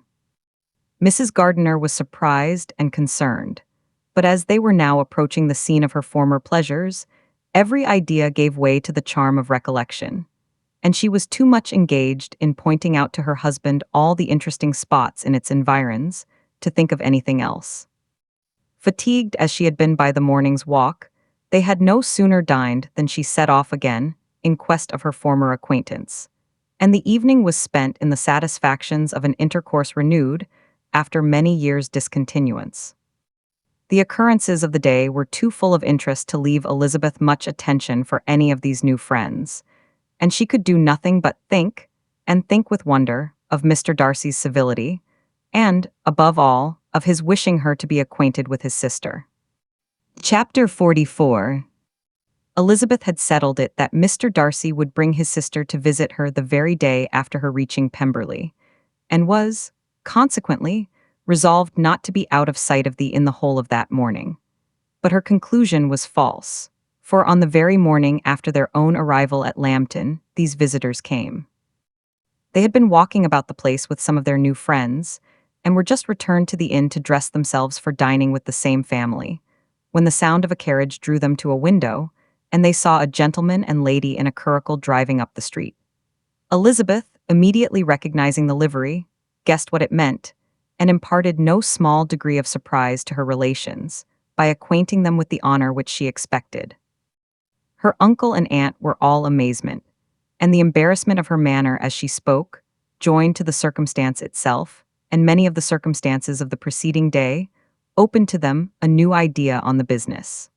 Nothing had ever suggested it before, but they now felt that there was no other way of accounting for such attentions from such a quarter than by supposing a partiality for their niece.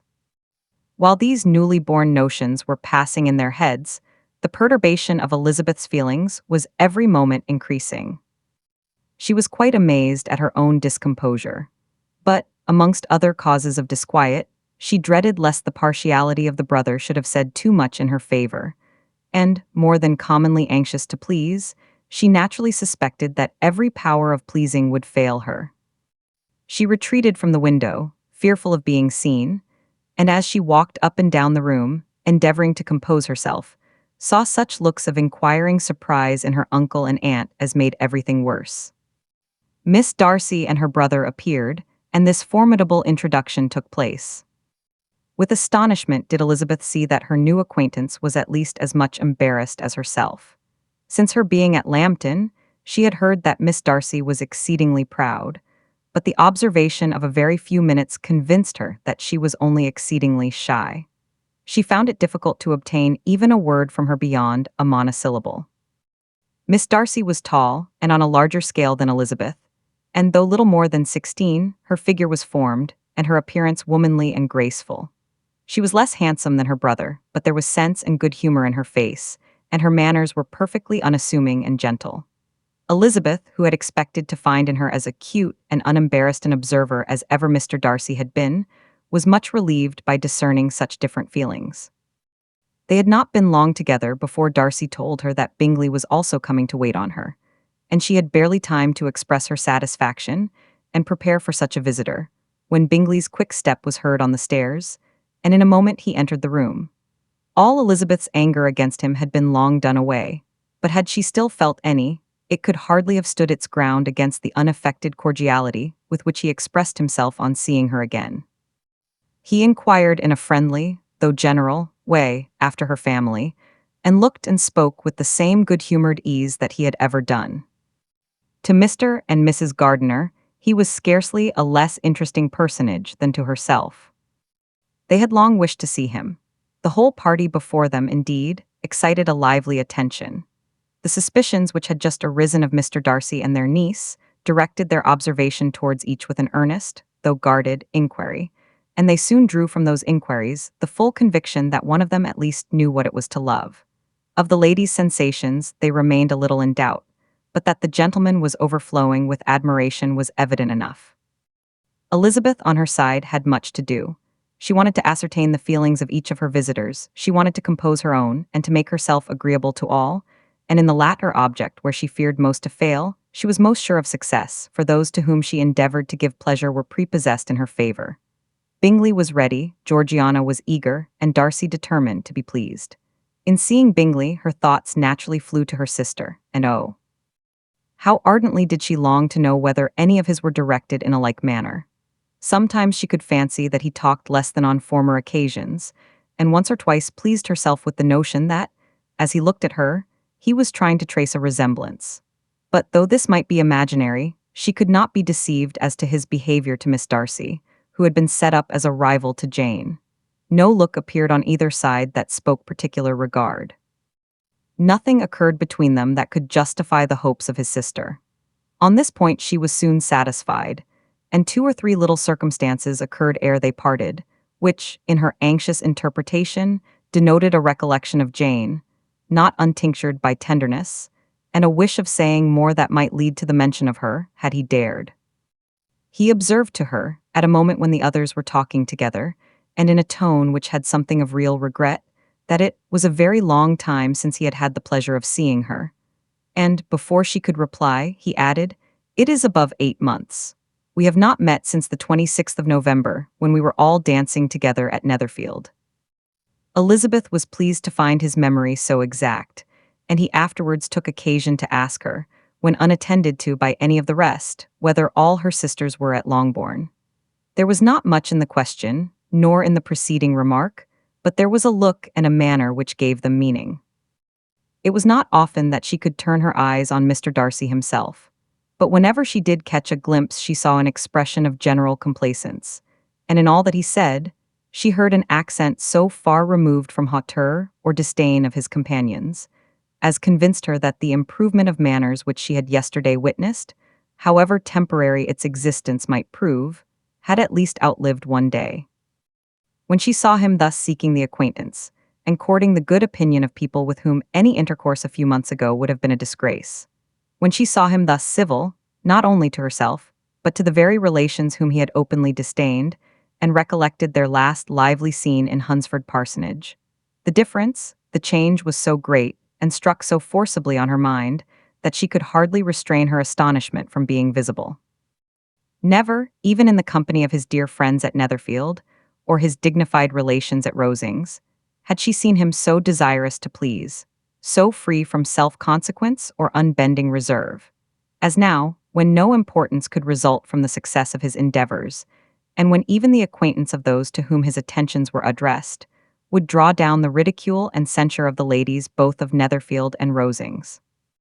Their visitors stayed with them above half an hour, and when they arose to depart, Mr. Darcy called on his sister to join him in expressing their wish of seeing Mr. and Mrs. Gardiner and Miss Bennet to dinner at Pemberley before they left the country. Miss Darcy, though with a diffidence which marked her little in the habit of giving invitations, readily obeyed.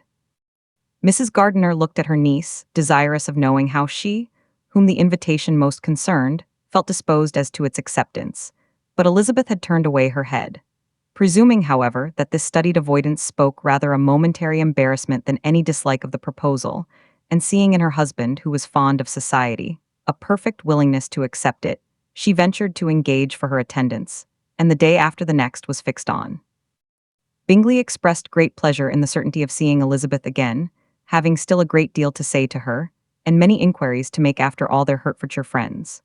Elizabeth, construing all this into a wish of hearing her speak of her sister, was pleased, and on this account, as well as some others, found herself, when their visitors left them, capable of considering the last half-hour with some satisfaction, though while it was passing the enjoyment of it had been little. Eager to be alone, and fearful of inquiries or hints from her uncle and aunt, she stayed with them only long enough to hear their favorable opinion of Bingley, and then hurried away to dress. But she had no reason to fear Mr. and Mrs. Gardiner's curiosity. It was not their wish to force her communication. It was evident that she was much better acquainted with Mr. Darcy than they had before any idea of. It was evident that he was very much in love with her.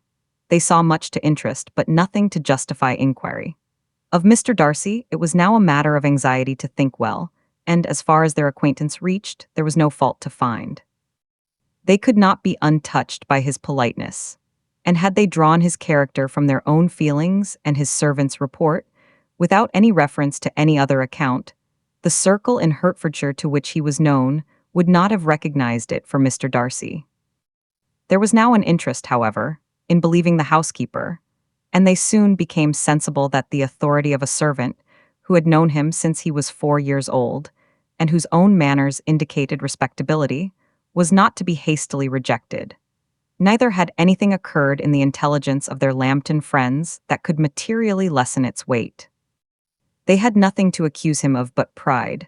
Pride he probably had, and if not, it would certainly be imputed by the inhabitants of a small market town where the family did not visit. It was acknowledged, however, that he was a liberal man and did much good among the poor. With respect to Wickham, the travellers soon found that he was not held there in much estimation. For though the chief of his concerns with the son of his patron were imperfectly understood, it was yet a well-known fact that, on his quitting Derbyshire, he had left many debts behind him, which Mr. Darcy afterwards discharged. As for Elizabeth, her thoughts were at Pemberley this evening more than the last, and the evening, though as it passed it seemed long, was not long enough to determine her feelings towards one in that mansion, and she lay awake 2 whole hours endeavoring to make them out. She certainly did not hate him. No, hatred had vanished long ago, and she had almost as long been ashamed of ever feeling a dislike against him that could be so called. The respect created by the conviction of his valuable qualities, though at first unwillingly admitted, had for some time ceased to be repugnant to her feelings, and it was now heightened into somewhat of a friendlier nature by the testimony so highly in his favor, and bringing forward his disposition in so amiable a light which yesterday had produced. But above all, above respect and esteem, there was a motive within her of good will which could not be overlooked. It was gratitude, not merely for having once loved her, but for loving her still well enough to forgive all the petulance and acrimony of her manner in rejecting him, and all the unjust accusations accompanying her rejection. He who, she had been persuaded, would avoid her as his greatest enemy, seemed, on this accidental meeting, most eager to preserve the acquaintance, and without any indelicate display of regard or any peculiarity of manner, where their two selves only were concerned, was soliciting the good opinion of her friends, and bent on making her known to his sister. Such a change in a man of so much pride excited not only astonishment, but gratitude for to love, ardent love, it must be attributed, and as such, its impression on her was of a sort to be encouraged, as by no means unpleasing, though it could not be exactly defined. She respected, she esteemed, she was grateful to him, she felt a real interest in his welfare, and she only wanted to know how far she wished that welfare to depend upon herself, and how far it would be for the happiness of both that she should employ the power, which her fancy told her she still possessed, of bringing on the renewal of his addresses. It had been settled in the evening, between the aunt and niece, that such a striking civility as Miss Darcy, in coming to them on the very day of her arrival at Pemberley Four, she had reached it only to a late breakfast ought to be imitated, though it could not be equaled by some exertion of politeness on their side, and, consequently, that it would be highly expedient to wait on her at Pemberley the following morning. They were, therefore, to go. Elizabeth was pleased, though when she asked herself the reason, she had very little to say in reply. Mr. Gardiner left them soon after breakfast. The fishing scheme had been renewed the day before, and a positive engagement made of his meeting some of the gentlemen at Pemberley by noon. Chapter 45. Convinced as Elizabeth now was that Miss Bingley's dislike of her had originated in jealousy, she could not help feeling how very unwelcome her appearance at Pemberley must be to her, and was curious to know with how much civility on that lady's side the acquaintance would now be renewed. On reaching the house, they were shown through the hall into the saloon, whose northern aspect rendered it delightful for summer. Its windows, opening to the ground, admitted a most refreshing view of the high woody hills behind the house, and of the beautiful oaks and Spanish chestnuts which were scattered over the intermediate lawn. In this room they were received by Miss Darcy, who was sitting there with Mrs. Hurst and Miss Bingley, and the lady with whom she lived in London. Georgiana's reception of them was very civil, but attended with all that embarrassment which, though proceeding from shyness and the fear of doing wrong, would easily give to those who felt themselves inferior the belief of her being proud and reserved. Mrs. Gardiner and her niece, however, did her justice and pitied her. By Mrs. Hurst and Miss Bingley they were noticed only by a courtesy, and on their being seated, a pause, awkward as such pauses must always be, succeeded for a few moments. It was first broken by Mrs. Annesley, a genteel, agreeable-looking woman whose endeavor to introduce some kind of discourse proved her to be more truly well-bred than either of the others, and between her and Mrs. Gardiner, with occasional help from Elizabeth, the conversation was carried on. Miss Darcy looked as if she wished for courage enough to join in it, and sometimes did venture a short sentence, when there was least danger of its being heard. Elizabeth soon saw that she was herself closely watched by Miss Bingley, and that she could not speak a word, especially to Miss Darcy, without calling her attention. This observation would not have prevented her from trying to talk to the latter, had they not been seated at an inconvenient distance, but she was not sorry to be spared the necessity of saying much. Her own thoughts were employing her. She expected every moment that some of the gentlemen would enter the room. She wished, she feared, that the master of the house might be amongst them, and whether she wished or feared it most, she could scarcely determine. After sitting in this manner a quarter of an hour, without hearing Miss Bingley's voice, Elizabeth was roused by receiving from her a cold inquiry after the health of her family. She answered with equal indifference and brevity, and the other said no more. The next variation which their visit afforded was produced by the entrance of servants with cold meat, cake, and a variety of all the finest fruits in season. But this did not take place till after many a significant look and smile from Mrs. Annesley to Miss Darcy had been given to remind her of her post. There was now employment for the whole party, for though they could not all talk, they could all eat, and the beautiful pyramids of grapes, nectarines, and peaches soon collected them round the table. While thus engaged, Elizabeth had a fair opportunity of deciding whether she most feared or wished for the appearance of Mr. Darcy, by the feelings which prevailed on his entering the room. And then, though but a moment before she had believed her wishes to predominate, she began to regret that he came. He had been some time with Mr. Gardiner, who, with 2 or 3 other gentlemen from the house, was engaged by the river, and had left him only on learning that the ladies of the family intended a visit to Georgiana that morning.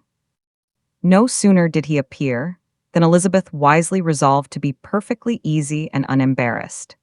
A resolution the more necessary to be made, but perhaps not the more easily kept, because she saw that the suspicions of the whole party were awakened against them, and that there was scarcely an eye which did not watch his behavior when he first came into the room. In no countenance was attentive curiosity so strongly marked as in Miss Bingley, in spite of the smiles which overspread her face whenever she spoke to one of its objects. For jealousy had not yet made her desperate, and her attentions to Mr. Darcy were by no means over.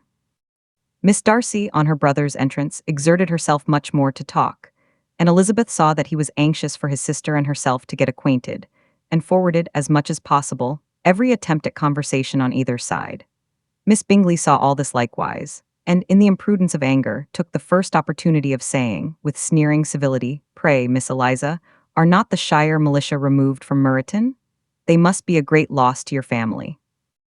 In Darcy's presence, she dared not mention Wickham's name, but Elizabeth instantly comprehended that he was uppermost in her thoughts, and the various recollections connected with him gave her a moment's distress. But, exerting herself vigorously to repel the ill-natured attack, she presently answered the question in a tolerably disengaged tone. While she spoke, an involuntary glance showed her Darcy with a heightened complexion, earnestly looking at her, and his sister overcome with confusion and unable to lift up her eyes. Had Miss Bingley known what pain she was then giving her beloved friend, she undoubtedly would have refrained from the hint, but she had merely intended to discompose Elizabeth, by bringing forward the idea of a man to whom she believed her partial, to make her betray a sensibility which might injure her in Darcy's opinion, and, perhaps, to remind the latter of all the follies and absurdities by which some part of her family were connected with that corps. Not a syllable had ever reached her of Miss Darcy's meditated elopement. To no creature had it been revealed, where secrecy was possible, except to Elizabeth, and from all Bingley's connections, her brother was particularly anxious to conceal it, from that very wish which Elizabeth had long ago attributed to him of their becoming hereafter her own. He had certainly formed such a plan, and without meaning that it should affect his endeavor to separate him from Miss Bennet, it is probable that it might add something to his lively concern for the welfare of his friend.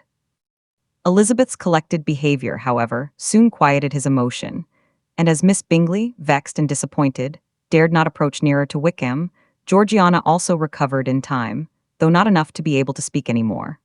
Her brother, whose eye she feared to meet, scarcely recollected her interest in the affair, and the very circumstance which had been designed to turn his thoughts from Elizabeth seemed to have fixed them on her more and more cheerfully. Their visit did not continue long after the question and answer above mentioned, and while Mr. Darcy was attending them to their carriage, Miss Bingley was venting her feelings in criticisms on Elizabeth's person, behavior, and dress. But Georgiana would not join her. Her brother's recommendation was enough to ensure her favor. His judgment could not err, and he had spoken in such terms of Elizabeth as to leave Georgiana without the power of finding her otherwise than lovely and amiable. When Darcy returned to the saloon, Miss Bingley could not help repeating to him some part of what she had been saying to his sister.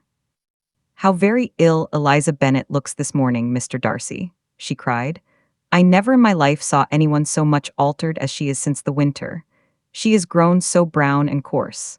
Louisa and I were agreeing that we should not have known her again." However little Mr. Darcy might have liked such an address, he contented himself with coolly replying that he perceived no other alteration than her being rather no miraculous consequence of traveling in the summer. "For my own part," she rejoined, "I must confess that I never could see any beauty in her. Her face is too thin, her complexion has no brilliancy, and her features are not at all handsome.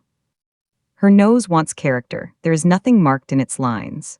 Her teeth are tolerable but not out of the common way, and as for her eyes, which have sometimes been called so fine, I never could perceive anything extraordinary in them.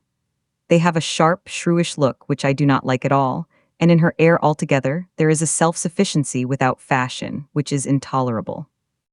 Persuaded as Miss Bingley was that Darcy admired Elizabeth, this was not the best method of recommending herself.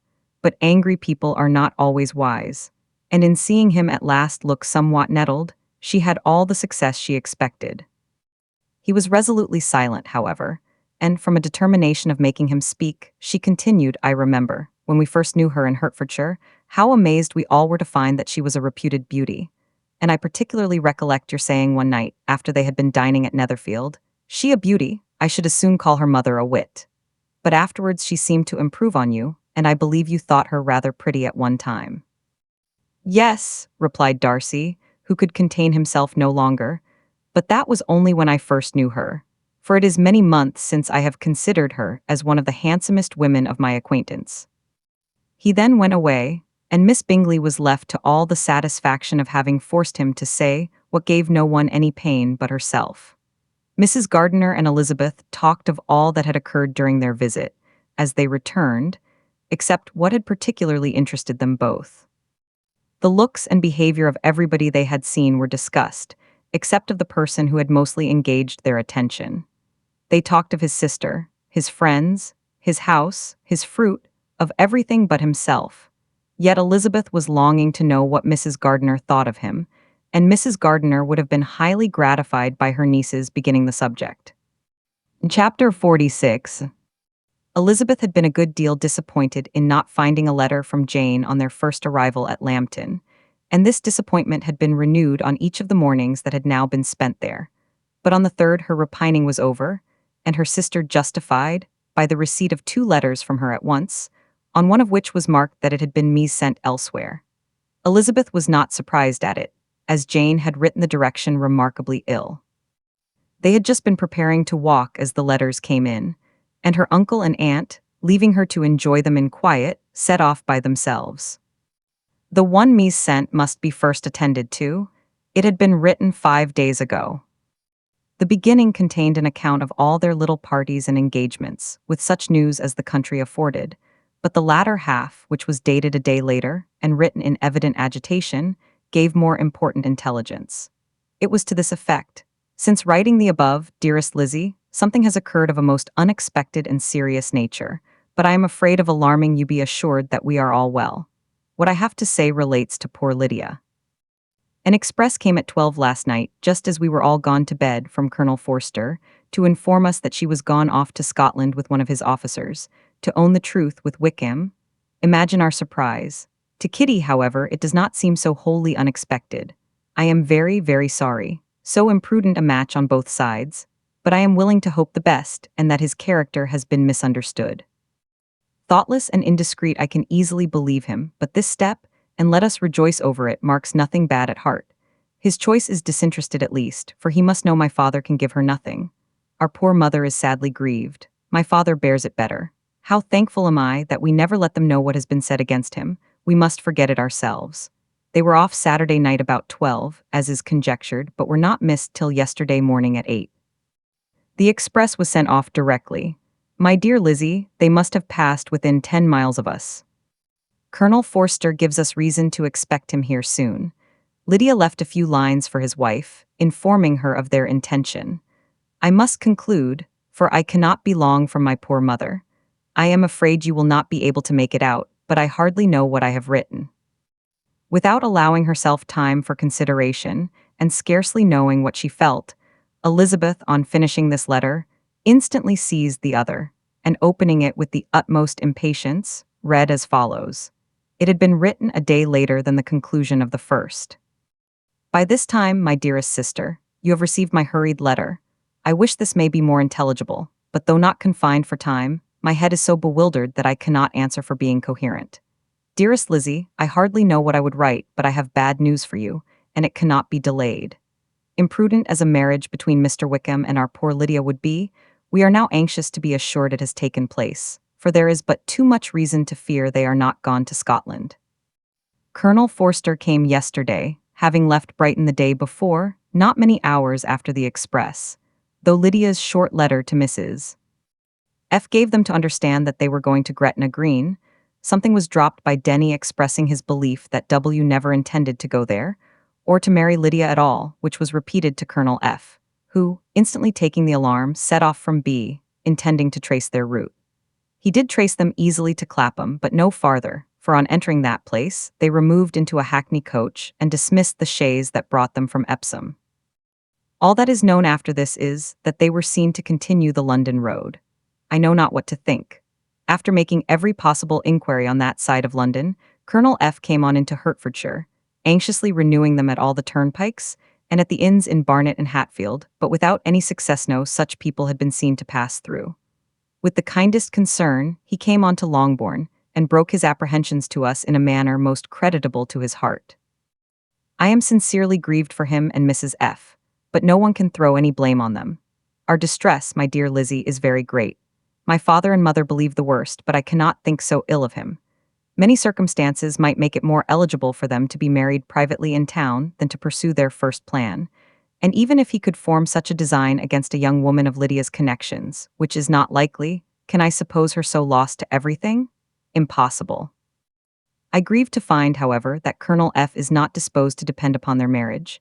He shook his head when I expressed my hopes, and said he feared W. was not a man to be trusted. My poor mother is really ill and keeps her room. Could she exert herself, it would be better, but this is not to be expected, and as to my father, I never in my life saw him so affected. Poor Kitty has anger for having concealed their attachment, but as it was a matter of confidence, one cannot wonder. I am truly glad, dearest Lizzie, that you have been spared something of these distressing scenes, but now, as the first shock is over, shall I own that I long for your return? I am not so selfish, however, as to press for it, if inconvenient. Adieu. I take up my pen again to do what I have just told you I would not, but circumstances are such that I cannot help earnestly begging you all to come here as soon as possible. I know my dear uncle and aunt so well that I am not afraid of requesting it, though I have still something more to ask of the former. My father is going to London with Colonel Forster instantly, to try to discover her. What he means to do, I am sure I know not, but his excessive distress will not allow him to pursue any measure in the best and safest way, and Colonel Forster is obliged to be at Brighton again tomorrow evening. In such an exigence, my uncle's advice and assistance would be everything in the world. He will immediately comprehend what I must feel, and I rely upon his goodness. Oh, where is my uncle? Cried Elizabeth, darting from her seat as she finished the letter, in eagerness to follow him, without losing a moment of the time so precious. But as she reached the door, it was opened by a servant, and Mr. Darcy appeared. Her pale face and impetuous manner made him start, and before he could recover himself enough to speak, she, in whose mind every idea was superseded by Lydia's situation, hastily exclaimed, "I beg your pardon, but I must leave you. I must find Mr. Gardiner this moment on business that cannot be delayed. I have not an instant to lose." "Good God, what is the matter?" cried he, with more feeling than politeness, then recollecting himself. "I will not detain you a minute, but let me, or let the servant, go after Mr. and Mrs. Gardiner. You are not well enough, you cannot go yourself." Elizabeth hesitated, but her knees trembled under her, and she felt how little would be gained by her attempting to pursue them. Calling back the servant, therefore, she commissioned him, though in so breathless an accent as made her almost unintelligible, to fetch his master and mistress home instantly.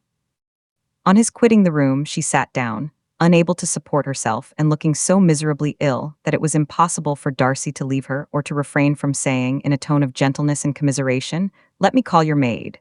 Is there nothing you could take to give you present relief? A glass of wine, shall I get you one? You are very ill." "No, I thank you," she replied, endeavoring to recover herself. "There is nothing the matter with me. I am quite well. I am only distressed by some dreadful news which I have just received from Longbourn."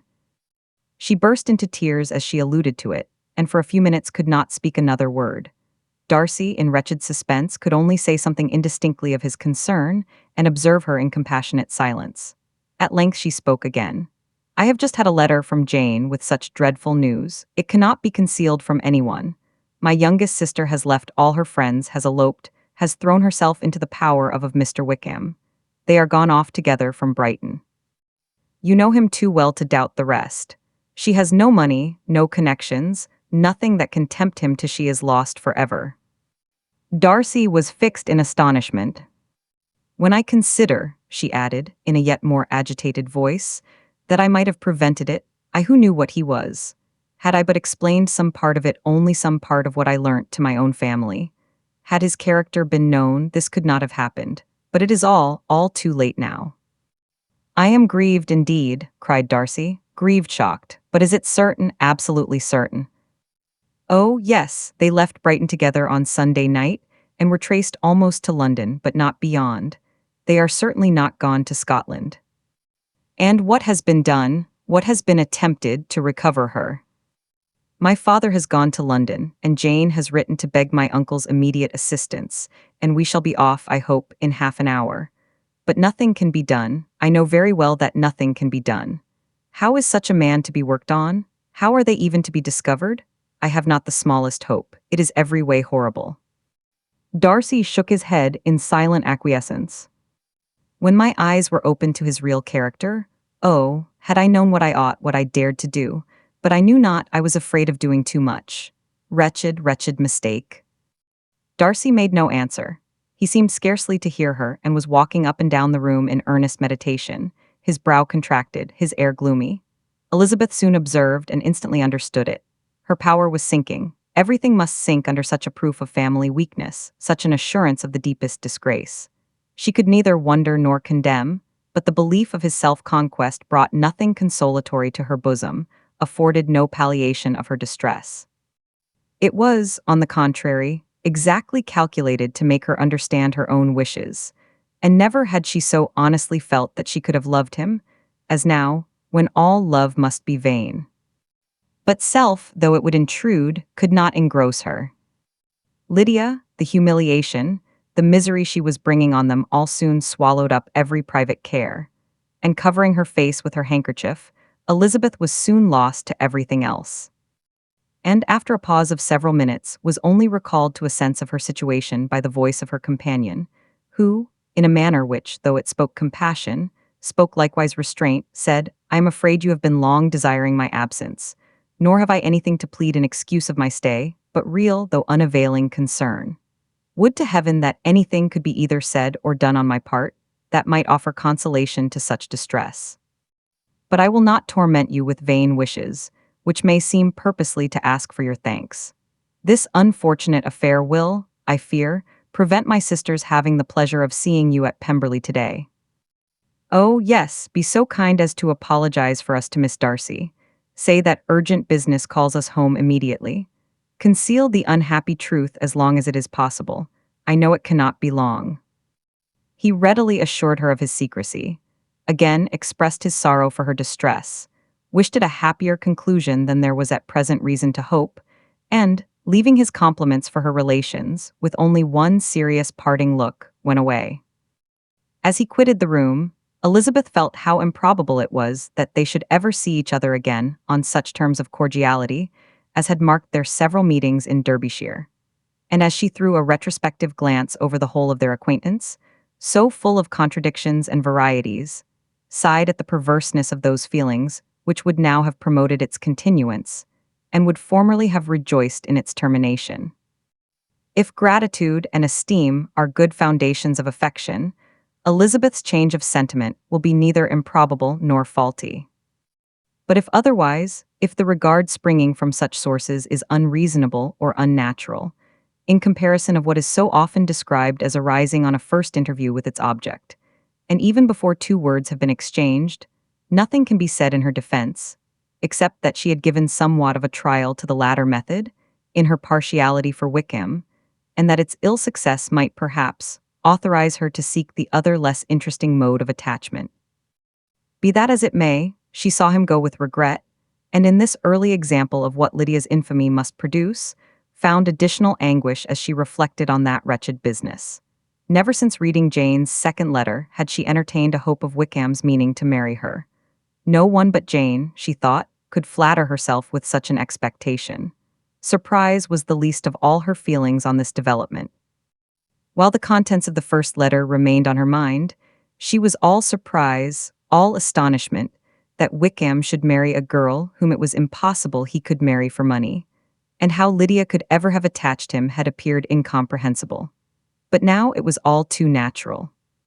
For such an attachment as this, she might have sufficient charms, and though she did not suppose Lydia to be deliberately engaging in an elopement without the intention of marriage, she had no difficulty in believing that neither her virtue nor her understanding would preserve her from falling an easy prey.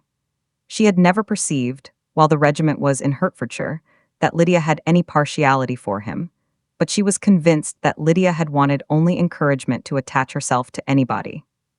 Sometimes one officer, sometimes another, had been her favorite, as their attentions raised them in her opinion. Her affections had been continually fluctuating, but never without an object. The mischief of neglect and mistaken indulgence towards such a girl, oh, how acutely did she now feel it! She was wild to be at home, to hear, to see, to be upon the spot to share with Jane in the cares that must now fall wholly upon her, in a family so deranged. A father absent, a mother incapable of exertion, and requiring constant attendance. And though almost persuaded that nothing could be done for Lydia, her uncle's interference seemed of the utmost importance. Until he entered the room, the misery of her impatience was severe. Mr. and Mrs. Gardiner had hurried back in alarm, supposing, by the servant's account, that their niece was taken suddenly ill. But satisfying them instantly on that head, she eagerly communicated the cause of their summons, reading the 2 letters aloud, and dwelling on the postscript of the last with trembling energy. Though Lydia had never been a favorite with them, Mr. and Mrs. Gardiner could not but be deeply affected. Not Lydia only, but all were concerned in it, and after the first exclamations of surprise and horror, Mr. Gardiner readily promised every assistance in his power. Elizabeth, though expecting no less, thanked him with tears of gratitude, and all 3 being actuated by one spirit, everything relating to their journey was speedily settled. They were to be off as soon as possible. "But what is to be done about Pemberley?" cried Mrs. Gardiner. "John told us Mr. Darcy was here when you sent for us, was it so?" "Yes, and I told him we should not be able to keep our engagement. That is all settled." "What is all settled?" repeated the other, as she ran into her room to prepare. "And are they upon such terms as for her to disclose the real truth? Oh, that I knew how it was."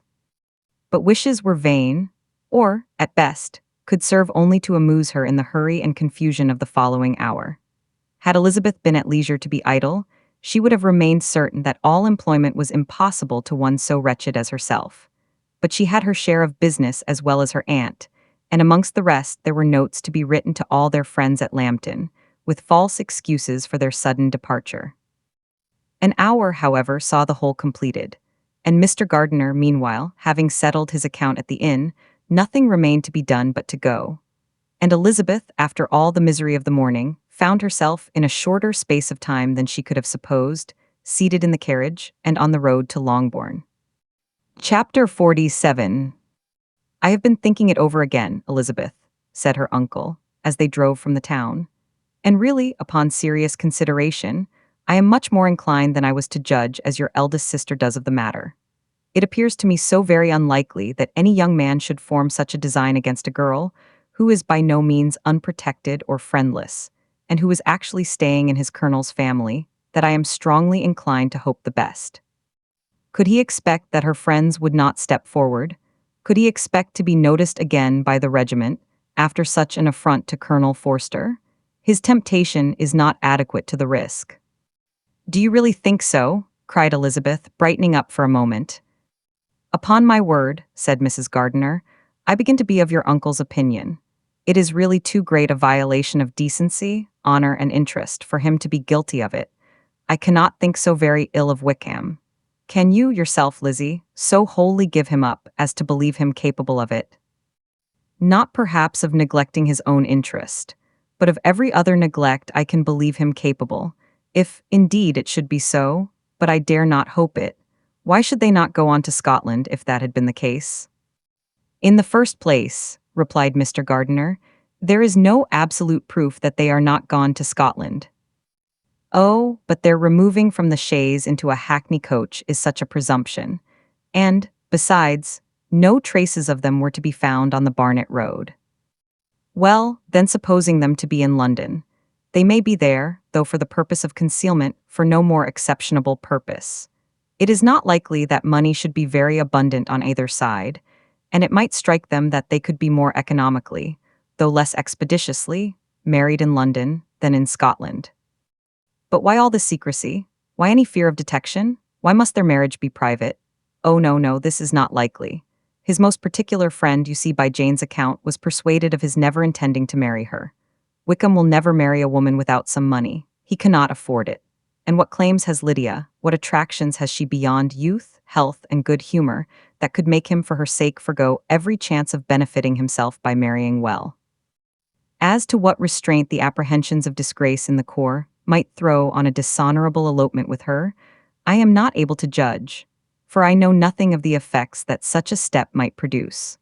But as to your other objection, I am afraid it will hardly hold good. Lydia has no brothers to step forward, and he might imagine, from my father's behavior, from his indolence and the little attention he has ever seemed to give to what was going forward in his family, that he would do as little and think as little about it as any father could do in such a matter. But can you think that Lydia is so lost to everything but love of him as to consent to live with him on any other terms than marriage? It does seem, and it is most shocking indeed, replied Elizabeth with tears in her eyes, that a sister's sense of decency and virtue in such a point should admit of doubt. But really I know not what to say. Perhaps I am not doing her justice. But she is very young, she has never been taught to think on serious subjects, and for the last half-year, nay, for a 12-month, she has been given up to nothing but amusement and vanity. She has been allowed to dispose of her time in the most idle and frivolous manner, and to adopt any opinions that came in her way. Since the Shire were first quartered in Meryton, nothing but love, flirtation, and officers have been in her head. She has been doing everything in her power, by thinking and talking on the subject, to give greater, what shall I call it, susceptibility to her feelings, which are naturally lively enough. And we all know that Wickham has every charm of person and address that can captivate a woman. But you see that Jane, said her aunt, does not think so ill of Wickham as to believe him capable of the attempt. Of whom does Jane ever think ill? And who is there, whatever might be their former conduct, that she would believe capable of such an attempt, till it were proved against them? But Jane knows, as well as I do, what Wickham really is. We both know that he has been profligate in every sense of the word, that he has neither integrity nor honor, that he is as false and deceitful as he is insinuating. And do you really know all this? Cried Mrs. Gardiner, whose curiosity as to the mode of her intelligence was all alive. I do indeed, replied Elizabeth, coloring. I told you the other day of his infamous behavior to Mr. Darcy, and you, yourself, when last at Longbourn, heard in what manner he spoke of the man who had behaved with such forbearance and liberality towards him. And there are other circumstances which I am not at liberty, which it is not worth while to relate, but his lies about the whole Pemberley family are endless. From what he said of Miss Darcy, I was thoroughly prepared to see a proud, reserved, disagreeable girl. Yet he knew to the contrary himself. He must know that she was as amiable and unpretending as we have found her. But does Lydia know nothing of this? Can she be ignorant of what you and Jane seem so well to understand? Oh yes, that is the worst of all. Till I was in Kent and saw so much both of Mr. Darcy and his relation Colonel Fitzwilliam, I was ignorant of the truth myself. And when I returned home, the Shire was to leave Meryton in a week or fortnight's time. As that was the case, neither Jane, to whom I related the whole, nor I, thought it necessary to make our knowledge public. For of what use could it apparently be to anyone that the good opinion which all the neighborhood had of him should then be overthrown?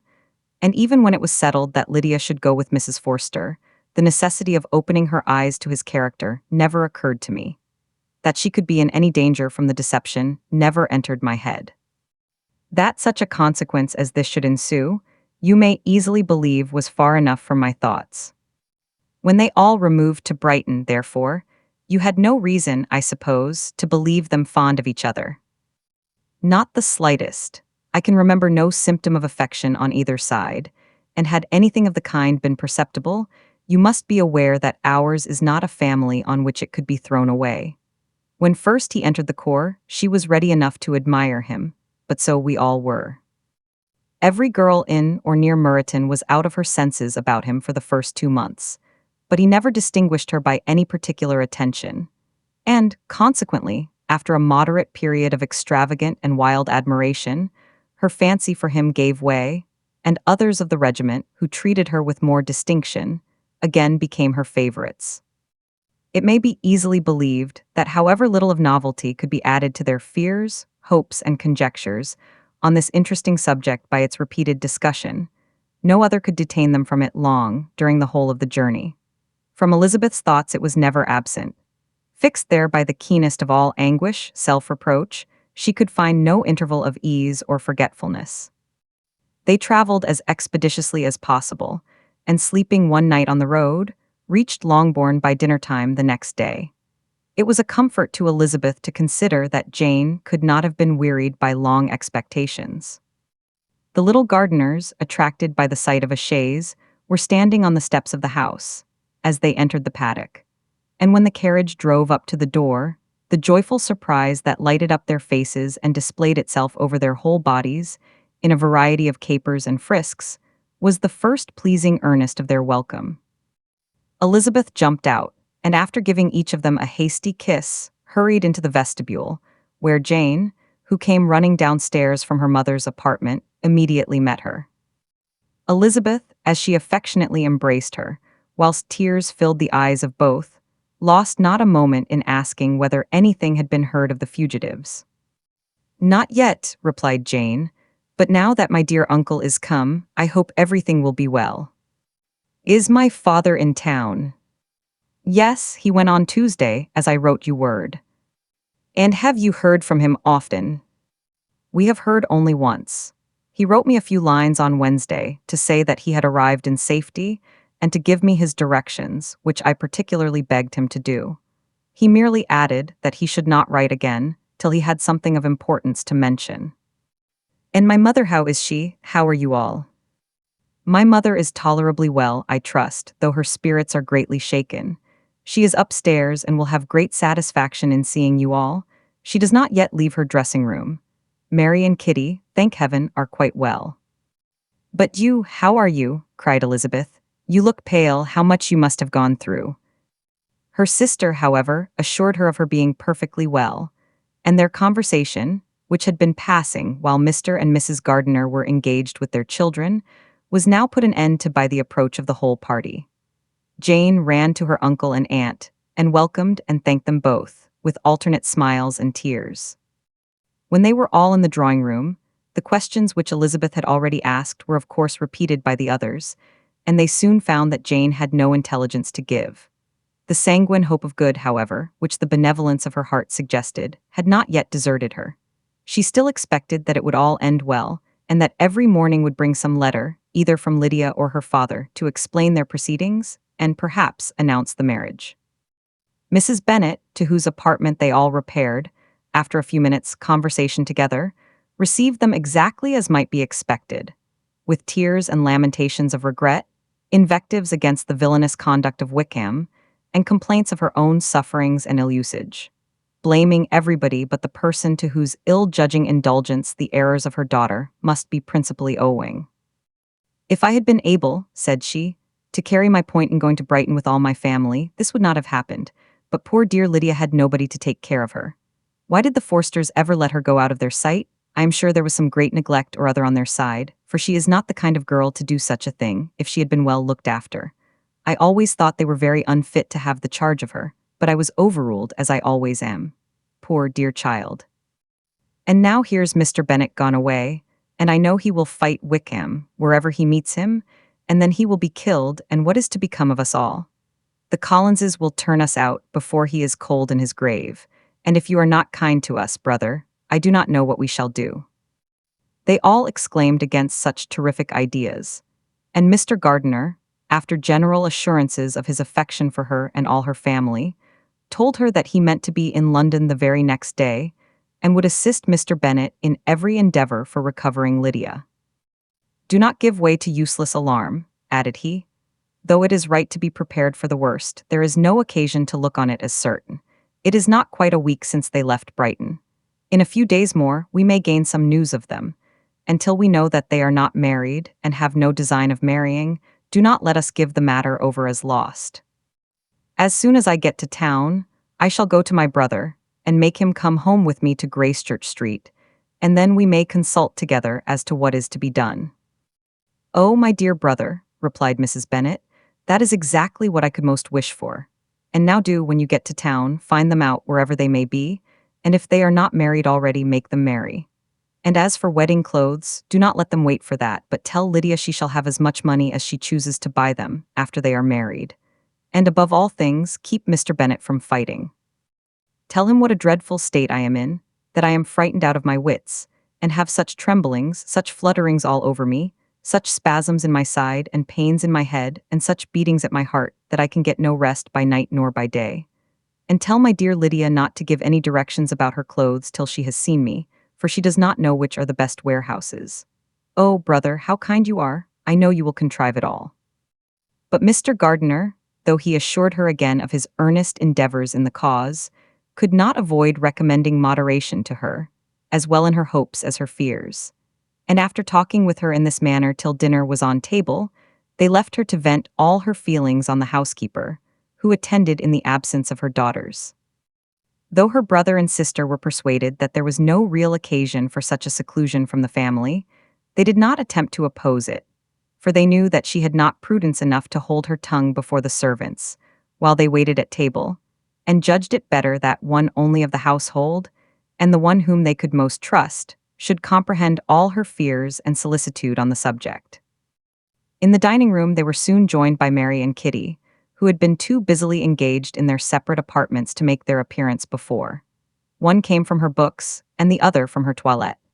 The faces of both, however, were tolerably calm, and no change was visible in either, except that the loss of her favorite sister, or the anger which she had herself incurred in the business, had given something more of fretfulness than usual to the accents of Kitty. As for Mary, she was mistress enough of herself to whisper to Elizabeth, with a countenance of grave reflection, soon after they were seated at table, "This is a most unfortunate affair, and will probably be much talked of. But we must stem the tide of malice, and pour into the wounded bosoms of each other the balm of sisterly consolation." Then perceiving in Elizabeth no inclination of replying, she added, "Unhappy as the event must be for Lydia, we may draw from it this useful lesson, that loss of virtue in a female is irretrievable, that one false step involves her in endless ruin, that her reputation is no less brittle than it is beautiful, and that she cannot be too much guarded in her behavior towards the undeserving of the other sex." Elizabeth lifted up her eyes in amazement, but was too much oppressed to make any reply. Mary, however, continued to console herself with such kind of moral extractions from the evil before them. In the afternoon, the two elder Miss Bennets were able to be for half an hour by themselves, and Elizabeth instantly availed herself of the opportunity of making any inquiries, which Jane was equally eager to satisfy. After joining in general lamentations over the dreadful sequel of this event, which Elizabeth considered as all but certain, and Miss Bennet could not assert to be wholly impossible, the former continued the subject by saying, "But tell me all and everything about it which I have not already heard. Give me further particulars. What did Colonel Forster say? Had they no apprehension of anything before the elopement took place? They must have seen them together forever." Colonel Forster did own that he had often suspected some partiality, especially on Lydia's side, but nothing to give him any alarm. "I am so grieved for him. His behavior was attentive and kind to the utmost. He was coming to us, in order to assure us of his concern, before he had any idea of their not being gone to Scotland. When that apprehension first got abroad, it hastened his journey." And was Denny convinced that Wickham would not marry? Did he know of their intending to go off? Had Colonel Forster seen Denny himself? Yes, but when questioned by him, Denny denied knowing anything of their plan, and would not give his real opinion about it. He did not repeat his persuasion of their not marrying, and from that, I am inclined to hope he might have been misunderstood before. Until Colonel Forster came himself, not one of you entertained a doubt, I suppose, of their being really married. How was it possible that such an idea should enter our brains? I felt a little uneasy, a little fearful of my sister's happiness with him in marriage, because I knew that his conduct had not been always quite right. My father and mother knew nothing of that. They only felt how imprudent a match it must be. Kitty then owned, with a very natural triumph on knowing more than the rest of us, that in Lydia's last letter she had prepared her for such a step. She had known, it seems, of their being in love with each other many weeks. But not before they went to Brighton. No, I believe not. And did Colonel Forster appear to think ill of Wickham himself? Does he know his real character? I must confess that he did not speak so well of Wickham as he formerly did. He believed him to be imprudent and extravagant, and since this sad affair has taken place, it is said that he left Meryton greatly in debt, but I hope this may be false. Oh, Jane, had we been less secret, had we told what we knew of him, this could not have happened. Perhaps it would have been better, replied her sister. But to expose the former faults of any person, without knowing what their present feelings were, seemed unjustifiable. We acted with the best intentions. Could Colonel Forster repeat the particulars of Lydia's note to his wife? He brought it with him for us to see. Jane then took it from her pocketbook and gave it to Elizabeth. These were the contents. My dear Harriet, you will laugh when you know where I am gone, and I cannot help laughing myself at your surprise tomorrow morning as soon as I am missed. I am going to Gretna Green, and if you cannot guess with who, I shall think you a simpleton, for there is but one man in the world I love, and he is an angel. I should never be happy without him, so think it no harm to be off. You need not send them word at Longbourn of my going, if you do not like it, for it will make the surprise the greater when I write to them, and sign my name Lydia Wickham. What a good joke it will be. I can hardly write for laughing. Pray make my excuses to Pratt for not keeping my engagement and dancing with him tonight. Tell him I hope he will excuse me when he knows all, and tell him I will dance with him at the next ball we meet with great pleasure. I shall send for my clothes when I get to Longbourn, but I wish you would tell Sally to mend a great slit in my worked muslin gown before they are packed up. Goodbye. Give my love to Colonel Forster. I hope you will drink to our good journey. Your affectionate friend, Lydia Bennet. Oh, thoughtless, thoughtless Lydia, cried Elizabeth when she had finished it. What a letter is this to be written at such a moment, but at least it shows that she was serious in the object of her journey. Whatever he might afterwards persuade her to, it was not on her side a scheme of infamy. My poor father, how he must have felt it. I never saw anyone so shocked. He could not speak a word for full 10 minutes. My mother was taken ill immediately, and the whole house in such confusion. Oh, Jane, cried Elizabeth, was there a servant belonging to it who did not know the whole story before the end of the day? I do not know, I hope there was, but to be guarded at such a time is very difficult. My mother was in hysterics, and though I endeavored to give her every assistance in my power, I am afraid I did not do so much as I might have done. But the horror of what might possibly happen almost took from me my faculties. Your attendance upon her has been too much for you. You do not look well. Oh, that I had been with you. You have had every care and anxiety upon yourself alone. Mary and Kitty have been very kind, and would have shared in every fatigue, I am sure, but I did not think it right for either of them. Kitty is slight and delicate, and Mary studies so much that her hours of repose should not be broken in on. My Aunt Phillips came to Longbourn on Tuesday, after my father went away, and was so good as to stay till Thursday with me. She was of great use and comfort to us all, and Lady Lucas has been very kind. She walked here on Wednesday morning to condole with us, and offered her services, or any of her daughters, if they could be of use to us. She had better have stayed at home, cried Elizabeth. Perhaps she meant well, but under such a misfortune as this, one cannot see too little of one's neighbors. Assistance is impossible, condolence insufferable. Let them triumph over us at a distance and be satisfied. She then proceeded to inquire into the measures which her father had intended to pursue, while in town, for the recovery of his daughter. He meant, I believe, replied Jane, to go to Epsom, the place where they last changed horses, see the postilions, and try if anything could be made out from them. His principal object must be to discover the number of the hackney coach which took them from Clapham. It had come with a fare from London, and as he thought the circumstance of a gentleman and lady, removing from one carriage into another might be remarked, he meant to make inquiries at Clapham. If he could anyhow discover at what house the coachman had before set down his fare, he determined to make inquiries there, and hoped it might not be impossible to find out the stand and number of the coach. I do not know of any other designs that he had formed, but he was in such a hurry to be gone, and his spirits so greatly discomposed, that I had difficulty in finding out even so much as this. Chapter 48. The whole party were in hopes of a letter from Mr. Bennet the next morning, but the post came in without bringing a single line from him. His family knew him to be, on all common occasions, a most negligent and dilatory correspondent, but at such a time they had hoped for exertion. They were forced to conclude that he had no pleasing intelligence to send, but even of that they would have been glad to be certain. Mr. Gardiner had waited only for the letters before he set off. When he was gone, they were certain at least of receiving constant information of what was going on, and their uncle promised, at parting, to prevail on Mr. Bennet to return to Longbourn as soon as he could, to the great consolation of his sister, who considered it as the only security for her husband's not being killed in a duel. Mrs. Gardiner and the children were to remain in Hertfordshire a few days longer, as the former thought her presence might be serviceable to her nieces. She shared in their attendance on Mrs. Bennet and was a great comfort to them in their hours of freedom.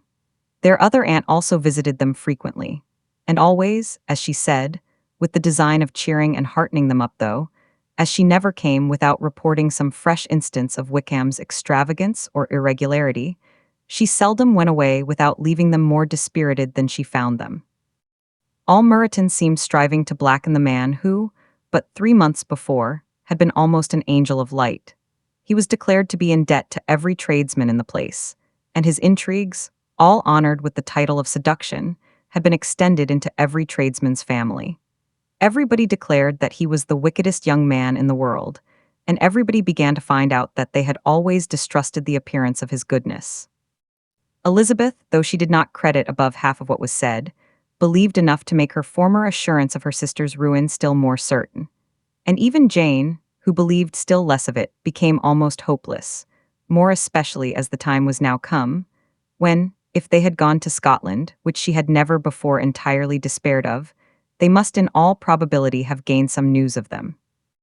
Mr. Gardiner left Longbourn on Sunday. On Tuesday, his wife received a letter from him. It told them that on his arrival he had immediately found out his brother and persuaded him to come to Gracechurch Street. That Mr. Bennet had been to Epsom and Clapham before his arrival, but without gaining any satisfactory information, and that he was now determined to inquire at all the principal hotels in town, as Mr. Bennet thought it possible they might have gone to one of them on their first coming to London before they procured lodgings. Mr. Gardiner himself did not expect any success from this measure, but as his brother was eager in it, he meant to assist him in pursuing it. He added that Mr. Bennet seemed wholly disinclined at present to leave London, and promised to write again very soon. There was also a postscript to this effect. I have written to Colonel Forster to desire him to find out, if possible, from some of the young man's intimates in the regiment, whether Wickham has any relations or connections who would be likely to know in what part of the town he has now concealed himself. If there were anyone that one could apply to, with a probability of gaining such a clue as that, it might be of essential consequence. At present we have nothing to guide us.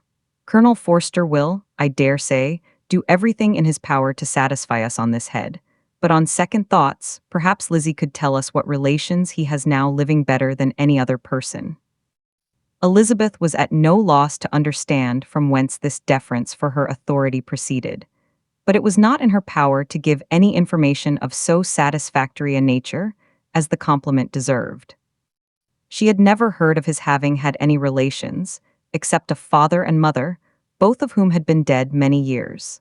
It was possible, however, that some of his companions in the shire might be able to give more information, and though she was not very sanguine in expecting it, the application was a something to look forward to.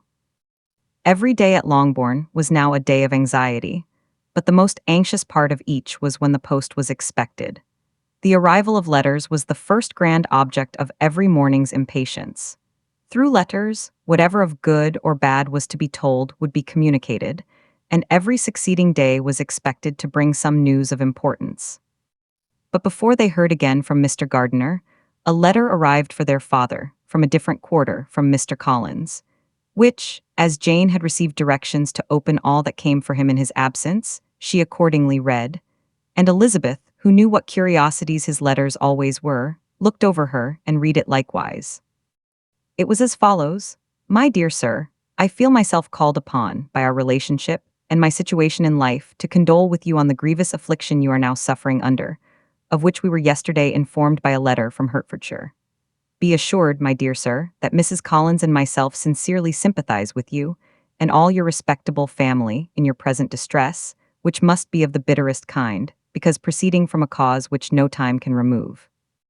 No arguments shall be wanting on my part that can alleviate so severe a misfortune, or that may comfort you under a circumstance that must be, of all others, most afflicting to a parent's mind. The death of your daughter would have been a blessing in comparison of this.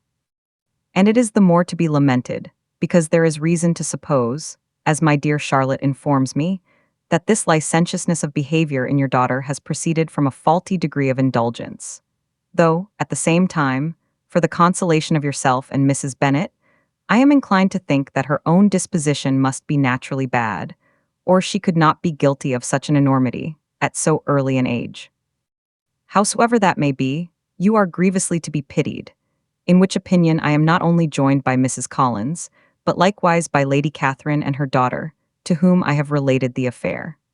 They agree with me in apprehending that this false step in one daughter will be injurious to the fortunes of all the others. For who, as Lady Catherine herself condescendingly says, will connect themselves with such a family? And this consideration leads me, moreover, to reflect, with augmented satisfaction, on a certain event of last November. For had it been otherwise, I must have been involved in all your sorrow and disgrace. Let me advise you then, my dear sir, to console yourself as much as possible, to throw off your unworthy child from your affection forever, and leave her to reap the fruits of her own heinous offense. I am, dear sir, etc., etc. Mr. Gardiner did not write again, till he had received an answer from Colonel Forster, and then he had nothing of a pleasant nature to send. It was not known that Wickham had a single relation with whom he kept up any connection, and it was certain that he had no near one living. His former acquaintance had been numerous, but since he had been in the militia, it did not appear that he was on terms of particular friendship with any of them. There was no one, therefore, who could be pointed out as likely to give any news of him, and in the wretched state of his own finances, there was a very powerful motive for secrecy, in addition to his fear of discovery by Lydia's relations, for it had just transpired that he had left gaming debts behind him to a very considerable amount. Colonel Forster believed that more than £1,000 would be necessary to clear his expenses at Brighton. He owed a good deal in the town, but his debts of honor were still more formidable. Mr. Gardiner did not attempt to conceal these particulars from the Longbourn family. Jane heard them with horror. "A gamester?" she cried. "This is wholly unexpected. I had not an idea of it." Mr. Gardiner added, in his letter, that they might expect to see their father at home on the following day, which was Saturday. Rendered spiritless by the ill success of all their endeavors, he had yielded to his brother-in-law's entreaty that he would return to his family, and leave it to him to do whatever occasion might suggest to be advisable for continuing their pursuit. When Mrs. Bennet was told of this, she did not express so much satisfaction as her children expected, considering what her anxiety for his life had been before. "What, is he coming home, and without poor Lydia?" she cried. "Sure he will not leave London before he has found them. Who is to fight Wickham and make him marry her if he comes away?" As Mrs. Gardiner began to wish to be at home, it was settled that she and her children should go to London at the same time that Mr. Bennet came from it. The coach, therefore, took them the first stage of their journey, and brought its master back to Longbourn. Mrs. Gardiner went away in all the perplexity about Elizabeth and her Derbyshire friend that had attended her from that part of the world. His name had never been voluntarily mentioned before them by her niece, and the kind of half-expectation which Mrs. Gardiner had formed of their being followed by a letter from him had ended in nothing. Elizabeth had received none since her return that could come from Pemberley. The present unhappy state of the family rendered any other excuse for the lowness of her spirits unnecessary. Nothing, therefore, could be fairly conjectured from that though Elizabeth, who was by this time tolerably well acquainted with her own feelings, was perfectly aware that, had she known nothing of Darcy, she could have borne the dread of Lydia's infamy somewhat better. It would have spared her, she thought, one sleepless night out of two. When Mr. Bennet arrived, he had all the appearance of his usual philosophically composure. He said as little as he had ever been in the habit of saying, made no mention of the business that had taken him away, and it was some time before his daughters had courage to speak of it. It was not till the afternoon, when he joined them at tea, that Elizabeth ventured to introduce the subject, and then, on her briefly expressing her sorrow for what he must have endured, he replied, "Say nothing of that. Who should suffer but myself? It has been my own doing, and I ought to feel it." "You must not be too severe upon yourself," replied Elizabeth. "You may well warn me against such an evil. Human nature is so prone to fall into it. No, Lizzie, let me once in my life feel how much I have been to blame. I am not afraid of being overpowered by the impression. It will pass away soon enough." "Do you suppose them to be in London?" "Yes, where else can they be so well concealed?" "And Lydia used to want to go to London," added Kitty. "She is happy then," said her father dryly, "and her residence there will probably be of some duration." Then, after a short silence, he continued, "Lizzie, I bear you no ill will for being justified in your advice to me last May, which, considering the event, shows some greatness of mind." They were interrupted by Miss Bennet, who came to fetch her mother's tea. "This is a parade," cried he, "which does one good, it gives such an elegance to misfortune. Another day I will do the same. I will sit in my library, in my nightcap and powdering gown, and give as much trouble as I can, or perhaps I may defer it till Kitty runs away." "I am not going to run away, Papa," said Kitty fretfully. "If I should ever go to Brighton, I would behave better than Lydia." "You go to Brighton? I would not trust you so near it as Eastbourne, for £50. No, Kitty, I have at least learnt to be cautious, and you will feel the effects of it. No officer is ever to enter my house again, nor even to pass through the village. Balls will be absolutely prohibited, unless you stand up with one of your sisters, and you are never to stir out of doors till you can prove that you have spent 10 minutes of every day in a rational manner." Kitty, who took all these threats in a serious light, began to cry. "Well, well," said he, "do not make yourself unhappy. If you are a good girl for the next 10 years, I will take you to a review at the end of them." Chapter 49. 2 days after Mr. Bennet's return, as Jane and Elizabeth were walking together in the shrubbery behind the house, they saw the housekeeper coming towards them, and concluding that she came to call them to their mother, went forward to meet her.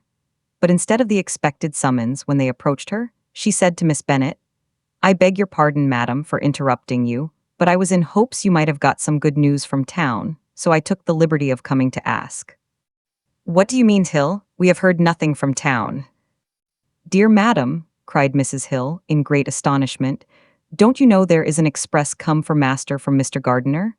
He has been here this half hour, and master has had a letter." Away ran the girls, too eager to get in to have time for speech. They ran through the vestibule into the breakfast room, from thence to the library. Their father was in neither, and they were on the point of seeking him upstairs with their mother, when they were met by the butler, who said, "If you are looking for my master, ma'am, he is walking towards the little copse."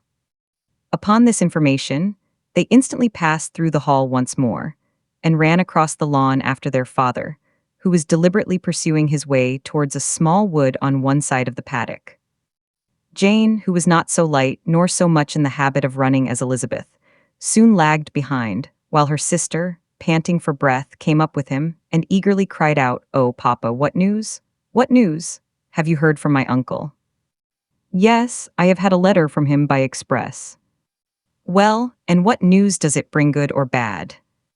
"What is there of good to be expected?" said he, taking the letter from his pocket, "but perhaps you would like to read it." Elizabeth impatiently caught it from his hand. Jane now came up. "Read it aloud," said their father, "for I hardly know myself what it is about." "Gracechurch Street, Monday, 2nd of August.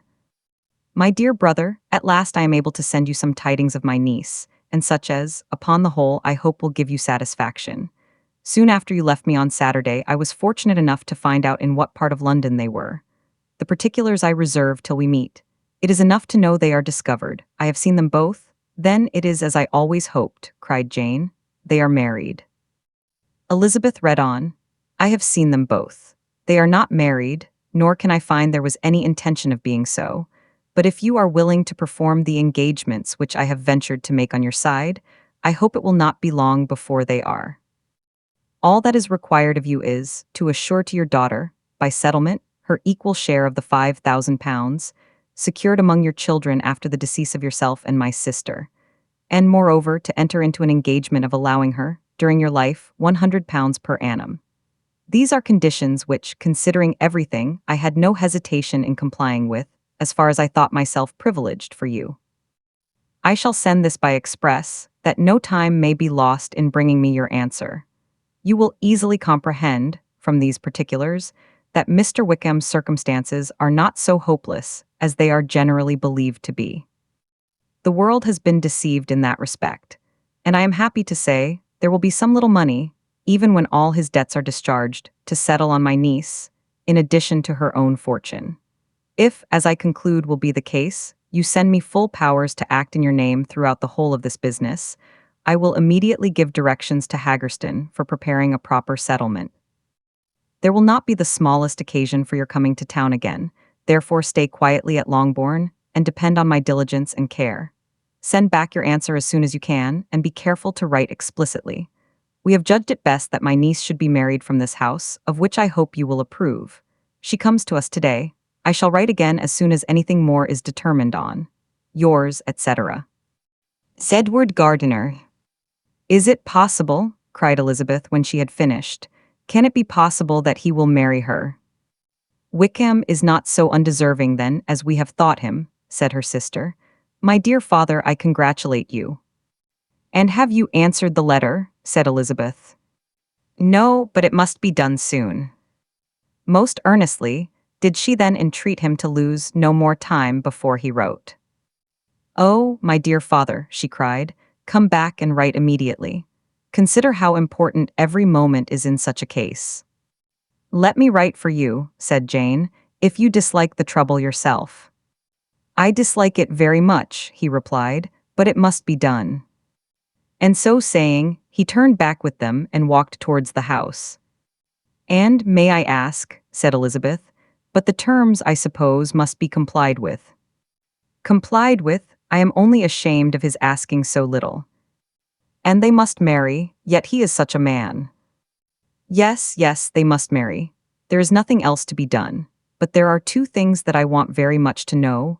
One is, how much money your uncle has laid down to bring it about, and the other, how I am ever to pay him. Money, my uncle, cried Jane. What do you mean, sir?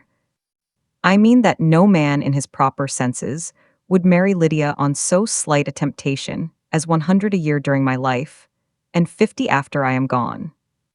That is very true, said Elizabeth, though it had not occurred to me before, his debts to be discharged and something still to remain. Oh, it must be my uncle's doings. Generous, good man, I am afraid he has distressed himself. A small sum could not do all this. No, said her father. Wickham's a fool if he takes her with a farthing less than £10,000. I should be sorry to think so ill of him in the very beginning of our relationship. £10,000, heaven forbid, how is half such a sum to be repaid? Mr. Bennet made no answer, and each of them, deep in thought, continued silent till they reached the house. Their father then went to the library to write, and the girls walked into the breakfast-room. And they are really to be married, cried Elizabeth, as soon as they were by themselves. How strange this is, and for this we are to be thankful, that they should marry, small as is their chance of happiness and wretched as is his character, we are forced to rejoice. Oh, Lydia. I comfort myself with thinking, replied Jane, that he certainly would not marry Lydia if he had not a real regard for her. Though our kind uncle has done something towards clearing him, I cannot believe that £10,000 or anything like it has been advanced. He has children of his own and may have more. How could he spare half £10,000? If we are ever able to learn what Wickham's debts have been, said Elizabeth, and how much is settled on his side on our sister, we shall exactly know what Mr. Gardiner has done for them, because Wickham has not sixpence of his own. The kindness of my uncle and aunt can never be requited. Their taking her home, and affording her their personal protection and countenance, is such a sacrifice to her advantage as years of gratitude cannot enough acknowledge. By this time she is actually with them. If such goodness does not make her miserable now, she will never deserve to be happy. What a meeting for her when she first sees my aunt. We must endeavor to forget all that has passed on either side, said Jane. I hope and trust they will yet be happy. His consenting to marry her is a proof, I will believe, that he has come to a right way of thinking. Their mutual affection will steady them, and I flatter myself they will settle so quietly and live in so rational a manner as may in time make their past imprudence forgotten. Their conduct has been such, replied Elizabeth, as neither you nor I nor anybody can ever forget. It is useless to talk of it. It now occurred to the girls that their mother was in all likelihood perfectly ignorant of what had happened. They went to the library, therefore, and asked their father whether he would not wish them to make it known to her. He was writing, and, without raising his head, coolly replied, "Just as you please. May we take my uncle's letter to read to her? Take whatever you like and get away." Elizabeth took the letter from his writing table, and they went upstairs together. Mary and Kitty were both with Mrs. Bennet. One communication would, therefore, do for all. After a slight preparation for good news, the letter was read aloud. Mrs. Bennet could hardly contain herself. As soon as Jane had read Mr. Gardiner's hope of Lydia's being soon married, her joy burst forth, and every following sentence added to its exuberance. She was now in an irritation as violent from delight as she had ever been fidgety from alarm and vexation. To know that her daughter would be married was enough. She was disturbed by no fear for her felicity, nor humbled by any remembrance of her misconduct. "My dear, dear Lydia," she cried, "this is delightful indeed. She will be married. I shall see her again. She will be married at 16. My good, kind brother, I knew how it would be. I knew he would manage everything. How I long to see her. And to see dear Wickham, too. But the clothes, the wedding clothes, I will write to my sister Gardiner about them directly. Lizzie, my dear, run down to your father and ask him how much he will give her. Stay, I will go myself. Ring the bell, Kitty, for Hill. I will put on my things in a moment. My dear, dear Lydia, how merry we shall be together when we meet." Her eldest daughter endeavored to give some relief to the violence of these transports, by leading her thoughts to the obligations which Mr. Gardiner's behavior laid them all under. "For we must attribute this happy conclusion," she added, "in a great measure to his kindness. We are persuaded that he has pledged himself to assist Mr. Wickham with money." "Well," cried her mother, "it is all very right. Who should do it but her own uncle? If he had not had a family of his own, I and my children must have had all his money, you know, and it is the first time we have ever had anything from him except a few presents. Well, I am so happy. In a short time I shall have a daughter married. Mrs. Wickham, how well it sounds, and she was only 16 last June. My dear Jane, I am in such a flutter that I am sure I can't write, so I will dictate and you write for me. We will settle with your father about the money afterwards, but the things should be ordered immediately." She was then proceeding to all the particulars of calico, muslin, and cambric, and would shortly have dictated some very plentiful orders, had not Jane, though with some difficulty, persuaded her to wait till her father was at leisure to be consulted. One day's delay, she observed, would be of small importance, and her mother was too happy to be quite so obstinate as usual. Other schemes, too, came into her head. "I will go to Meryton," said she, "as soon as I am dressed and tell the good news to my sister Phillips, and as I come back I can call on Lady Lucas and Mrs. Long. Kitty, run down and order the carriage. An airing would do me a great deal of good, I am sure. Girls, can I do anything for you in Meryton? Oh, here comes Hill. My dear Hill, have you heard the good news? Miss Lydia is going to be married, and you shall all have a bowl of punch to make merry at her wedding." Mrs. Hill began instantly to express her joy. Elizabeth received her congratulations amongst the rest, and then, sick of this folly, took refuge in her own room, that she might think with freedom. Poor Lydia's situation must, at best, be bad enough, but that it was no worse, she had need to be thankful. She felt it so, and though, in looking forward, neither rational happiness nor worldly prosperity could be justly expected for her sister, in looking back to what they had feared only 2 hours ago, she felt all the advantages of what they had gained. In Chapter 50, Mr. Bennet had very often wished, before this period of his life, that instead of spending his whole income, he had laid by an annual sum for the better provision of his children and of his wife if she survived him. He now wished it more than ever. Had he done his duty in that respect, Lydia need not have been indebted to her uncle for whatever of honor or credit could now be purchased for her. The satisfaction of prevailing on one of the most worthless young men in Great Britain to be her husband might then have rested in its proper place. He was seriously concerned that a cause of so little advantage to anyone should be forwarded at the sole expense of his brother-in-law, and he was determined, if possible, to find out the extent of his assistance, and to discharge the obligation as soon as he could. When first Mr. Bennet had married, economy was held to be perfectly useless, for, of course, they were to have a son. This son was to join in cutting off the entail as soon as he should be of age, and the widow and younger children would by that means be provided for. 5 daughters successively entered the world, but yet the son was to come, and Mrs. Bennet, for many years after Lydia's birth, had been certain that he would. This event had at last been despaired of, but it was then too late to be saving. Mrs. Bennet had no turn for economy, and her husband's love of independence had alone prevented their exceeding their income. £5,000 was settled by marriage articles on Mrs. Bennet and the children, but in what proportions it should be divided amongst the latter depended on the will of the parents.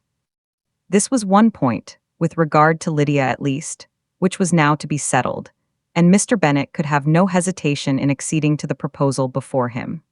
In terms of grateful acknowledgment for the kindness of his brother, though expressed most concisely, he then delivered on paper his perfect approbation of all that was done, and his willingness to fulfill the engagements that had been made for him.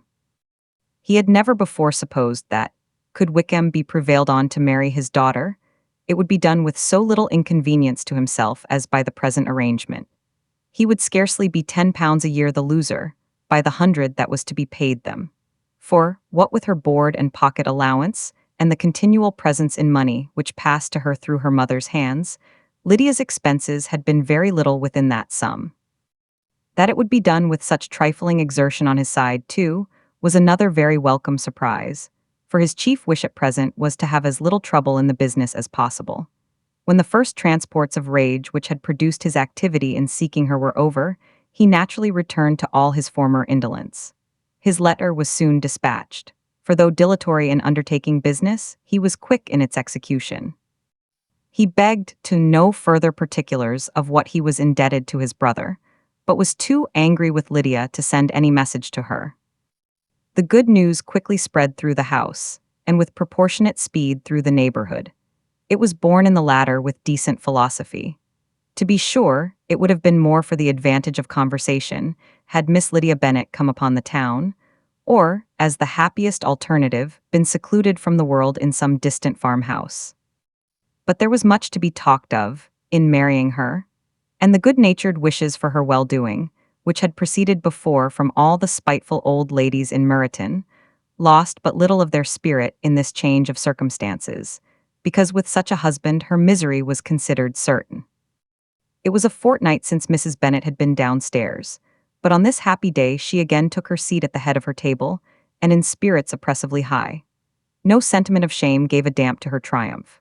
The marriage of a daughter, which had been the first object of her wishes since Jane was 16, was now on the point of accomplishment, and her thoughts and her words ran wholly on those attendants of elegant nuptials, fine muslins, new carriages, and servants.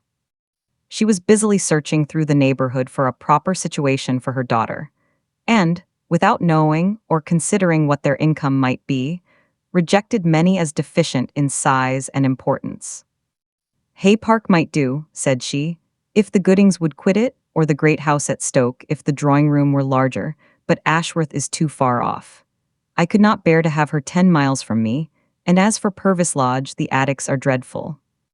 Her husband allowed her to talk on without interruption, while the servants remained. But when they had withdrawn, he said to her, "Mrs. Bennet, before you take any, or all of these houses, for your son and daughter, let us come to a right understanding. Into one house in this neighborhood they shall never have admittance. I will not encourage the imprudence of either, by receiving them at Longbourn." A long dispute followed this declaration, but Mr. Bennet was firm.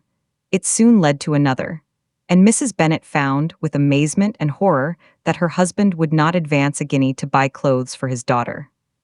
He protested that she should receive from him no mark of affection whatever on the occasion. Mrs. Bennet could hardly comprehend it, that his anger could be carried to such a point of inconceivable resentment as to refuse his daughter a privilege, without which her marriage would scarcely seem valid, exceeded all that she could believe possible. She was more alive to the disgrace, which her want of new clothes must reflect on her daughter's nuptials, than to any sense of shame at her eloping and living with Wickham a fortnight before they took place. Elizabeth was now most heartily sorry that she had, from the distress of the moment, been led to make Mr. Darcy acquainted with their fears for her sister. For since her marriage would so shortly give the proper termination to the elopement, they might hope to conceal its unfavorable beginning from all those who were not immediately on the spot. She had no fear of its spreading farther through his means. There were few people on whose secrecy she would have more confidently depended, but at the same time, there was no one whose knowledge of a sister's frailty would have mortified her so much. Not, however, from any fear of disadvantage from it individually to herself, for at any rate there seemed a gulf impassable between them. Had Lydia's marriage been concluded on the most honorable terms, it was not to be supposed that Mr. Darcy would connect himself with a family, where to every other objection would now be added an alliance and relationship of the nearest kind with the man whom he so justly scorned. From such a connection she could not wonder that he should shrink. The wish of procuring her regard, which she had assured herself of his feeling in Derbyshire, could not in rational expectation survive such a blow as this. She was humbled, she was grieved, she repented, though she hardly knew of what. She became jealous of his esteem when she could no longer hope to be benefited by it. She wanted to hear of him when there seemed the least chance of gaining intelligence. She was convinced that she could have been happy with him when it was no longer likely they should meet. What a triumph for him, as she often thought, could he know that the proposals which she had proudly spurned only 4 months ago would now have been gladly and gratefully received. He was as generous, she doubted not, as the most generous of his sex. But while he was mortal, there must be a triumph. She began now to comprehend that he was exactly the man who, in disposition and talents, would most suit her. His understanding and temper, though unlike her own, would have answered all her wishes. It was an union that must have been to the advantage of both.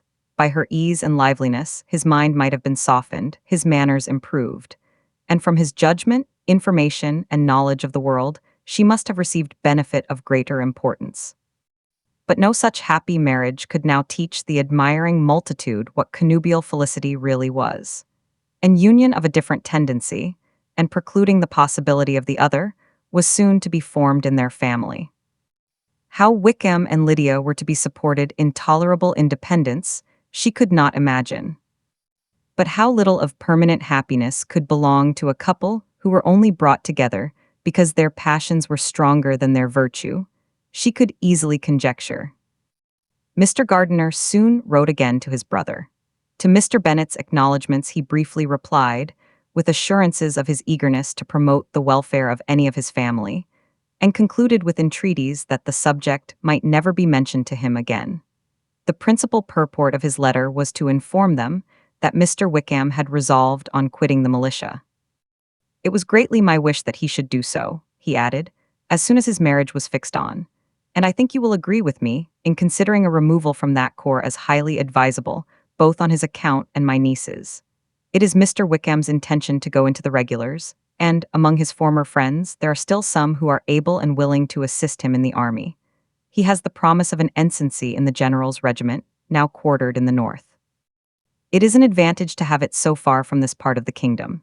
He promises fairly, and I hope among different people, where they may each have a character to preserve, they will both be more prudent.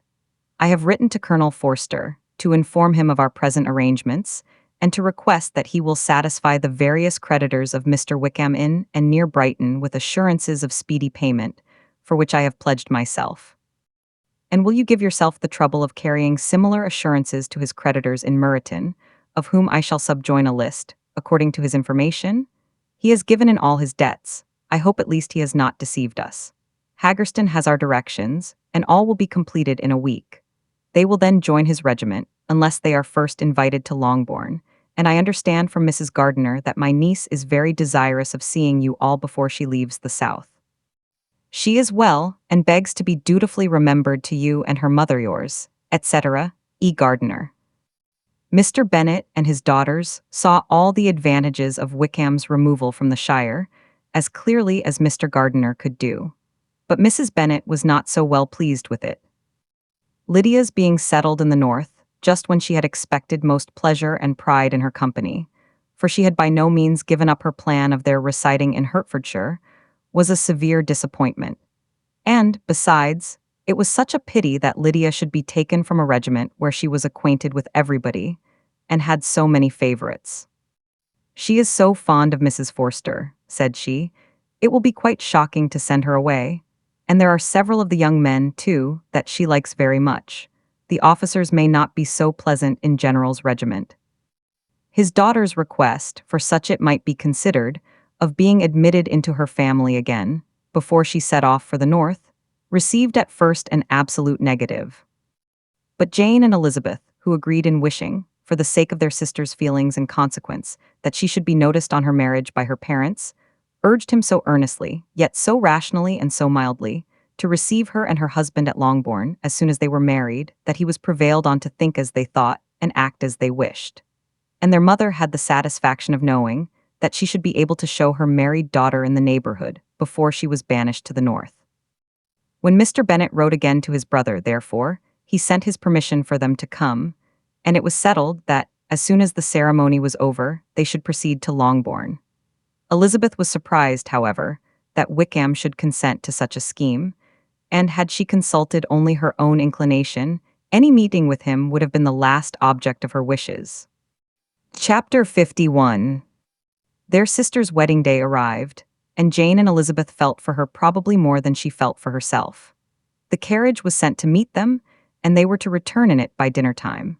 Their arrival was dreaded by the elder Miss Bennet and Jane, more especially, who gave Lydia the feelings which would have attended herself, had she been the culprit, and was wretched in the thought of what her sister must endure. They came, the family were assembled in the breakfast-room to receive them. Smiles decked the face of Mrs. Bennet as the carriage drove up to the door. Her husband looked impenetrably grave, her daughters alarmed, anxious, uneasy.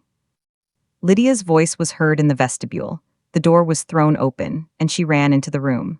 Her mother stepped forwards, embraced her, and welcomed her with rapture, gave her hand with an affectionate smile to Wickham, who followed his lady, and wished them both joy, with an alacrity which showed no doubt of their happiness. Their reception from Mr. Bennet, to whom they then turned, was not quite so cordial. His countenance rather gained in austerity, and he scarcely opened his lips. The easy assurance of the young couple, indeed, was enough to provoke him.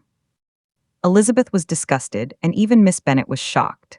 Lydia was Lydia still, untamed, unabashed, wild, noisy, and fearless. She turned from sister to sister, demanding their congratulations, and when at length they all sat down, looked eagerly round the room, took notice of some little alteration in it, and observed with a laugh that it was a great while since she had been there. Wickham was not at all more distressed than herself, but his manners were always so pleasing that, had his character and his marriage been exactly what they ought, his smiles and his easy address, while he claimed their relationship, would have delighted them all. Elizabeth had not before believed him quite equal to such assurance, but she sat down, resolving within herself to draw no limits in future to the impudence of an impudent man. She blushed, and Jane blushed, but the cheeks of the two who caused their confusion suffered no variation of color. There was no want of discourse. The bride and her mother could neither of them talk fast enough, and Wickham, who happened to sit near Elizabeth, began inquiring after his acquaintance in that neighborhood, with a good-humored ease, which she felt very unable to equal in her replies. They seemed each of them to have the happiest memories in the world. Nothing of the past was recollected with pain, and Lydia led voluntarily to subjects which her sisters would not have alluded to for the world. "Only think of its being 3 months," she cried. "Since I went away, it seems but a fortnight, I declare, and yet there have been things enough happened in the time. Good gracious! When I went away, I am sure I had no more idea of being married till I came back again. Though I thought it would be very good fun if I was." Her father lifted up his eyes, Jane was distressed, Elizabeth looked expressively at Lydia. But she, who never heard nor saw anything of which she chose to be insensible, gaily continued, "Oh, mamma, do the people hereabouts know I am married today?" I was afraid they might not, and we overtook William Gooding in his curricle, so I was determined he should know it, and so I let down the side glass next to him, and took off my glove and let my hand just rest upon the window frame, so that he might see the ring, and then I bowed and smiled like anything. Elizabeth could bear it no longer. She got up and ran out of the room, and returned no more, till she heard them passing through the hall to the dining parlor. She then joined them soon enough to see Lydia, with anxious parade, walk up to her mother's right hand, and hear her say to her eldest sister, "Ah, Jane, I take your place now, and you must go lower because I am a married woman." It was not to be supposed that time would give Lydia that embarrassment from which she had been so wholly free at first. Her ease and good spirits increased. She longed to see Mrs. Phillips, the Lucases, and all their other neighbors, and to hear herself called Mrs. Wickham by each of them. And in the meantime she went after dinner to show her ring and boast of being married to Mrs. Hill and the two housemaids. "Well, mamma," said she, when they were all returned to the breakfast-room, "and what do you think of my husband? Is not he a charming man? I am sure my sisters must all envy me. I only hope they may have half my good luck. They must all go to Brighton. That is the place to get husbands. What a pity it is, mamma, we did not all go." "Very true, and if I had my will we should. But, my dear Lydia, I don't at all like your going such a way off. Must it be so?"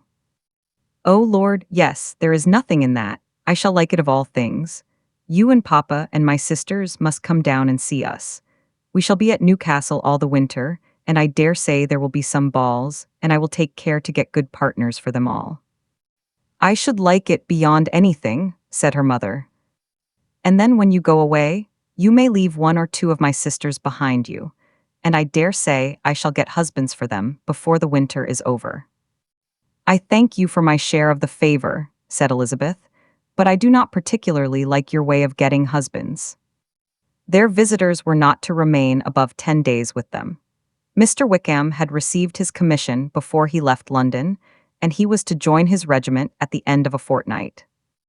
No one but Mrs. Bennet regretted that their stay would be so short, and she made the most of the time by visiting about with her daughter and having very frequent parties at home. These parties were acceptable to all. To avoid a family circle was even more desirable to such as did think than such as did not. Wickham's affection for Lydia was just what Elizabeth had expected to find it, not equal to Lydia's for him. She had scarcely needed her present observation to be satisfied, from the reason of things, that their elopement had been brought on by the strength of her love rather than by his. And she would have wondered why, without violently caring for her, he chose to elope with her at all, had she not felt certain that his flight was rendered necessary by distress of circumstances. And if that were the case, he was not the young man to resist an opportunity of having a companion. Lydia was exceedingly fond of him. He was her dear Wickham on every occasion. No one was to be put in competition with him. He did everything best in the world, and she was sure he would kill more birds on the 1st of September than anybody else in the country. One morning, soon after their arrival, as she was sitting with her two elder sisters, she said to Elizabeth, "Lizzie, I never gave you an account of my wedding, I believe. You were not by when I told Mamma and the others all about it. Are not you curious to hear how it was managed?" "No, really," replied Elizabeth. "I think there cannot be too little said on the subject." "La, you are so strange, but I must tell you how it went off. We were married, you know, at St. Clement's, because Wickham's lodgings were in that parish, and it was settled that we should all be there by 11 o'clock. My uncle and aunt and I were to go together, and the others were to meet us at the church. Well, Monday morning came, and I was in such a fuss. I was so afraid, you know, that something would happen to put it off, and then I should have gone quite distracted. And there was my aunt, all the time I was dressing, preaching and talking away just as if she was reading a sermon. However, I did not hear above 1 word in 10, for I was thinking, you may suppose, of my dear Wickham. I longed to know whether he would be married in his blue coat. Well, and so we breakfasted at 10 as usual. I thought it would never be over. For, by the by, you are to understand that my uncle and aunt were horrid unpleasant all the time I was with them. If you'll believe me, I did not once put my foot out of doors, though I was there a fortnight. Not one party or scheme or anything. To be sure, London was rather thin, but however, the little theatre was open. Well, and so, just as the carriage came to the door, my uncle was called away upon business to that horrid man, Mr. Stone. And then, when once they get together, there is no end of it. Well, I was so frightened I did not know what to do, for my uncle was to give me away, and if we were beyond the hour we could not be married all day. But luckily, he came back again in 10 minutes' time, and then we all set out. However, I recollected afterwards that if he had been prevented going, the wedding need not be put off, for Mr. Darcy might have done as well. Mr. Darcy, repeated Elizabeth in utter amazement. Oh, yes, he was to come there with Wickham, but gracious me, I quite forgot. I ought not to have said a word about it. I promised them so faithfully. What will Wickham say? It was to be such a secret. If it was to be a secret, said Jane, say not another word on the subject. You may depend upon my seeking no further.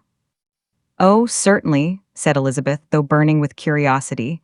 We will ask you no questions.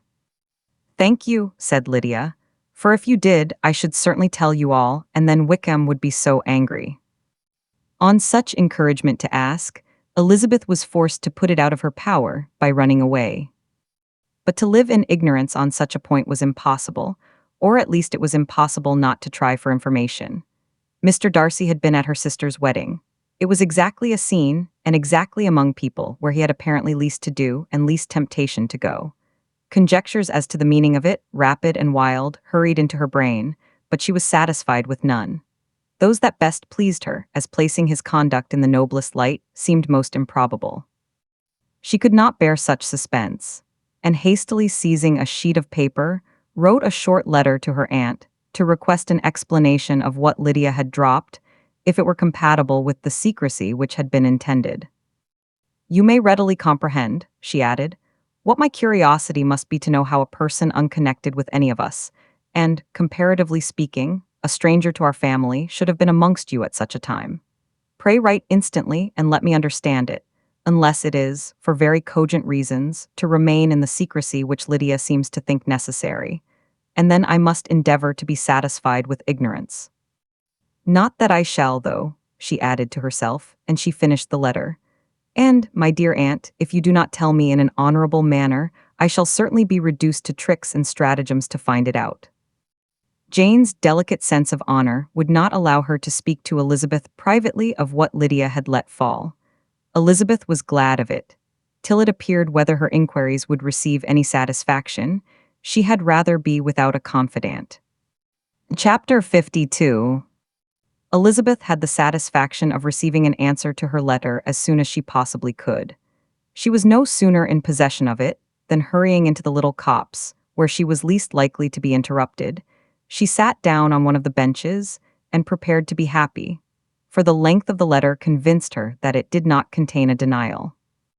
Gracechurch Street, 6th of September, my dear niece, I have just received your letter, and shall devote this whole morning to answering it, as I foresee that a little writing will not comprise what I have to tell you. I must confess myself surprised by your application. I did not expect it from you. Don't think me angry, however, for I only mean to let you know that I had not imagined such inquiries to be necessary on your side. If you do not choose to understand me, forgive my impertinence. Your uncle is as much surprised as I am, and nothing but the belief of your being a party concerned would have allowed him to act as he has done. But if you are really innocent and ignorant, I must be more explicit. On the very day of my coming home from Longbourn, your uncle had a most unexpected visitor. Mr. Darcy called, and was shut up with him several hours. It was all over before I arrived, so my curiosity was not so dreadfully racked as yours seems to have been. He came to tell Mr. Gardiner that he had found out where your sister and Mr. Wickham were, and that he had seen and talked with them both, Wickham repeatedly, Lydia once.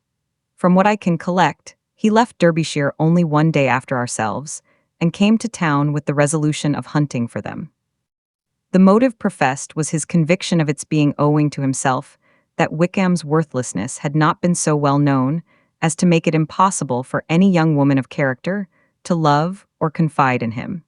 He generously imputed the whole to his mistaken pride, and confessed that he had before thought it beneath him to lay his private actions open to the world. His character was to speak for itself. He called it, therefore, his duty to step forward and endeavor to remedy an evil which had been brought on by himself. If he had another motive, I am sure it would never disgrace him. He had been some days in town before he was able to discover them, but he had something to direct his search, which was more than we had, and the consciousness of this was another reason for his resolving to follow us. There is a lady, it seems, a Mrs. Young, who was some time ago governess to Miss Darcy, and was dismissed from her charge on some cause of disapprobation, though he did not say what. She then took a large house in Edward Street, and has since maintained herself by letting lodgings. This Mrs. Young was, he knew, intimately acquainted with Wickham, and he went to her for intelligence of him as soon as he got to town. But it was 2 or 3 days before he could get from her what he wanted. She would not betray her trust, I suppose, without bribery and corruption, for she really did know where her friend was to be found. Wickham, indeed, had gone to her on their first arrival in London, and had she been able to receive them into her house, they would have taken up their abode with her.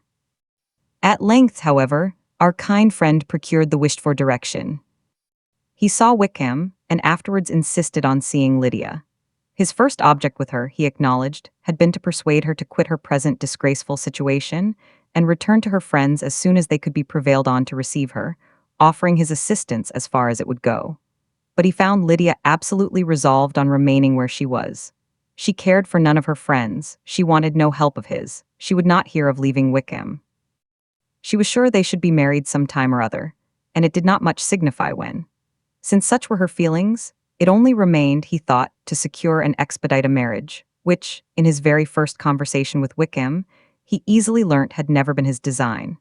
He confessed himself obliged to leave the regiment on account of some debts of honor which were very pressing, and scrupled not to lay all the ill consequences of Lydia's flight on her own folly alone. He meant to resign his commission immediately, and as to his future situation, he could conjecture very little about it. He must go somewhere, but he did not know where, and he knew he should have nothing to live on. Mr. Darcy asked why he did not marry your sister at once. Though Mr. Bennet was not imagined to be very rich, he would have been able to do something for him, and his situation must have been benefited by marriage. But he found, in reply to this question, that Wickham still cherished the hope of more effectually making his fortune by marriage, in some other country. Under such circumstances, however, he was not likely to be proof against the temptation of immediate relief. They met several times, for there was much to be discussed. Wickham, of course, wanted more than he could get, but at length was reduced to be reasonable. Everything being settled between them, Mr. Darcy's next step was to make your uncle acquainted with it, and he first called in Gracechurch Street the evening before I came home. But Mr. Gardiner could not be seen, and Mr. Darcy found on further inquiry that your father was still with him, but would quit town the next morning. He did not judge your father to be a person whom he could so properly consult as your uncle, and therefore readily postponed seeing him till after the departure of the former. He did not leave his name, and till the next day it was only known that a gentleman had called on business. On Saturday he came again. Your father was gone, your uncle at home, and, as I said before, they had a great deal of talk together. They met again on Sunday, and then I saw him too. It was not all settled before Monday. As soon as it was, the express was sent off to Longbourn. But our visitor was very obstinate. I fancy, Lizzie, that obstinacy is the real defect of his character, after all. He has been accused of many faults at different times, but this is the true one. Nothing was to be done that he did not do himself, though I am sure, and I do not speak it to be thanked, therefore say nothing about it, your uncle would most readily have settled the whole. They battled it together for a long time, which was more than either the gentleman or lady concerned in it deserved. But at last your uncle was forced to yield, and instead of being allowed to be of use to his niece, was forced to put up with only having the probable credit of it, which went sorely against the grain. And I really believe your letter this morning gave him great pleasure, because it required an explanation that would rob him of his borrowed feathers and give the praise where it was due. But, Lizzie, this must go no further than yourself, or Jane at most.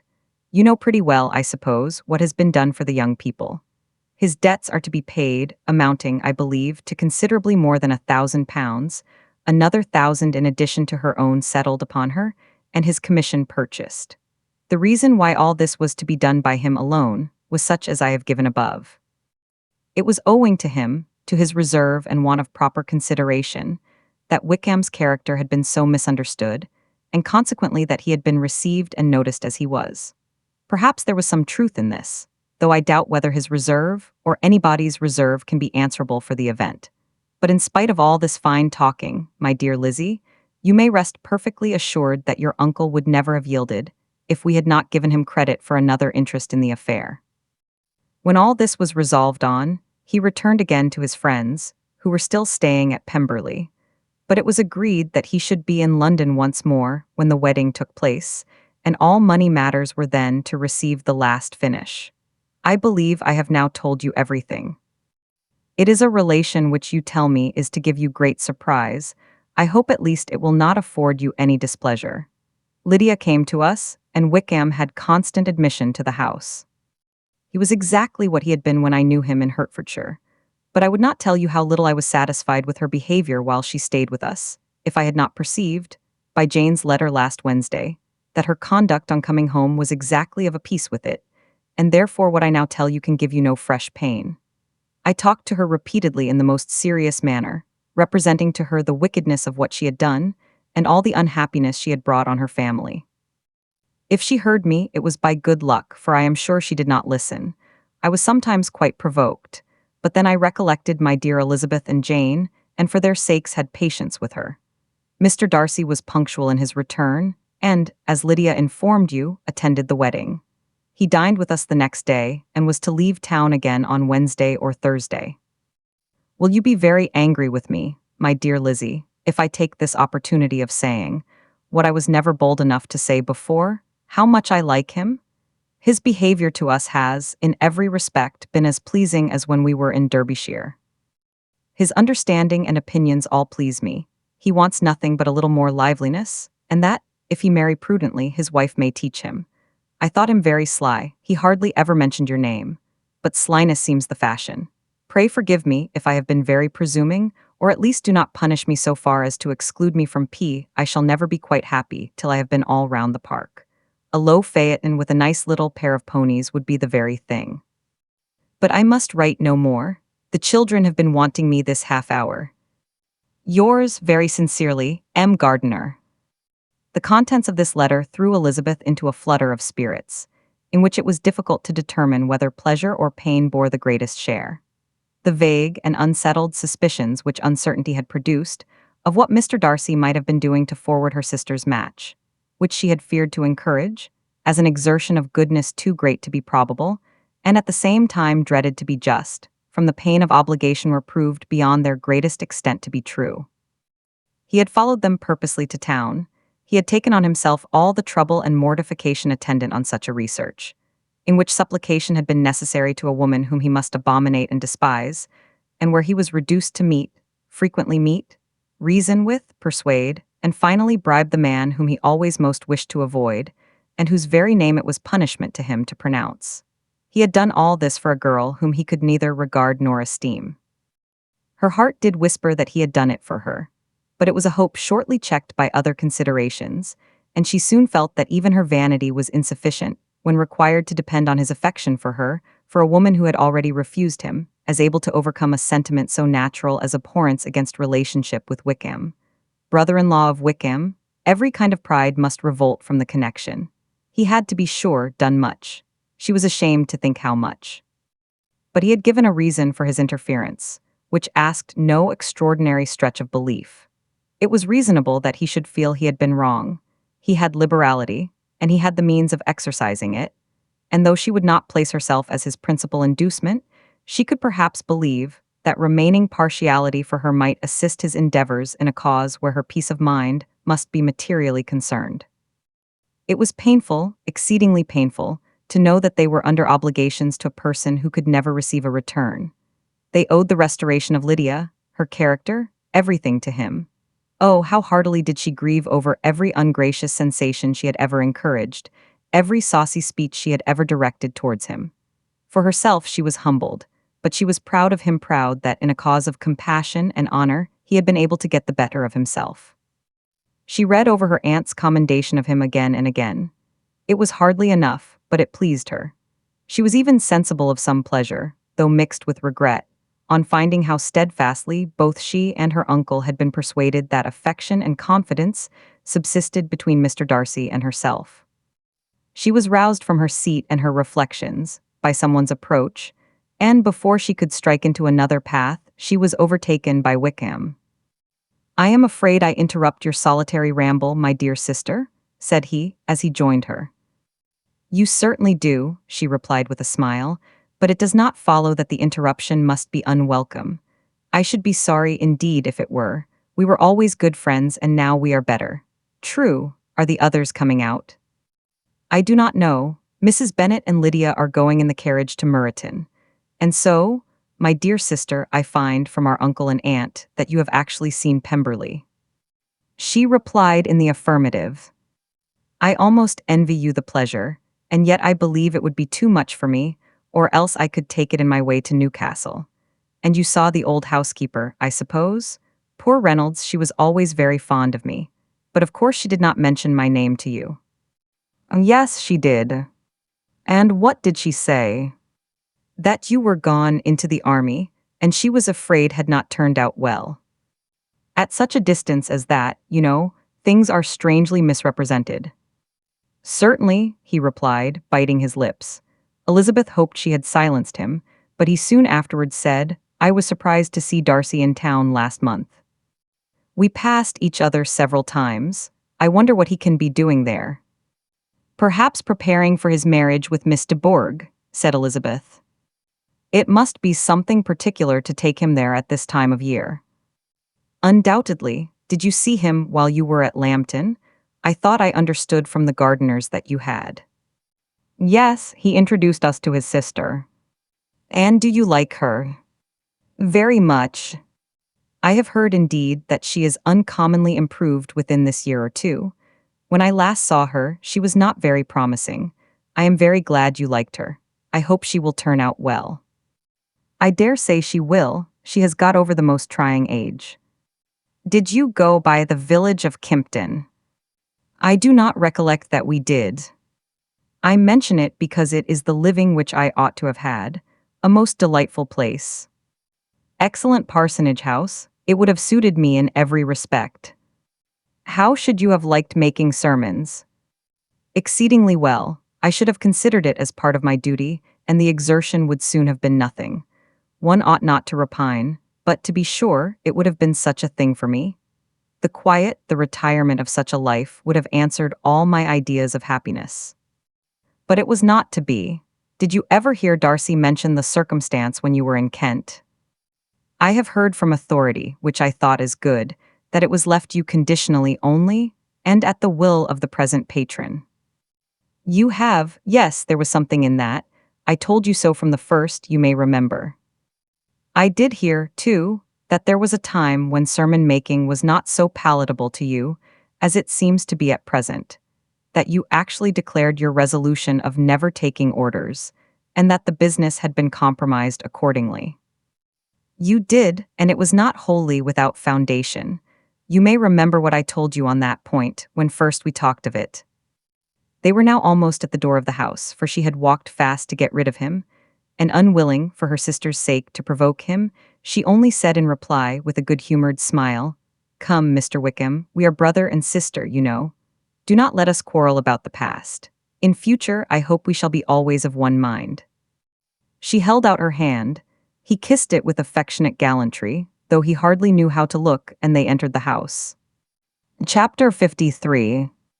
Mr. Wickham was so perfectly satisfied with this conversation that he never again distressed himself or provoked his dear sister Elizabeth by introducing the subject of it, and she was pleased to find that she had said enough to keep him quiet. The day of his and Lydia's departure soon came, and Mrs. Bennet was forced to submit to a separation, which, as her husband by no means entered into her scheme of their all going to Newcastle, was likely to continue at least a 12-month. "Oh, my dear Lydia," she cried, "when shall we meet again?" "Oh, Lord, I don't know. Not these 2 or 3 years, perhaps." "Write to me very often, my dear." "As often as I can, but you know married women have never much time for writing." "My sisters may write to me. They will have nothing else to do." Mr. Wickham's adieus were much more affectionate than his wife's. He smiled, looked handsome, and said many pretty things. "He is as fine a fellow," said Mr. Bennet, as soon as they were out of the house, "as ever I saw. He simpers and smirks and makes love to us all. I am prodigiously proud of him. I defy even Sir William Lucas himself to produce a more valuable son-in-law." The loss of her daughter made Mrs. Bennet very dull for several days. "I often think," said she, "that there is nothing so bad as parting with one's friends. One seems so forlorn without them." "This is the consequence, you see, madam, of marrying a daughter," said Elizabeth. "It must make you better satisfied that your other four are single." "It is no such thing. Lydia does not leave me because she is married, but only because her husband's regiment happens to be so far off. If that had been nearer, she would not have gone so soon." But the spiritless condition which this event threw her into was shortly relieved, and her mind opened again to the agitation of hope, by an article of news which then began to be in circulation. The housekeeper at Netherfield had received orders to prepare for the arrival of her master, who was coming down in a day or two, to shoot there for several weeks. Mrs. Bennet was quite in the fidgets. She looked at Jane and smiled and shook her head by turns. "Well, well, and so Mr. Bingley is coming down, sister," for Mrs. Phillips first brought her the news. "Well, so much the better. Not that I care about it, though. He is nothing to us, you know, and I am sure I never want to see him again. But however, he is very welcome to come to Netherfield if he likes it. And who knows what may happen? But that is nothing to us. You know, sister, we agreed long ago never to mention a word about it. And so, it is quite certain he is coming." "You may depend on it," replied the other, "for Mrs. Nichols was in Meryton last night. I saw her passing by and went out myself on purpose to know the truth of it, and she told me that it was certainly true. He comes down on Thursday at the latest, very likely on Wednesday. She was going to the butcher's, she told me, on purpose to order in some meat on Wednesday, and she has got 3 couple of ducks just fit to be killed." Miss Bennet had not been able to hear of his coming without changing color. It was many months since she had mentioned his name to Elizabeth. But now, as soon as they were alone together, she said, "I saw you look at me today, Lizzie, when my aunt told us of the present report, and I know I appeared distressed, but don't imagine it was from any silly cause. I was only confused for the moment, because I felt that I should be looked at. I do assure you that the news does not affect me either with pleasure or pain. I am glad of one thing, that he comes alone, because we shall see the less of him. Not that I am afraid of myself, but I dread other people's remarks." Elizabeth did not know what to make of it. Had she not seen him in Derbyshire, she might have supposed him capable of coming there with no other view than what was acknowledged. But she still thought him partial to Jane, and she wavered as to the greater probability of his coming there with his friend's permission, or being bold enough to come without it. "Yet it is hard," she sometimes thought, "that this poor man cannot come to a house which he has legally hired without raising all this speculation. I will leave him to himself." In spite of what her sister declared, and really believed to be her feelings, in the expectation of his arrival, Elizabeth could easily perceive that her spirits were affected by it.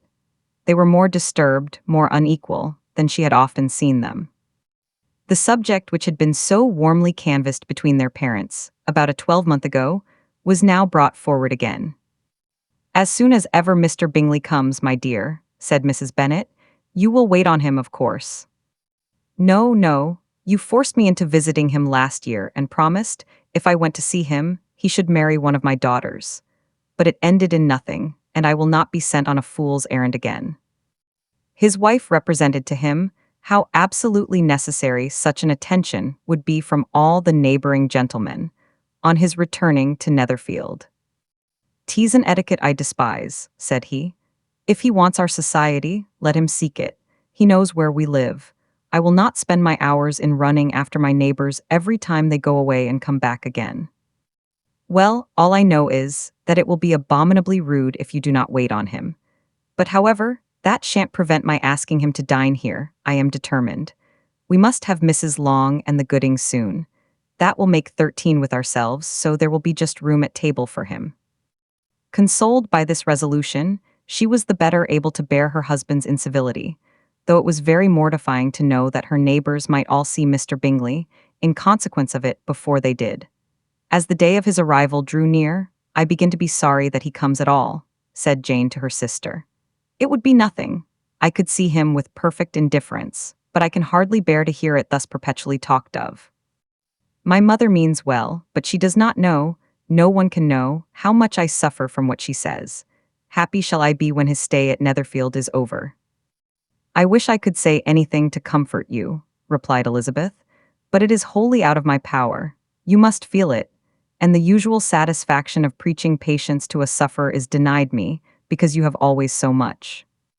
Mr. Bingley arrived.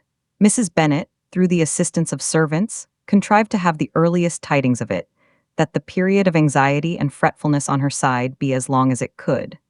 She counted the days that must intervene before their invitation could be sent, hopeless of seeing him before.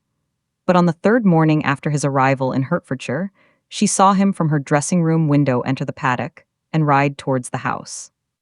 Her daughters were eagerly called to partake of her joy. Jane resolutely kept her place at the table, but Elizabeth, to satisfy her mother, went to the window. She looked. She saw Mr. Darcy with him, and sat down again by her sister. "There is a gentleman with him, mamma," said Kitty. "Who can it be?" "Some acquaintance or other, my dear, I suppose. I am sure I do not know."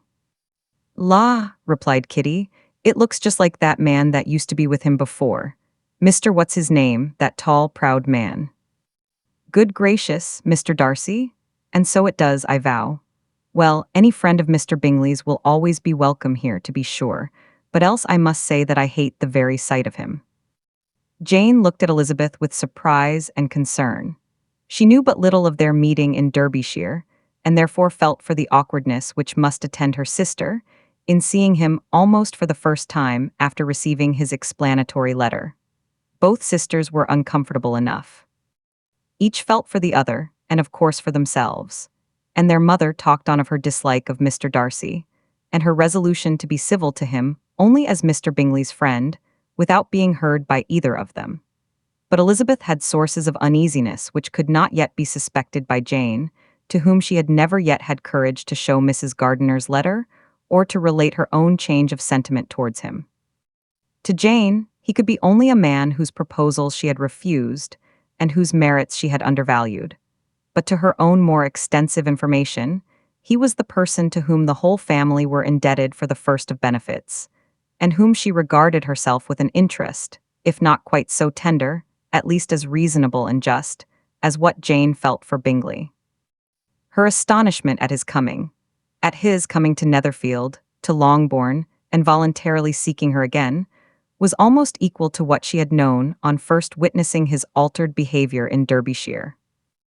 The color which had been driven from her face returned for half a minute with an additional glow, and a smile of delight added luster to her eyes, as she thought for that space of time that his affection and wishes must still be unshaken. But she would not be secure. "Let me first see how he behaves," said she. "It will then be early enough for expectation." She sat intently at work, striving to be composed, and without daring to lift up her eyes, till anxious curiosity carried them to the face of her sister as the servant was approaching the door. Jane looked a little paler than usual, but more sedate than Elizabeth had expected.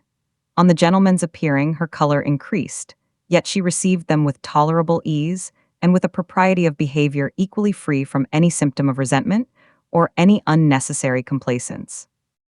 Elizabeth said as little to either as civility would allow, and sat down again to her work with an eagerness which it did not often command. She had ventured only one glance at Darcy. He looked serious as usual, and she thought, more as he had been used to look in Hertfordshire than as she had seen him at Pemberley. But perhaps he could not in her mother's presence be what he was before her uncle and aunt. It was a painful, but not an improbable, conjecture. Bingley she had likewise seen for an instant, and in that short period saw him looking both pleased and embarrassed. He was received by Mrs. Bennet with a degree of civility which made her two daughters ashamed, especially when contrasted with the cold and ceremonious politeness of her courtesy and address of his friend. Elizabeth particularly, who knew that her mother owed to the latter the preservation of her favorite daughter from irremediable infamy, was hurt and distressed to a most painful degree by a distinction so ill applied. Darcy, after inquiring of her How Mr. and Mrs. Gardiner did a question which she could not answer without confusion said scarcely anything. He was not seated by her. Perhaps that was the reason of his silence, but it had not been so in Derbyshire. There he had talked to her friends when he could not to herself. But now several minutes elapsed without bringing the sound of his voice, and when occasionally, unable to resist the impulse of curiosity, she raised her eyes to his face, she as often found him looking at Jane as at herself, and frequently on no object but the ground. More thoughtfulness and less anxiety to please than when they last met were plainly expressed. She was disappointed and angry with herself for being so. "Could I expect it to be otherwise?" said she. "Yet why did he come?" She was in no humor for conversation with anyone but himself, and to him she had hardly courage to speak. She inquired after his sister, but could do no more. "It is a long time, Mr. Bingley, since you went away," said Mrs. Bennet. He readily agreed to it. "I began to be afraid you would never come back again.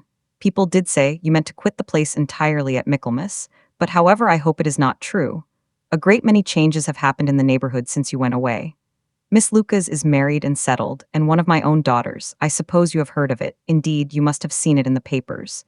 It was in the Times and the Courier, I know, though it was not put in as it ought to be. It was only said, 'Lately, George Wickham, Esquire, to Miss Lydia Bennet,' without there being a syllable said of her father, or the place where she lived, or anything. It was my brother Gardiner's drawing up too, and I wonder how he came to make such an awkward business of it. Did you see it?" Bingley replied that he did, and made his congratulations. Elizabeth dared not lift up her eyes. How Mr. Darcy looked, therefore, she could not tell. "It is a delightful thing, to be sure, to have a daughter well married," continued her mother. "But at the same time, Mr. Bingley, it is very hard to have her taken away from me. They are gone down to Newcastle, a place quite northward it seems, and there they are to stay, I do not know how long. His regiment is there, for I suppose you have heard of his leaving the shire, and of his being gone into the regulars. Thank heaven, he has some friends, though perhaps not so many as he deserves." Elizabeth, who knew this to be levelled at Mr. Darcy, was in such misery of shame that she could hardly keep her seat. It drew from her, however, the exertion of speaking, which nothing else had so effectually done before, and she asked Bingley whether he meant to make any stay in the country at present. A few weeks, he believed. "When you have killed all your own birds, Mr. Bingley," said her mother, "I beg you will come here and shoot as many as you please on Mr. Bennet's manor. I am sure he will be vastly happy to oblige you, and will save all the best of the coveys for you." Elizabeth's misery increased at such unnecessary, such officious attention. Were the same fair prospect to arise at present, as had flattered them a year ago, everything, she was persuaded, would be hastening to the same vexatious conclusion. At that instant she felt that years of happiness could not make Jane or herself amends for moments of such painful confusion. "The first wish of my heart," said she to herself, "is never more to be in company with either of them. Their society can afford no pleasure that will atone for such wretchedness as this. Let me never see either one or the other again." Yet the misery, for which years of happiness were to offer no compensation, received soon afterwards material relief, from observing how much the beauty of her sister rekindled the admiration of her former lover. When first he came in, he had spoken to her but little, but every 5 minutes seemed to be giving her more of his attention. He found her as handsome as she had been last year, as good-natured, and as unaffected, though not quite so chatty. Jane was anxious that no difference should be perceived in her at all, and was really persuaded that she talked as much as ever. But her mind was so busily engaged that she did not always know when she was silent. When the gentlemen rose to go away, Mrs. Bennet was mindful of her intended civility, and they were invited and engaged to dine at Longbourn in a few days' time. "You are quite a visit in my debt, Mr. Bingley," she added, "for when you went to town last winter, you promised to take a family dinner with us as soon as you returned. I have not forgot, you see, and I assure you I was very much disappointed that you did not come back and keep your engagement." Bingley looked a little silly at this reflection, and said something of his concern at having been prevented by business. They then went away. Mrs. Bennet had been strongly inclined to ask them to stay and dine there that day. But though she always kept a very good table, she did not think anything less than 2 courses could be good enough for a man on whom she had such anxious designs, or satisfy the appetite and pride of one who had 10,000 a year. Chapter 54. As soon as they were gone, Elizabeth walked out to recover her spirits, or, in other words, to dwell without interruption on those subjects which must deaden them more. Mr. Darcy's behavior astonished and vexed her. "Why, if he came only to be silent, grave, and indifferent," said she, "did he come at all? She could settle it in no way that gave her pleasure. He could be still amiable, still pleasing to my uncle and aunt when he was in town, and why not to me? If he fears me, why come hither? If he no longer cares for me, why silent? Teasing, teasing man, I will think no more about him." Her resolution was for a short time involuntarily kept by the approach of her sister, who joined her with a cheerful look which showed her better satisfied with their visitors than Elizabeth. "Now," said she, "that this first meeting is over, I feel perfectly easy. I know my own strength, and I shall never be embarrassed again by his coming. I am glad he dines here on Tuesday. It will then be publicly seen that on both sides we meet only as common and indifferent acquaintance." "Yes, very indifferent indeed," said Elizabeth laughingly. "Oh, Jane, take care. My dear Lizzie, you cannot think me so weak as to be in danger now. I think you are in very great danger of making him as much in love with you as ever." They did not see the gentleman again till Tuesday, and Mrs. Bennet, in the meanwhile, was giving way to all the happy schemes which the good humour and common politeness of Bingley, in half an hour's visit, had revived. On Tuesday there was a large party assembled at Longbourn, and the two who were most anxiously expected, to the credit of their punctuality as sportsmen, were in very good time. When they repaired to the dining-room, Elizabeth eagerly watched to see whether Bingley would take the place which, in all their former parties, had belonged to him, by her sister. Her prudent mother, occupied by the same ideas, forbore to invite him to sit by herself. On entering the room, he seemed to hesitate, but Jane happened to look round and happened to smile. It was decided. He placed himself by her. Elizabeth, with a triumphant sensation, looked towards his friend. He bore it with noble indifference, and she would have imagined that Bingley had received his sanction to be happy, had she not seen his eyes likewise turned towards Mr. Darcy, with an expression of half-laughing alarm. His behavior to her sister was such during dinner-time as showed an admiration of her, which, though more guarded than formerly, persuaded Elizabeth that, if left wholly to himself, Jane's happiness and his own would be speedily secured. Though she dared not depend upon the consequence, she yet received pleasure from observing his behavior. It gave her all the animation that her spirits could boast, for she was in no cheerful humor. Mr. Darcy was almost as far from her as the table could divide them. He was on one side of her mother. She knew how little such a situation would give pleasure to either, or make either appear to advantage. She was not near enough to hear any of their discourse, but she could see how seldom they spoke to each other, and how formal and cold was their manner whenever they did. Her mother's ungraciousness made the sense of what they owed him more painful to Elizabeth's mind, and she would, at times, have given anything to be privileged to tell him that his kindness was neither unknown nor unfelt by the whole of the family. She was in hopes that the evening would afford some opportunity of bringing them together, that the whole of the visit would not pass away without enabling them to enter into something more of conversation than the mere ceremonious salutation attending his entrance. Anxious and uneasy, the period which passed in the drawing-room before the gentleman came was wearisome and dull to a degree that almost made her uncivil. She looked forward to their entrance as the point on which all her chance of pleasure for the evening must depend. "If he does not come to me then," said she, "I shall give him up forever." The gentleman came, and she thought he looked as if he would have answered her hopes. But alas, the ladies had crowded round the table where Miss Bennet was making tea, and Elizabeth pouring out the coffee in so close a confederacy that there was not a single vacancy near her which would admit of a chair. And on the gentleman's approaching, one of the girls moved closer to her than ever and said, in a whisper, "The men shan't come and part us, I am determined. We want none of them, do we?" Darcy had walked away to another part of the room. She followed him with her eyes, envied everyone to whom he spoke, had scarcely patience enough to help anybody to coffee, and then was enraged against herself for being so silly. A man who has once been refused. How could I ever be foolish enough to expect a renewal of his love? Is there one among the sex who would not protest against such a weakness as a second proposal to the same woman? There is no indignity so abhorrent to their feelings. She was a little revived, however, by his bringing back his coffee cup himself, and she seized the opportunity of saying, "Is your sister at Pemberley still?" "Yes, she will remain there till Christmas." "And quite alone, have all her friends left her?" "Mrs. Annesley is with her. The others have been gone on to Scarborough these 3 weeks." She could think of nothing more to say, but if he wished to converse with her, he might have better success. He stood by her, however, for some minutes in silence, and at last, on the young lady's whispering to Elizabeth again, he walked away. When the tea things were removed and the card tables placed, the ladies all rose, and Elizabeth was then hoping to be soon joined by him, when all her views were overthrown, by seeing him fall a victim to her mother's rapacity for whist players, and in a few moments after seated with the rest of the party. She now lost every expectation of pleasure.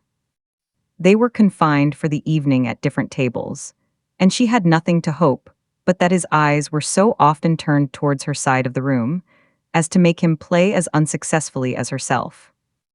Mrs. Bennet had designed to keep the 2 Netherfield gentlemen to supper, but their carriage was, unluckily, ordered before any of the others, and she had no opportunity of detaining them. "Well, girls," said she, as soon as they were left to themselves, "what say you to the day? I think everything has passed off uncommonly well, I assure you. The dinner was as well dressed as any I ever saw. The venison was roasted to a turn, and everybody said they never saw so fat a haunch. The soup was 50 times better than what we had at the Lucases last week, and even Mr. Darcy acknowledged that the partridges were remarkably well done, and I suppose he has 2 or 3 French cooks at least. And my dear Jane, I never saw you look in greater beauty.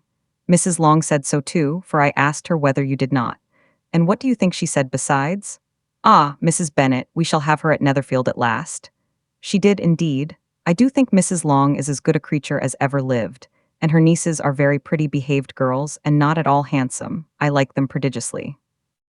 Mrs. Bennet, in short, was in very great spirits.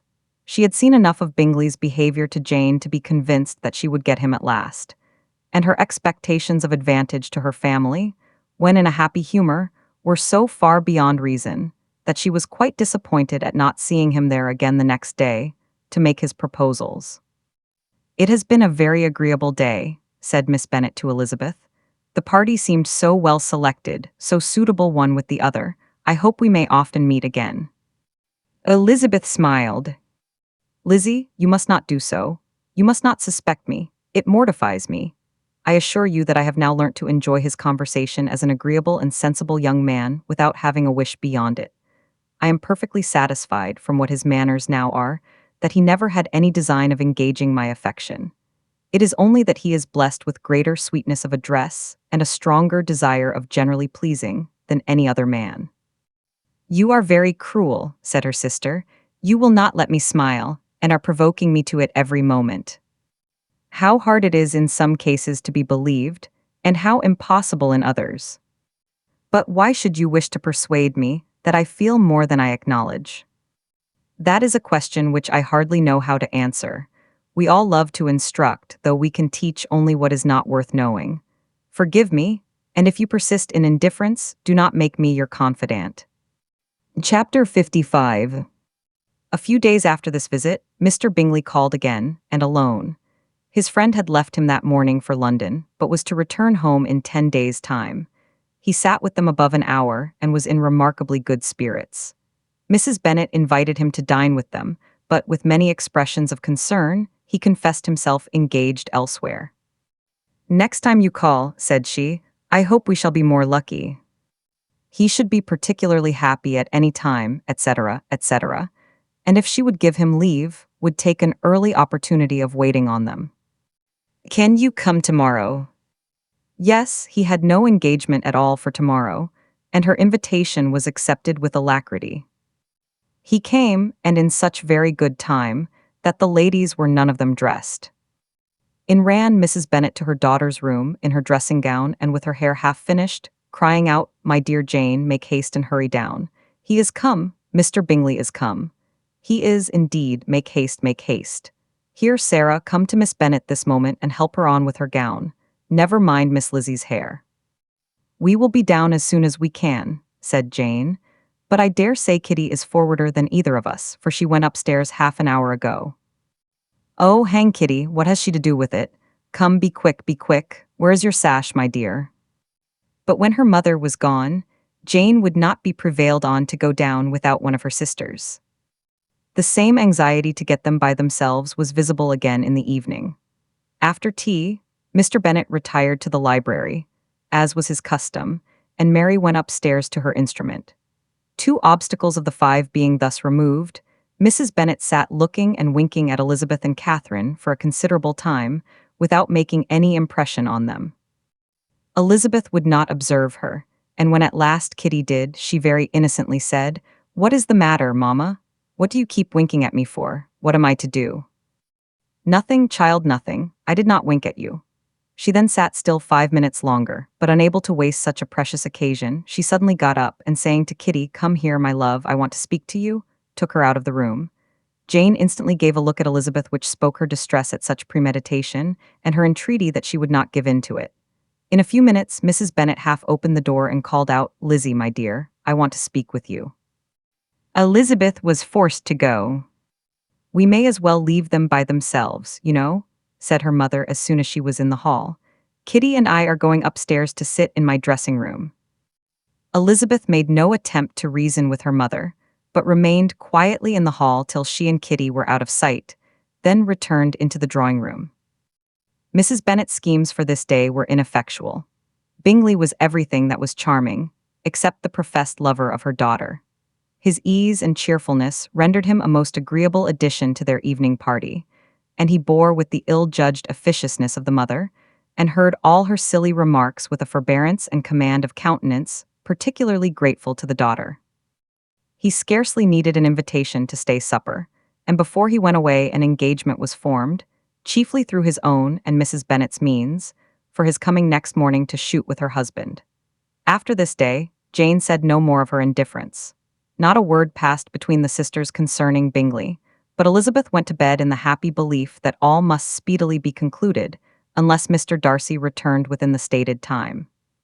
Seriously, however, she felt tolerably persuaded that all this must have taken place with that gentleman's concurrence. Bingley was punctual to his appointment, and he and Mr. Bennet spent the morning together, as had been agreed on. The latter was much more agreeable than his companion expected.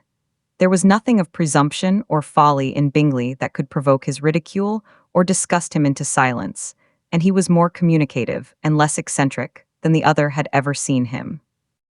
Bingley, of course, returned with him to dinner, and in the evening, Mrs. Bennet's invention was again at work to get everybody away from him and her daughter.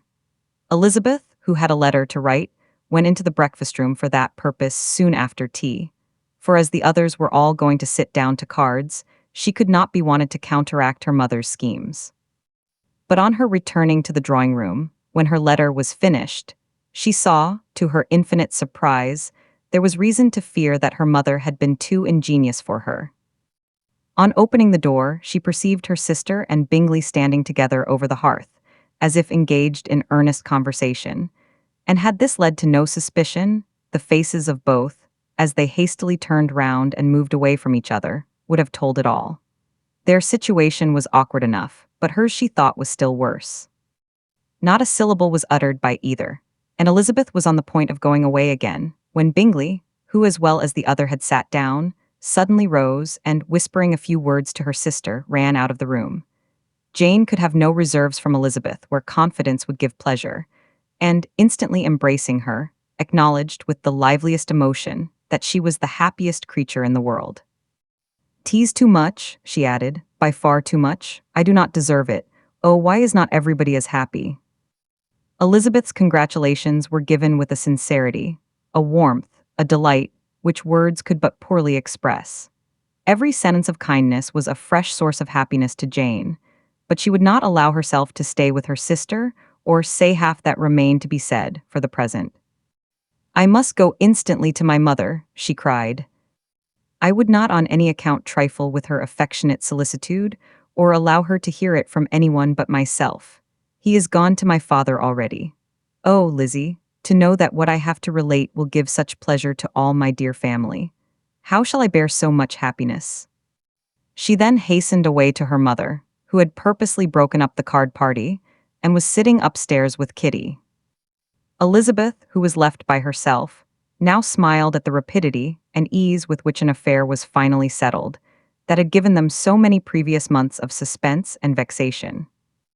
"And this," said she, "is the end of all his friend's anxious circumspection, of all his sister's falsehood and contrivance, the happiest, wisest, and most reasonable end." In a few minutes she was joined by Bingley, whose conference with her father had been short and to the purpose. "Where is your sister?" said he hastily, as he opened the door. "With my mother upstairs. She will be down in a moment, I dare say." He then shut the door, and, coming up to her, claimed the good wishes and affection of a sister. Elizabeth honestly and heartily expressed her delight in the prospect of their relationship. They shook hands with great cordiality, and then, till her sister came down, she had to listen to all he had to say of his own happiness and of Jane's perfections. And in spite of his being a lover, Elizabeth really believed all his expectations of felicity to be rationally founded, because they had for basis the excellent understanding and super-excellent disposition of Jane, and a general similarity of feeling and taste between her and himself. It was an evening of no common delight to them all. The satisfaction of Miss Bennet's mind gave such a glow of sweet animation to her face, as made her look handsomer than ever. Kitty simpered and smiled, and hoped her turn was coming soon. Mrs. Bennet could not give her consent, or speak her approbation in terms warm enough to satisfy her feelings, though she talked to Bingley of nothing else, for half an hour. And when Mr. Bennet joined them at supper, his voice and manner plainly showed how really happy he was. Not a word, however, passed his lips in allusion to it, till their visitor took his leave for the night. But as soon as he was gone, he turned to his daughter and said, "Jane, I congratulate you. You will be a very happy woman." Jane went to him instantly, kissed him, and thanked him for his goodness. "You are a good girl," he replied, "and I have great pleasure in thinking you will be so happily settled. I have not a doubt of your doing very well together. Your tempers are by no means unlike. You are each of you so complying that nothing will ever be resolved on, so easy that every servant will cheat you, and so generous that you will always exceed your income. I hope not so. Imprudence or thoughtlessness in money matters would be unpardonable in me." "Exceed their income, my dear Mr. Bennet," cried his wife. "What are you talking of? Why, he has 4,000 or 5,000 a year and very likely more." Then addressing her daughter, "Oh, my dear, dear Jane, I am so happy. I am sure I shan't get a wink of sleep all night. I knew how it would be. I always said it must be so at last. I was sure you could not be so beautiful for nothing. I remember, as soon as ever I saw him, when he first came into Hertfordshire last year, I thought how likely it was that you should come together. Oh, he is the handsomest young man that ever was seen." Wickham, Lydia, were all forgotten. Jane was beyond competition her favorite child. At that moment she cared for no other. Her younger sisters soon began to make interest with her for objects of happiness which she might in future be able to dispense.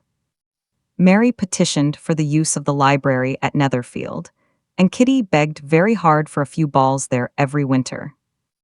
Bingley, from this time, was of course a daily visitor at Longbourn, coming frequently before breakfast and always remaining till after supper, unless when some barbarous neighbor, who could not be enough detested, had given him an invitation to dinner, which he thought himself obliged to accept. Elizabeth had now but little time for conversation with her sister, for while he was present Jane had no attention to bestow on anyone else, but she found herself considerably useful to both of them in those hours of separation that must sometimes occur. In the absence of Jane, he always attached himself to Elizabeth for the pleasure of talking of her, and when Bingley was gone, Jane constantly sought the same means of relief. "He has made me so happy," said she, one evening, "by telling me that he was totally ignorant of my being in town last spring. I had not believed it possible.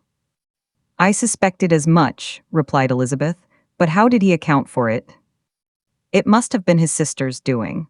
They were certainly no friends to his acquaintance with me, which I cannot wonder at, since he might have chosen so much more advantageously in many respects.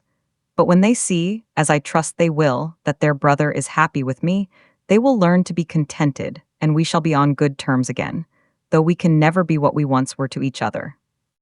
That is the most unforgiving speech, said Elizabeth, that I ever heard you utter. Good girl, it would vex me indeed to see you again the dupe of Miss Bingley's pretended regard. Would you believe it, Lizzie, that when he went to town last November, he really loved me, and nothing but a persuasion of my being indifferent would have prevented his coming down again. He made a little mistake, to be sure, but it is to the credit of his modesty. This naturally introduced a panegyric from Jane on his diffidence, and the little value he put on his own good qualities. Elizabeth was pleased to find that he had not betrayed the interference of his friend. For, though Jane had the most generous and forgiving heart in the world, she knew it was a circumstance which must prejudice her against him. I am certainly the most fortunate creature that ever existed, cried Jane. Oh, Lizzie, why am I thus singled from my family and blessed above them all?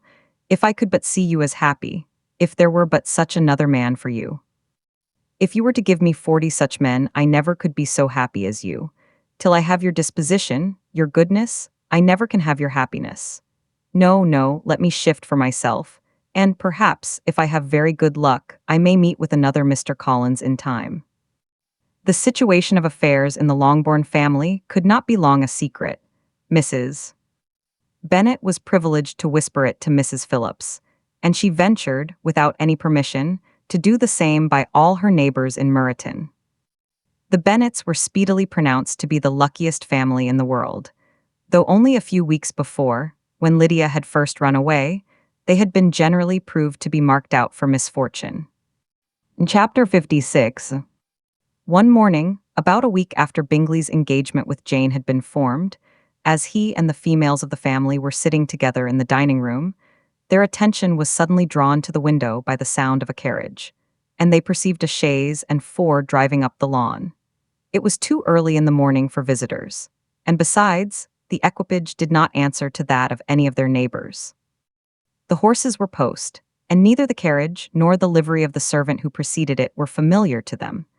As it was certain, however, that somebody was coming, Bingley instantly prevailed on Miss Bennet to avoid the confinement of such an intrusion and walk away with him into the shrubbery. They both set off, and the conjectures of the remaining three continued, though with little satisfaction, till the door was thrown open, and their visitor entered. It was Lady Catherine de Bourgh. They were, of course, all intending to be surprised, but their astonishment was beyond their expectation, and on the part of Mrs. Bennet and Kitty, though she was perfectly unknown to them, even inferior to what Elizabeth felt. She entered the room with an air more than usually ungracious, made no other reply to Elizabeth's salutation than a slight inclination of the head, and sat down without saying a word. Elizabeth had mentioned her name to her mother on her ladyship's entrance, though no request of introduction had been made. Mrs. Bennet, all amazement, though flattered by having a guest of such high importance, received her with the utmost politeness. After sitting for a moment in silence, she said, very stiffly, to Elizabeth, "I hope you are well, Miss Bennet. That lady, I suppose, is your mother." Elizabeth replied very concisely that she was. "And that, I suppose, is one of your sisters." "Yes, madam," said Mrs. Bennet, delighted to speak to a Lady Catherine. "She is my youngest girl but one. My youngest of all is lately married, and my eldest is somewhere about the ground, walking with a young man, who, I believe, will soon become a part of the family." "You have a very small park here," returned Lady Catherine, after a short silence. "It is nothing in comparison of Rosings, my lady, I dare say, but I assure you, it is much larger than Sir William Lucas's. This must be a most inconvenient sitting-room for the evening in summer. The windows are full west." Mrs. Bennet assured her that they never sat there after dinner, and then added, "May I take the liberty of asking your ladyship whether you left Mr. and Mrs. Collins well?" "Yes, very well. I saw them the night before last." Elizabeth now expected that she would produce a letter for her from Charlotte, as it seemed the only probable motive for her calling. But no letter appeared, and she was completely puzzled. Mrs. Bennet, with great civility, begged her ladyship to take some refreshment, but Lady Catherine very resolutely, and not very politely, declined eating anything, and then, rising up, said to Elizabeth, "Miss Bennet, there seemed to be a prettyish kind of a little wilderness on one side of your lawn. I should be glad to take a turn in it, if you will favor me with your company." "Go, my dear," cried her mother, "and show her ladyship about the different walks. I think she will be pleased with the hermitage." Elizabeth obeyed, and, running into her own room for her parasol, attended her noble guest downstairs. As they passed through the hall, Lady Catherine opened the doors into the dining parlor and drawing room, and pronouncing them, after a short survey, to be decent-looking rooms, walked on. Her carriage remained at the door, and Elizabeth saw that her waiting woman was in it. They proceeded in silence along the gravel walk that led to the copse. Elizabeth was determined to make no effort for conversation with a woman who was now more than usually insolent and disagreeable. "How could I ever think her like her nephew?" said she, as she looked in her face. As soon as they entered the copse, Lady Catherine began in the following manner: "You can be at no loss, Miss Bennet, to understand the reason of my journey hither. Your own heart, your own conscience, must tell you why I come." Elizabeth looked with unaffected astonishment. "Indeed, you are mistaken, madam. I have not been at all able to account for the honor of seeing you here." "Miss Bennet," replied her ladyship in an angry tone, "you ought to know that I am not to be trifled with, but however insincere you may choose to be, you shall not find me so. My character has ever been celebrated for its sincerity and frankness, and in a cause of such moment as this, I shall certainly not depart from it. A report of a most alarming nature reached me 2 days ago. I was told that not only your sister was on the point of being most advantageously married, but that Miss Elizabeth Bennet would, in all likelihood, be soon afterwards united to my nephew, my own nephew, Mr. Darcy. Though I know it must be a scandalous falsehood, though I would not injure him so much as to suppose the truth of it possible, I instantly resolved on setting off for this place, that I might make my sentiments known to you." "If you believed it impossible to be true," said Elizabeth, coloring with astonishment and disdain, "I wonder you took the trouble of coming so far. What could your ladyship propose by it?" "At once to insist upon having such a report universally contradicted." "Your coming to Longbourn to see me and my family," said Elizabeth coolly, "will be rather a confirmation of it, if, indeed, such a report is in existence." "If, do you then pretend to be ignorant of it? Has it not been industriously circulated by yourselves? Do you not know that such a report is spread abroad?" "I never heard that it was."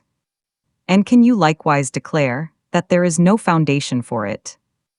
"I do not pretend to possess equal frankness with your ladyship. You may ask questions which I shall not choose to answer." "This is not to be borne. Miss Bennet, I insist on being satisfied. Has my nephew made you an offer of marriage?" "Your ladyship has declared it to be impossible." "It ought to be so, it must be so, while he retains the use of his reason. But your arts and allurements may, in a moment of infatuation, have made him forget what he owes to himself and to all his family. You may have drawn him in. If I have, I shall be the last person to confess it. Miss Bennet, do you know who I am? I have not been accustomed to such language as this. I am almost the nearest relation he has in the world, and am entitled to know all his dearest concerns. But you are not entitled to know mine, nor will such behavior as this ever induce me to be explicit. Let me be rightly understood. This match to which you have the presumption to aspire can never take place. No, never. Mr. Darcy is engaged to my daughter. Now, what have you to say?" "Only this, that if he is so, you can have no reason to suppose he will make an offer to me." Lady Catherine hesitated for a moment, and then replied, "The engagement between them is of a peculiar kind. From their infancy, they have been intended for each other. It was the favorite wish of his mother, as well as of hers. While in their cradles we planned the union, and now, at the moment when the wishes of both sisters would be accomplished, is their marriage to be prevented by a young woman of inferior birth, of no importance in the world, and wholly unallied to the family? Do you pay no regard to the wishes of his friends, to his tacit engagement with Miss de Bourgh? Are you lost to every feeling of propriety and delicacy? Have you not heard me say that from his earliest hours he was destined for his cousin? Yes, and I had heard it before. But what is that to me? If there is no other objection to my marrying your nephew, I shall certainly not be kept from it by knowing that his mother and aunt wished him to marry Miss de Bourgh. You both did as much as you could in planning the marriage. Its completion depended on others. If Mr. Darcy is neither by honor nor inclination confined to his cousin, why is not he to make another choice? And if I am that choice, why may not I accept him? Because honor, decorum, prudence, nay, interest forbid it. Yes, Miss Bennet, interest. For do not expect to be noticed by his family or friends if you wilfully act against the inclinations of all. You will be censured, slighted, and despised by everyone connected with him. Your alliance will be a disgrace. Your name will never even be mentioned by any of us. These are heavy misfortunes, replied Elizabeth. But the wife of Mr. Darcy must have such extraordinary sources of happiness necessarily attached to her situation, that she could, upon the whole, have no cause to repine. Obstinate, headstrong girl, I am ashamed of you. Is this your gratitude for my attentions to you last spring? Is nothing due to me on that score? Let us sit down. You are to understand, Miss Bennet, that I came here with the determined resolution of carrying my purpose, nor will I be dissuaded from it. I have not been used to submit to any person's whims. I have not been in the habit of brooking disappointment. That will make your ladyship's situation at present more pitiable, but it will have no effect on me. I will not be interrupted. Hear me in silence. My daughter and my nephew are formed for each other. They are descended on the maternal side from the same noble line, and on the father's from respectable, honorable, and ancient, though untitled families. Their fortune on both sides is splendid. They are destined for each other by the voice of every member of their respective houses, and what is to divide them? The upstart pretensions of a young woman without family, connections, or fortune. Is this to be endured? But it must not, shall not be. If you were sensible of your own good, you would not wish to quit the sphere in which you have been brought up. In marrying your nephew, I should not consider myself as quitting that sphere. He is a gentleman, I am a gentleman's daughter, so far we are equal. True, you are a gentleman's daughter, but what was your mother? Who are your uncles and aunts? Do not imagine me ignorant of their condition. Whatever my connections may be, said Elizabeth, if your nephew does not object to them, they can be nothing to you. Tell me, once for all, are you engaged to him? Though Elizabeth would not, for the mere purpose of obliging Lady Catherine, have answered this question, she could not but say, after a moment's deliberation, I am not. Lady Catherine seemed pleased. And will you promise me never to enter into such an engagement? I will make no promise of the kind. Miss Bennet, I am shocked and astonished. I expected to find a more reasonable young woman, but do not deceive yourself into a belief that I will ever recede. I shall not go away till you have given me the assurance I require. And I certainly never shall give it. I am not to be intimidated into anything so wholly unreasonable. Your ladyship wants Mr. Darcy to marry your daughter, but would my giving you the wished-for promise make their marriage at all more probable? Supposing him to be attached to me, would my refusing to accept his hand make him wish to bestow it on his cousin?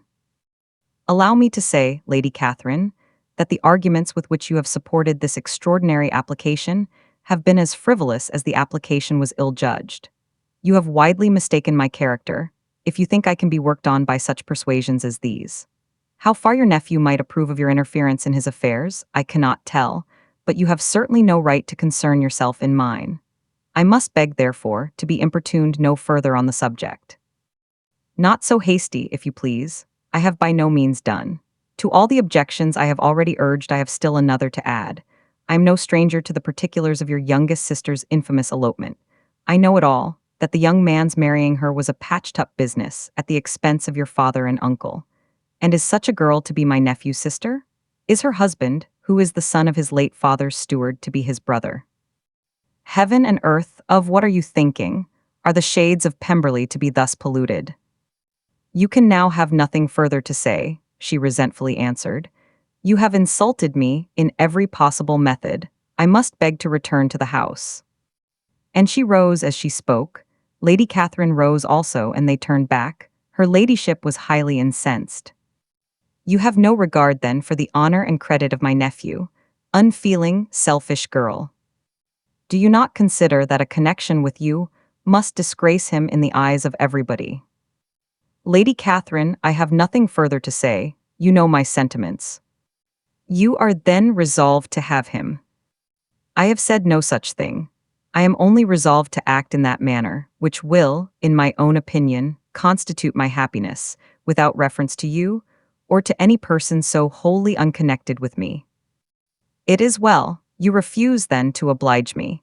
You refuse to obey the claims of duty, honor, and gratitude.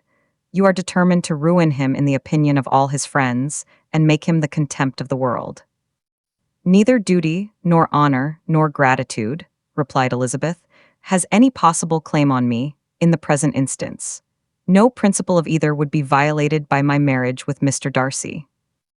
And with regard to the resentment of his family, or the indignation of the world, if the former were excited by his marrying me, it would not give me one moment's concern, and the world in general would have too much sense to join in the scorn. And this is your real opinion? This is your final resolve? Very well, I shall now know how to act. Do not imagine, Miss Bennet, that your ambition will ever be gratified. I came to try you. I hope to find you reasonable, but depend upon it, I will carry my point.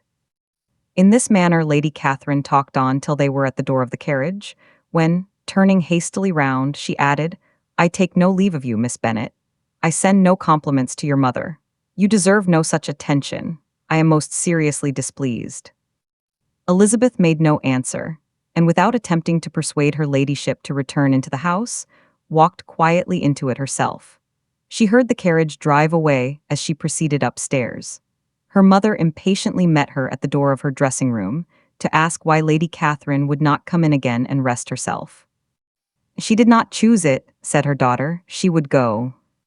She is a very fine-looking woman, and her calling here was prodigiously civil, for she only came, I suppose, to tell us the Collinses were well.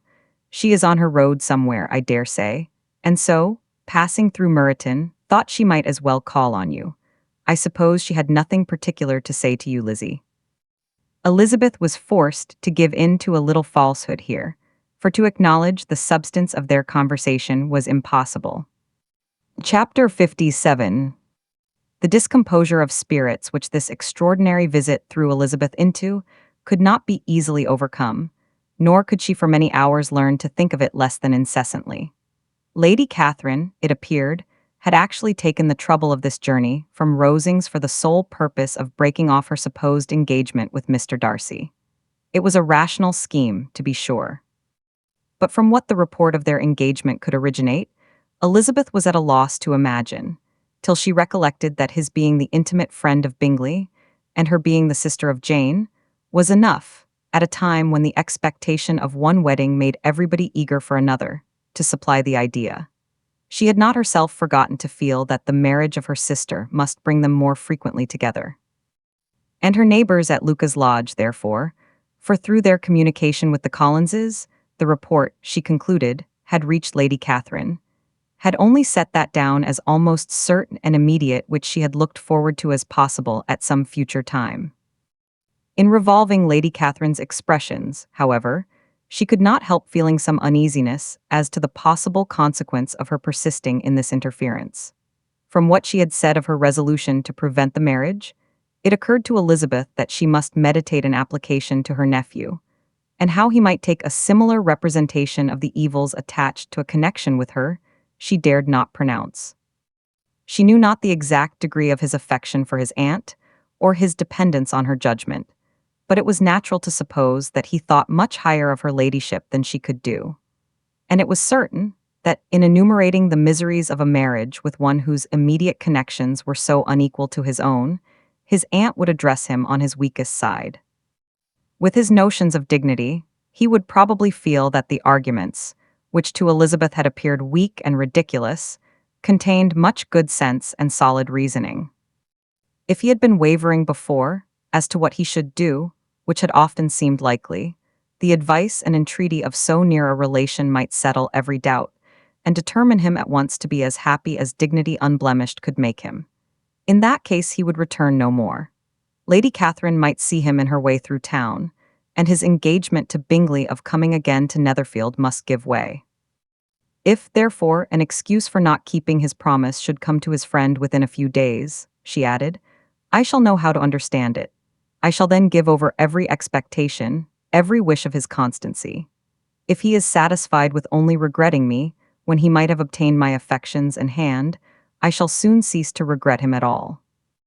The surprise of the rest of the family, on hearing who their visitor had been, was very great, but they obligingly satisfied it with the same kind of supposition which had appeased Mrs. Bennet's curiosity, and Elizabeth was spared from much teasing on the subject. The next morning, as she was going downstairs, she was met by her father, who came out of his library with a letter in his hand. Lizzie, said he, I was going to look for you, come into my room.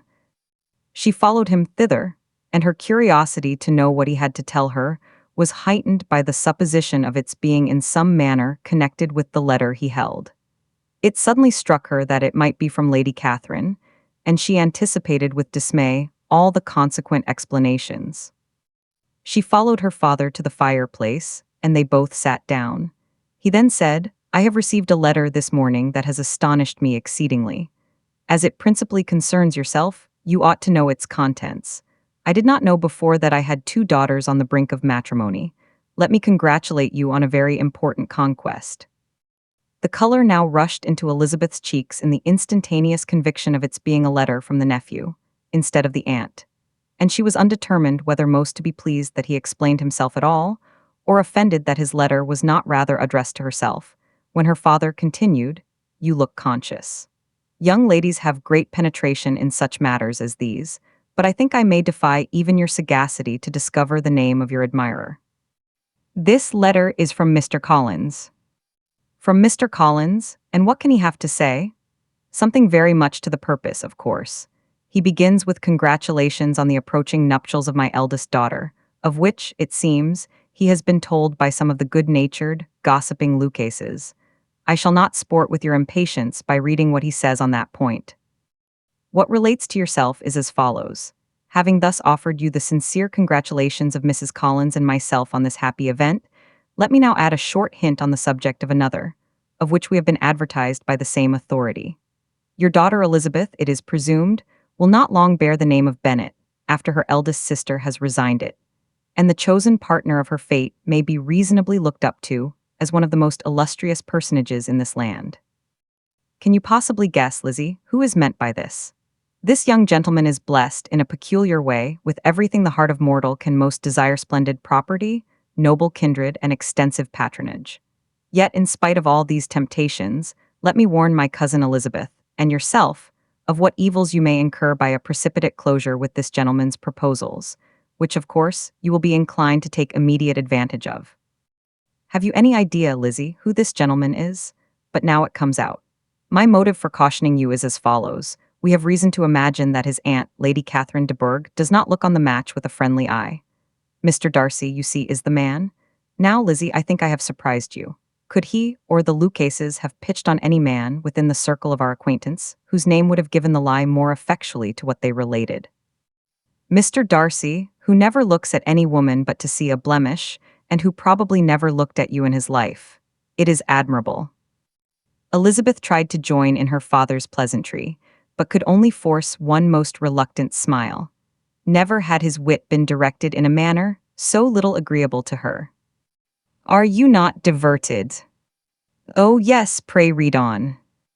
After mentioning the likelihood of this marriage to her ladyship last night, she immediately, with her usual condescension, expressed what she felt on the occasion. When it became apparent that, on the score of some family objections on the part of my cousin, she would never give her consent to what she termed so disgraceful a match. I thought it my duty to give the speediest intelligence of this to my cousin, that she and her noble admirer may be aware of what they are about, and not run hastily into a marriage which has not been properly sanctioned. Mr. Collins, moreover, adds, I am truly rejoiced that my cousin Lydia's sad business has been so well hushed up, and am only concerned that their living together before the marriage took place should be so generally known. I must not, however, neglect the duties of my station, or refrain from declaring my amazement at hearing that you received the young couple into your house as soon as they were married. It was an encouragement of vice, and had I been the rector of Longbourn, I should very strenuously have opposed it. You ought certainly to forgive them as a Christian, but never to admit them in your sight, or allow their names to be mentioned in your hearing. That is his notion of Christian forgiveness.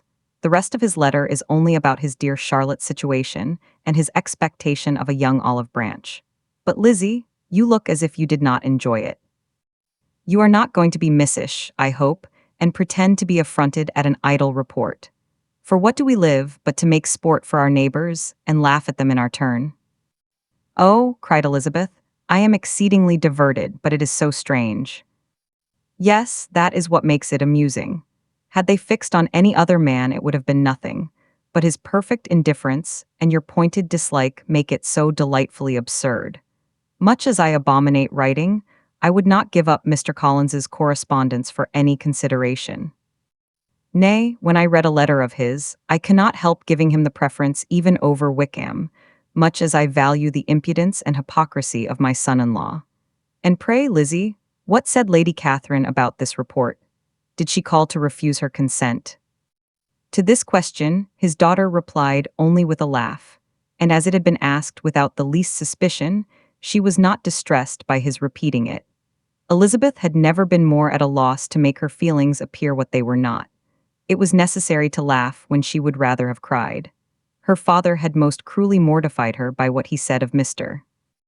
Darcy's indifference, and she could do nothing but wonder at such a want of penetration, or fear that perhaps, instead of his seeing too little, she might have fancied too much. Chapter 58.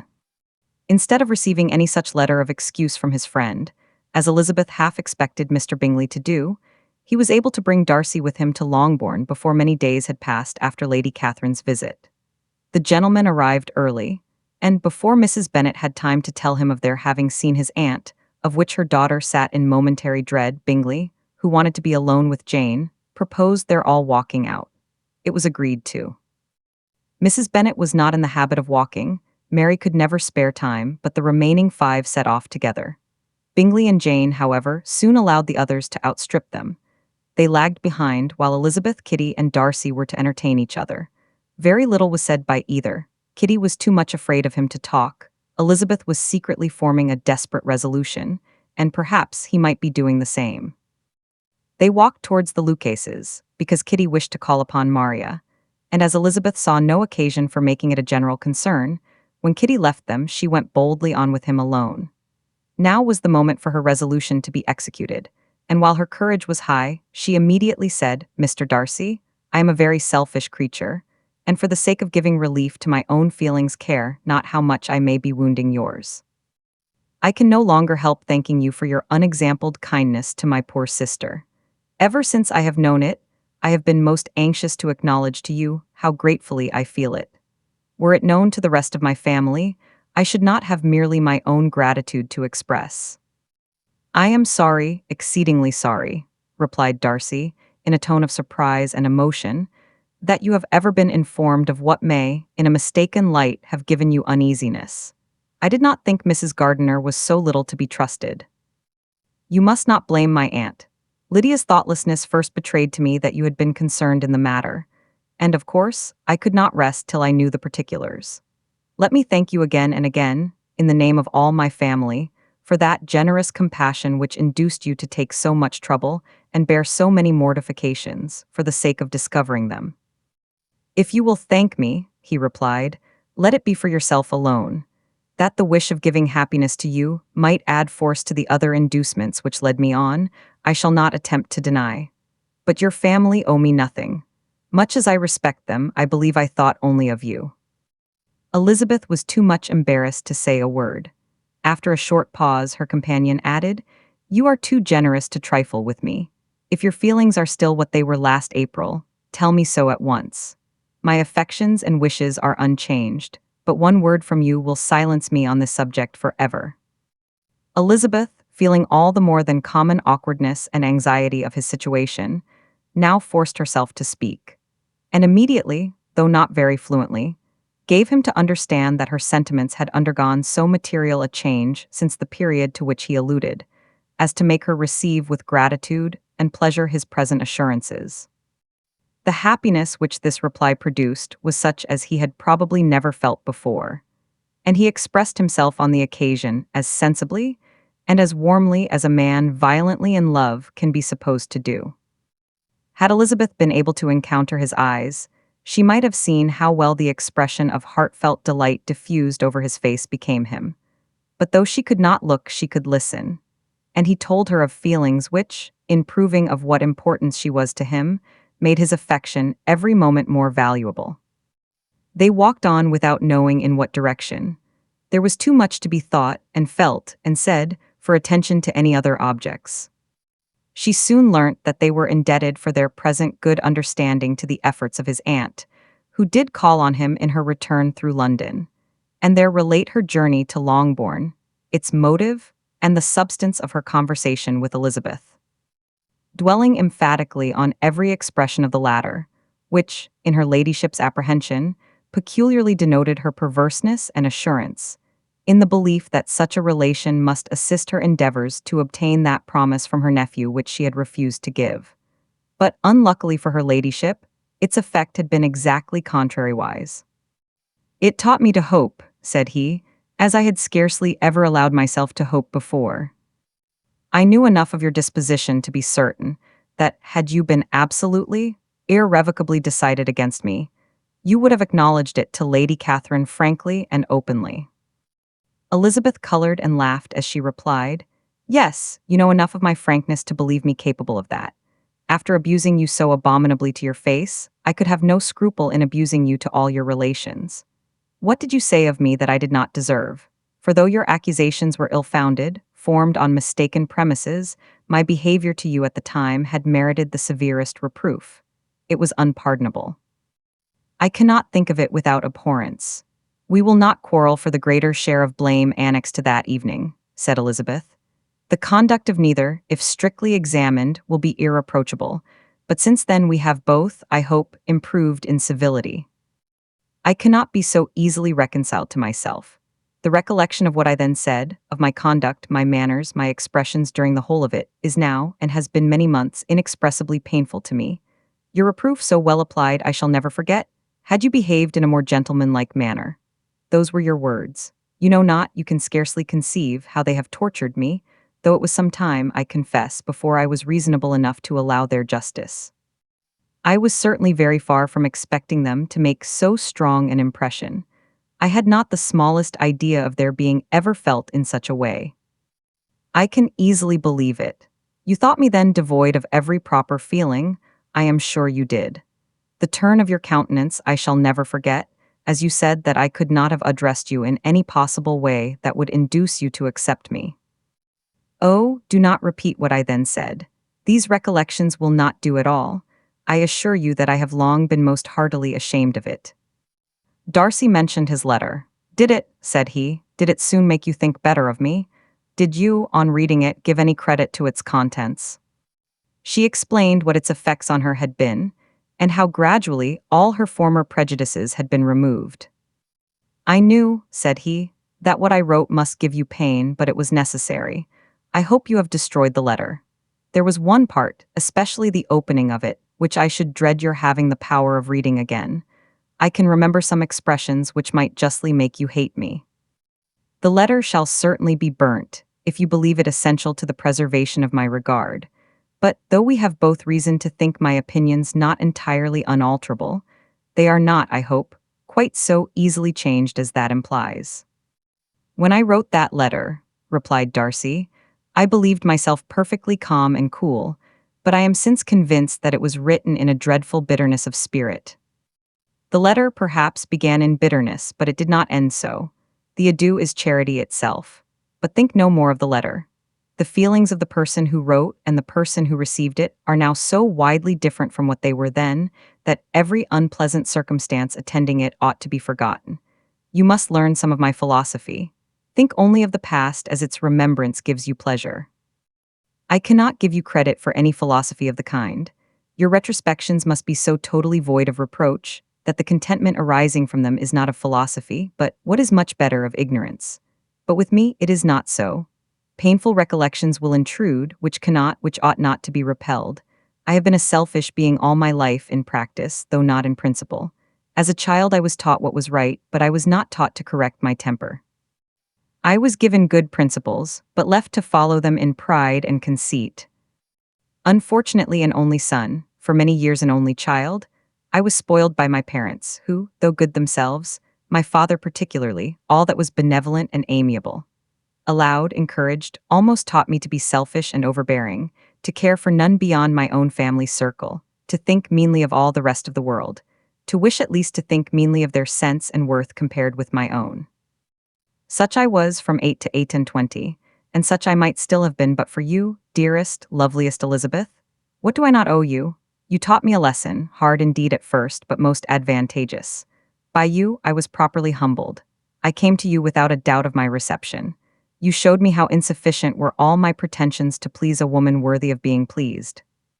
Had you then persuaded yourself that I should? Indeed I had. What will you think of my vanity? I believed you to be wishing, expecting my addresses. My manners must have been in fault, but not intentionally, I assure you. I never meant to deceive you, but my spirits might often lead me wrong. How you must have hated me after that evening. Hate you? I was angry, perhaps, at first, but my anger soon began to take a proper direction. I am almost afraid of asking what you thought of me when we met at Pemberley. You blamed me for coming. No, indeed, I felt nothing but surprise. Your surprise could not be greater than mine in being noticed by you. My conscience told me that I deserved no extraordinary politeness, and I confess that I did not expect to receive more than my due. My object then, replied Darcy, was to show you, by every civility in my power, that I was not so mean as to resent the past, and I hoped to obtain your forgiveness, to lessen your ill opinion, by letting you see that your reproofs had been attended to. How soon any other wishes introduced themselves, I can hardly tell, but I believe in about half an hour after I had seen you. He then told her of Georgiana's delight in her acquaintance, and of her disappointment at its sudden interruption, which naturally leading to the cause of that interruption, she soon learnt that his resolution of following her from Derbyshire in quest of her sister had been formed before he quitted the inn, and that his gravity and thoughtfulness there had arisen from no other struggles than what such a purpose must comprehend. She expressed her gratitude again, but it was too painful a subject to each to be dwelt on farther. After walking several miles in a leisurely manner, and too busy to know anything about it, they found at last, on examining their watches, that it was time to be at home. What could have become of Mr. Bingley and Jane? Was a wonder which introduced the discussion of their affairs. Darcy was delighted with their engagement. His friend had given him the earliest information of it. I must ask whether you were surprised, said Elizabeth. Not at all. When I went away, I felt that it would soon happen.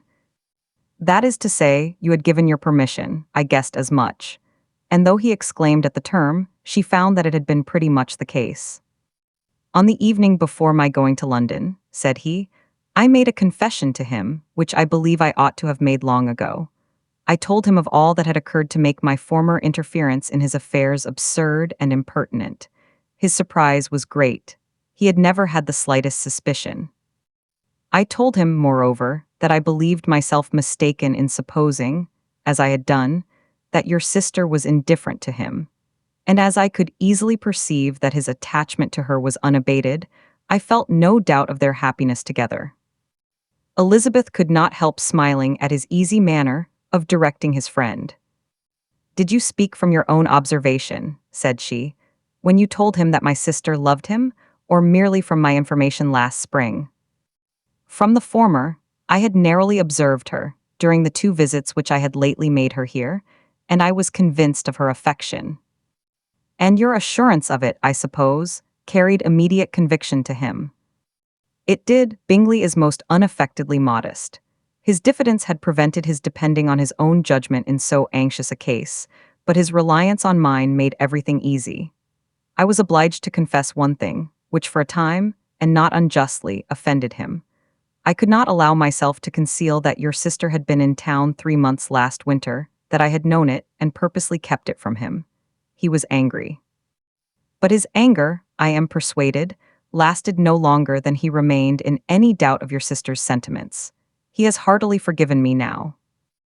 Elizabeth longed to observe that Mr. Bingley had been a most delightful friend, so easily guided that his worth was invaluable, but she checked herself.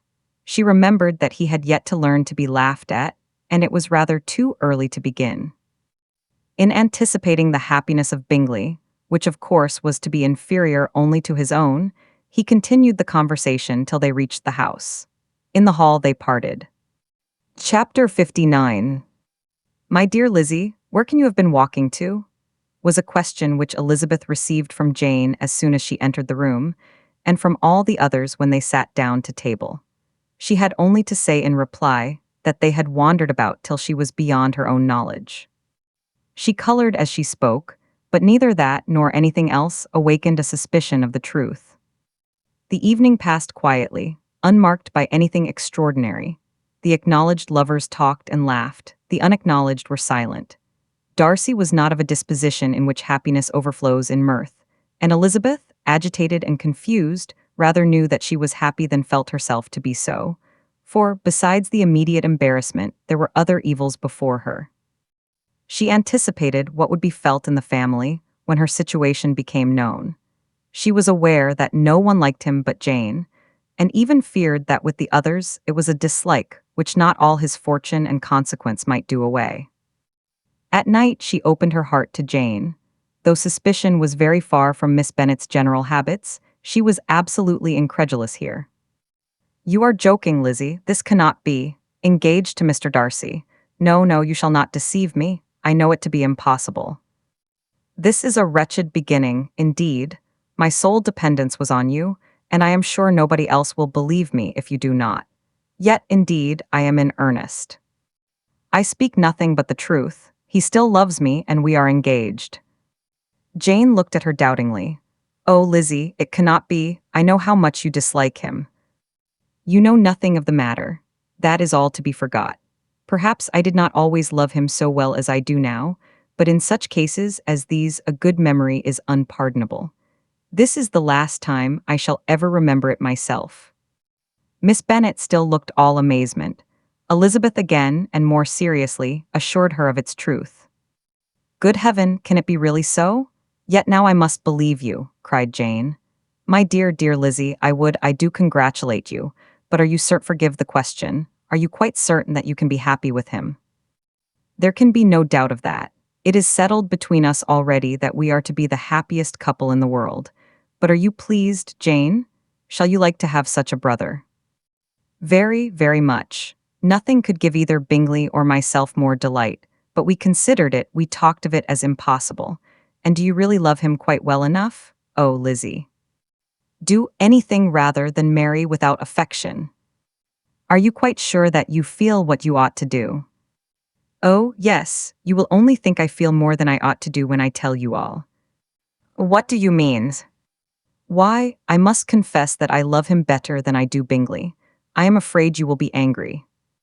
"My dearest sister, now be serious. I want to talk very seriously. Let me know everything that I am to know without delay. Will you tell me how long you have loved him?" "It has been coming on so gradually that I hardly know when it began, but I believe I must date it from my first seeing his beautiful grounds at Pemberley." Another entreaty that she would be serious, however, produced the desired effect, and she soon satisfied Jane by her solemn assurances of attachment. When convinced on that article, Miss Bennet had nothing further to wish. "Now I am quite happy," said she, "for you will be as happy as myself. I always had a value for him. Were it for nothing but his love of you, I must always have esteemed him. But now, as Bingley's friend and your husband, there can be only Bingley and yourself more dear to me." "But, Lizzie, you have been very sly, very reserved with me. How little did you tell me of what passed at Pemberley and Lambton? I owe all that I know of it to another, not to you." Elizabeth told her the motives of her secrecy. She had been unwilling to mention Bingley, and the unsettled state of her own feelings had made her equally avoid the name of his friend. But now she would no longer conceal from her his share in Lydia's marriage. All was acknowledged, and half the night spent in conversation. "Good gracious," cried Mrs. Bennet, as she stood at a window the next morning, "if that disagreeable Mr. Darcy is not coming here again with our dear Bingley. What can he mean by being so tiresome as to be always coming here? I had no notion but he would go a-shooting, or something or other, and not disturb us with his company. What shall we do with him? Lizzie, you must walk out with him again, that he may not be in Bingley's way." Elizabeth could hardly help laughing at so convenient a proposal, yet was really vexed that her mother should be always giving him such an epithet. As soon as they entered, Bingley looked at her so expressively, and shook hands with such warmth, as left no doubt of his good information, and he soon afterwards said aloud, "Mrs. Bennet, have you no more lanes hereabouts in which Lizzie may lose her way again today?" "I advise Mr. Darcy, and Lizzie, and Kitty," said Mrs. Bennet, "to walk to Oakham Mount this morning. It is a nice long walk, and Mr. Darcy has never seen the view." "It may do very well for the others," replied Mr. Bingley, "but I am sure it will be too much for Kitty. Won't it, Kitty?" Kitty owned that she had rather stay at home. Darcy professed a great curiosity to see the view from the mount, and Elizabeth silently consented.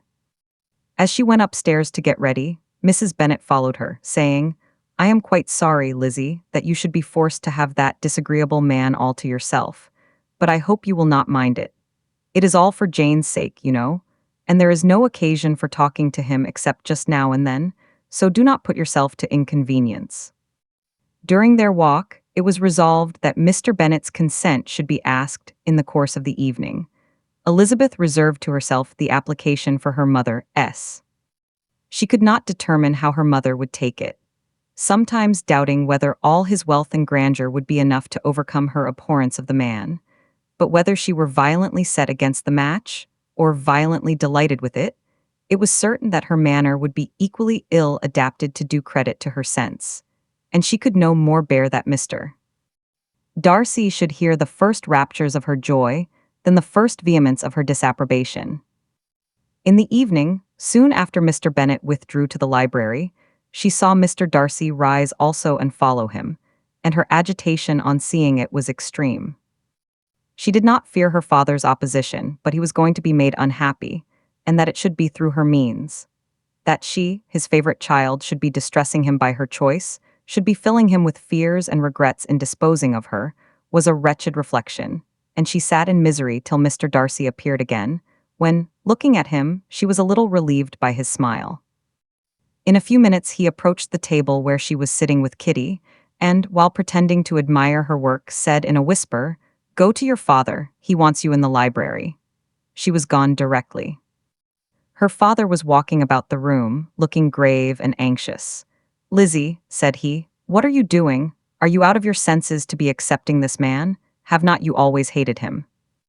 How earnestly did she then wish that her former opinions had been more reasonable, her expressions more moderate. It would have spared her from explanations and professions which it was exceedingly awkward to give, but they were now necessary, and she assured him, with some confusion, of her attachment to Mr. Darcy. "Or, in other words, you are determined to have him. He is rich, to be sure, and you may have more fine clothes and fine carriages than Jane, but will they make you happy?" "Have you any other objection," said Elizabeth, "than your belief of my indifference?" "None at all. We all know him to be a proud, unpleasant sort of man, but this would be nothing if you really liked him." I do like him," she replied, with tears in her eyes. "I love him. Indeed, he has no improper pride. He is perfectly amiable. You do not know what he really is, then pray do not pain me by speaking of him in such terms." "Lizzie," said her father, "I have given him my consent. He is the kind of man, indeed, to whom I should never dare refuse anything, which he condescended to ask. I now give it to you, if you are resolved on having him. But let me advise you to think better of it. I know your disposition, Lizzie. I know that you could be neither happy nor respectable, unless you truly esteemed your husband, unless you looked up to him as a superior. Your lively talents would place you in the greatest danger in an unequal marriage. You could scarcely escape discredit and misery. My child, let me not have the grief of seeing you unable to respect your partner in life. You know not what you are about." Elizabeth, still more affected, was earnest and solemn in her reply, and at length, by repeated assurances that Mr. Darcy was really the object of her choice, by explaining the gradual change which her estimation of him had undergone, relating her absolute certainty that his affection was not the work of a day, but had stood the test of many months' suspense, and enumerating with energy all his good qualities, she did conquer her father's incredulity and reconcile him to the match. "Well, my dear," said he, when she ceased speaking, "I have no more to say. If this be the case, he deserves you. I could not have parted with you, my Lizzie, to anyone less worthy." To complete the favorable impression, she then told him what Mr. Darcy had voluntarily done for Lydia. He heard her with astonishment. This is an evening of wonders, indeed. And so, Darcy did everything, made up the match, gave the money, paid the fellow's debts, and got him his commission. So much the better. It will save me a world of trouble and economy. Had it been your uncle's doing, I must and would have paid him, but these violent young lovers carry everything their own way. I shall offer to pay him tomorrow. He will rant and storm about his love for you, and there will be an end of the matter. He then recollected her embarrassment a few days before on his reading Mr. Collins's letter, and after laughing at her some time, allowed her at last to go, saying, as she quitted the room, "If any young men come for Mary or Kitty, send them in, for I am quite at leisure." Elizabeth's mind was now relieved from a very heavy weight, and after half an hour's quiet reflection in her own room, she was able to join the others with tolerable composure. Everything was too recent for gaiety, but the evening passed tranquilly away. There was no longer anything material to be dreaded, and the comfort of ease and familiarity would come in time. When her mother went up to her dressing room at night, she followed her and made the important communication. Its effect was most extraordinary, for, on first hearing it, Mrs. Bennet sat quite still and unable to utter a syllable. Nor was it under many, many minutes that she could comprehend what she heard, though not in general backward to credit what was for the advantage of her family, or that came in the shape of a lover to any of them. She began at length to recover, to fidget about in her chair, get up, sit down again, wonder and bless herself. Good gracious, Lord bless me, only think, dear me Mr. Darcy, who would have thought it? And is it really true? Oh, my sweetest Lizzie, how rich and how great you will be, what pin money, what jewels, what carriages you will have. Jane's is nothing to it, nothing at all. I am so pleased, so happy. Such a charming man, so handsome, so tall. Oh, my dear Lizzie, pray apologize for my having disliked him so much before. I hope he will overlook it. Dear, dear Lizzie, a house in town, everything that is charming. 3 daughters married, 10,000 a year. Oh, Lord, what will become of me? I shall go distracted. This was enough to prove that her approbation need not be doubted, and Elizabeth, rejoicing that such an effusion was heard only by herself, soon went away. But before she had been 3 minutes in her own room, her mother followed her. "My dearest child," she cried, "I can think of nothing else. 10,000 a year and very likely more.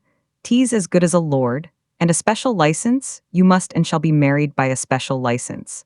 But my dearest love, tell me what dish Mr. Darcy is particularly fond of, that I may have it tomorrow." This was a sad omen of what her mother's behavior to the gentleman himself might be, and Elizabeth found that, though in the certain possession of his warmest affection, and secure of her relations' consent, there was still something to be wished for. But the morrow passed off much better than she expected, for Mrs. Bennet luckily stood in such awe of her intended son-in-law that she ventured not to speak to him, unless it was in her power to offer him any attention or mark her deference for his opinion. Elizabeth had the satisfaction of seeing her father taking pains to get acquainted with him, and Mr. Bennet soon assured her that he was rising every hour in his esteem. "I admire all my 3 sons-in-law highly," said he. "Wickham, perhaps, is my favorite, but I think I shall like your husband quite as well as Jane's." In Chapter 60, Elizabeth's spirits soon rising to playfulness again, she wanted Mr. Darcy to account for his having ever fallen in love with her. "How could you begin?" said she. "I can comprehend your going on charmingly, when you had once made a beginning, but what could set you off in the first place? I cannot fix on the hour, or the spot, or the look, or the words which laid the foundation. It is too long ago. I was in the middle before I knew that I had begun.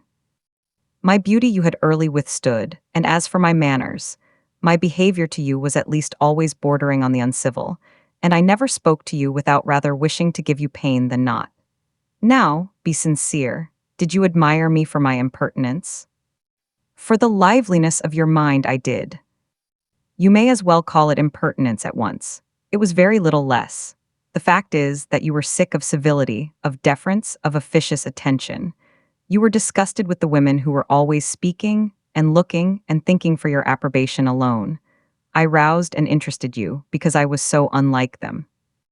Had you not been really amiable, you would have hated me for it. But in spite of the pains you took to disguise yourself, your feelings were always noble and just, and in your heart you thoroughly despised the persons who so assiduously courted you. There, I have saved you the trouble of accounting for it, and really, all things considered, I begin to think it perfectly reasonable. To be sure, you know no actual good of me, but nobody thinks of that when they fall in love. Was there no good in your affectionate behavior to Jane, while she was ill at Netherfield? Dearest Jane, who could have done less for her? But make a virtue of it by all means. My good qualities are under your protection, and you are to exaggerate them as much as possible. And in return, it belongs to me to find occasions for teasing and quarreling with you as often as may be, and I shall begin directly by asking you what made you so unwilling to come to the point at last? What made you so shy of me when you first called and afterwards dined here? Why, especially when you called, did you look as if you did not care about me? Because you were grave and silent and gave me no encouragement. But I was embarrassed. And so was I. You might have talked to me more when you came to dinner. A man who had felt less might.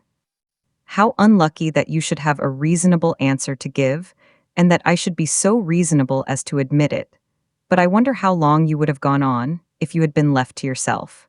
I wonder when you would have spoken if I had not asked you.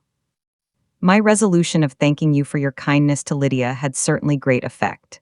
Too much, I am afraid, for what becomes of the moral, if our comfort springs from a breach of promise, for I ought not to have mentioned the subject. This will never do. You need not distress yourself. The moral will be perfectly fair. Lady Catherine's unjustifiable endeavors to separate us were the means of removing all my doubts. I am not indebted for my present happiness to your eager desire of expressing your gratitude. I was not in a humor to wait for an opening of yours. My aunt's intelligence had given me hope, and I was determined at once to know everything. Lady Catherine has been of infinite use, which ought to make her happy, for she loves to be of use. But tell me, what did you come down to Netherfield for? Was it merely to ride to Longbourn and be embarrassed, or had you intended any more serious consequences? My real purpose was to see you, and to judge, if I could, whether I might ever hope to make you love me. My avowed one, or what I avowed to myself, was to see whether your sister was still partial to Bingley, and if she were, to make the confession to him which I have since made. Shall you ever have courage to announce to Lady Catherine what is to befall her? I am more likely to want time than courage, Elizabeth, but it ought to be done, and if you will give me a sheet of paper, it shall be done directly. And if I had not a letter to write myself, I might sit by you and admire the evenness of your writing, as another young lady once did. But I have an aunt, too, who must not be longer neglected. From an unwillingness to confess how much her intimacy with Mr. Darcy had been overrated, Elizabeth had never yet answered Mrs. Gardiner's long letter. But now, having that to communicate which she knew would be most welcome, she was almost ashamed to find that her uncle and aunt had already lost 3 days of happiness, and immediately wrote as follows. I would have thanked you before, my dear aunt, as I ought to have done, for your long, kind, satisfactory detail of particulars. But to say the truth, I was too cross to write. You supposed more than really existed. But now suppose as much as you choose, give a loose to your fancy, indulge your imagination in every possible flight which the subject will afford, and unless you believe me actually married, you cannot greatly err. You must write again very soon, and praise him a great deal more than you did in your last. I thank you again and again for not going to the lakes. How could I be so silly as to wish it? Your idea of the ponies is delightful. We will go round the park every day. I am the happiest creature in the world. Perhaps other people have said so before, but no one with such justice. I am happier even than Jane. She only smiles, I laugh. Mr. Darcy sends you all the love in the world that can be spared from me. You are all to come to Pemberley at Christmas. Yours, etc. Mr. Darcy's letter to Lady Catherine was in a different style, and still different from either was what Mr. Bennet sent to Mr. Collins. in return for his last. Dear sir, I must trouble you once more for congratulations. Elizabeth will soon be the wife of Mr. Darcy. Console Lady Catherine as well as you can, but if I were you, I would stand by the nephew. He has more to give. Yours sincerely, etc. Miss Bingley's congratulations to her brother on his approaching marriage were all that was affectionate and insincere. She wrote even to Jane on the occasion, to express her delight and repeat all her former professions of regard. Jane was not deceived, but she was affected, and though feeling no reliance on her, could not help writing her a much kinder answer than she knew was deserved. The joy which Miss Darcy expressed on receiving similar information was as sincere as her brother, in sending it. 4 sides of paper were insufficient to contain all her delight and all her earnest desire of being loved by her sister. Before any answer could arrive from Mr. Collins, or any congratulations to Elizabeth from his wife, the Longbourn family heard that the Collinses were come themselves to Lucas Lodge. The reason of this sudden removal was soon evident. Lady Catherine had been rendered so exceedingly angry by the contents of her nephew's letter, that Charlotte, really rejoicing in the match, was anxious to get away till the storm was blown over. At such a moment, the arrival of her friend was a sincere pleasure to Elizabeth, though in the course of their meetings she must sometimes think the pleasure dearly bought, when she saw Mr. Darcy exposed to all the parading and obsequious civility of her husband. He bore it, however, with admirable calmness. He could even listen to Sir William Lucas, when he complimented him on carrying away the brightest jewel of the country, and expressed his hopes of their all meeting frequently at St. James's, with very decent composure. If he did shrug his shoulders, it was not till Sir William was out of sight. Mrs. Phillips's vulgarity was another, and, perhaps, a greater tax on his forbearance, and though Mrs. Phillips, as well as her sister, stood in too much awe of him to speak with the familiarity which Bingley's good humour encouraged, yet whenever she did speak she must be vulgar. Nor was her respect for him, though it made her more quiet, at all likely to make her more elegant.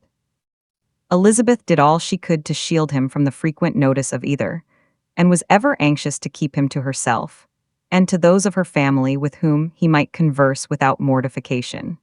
And though the uncomfortable feelings arising from all this took from the season of courtship much of its pleasure, it added to the hope of the future. And she looked forward with delight to the time when they should be removed from society, so little pleasing to either, to all the comfort and elegance of their family party at Pemberley. Chapter 61. Happy for all her maternal feelings was the day on which Mrs. Bennet got rid of her 2 most deserving daughters. With what delighted pride she afterwards visited Mrs. Bingley, and talked of Mrs. Darcy, may be guessed. I wish I could say, for the sake of her family, that the accomplishment of her earnest desire in the establishment of so many of her children produced so happy an effect as to make her a sensible, amiable, well-informed woman for the rest of her life. Though perhaps it was lucky for her husband, who might not have relished domestic felicity in so unusual a form, that she still was occasionally nervous and invariably silly. Mr. Bennet missed his second daughter exceedingly.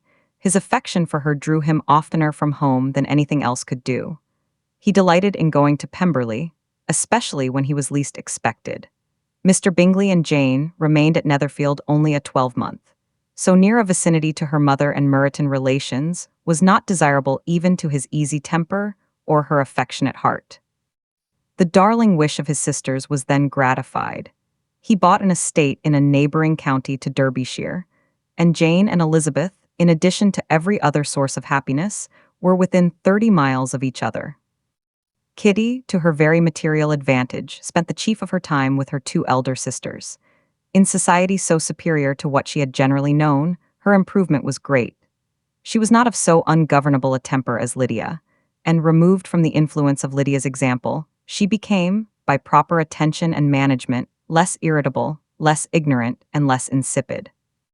From the further disadvantage of Lydia's society, she was of course carefully kept. And though Mrs. Wickham frequently invited her to come and stay with her, with the promise of balls and young men, her father would never consent to her going. Mary was the only daughter who remained at home, and she was necessarily drawn from the pursuit of accomplishments by Mrs. Bennet's being quite unable to sit alone. Mary was obliged to mix more with the world, but she could still moralize over every morning visit. And as she was no longer mortified by comparisons between her sisters' beauty and her own, it was suspected by her father that she submitted to the change without much reluctance. As for Wickham and Lydia, their characters suffered no revolution from the marriage of her sisters. He bore with philosophy the conviction that Elizabeth must now become acquainted with whatever of his ingratitude and falsehood had before been unknown to her, and, in spite of everything, was not wholly without hope that Darcy might yet be prevailed on to make his fortune. The congratulatory letter which Elizabeth received from Lydia on her marriage explained to her that, by his wife at least, if not by himself, such a hope was cherished. The letter was to this effect: "My dear Lizzie, I wish you joy. If you love Mr. Darcy half so well as I do my dear Wickham, you must be very happy. It is a great comfort to have you so rich, and when you have nothing else to do, I hope you will think of us. I am sure Wickham would like a place at court very much, and I do not think we shall have quite money enough to live upon without some help. Any place would do of about 300 or 400 a year. But however, do not speak to Mr. Darcy about it, if you had rather not. Yours, etc." As it happened that Elizabeth had much rather not, she endeavored in her answer to put an end to every entreaty and expectation of the kind. Such relief, however, as it was in her power to afford, by the practice of what might be called economy in her own private expenses, she frequently sent them. It had always been evident to her that such an income as theirs, under the direction of two persons so extravagant in their wants, and heedless of the future, must be very insufficient to their support. And whenever they changed their quarters, either Jane or herself were sure of being applied to for some little assistance towards discharging their bills. Their manner of living, even when the restoration of peace dismissed them to a home, was unsettled in the extreme. They were always moving from place to place in quest of a cheap situation, and always spending more than they ought. His affection for her soon sunk into indifference. Hers lasted a little longer, and, in spite of her youth and her manners, she retained all the claims to reputation which her marriage had given her. Though Darcy could never receive him at Pemberley, yet, for Elizabeth's sake, he assisted him further in his profession. Lydia was occasionally a visitor there, when her husband was gone to enjoy himself in London or Bath. And with the Bingleys, they both of them frequently stayed so long that even Bingley's good humor was overcome, and he proceeded so far as to talk of giving them a hint to be gone. Miss Bingley was very deeply mortified by Darcy's marriage, but as she thought it advisable to retain the right of visiting at Pemberley, she dropped all her resentment, was fonder than ever of Georgiana, almost as attentive to Darcy as heretofore, and paid off every arrear of civility to Elizabeth. Pemberley was now Georgiana's home, and the attachment of the sisters was exactly what Darcy had hoped to see. They were able to love each other, even as well as they intended. Georgiana had the highest opinion in the world of Elizabeth, though at first she often listened with an astonishment bordering on alarm at her lively, sportive manner of talking to her brother. He, who had always inspired in herself a respect which almost overcame her affection, she now saw the object of open pleasantry. Her mind received knowledge which had never before fallen in her way. By Elizabeth's instructions, she began to comprehend that a woman may take liberties with her husband, which a brother will not always allow in a sister more than 10 years younger than himself. Lady Catherine was extremely indignant on the marriage of her nephew, and as she gave way to all the genuine frankness of her character, in her reply to the letter which announced its arrangement, she sent him language so very abusive, especially of Elizabeth, that for some time all intercourse was at an end. But at length, by Elizabeth's persuasion, he was prevailed on to overlook the offense and seek a reconciliation, and after a little further resistance on the part of his aunt, her resentment gave way, either to her affection for him or her curiosity to see how his wife conducted herself, and she condescended to wait on them at Pemberley, in spite of that pollution which its woods had received, not merely from the presence of such a mistress, but the visits of her uncle and aunt from the city. With the Gardiners they were always on the most intimate terms. Darcy, as well as Elizabeth, really loved them, and they were both ever sensible of the warmest gratitude towards the persons who, by bringing her into Derbyshire, had been the means of uniting them. To the end. Thank you for listening.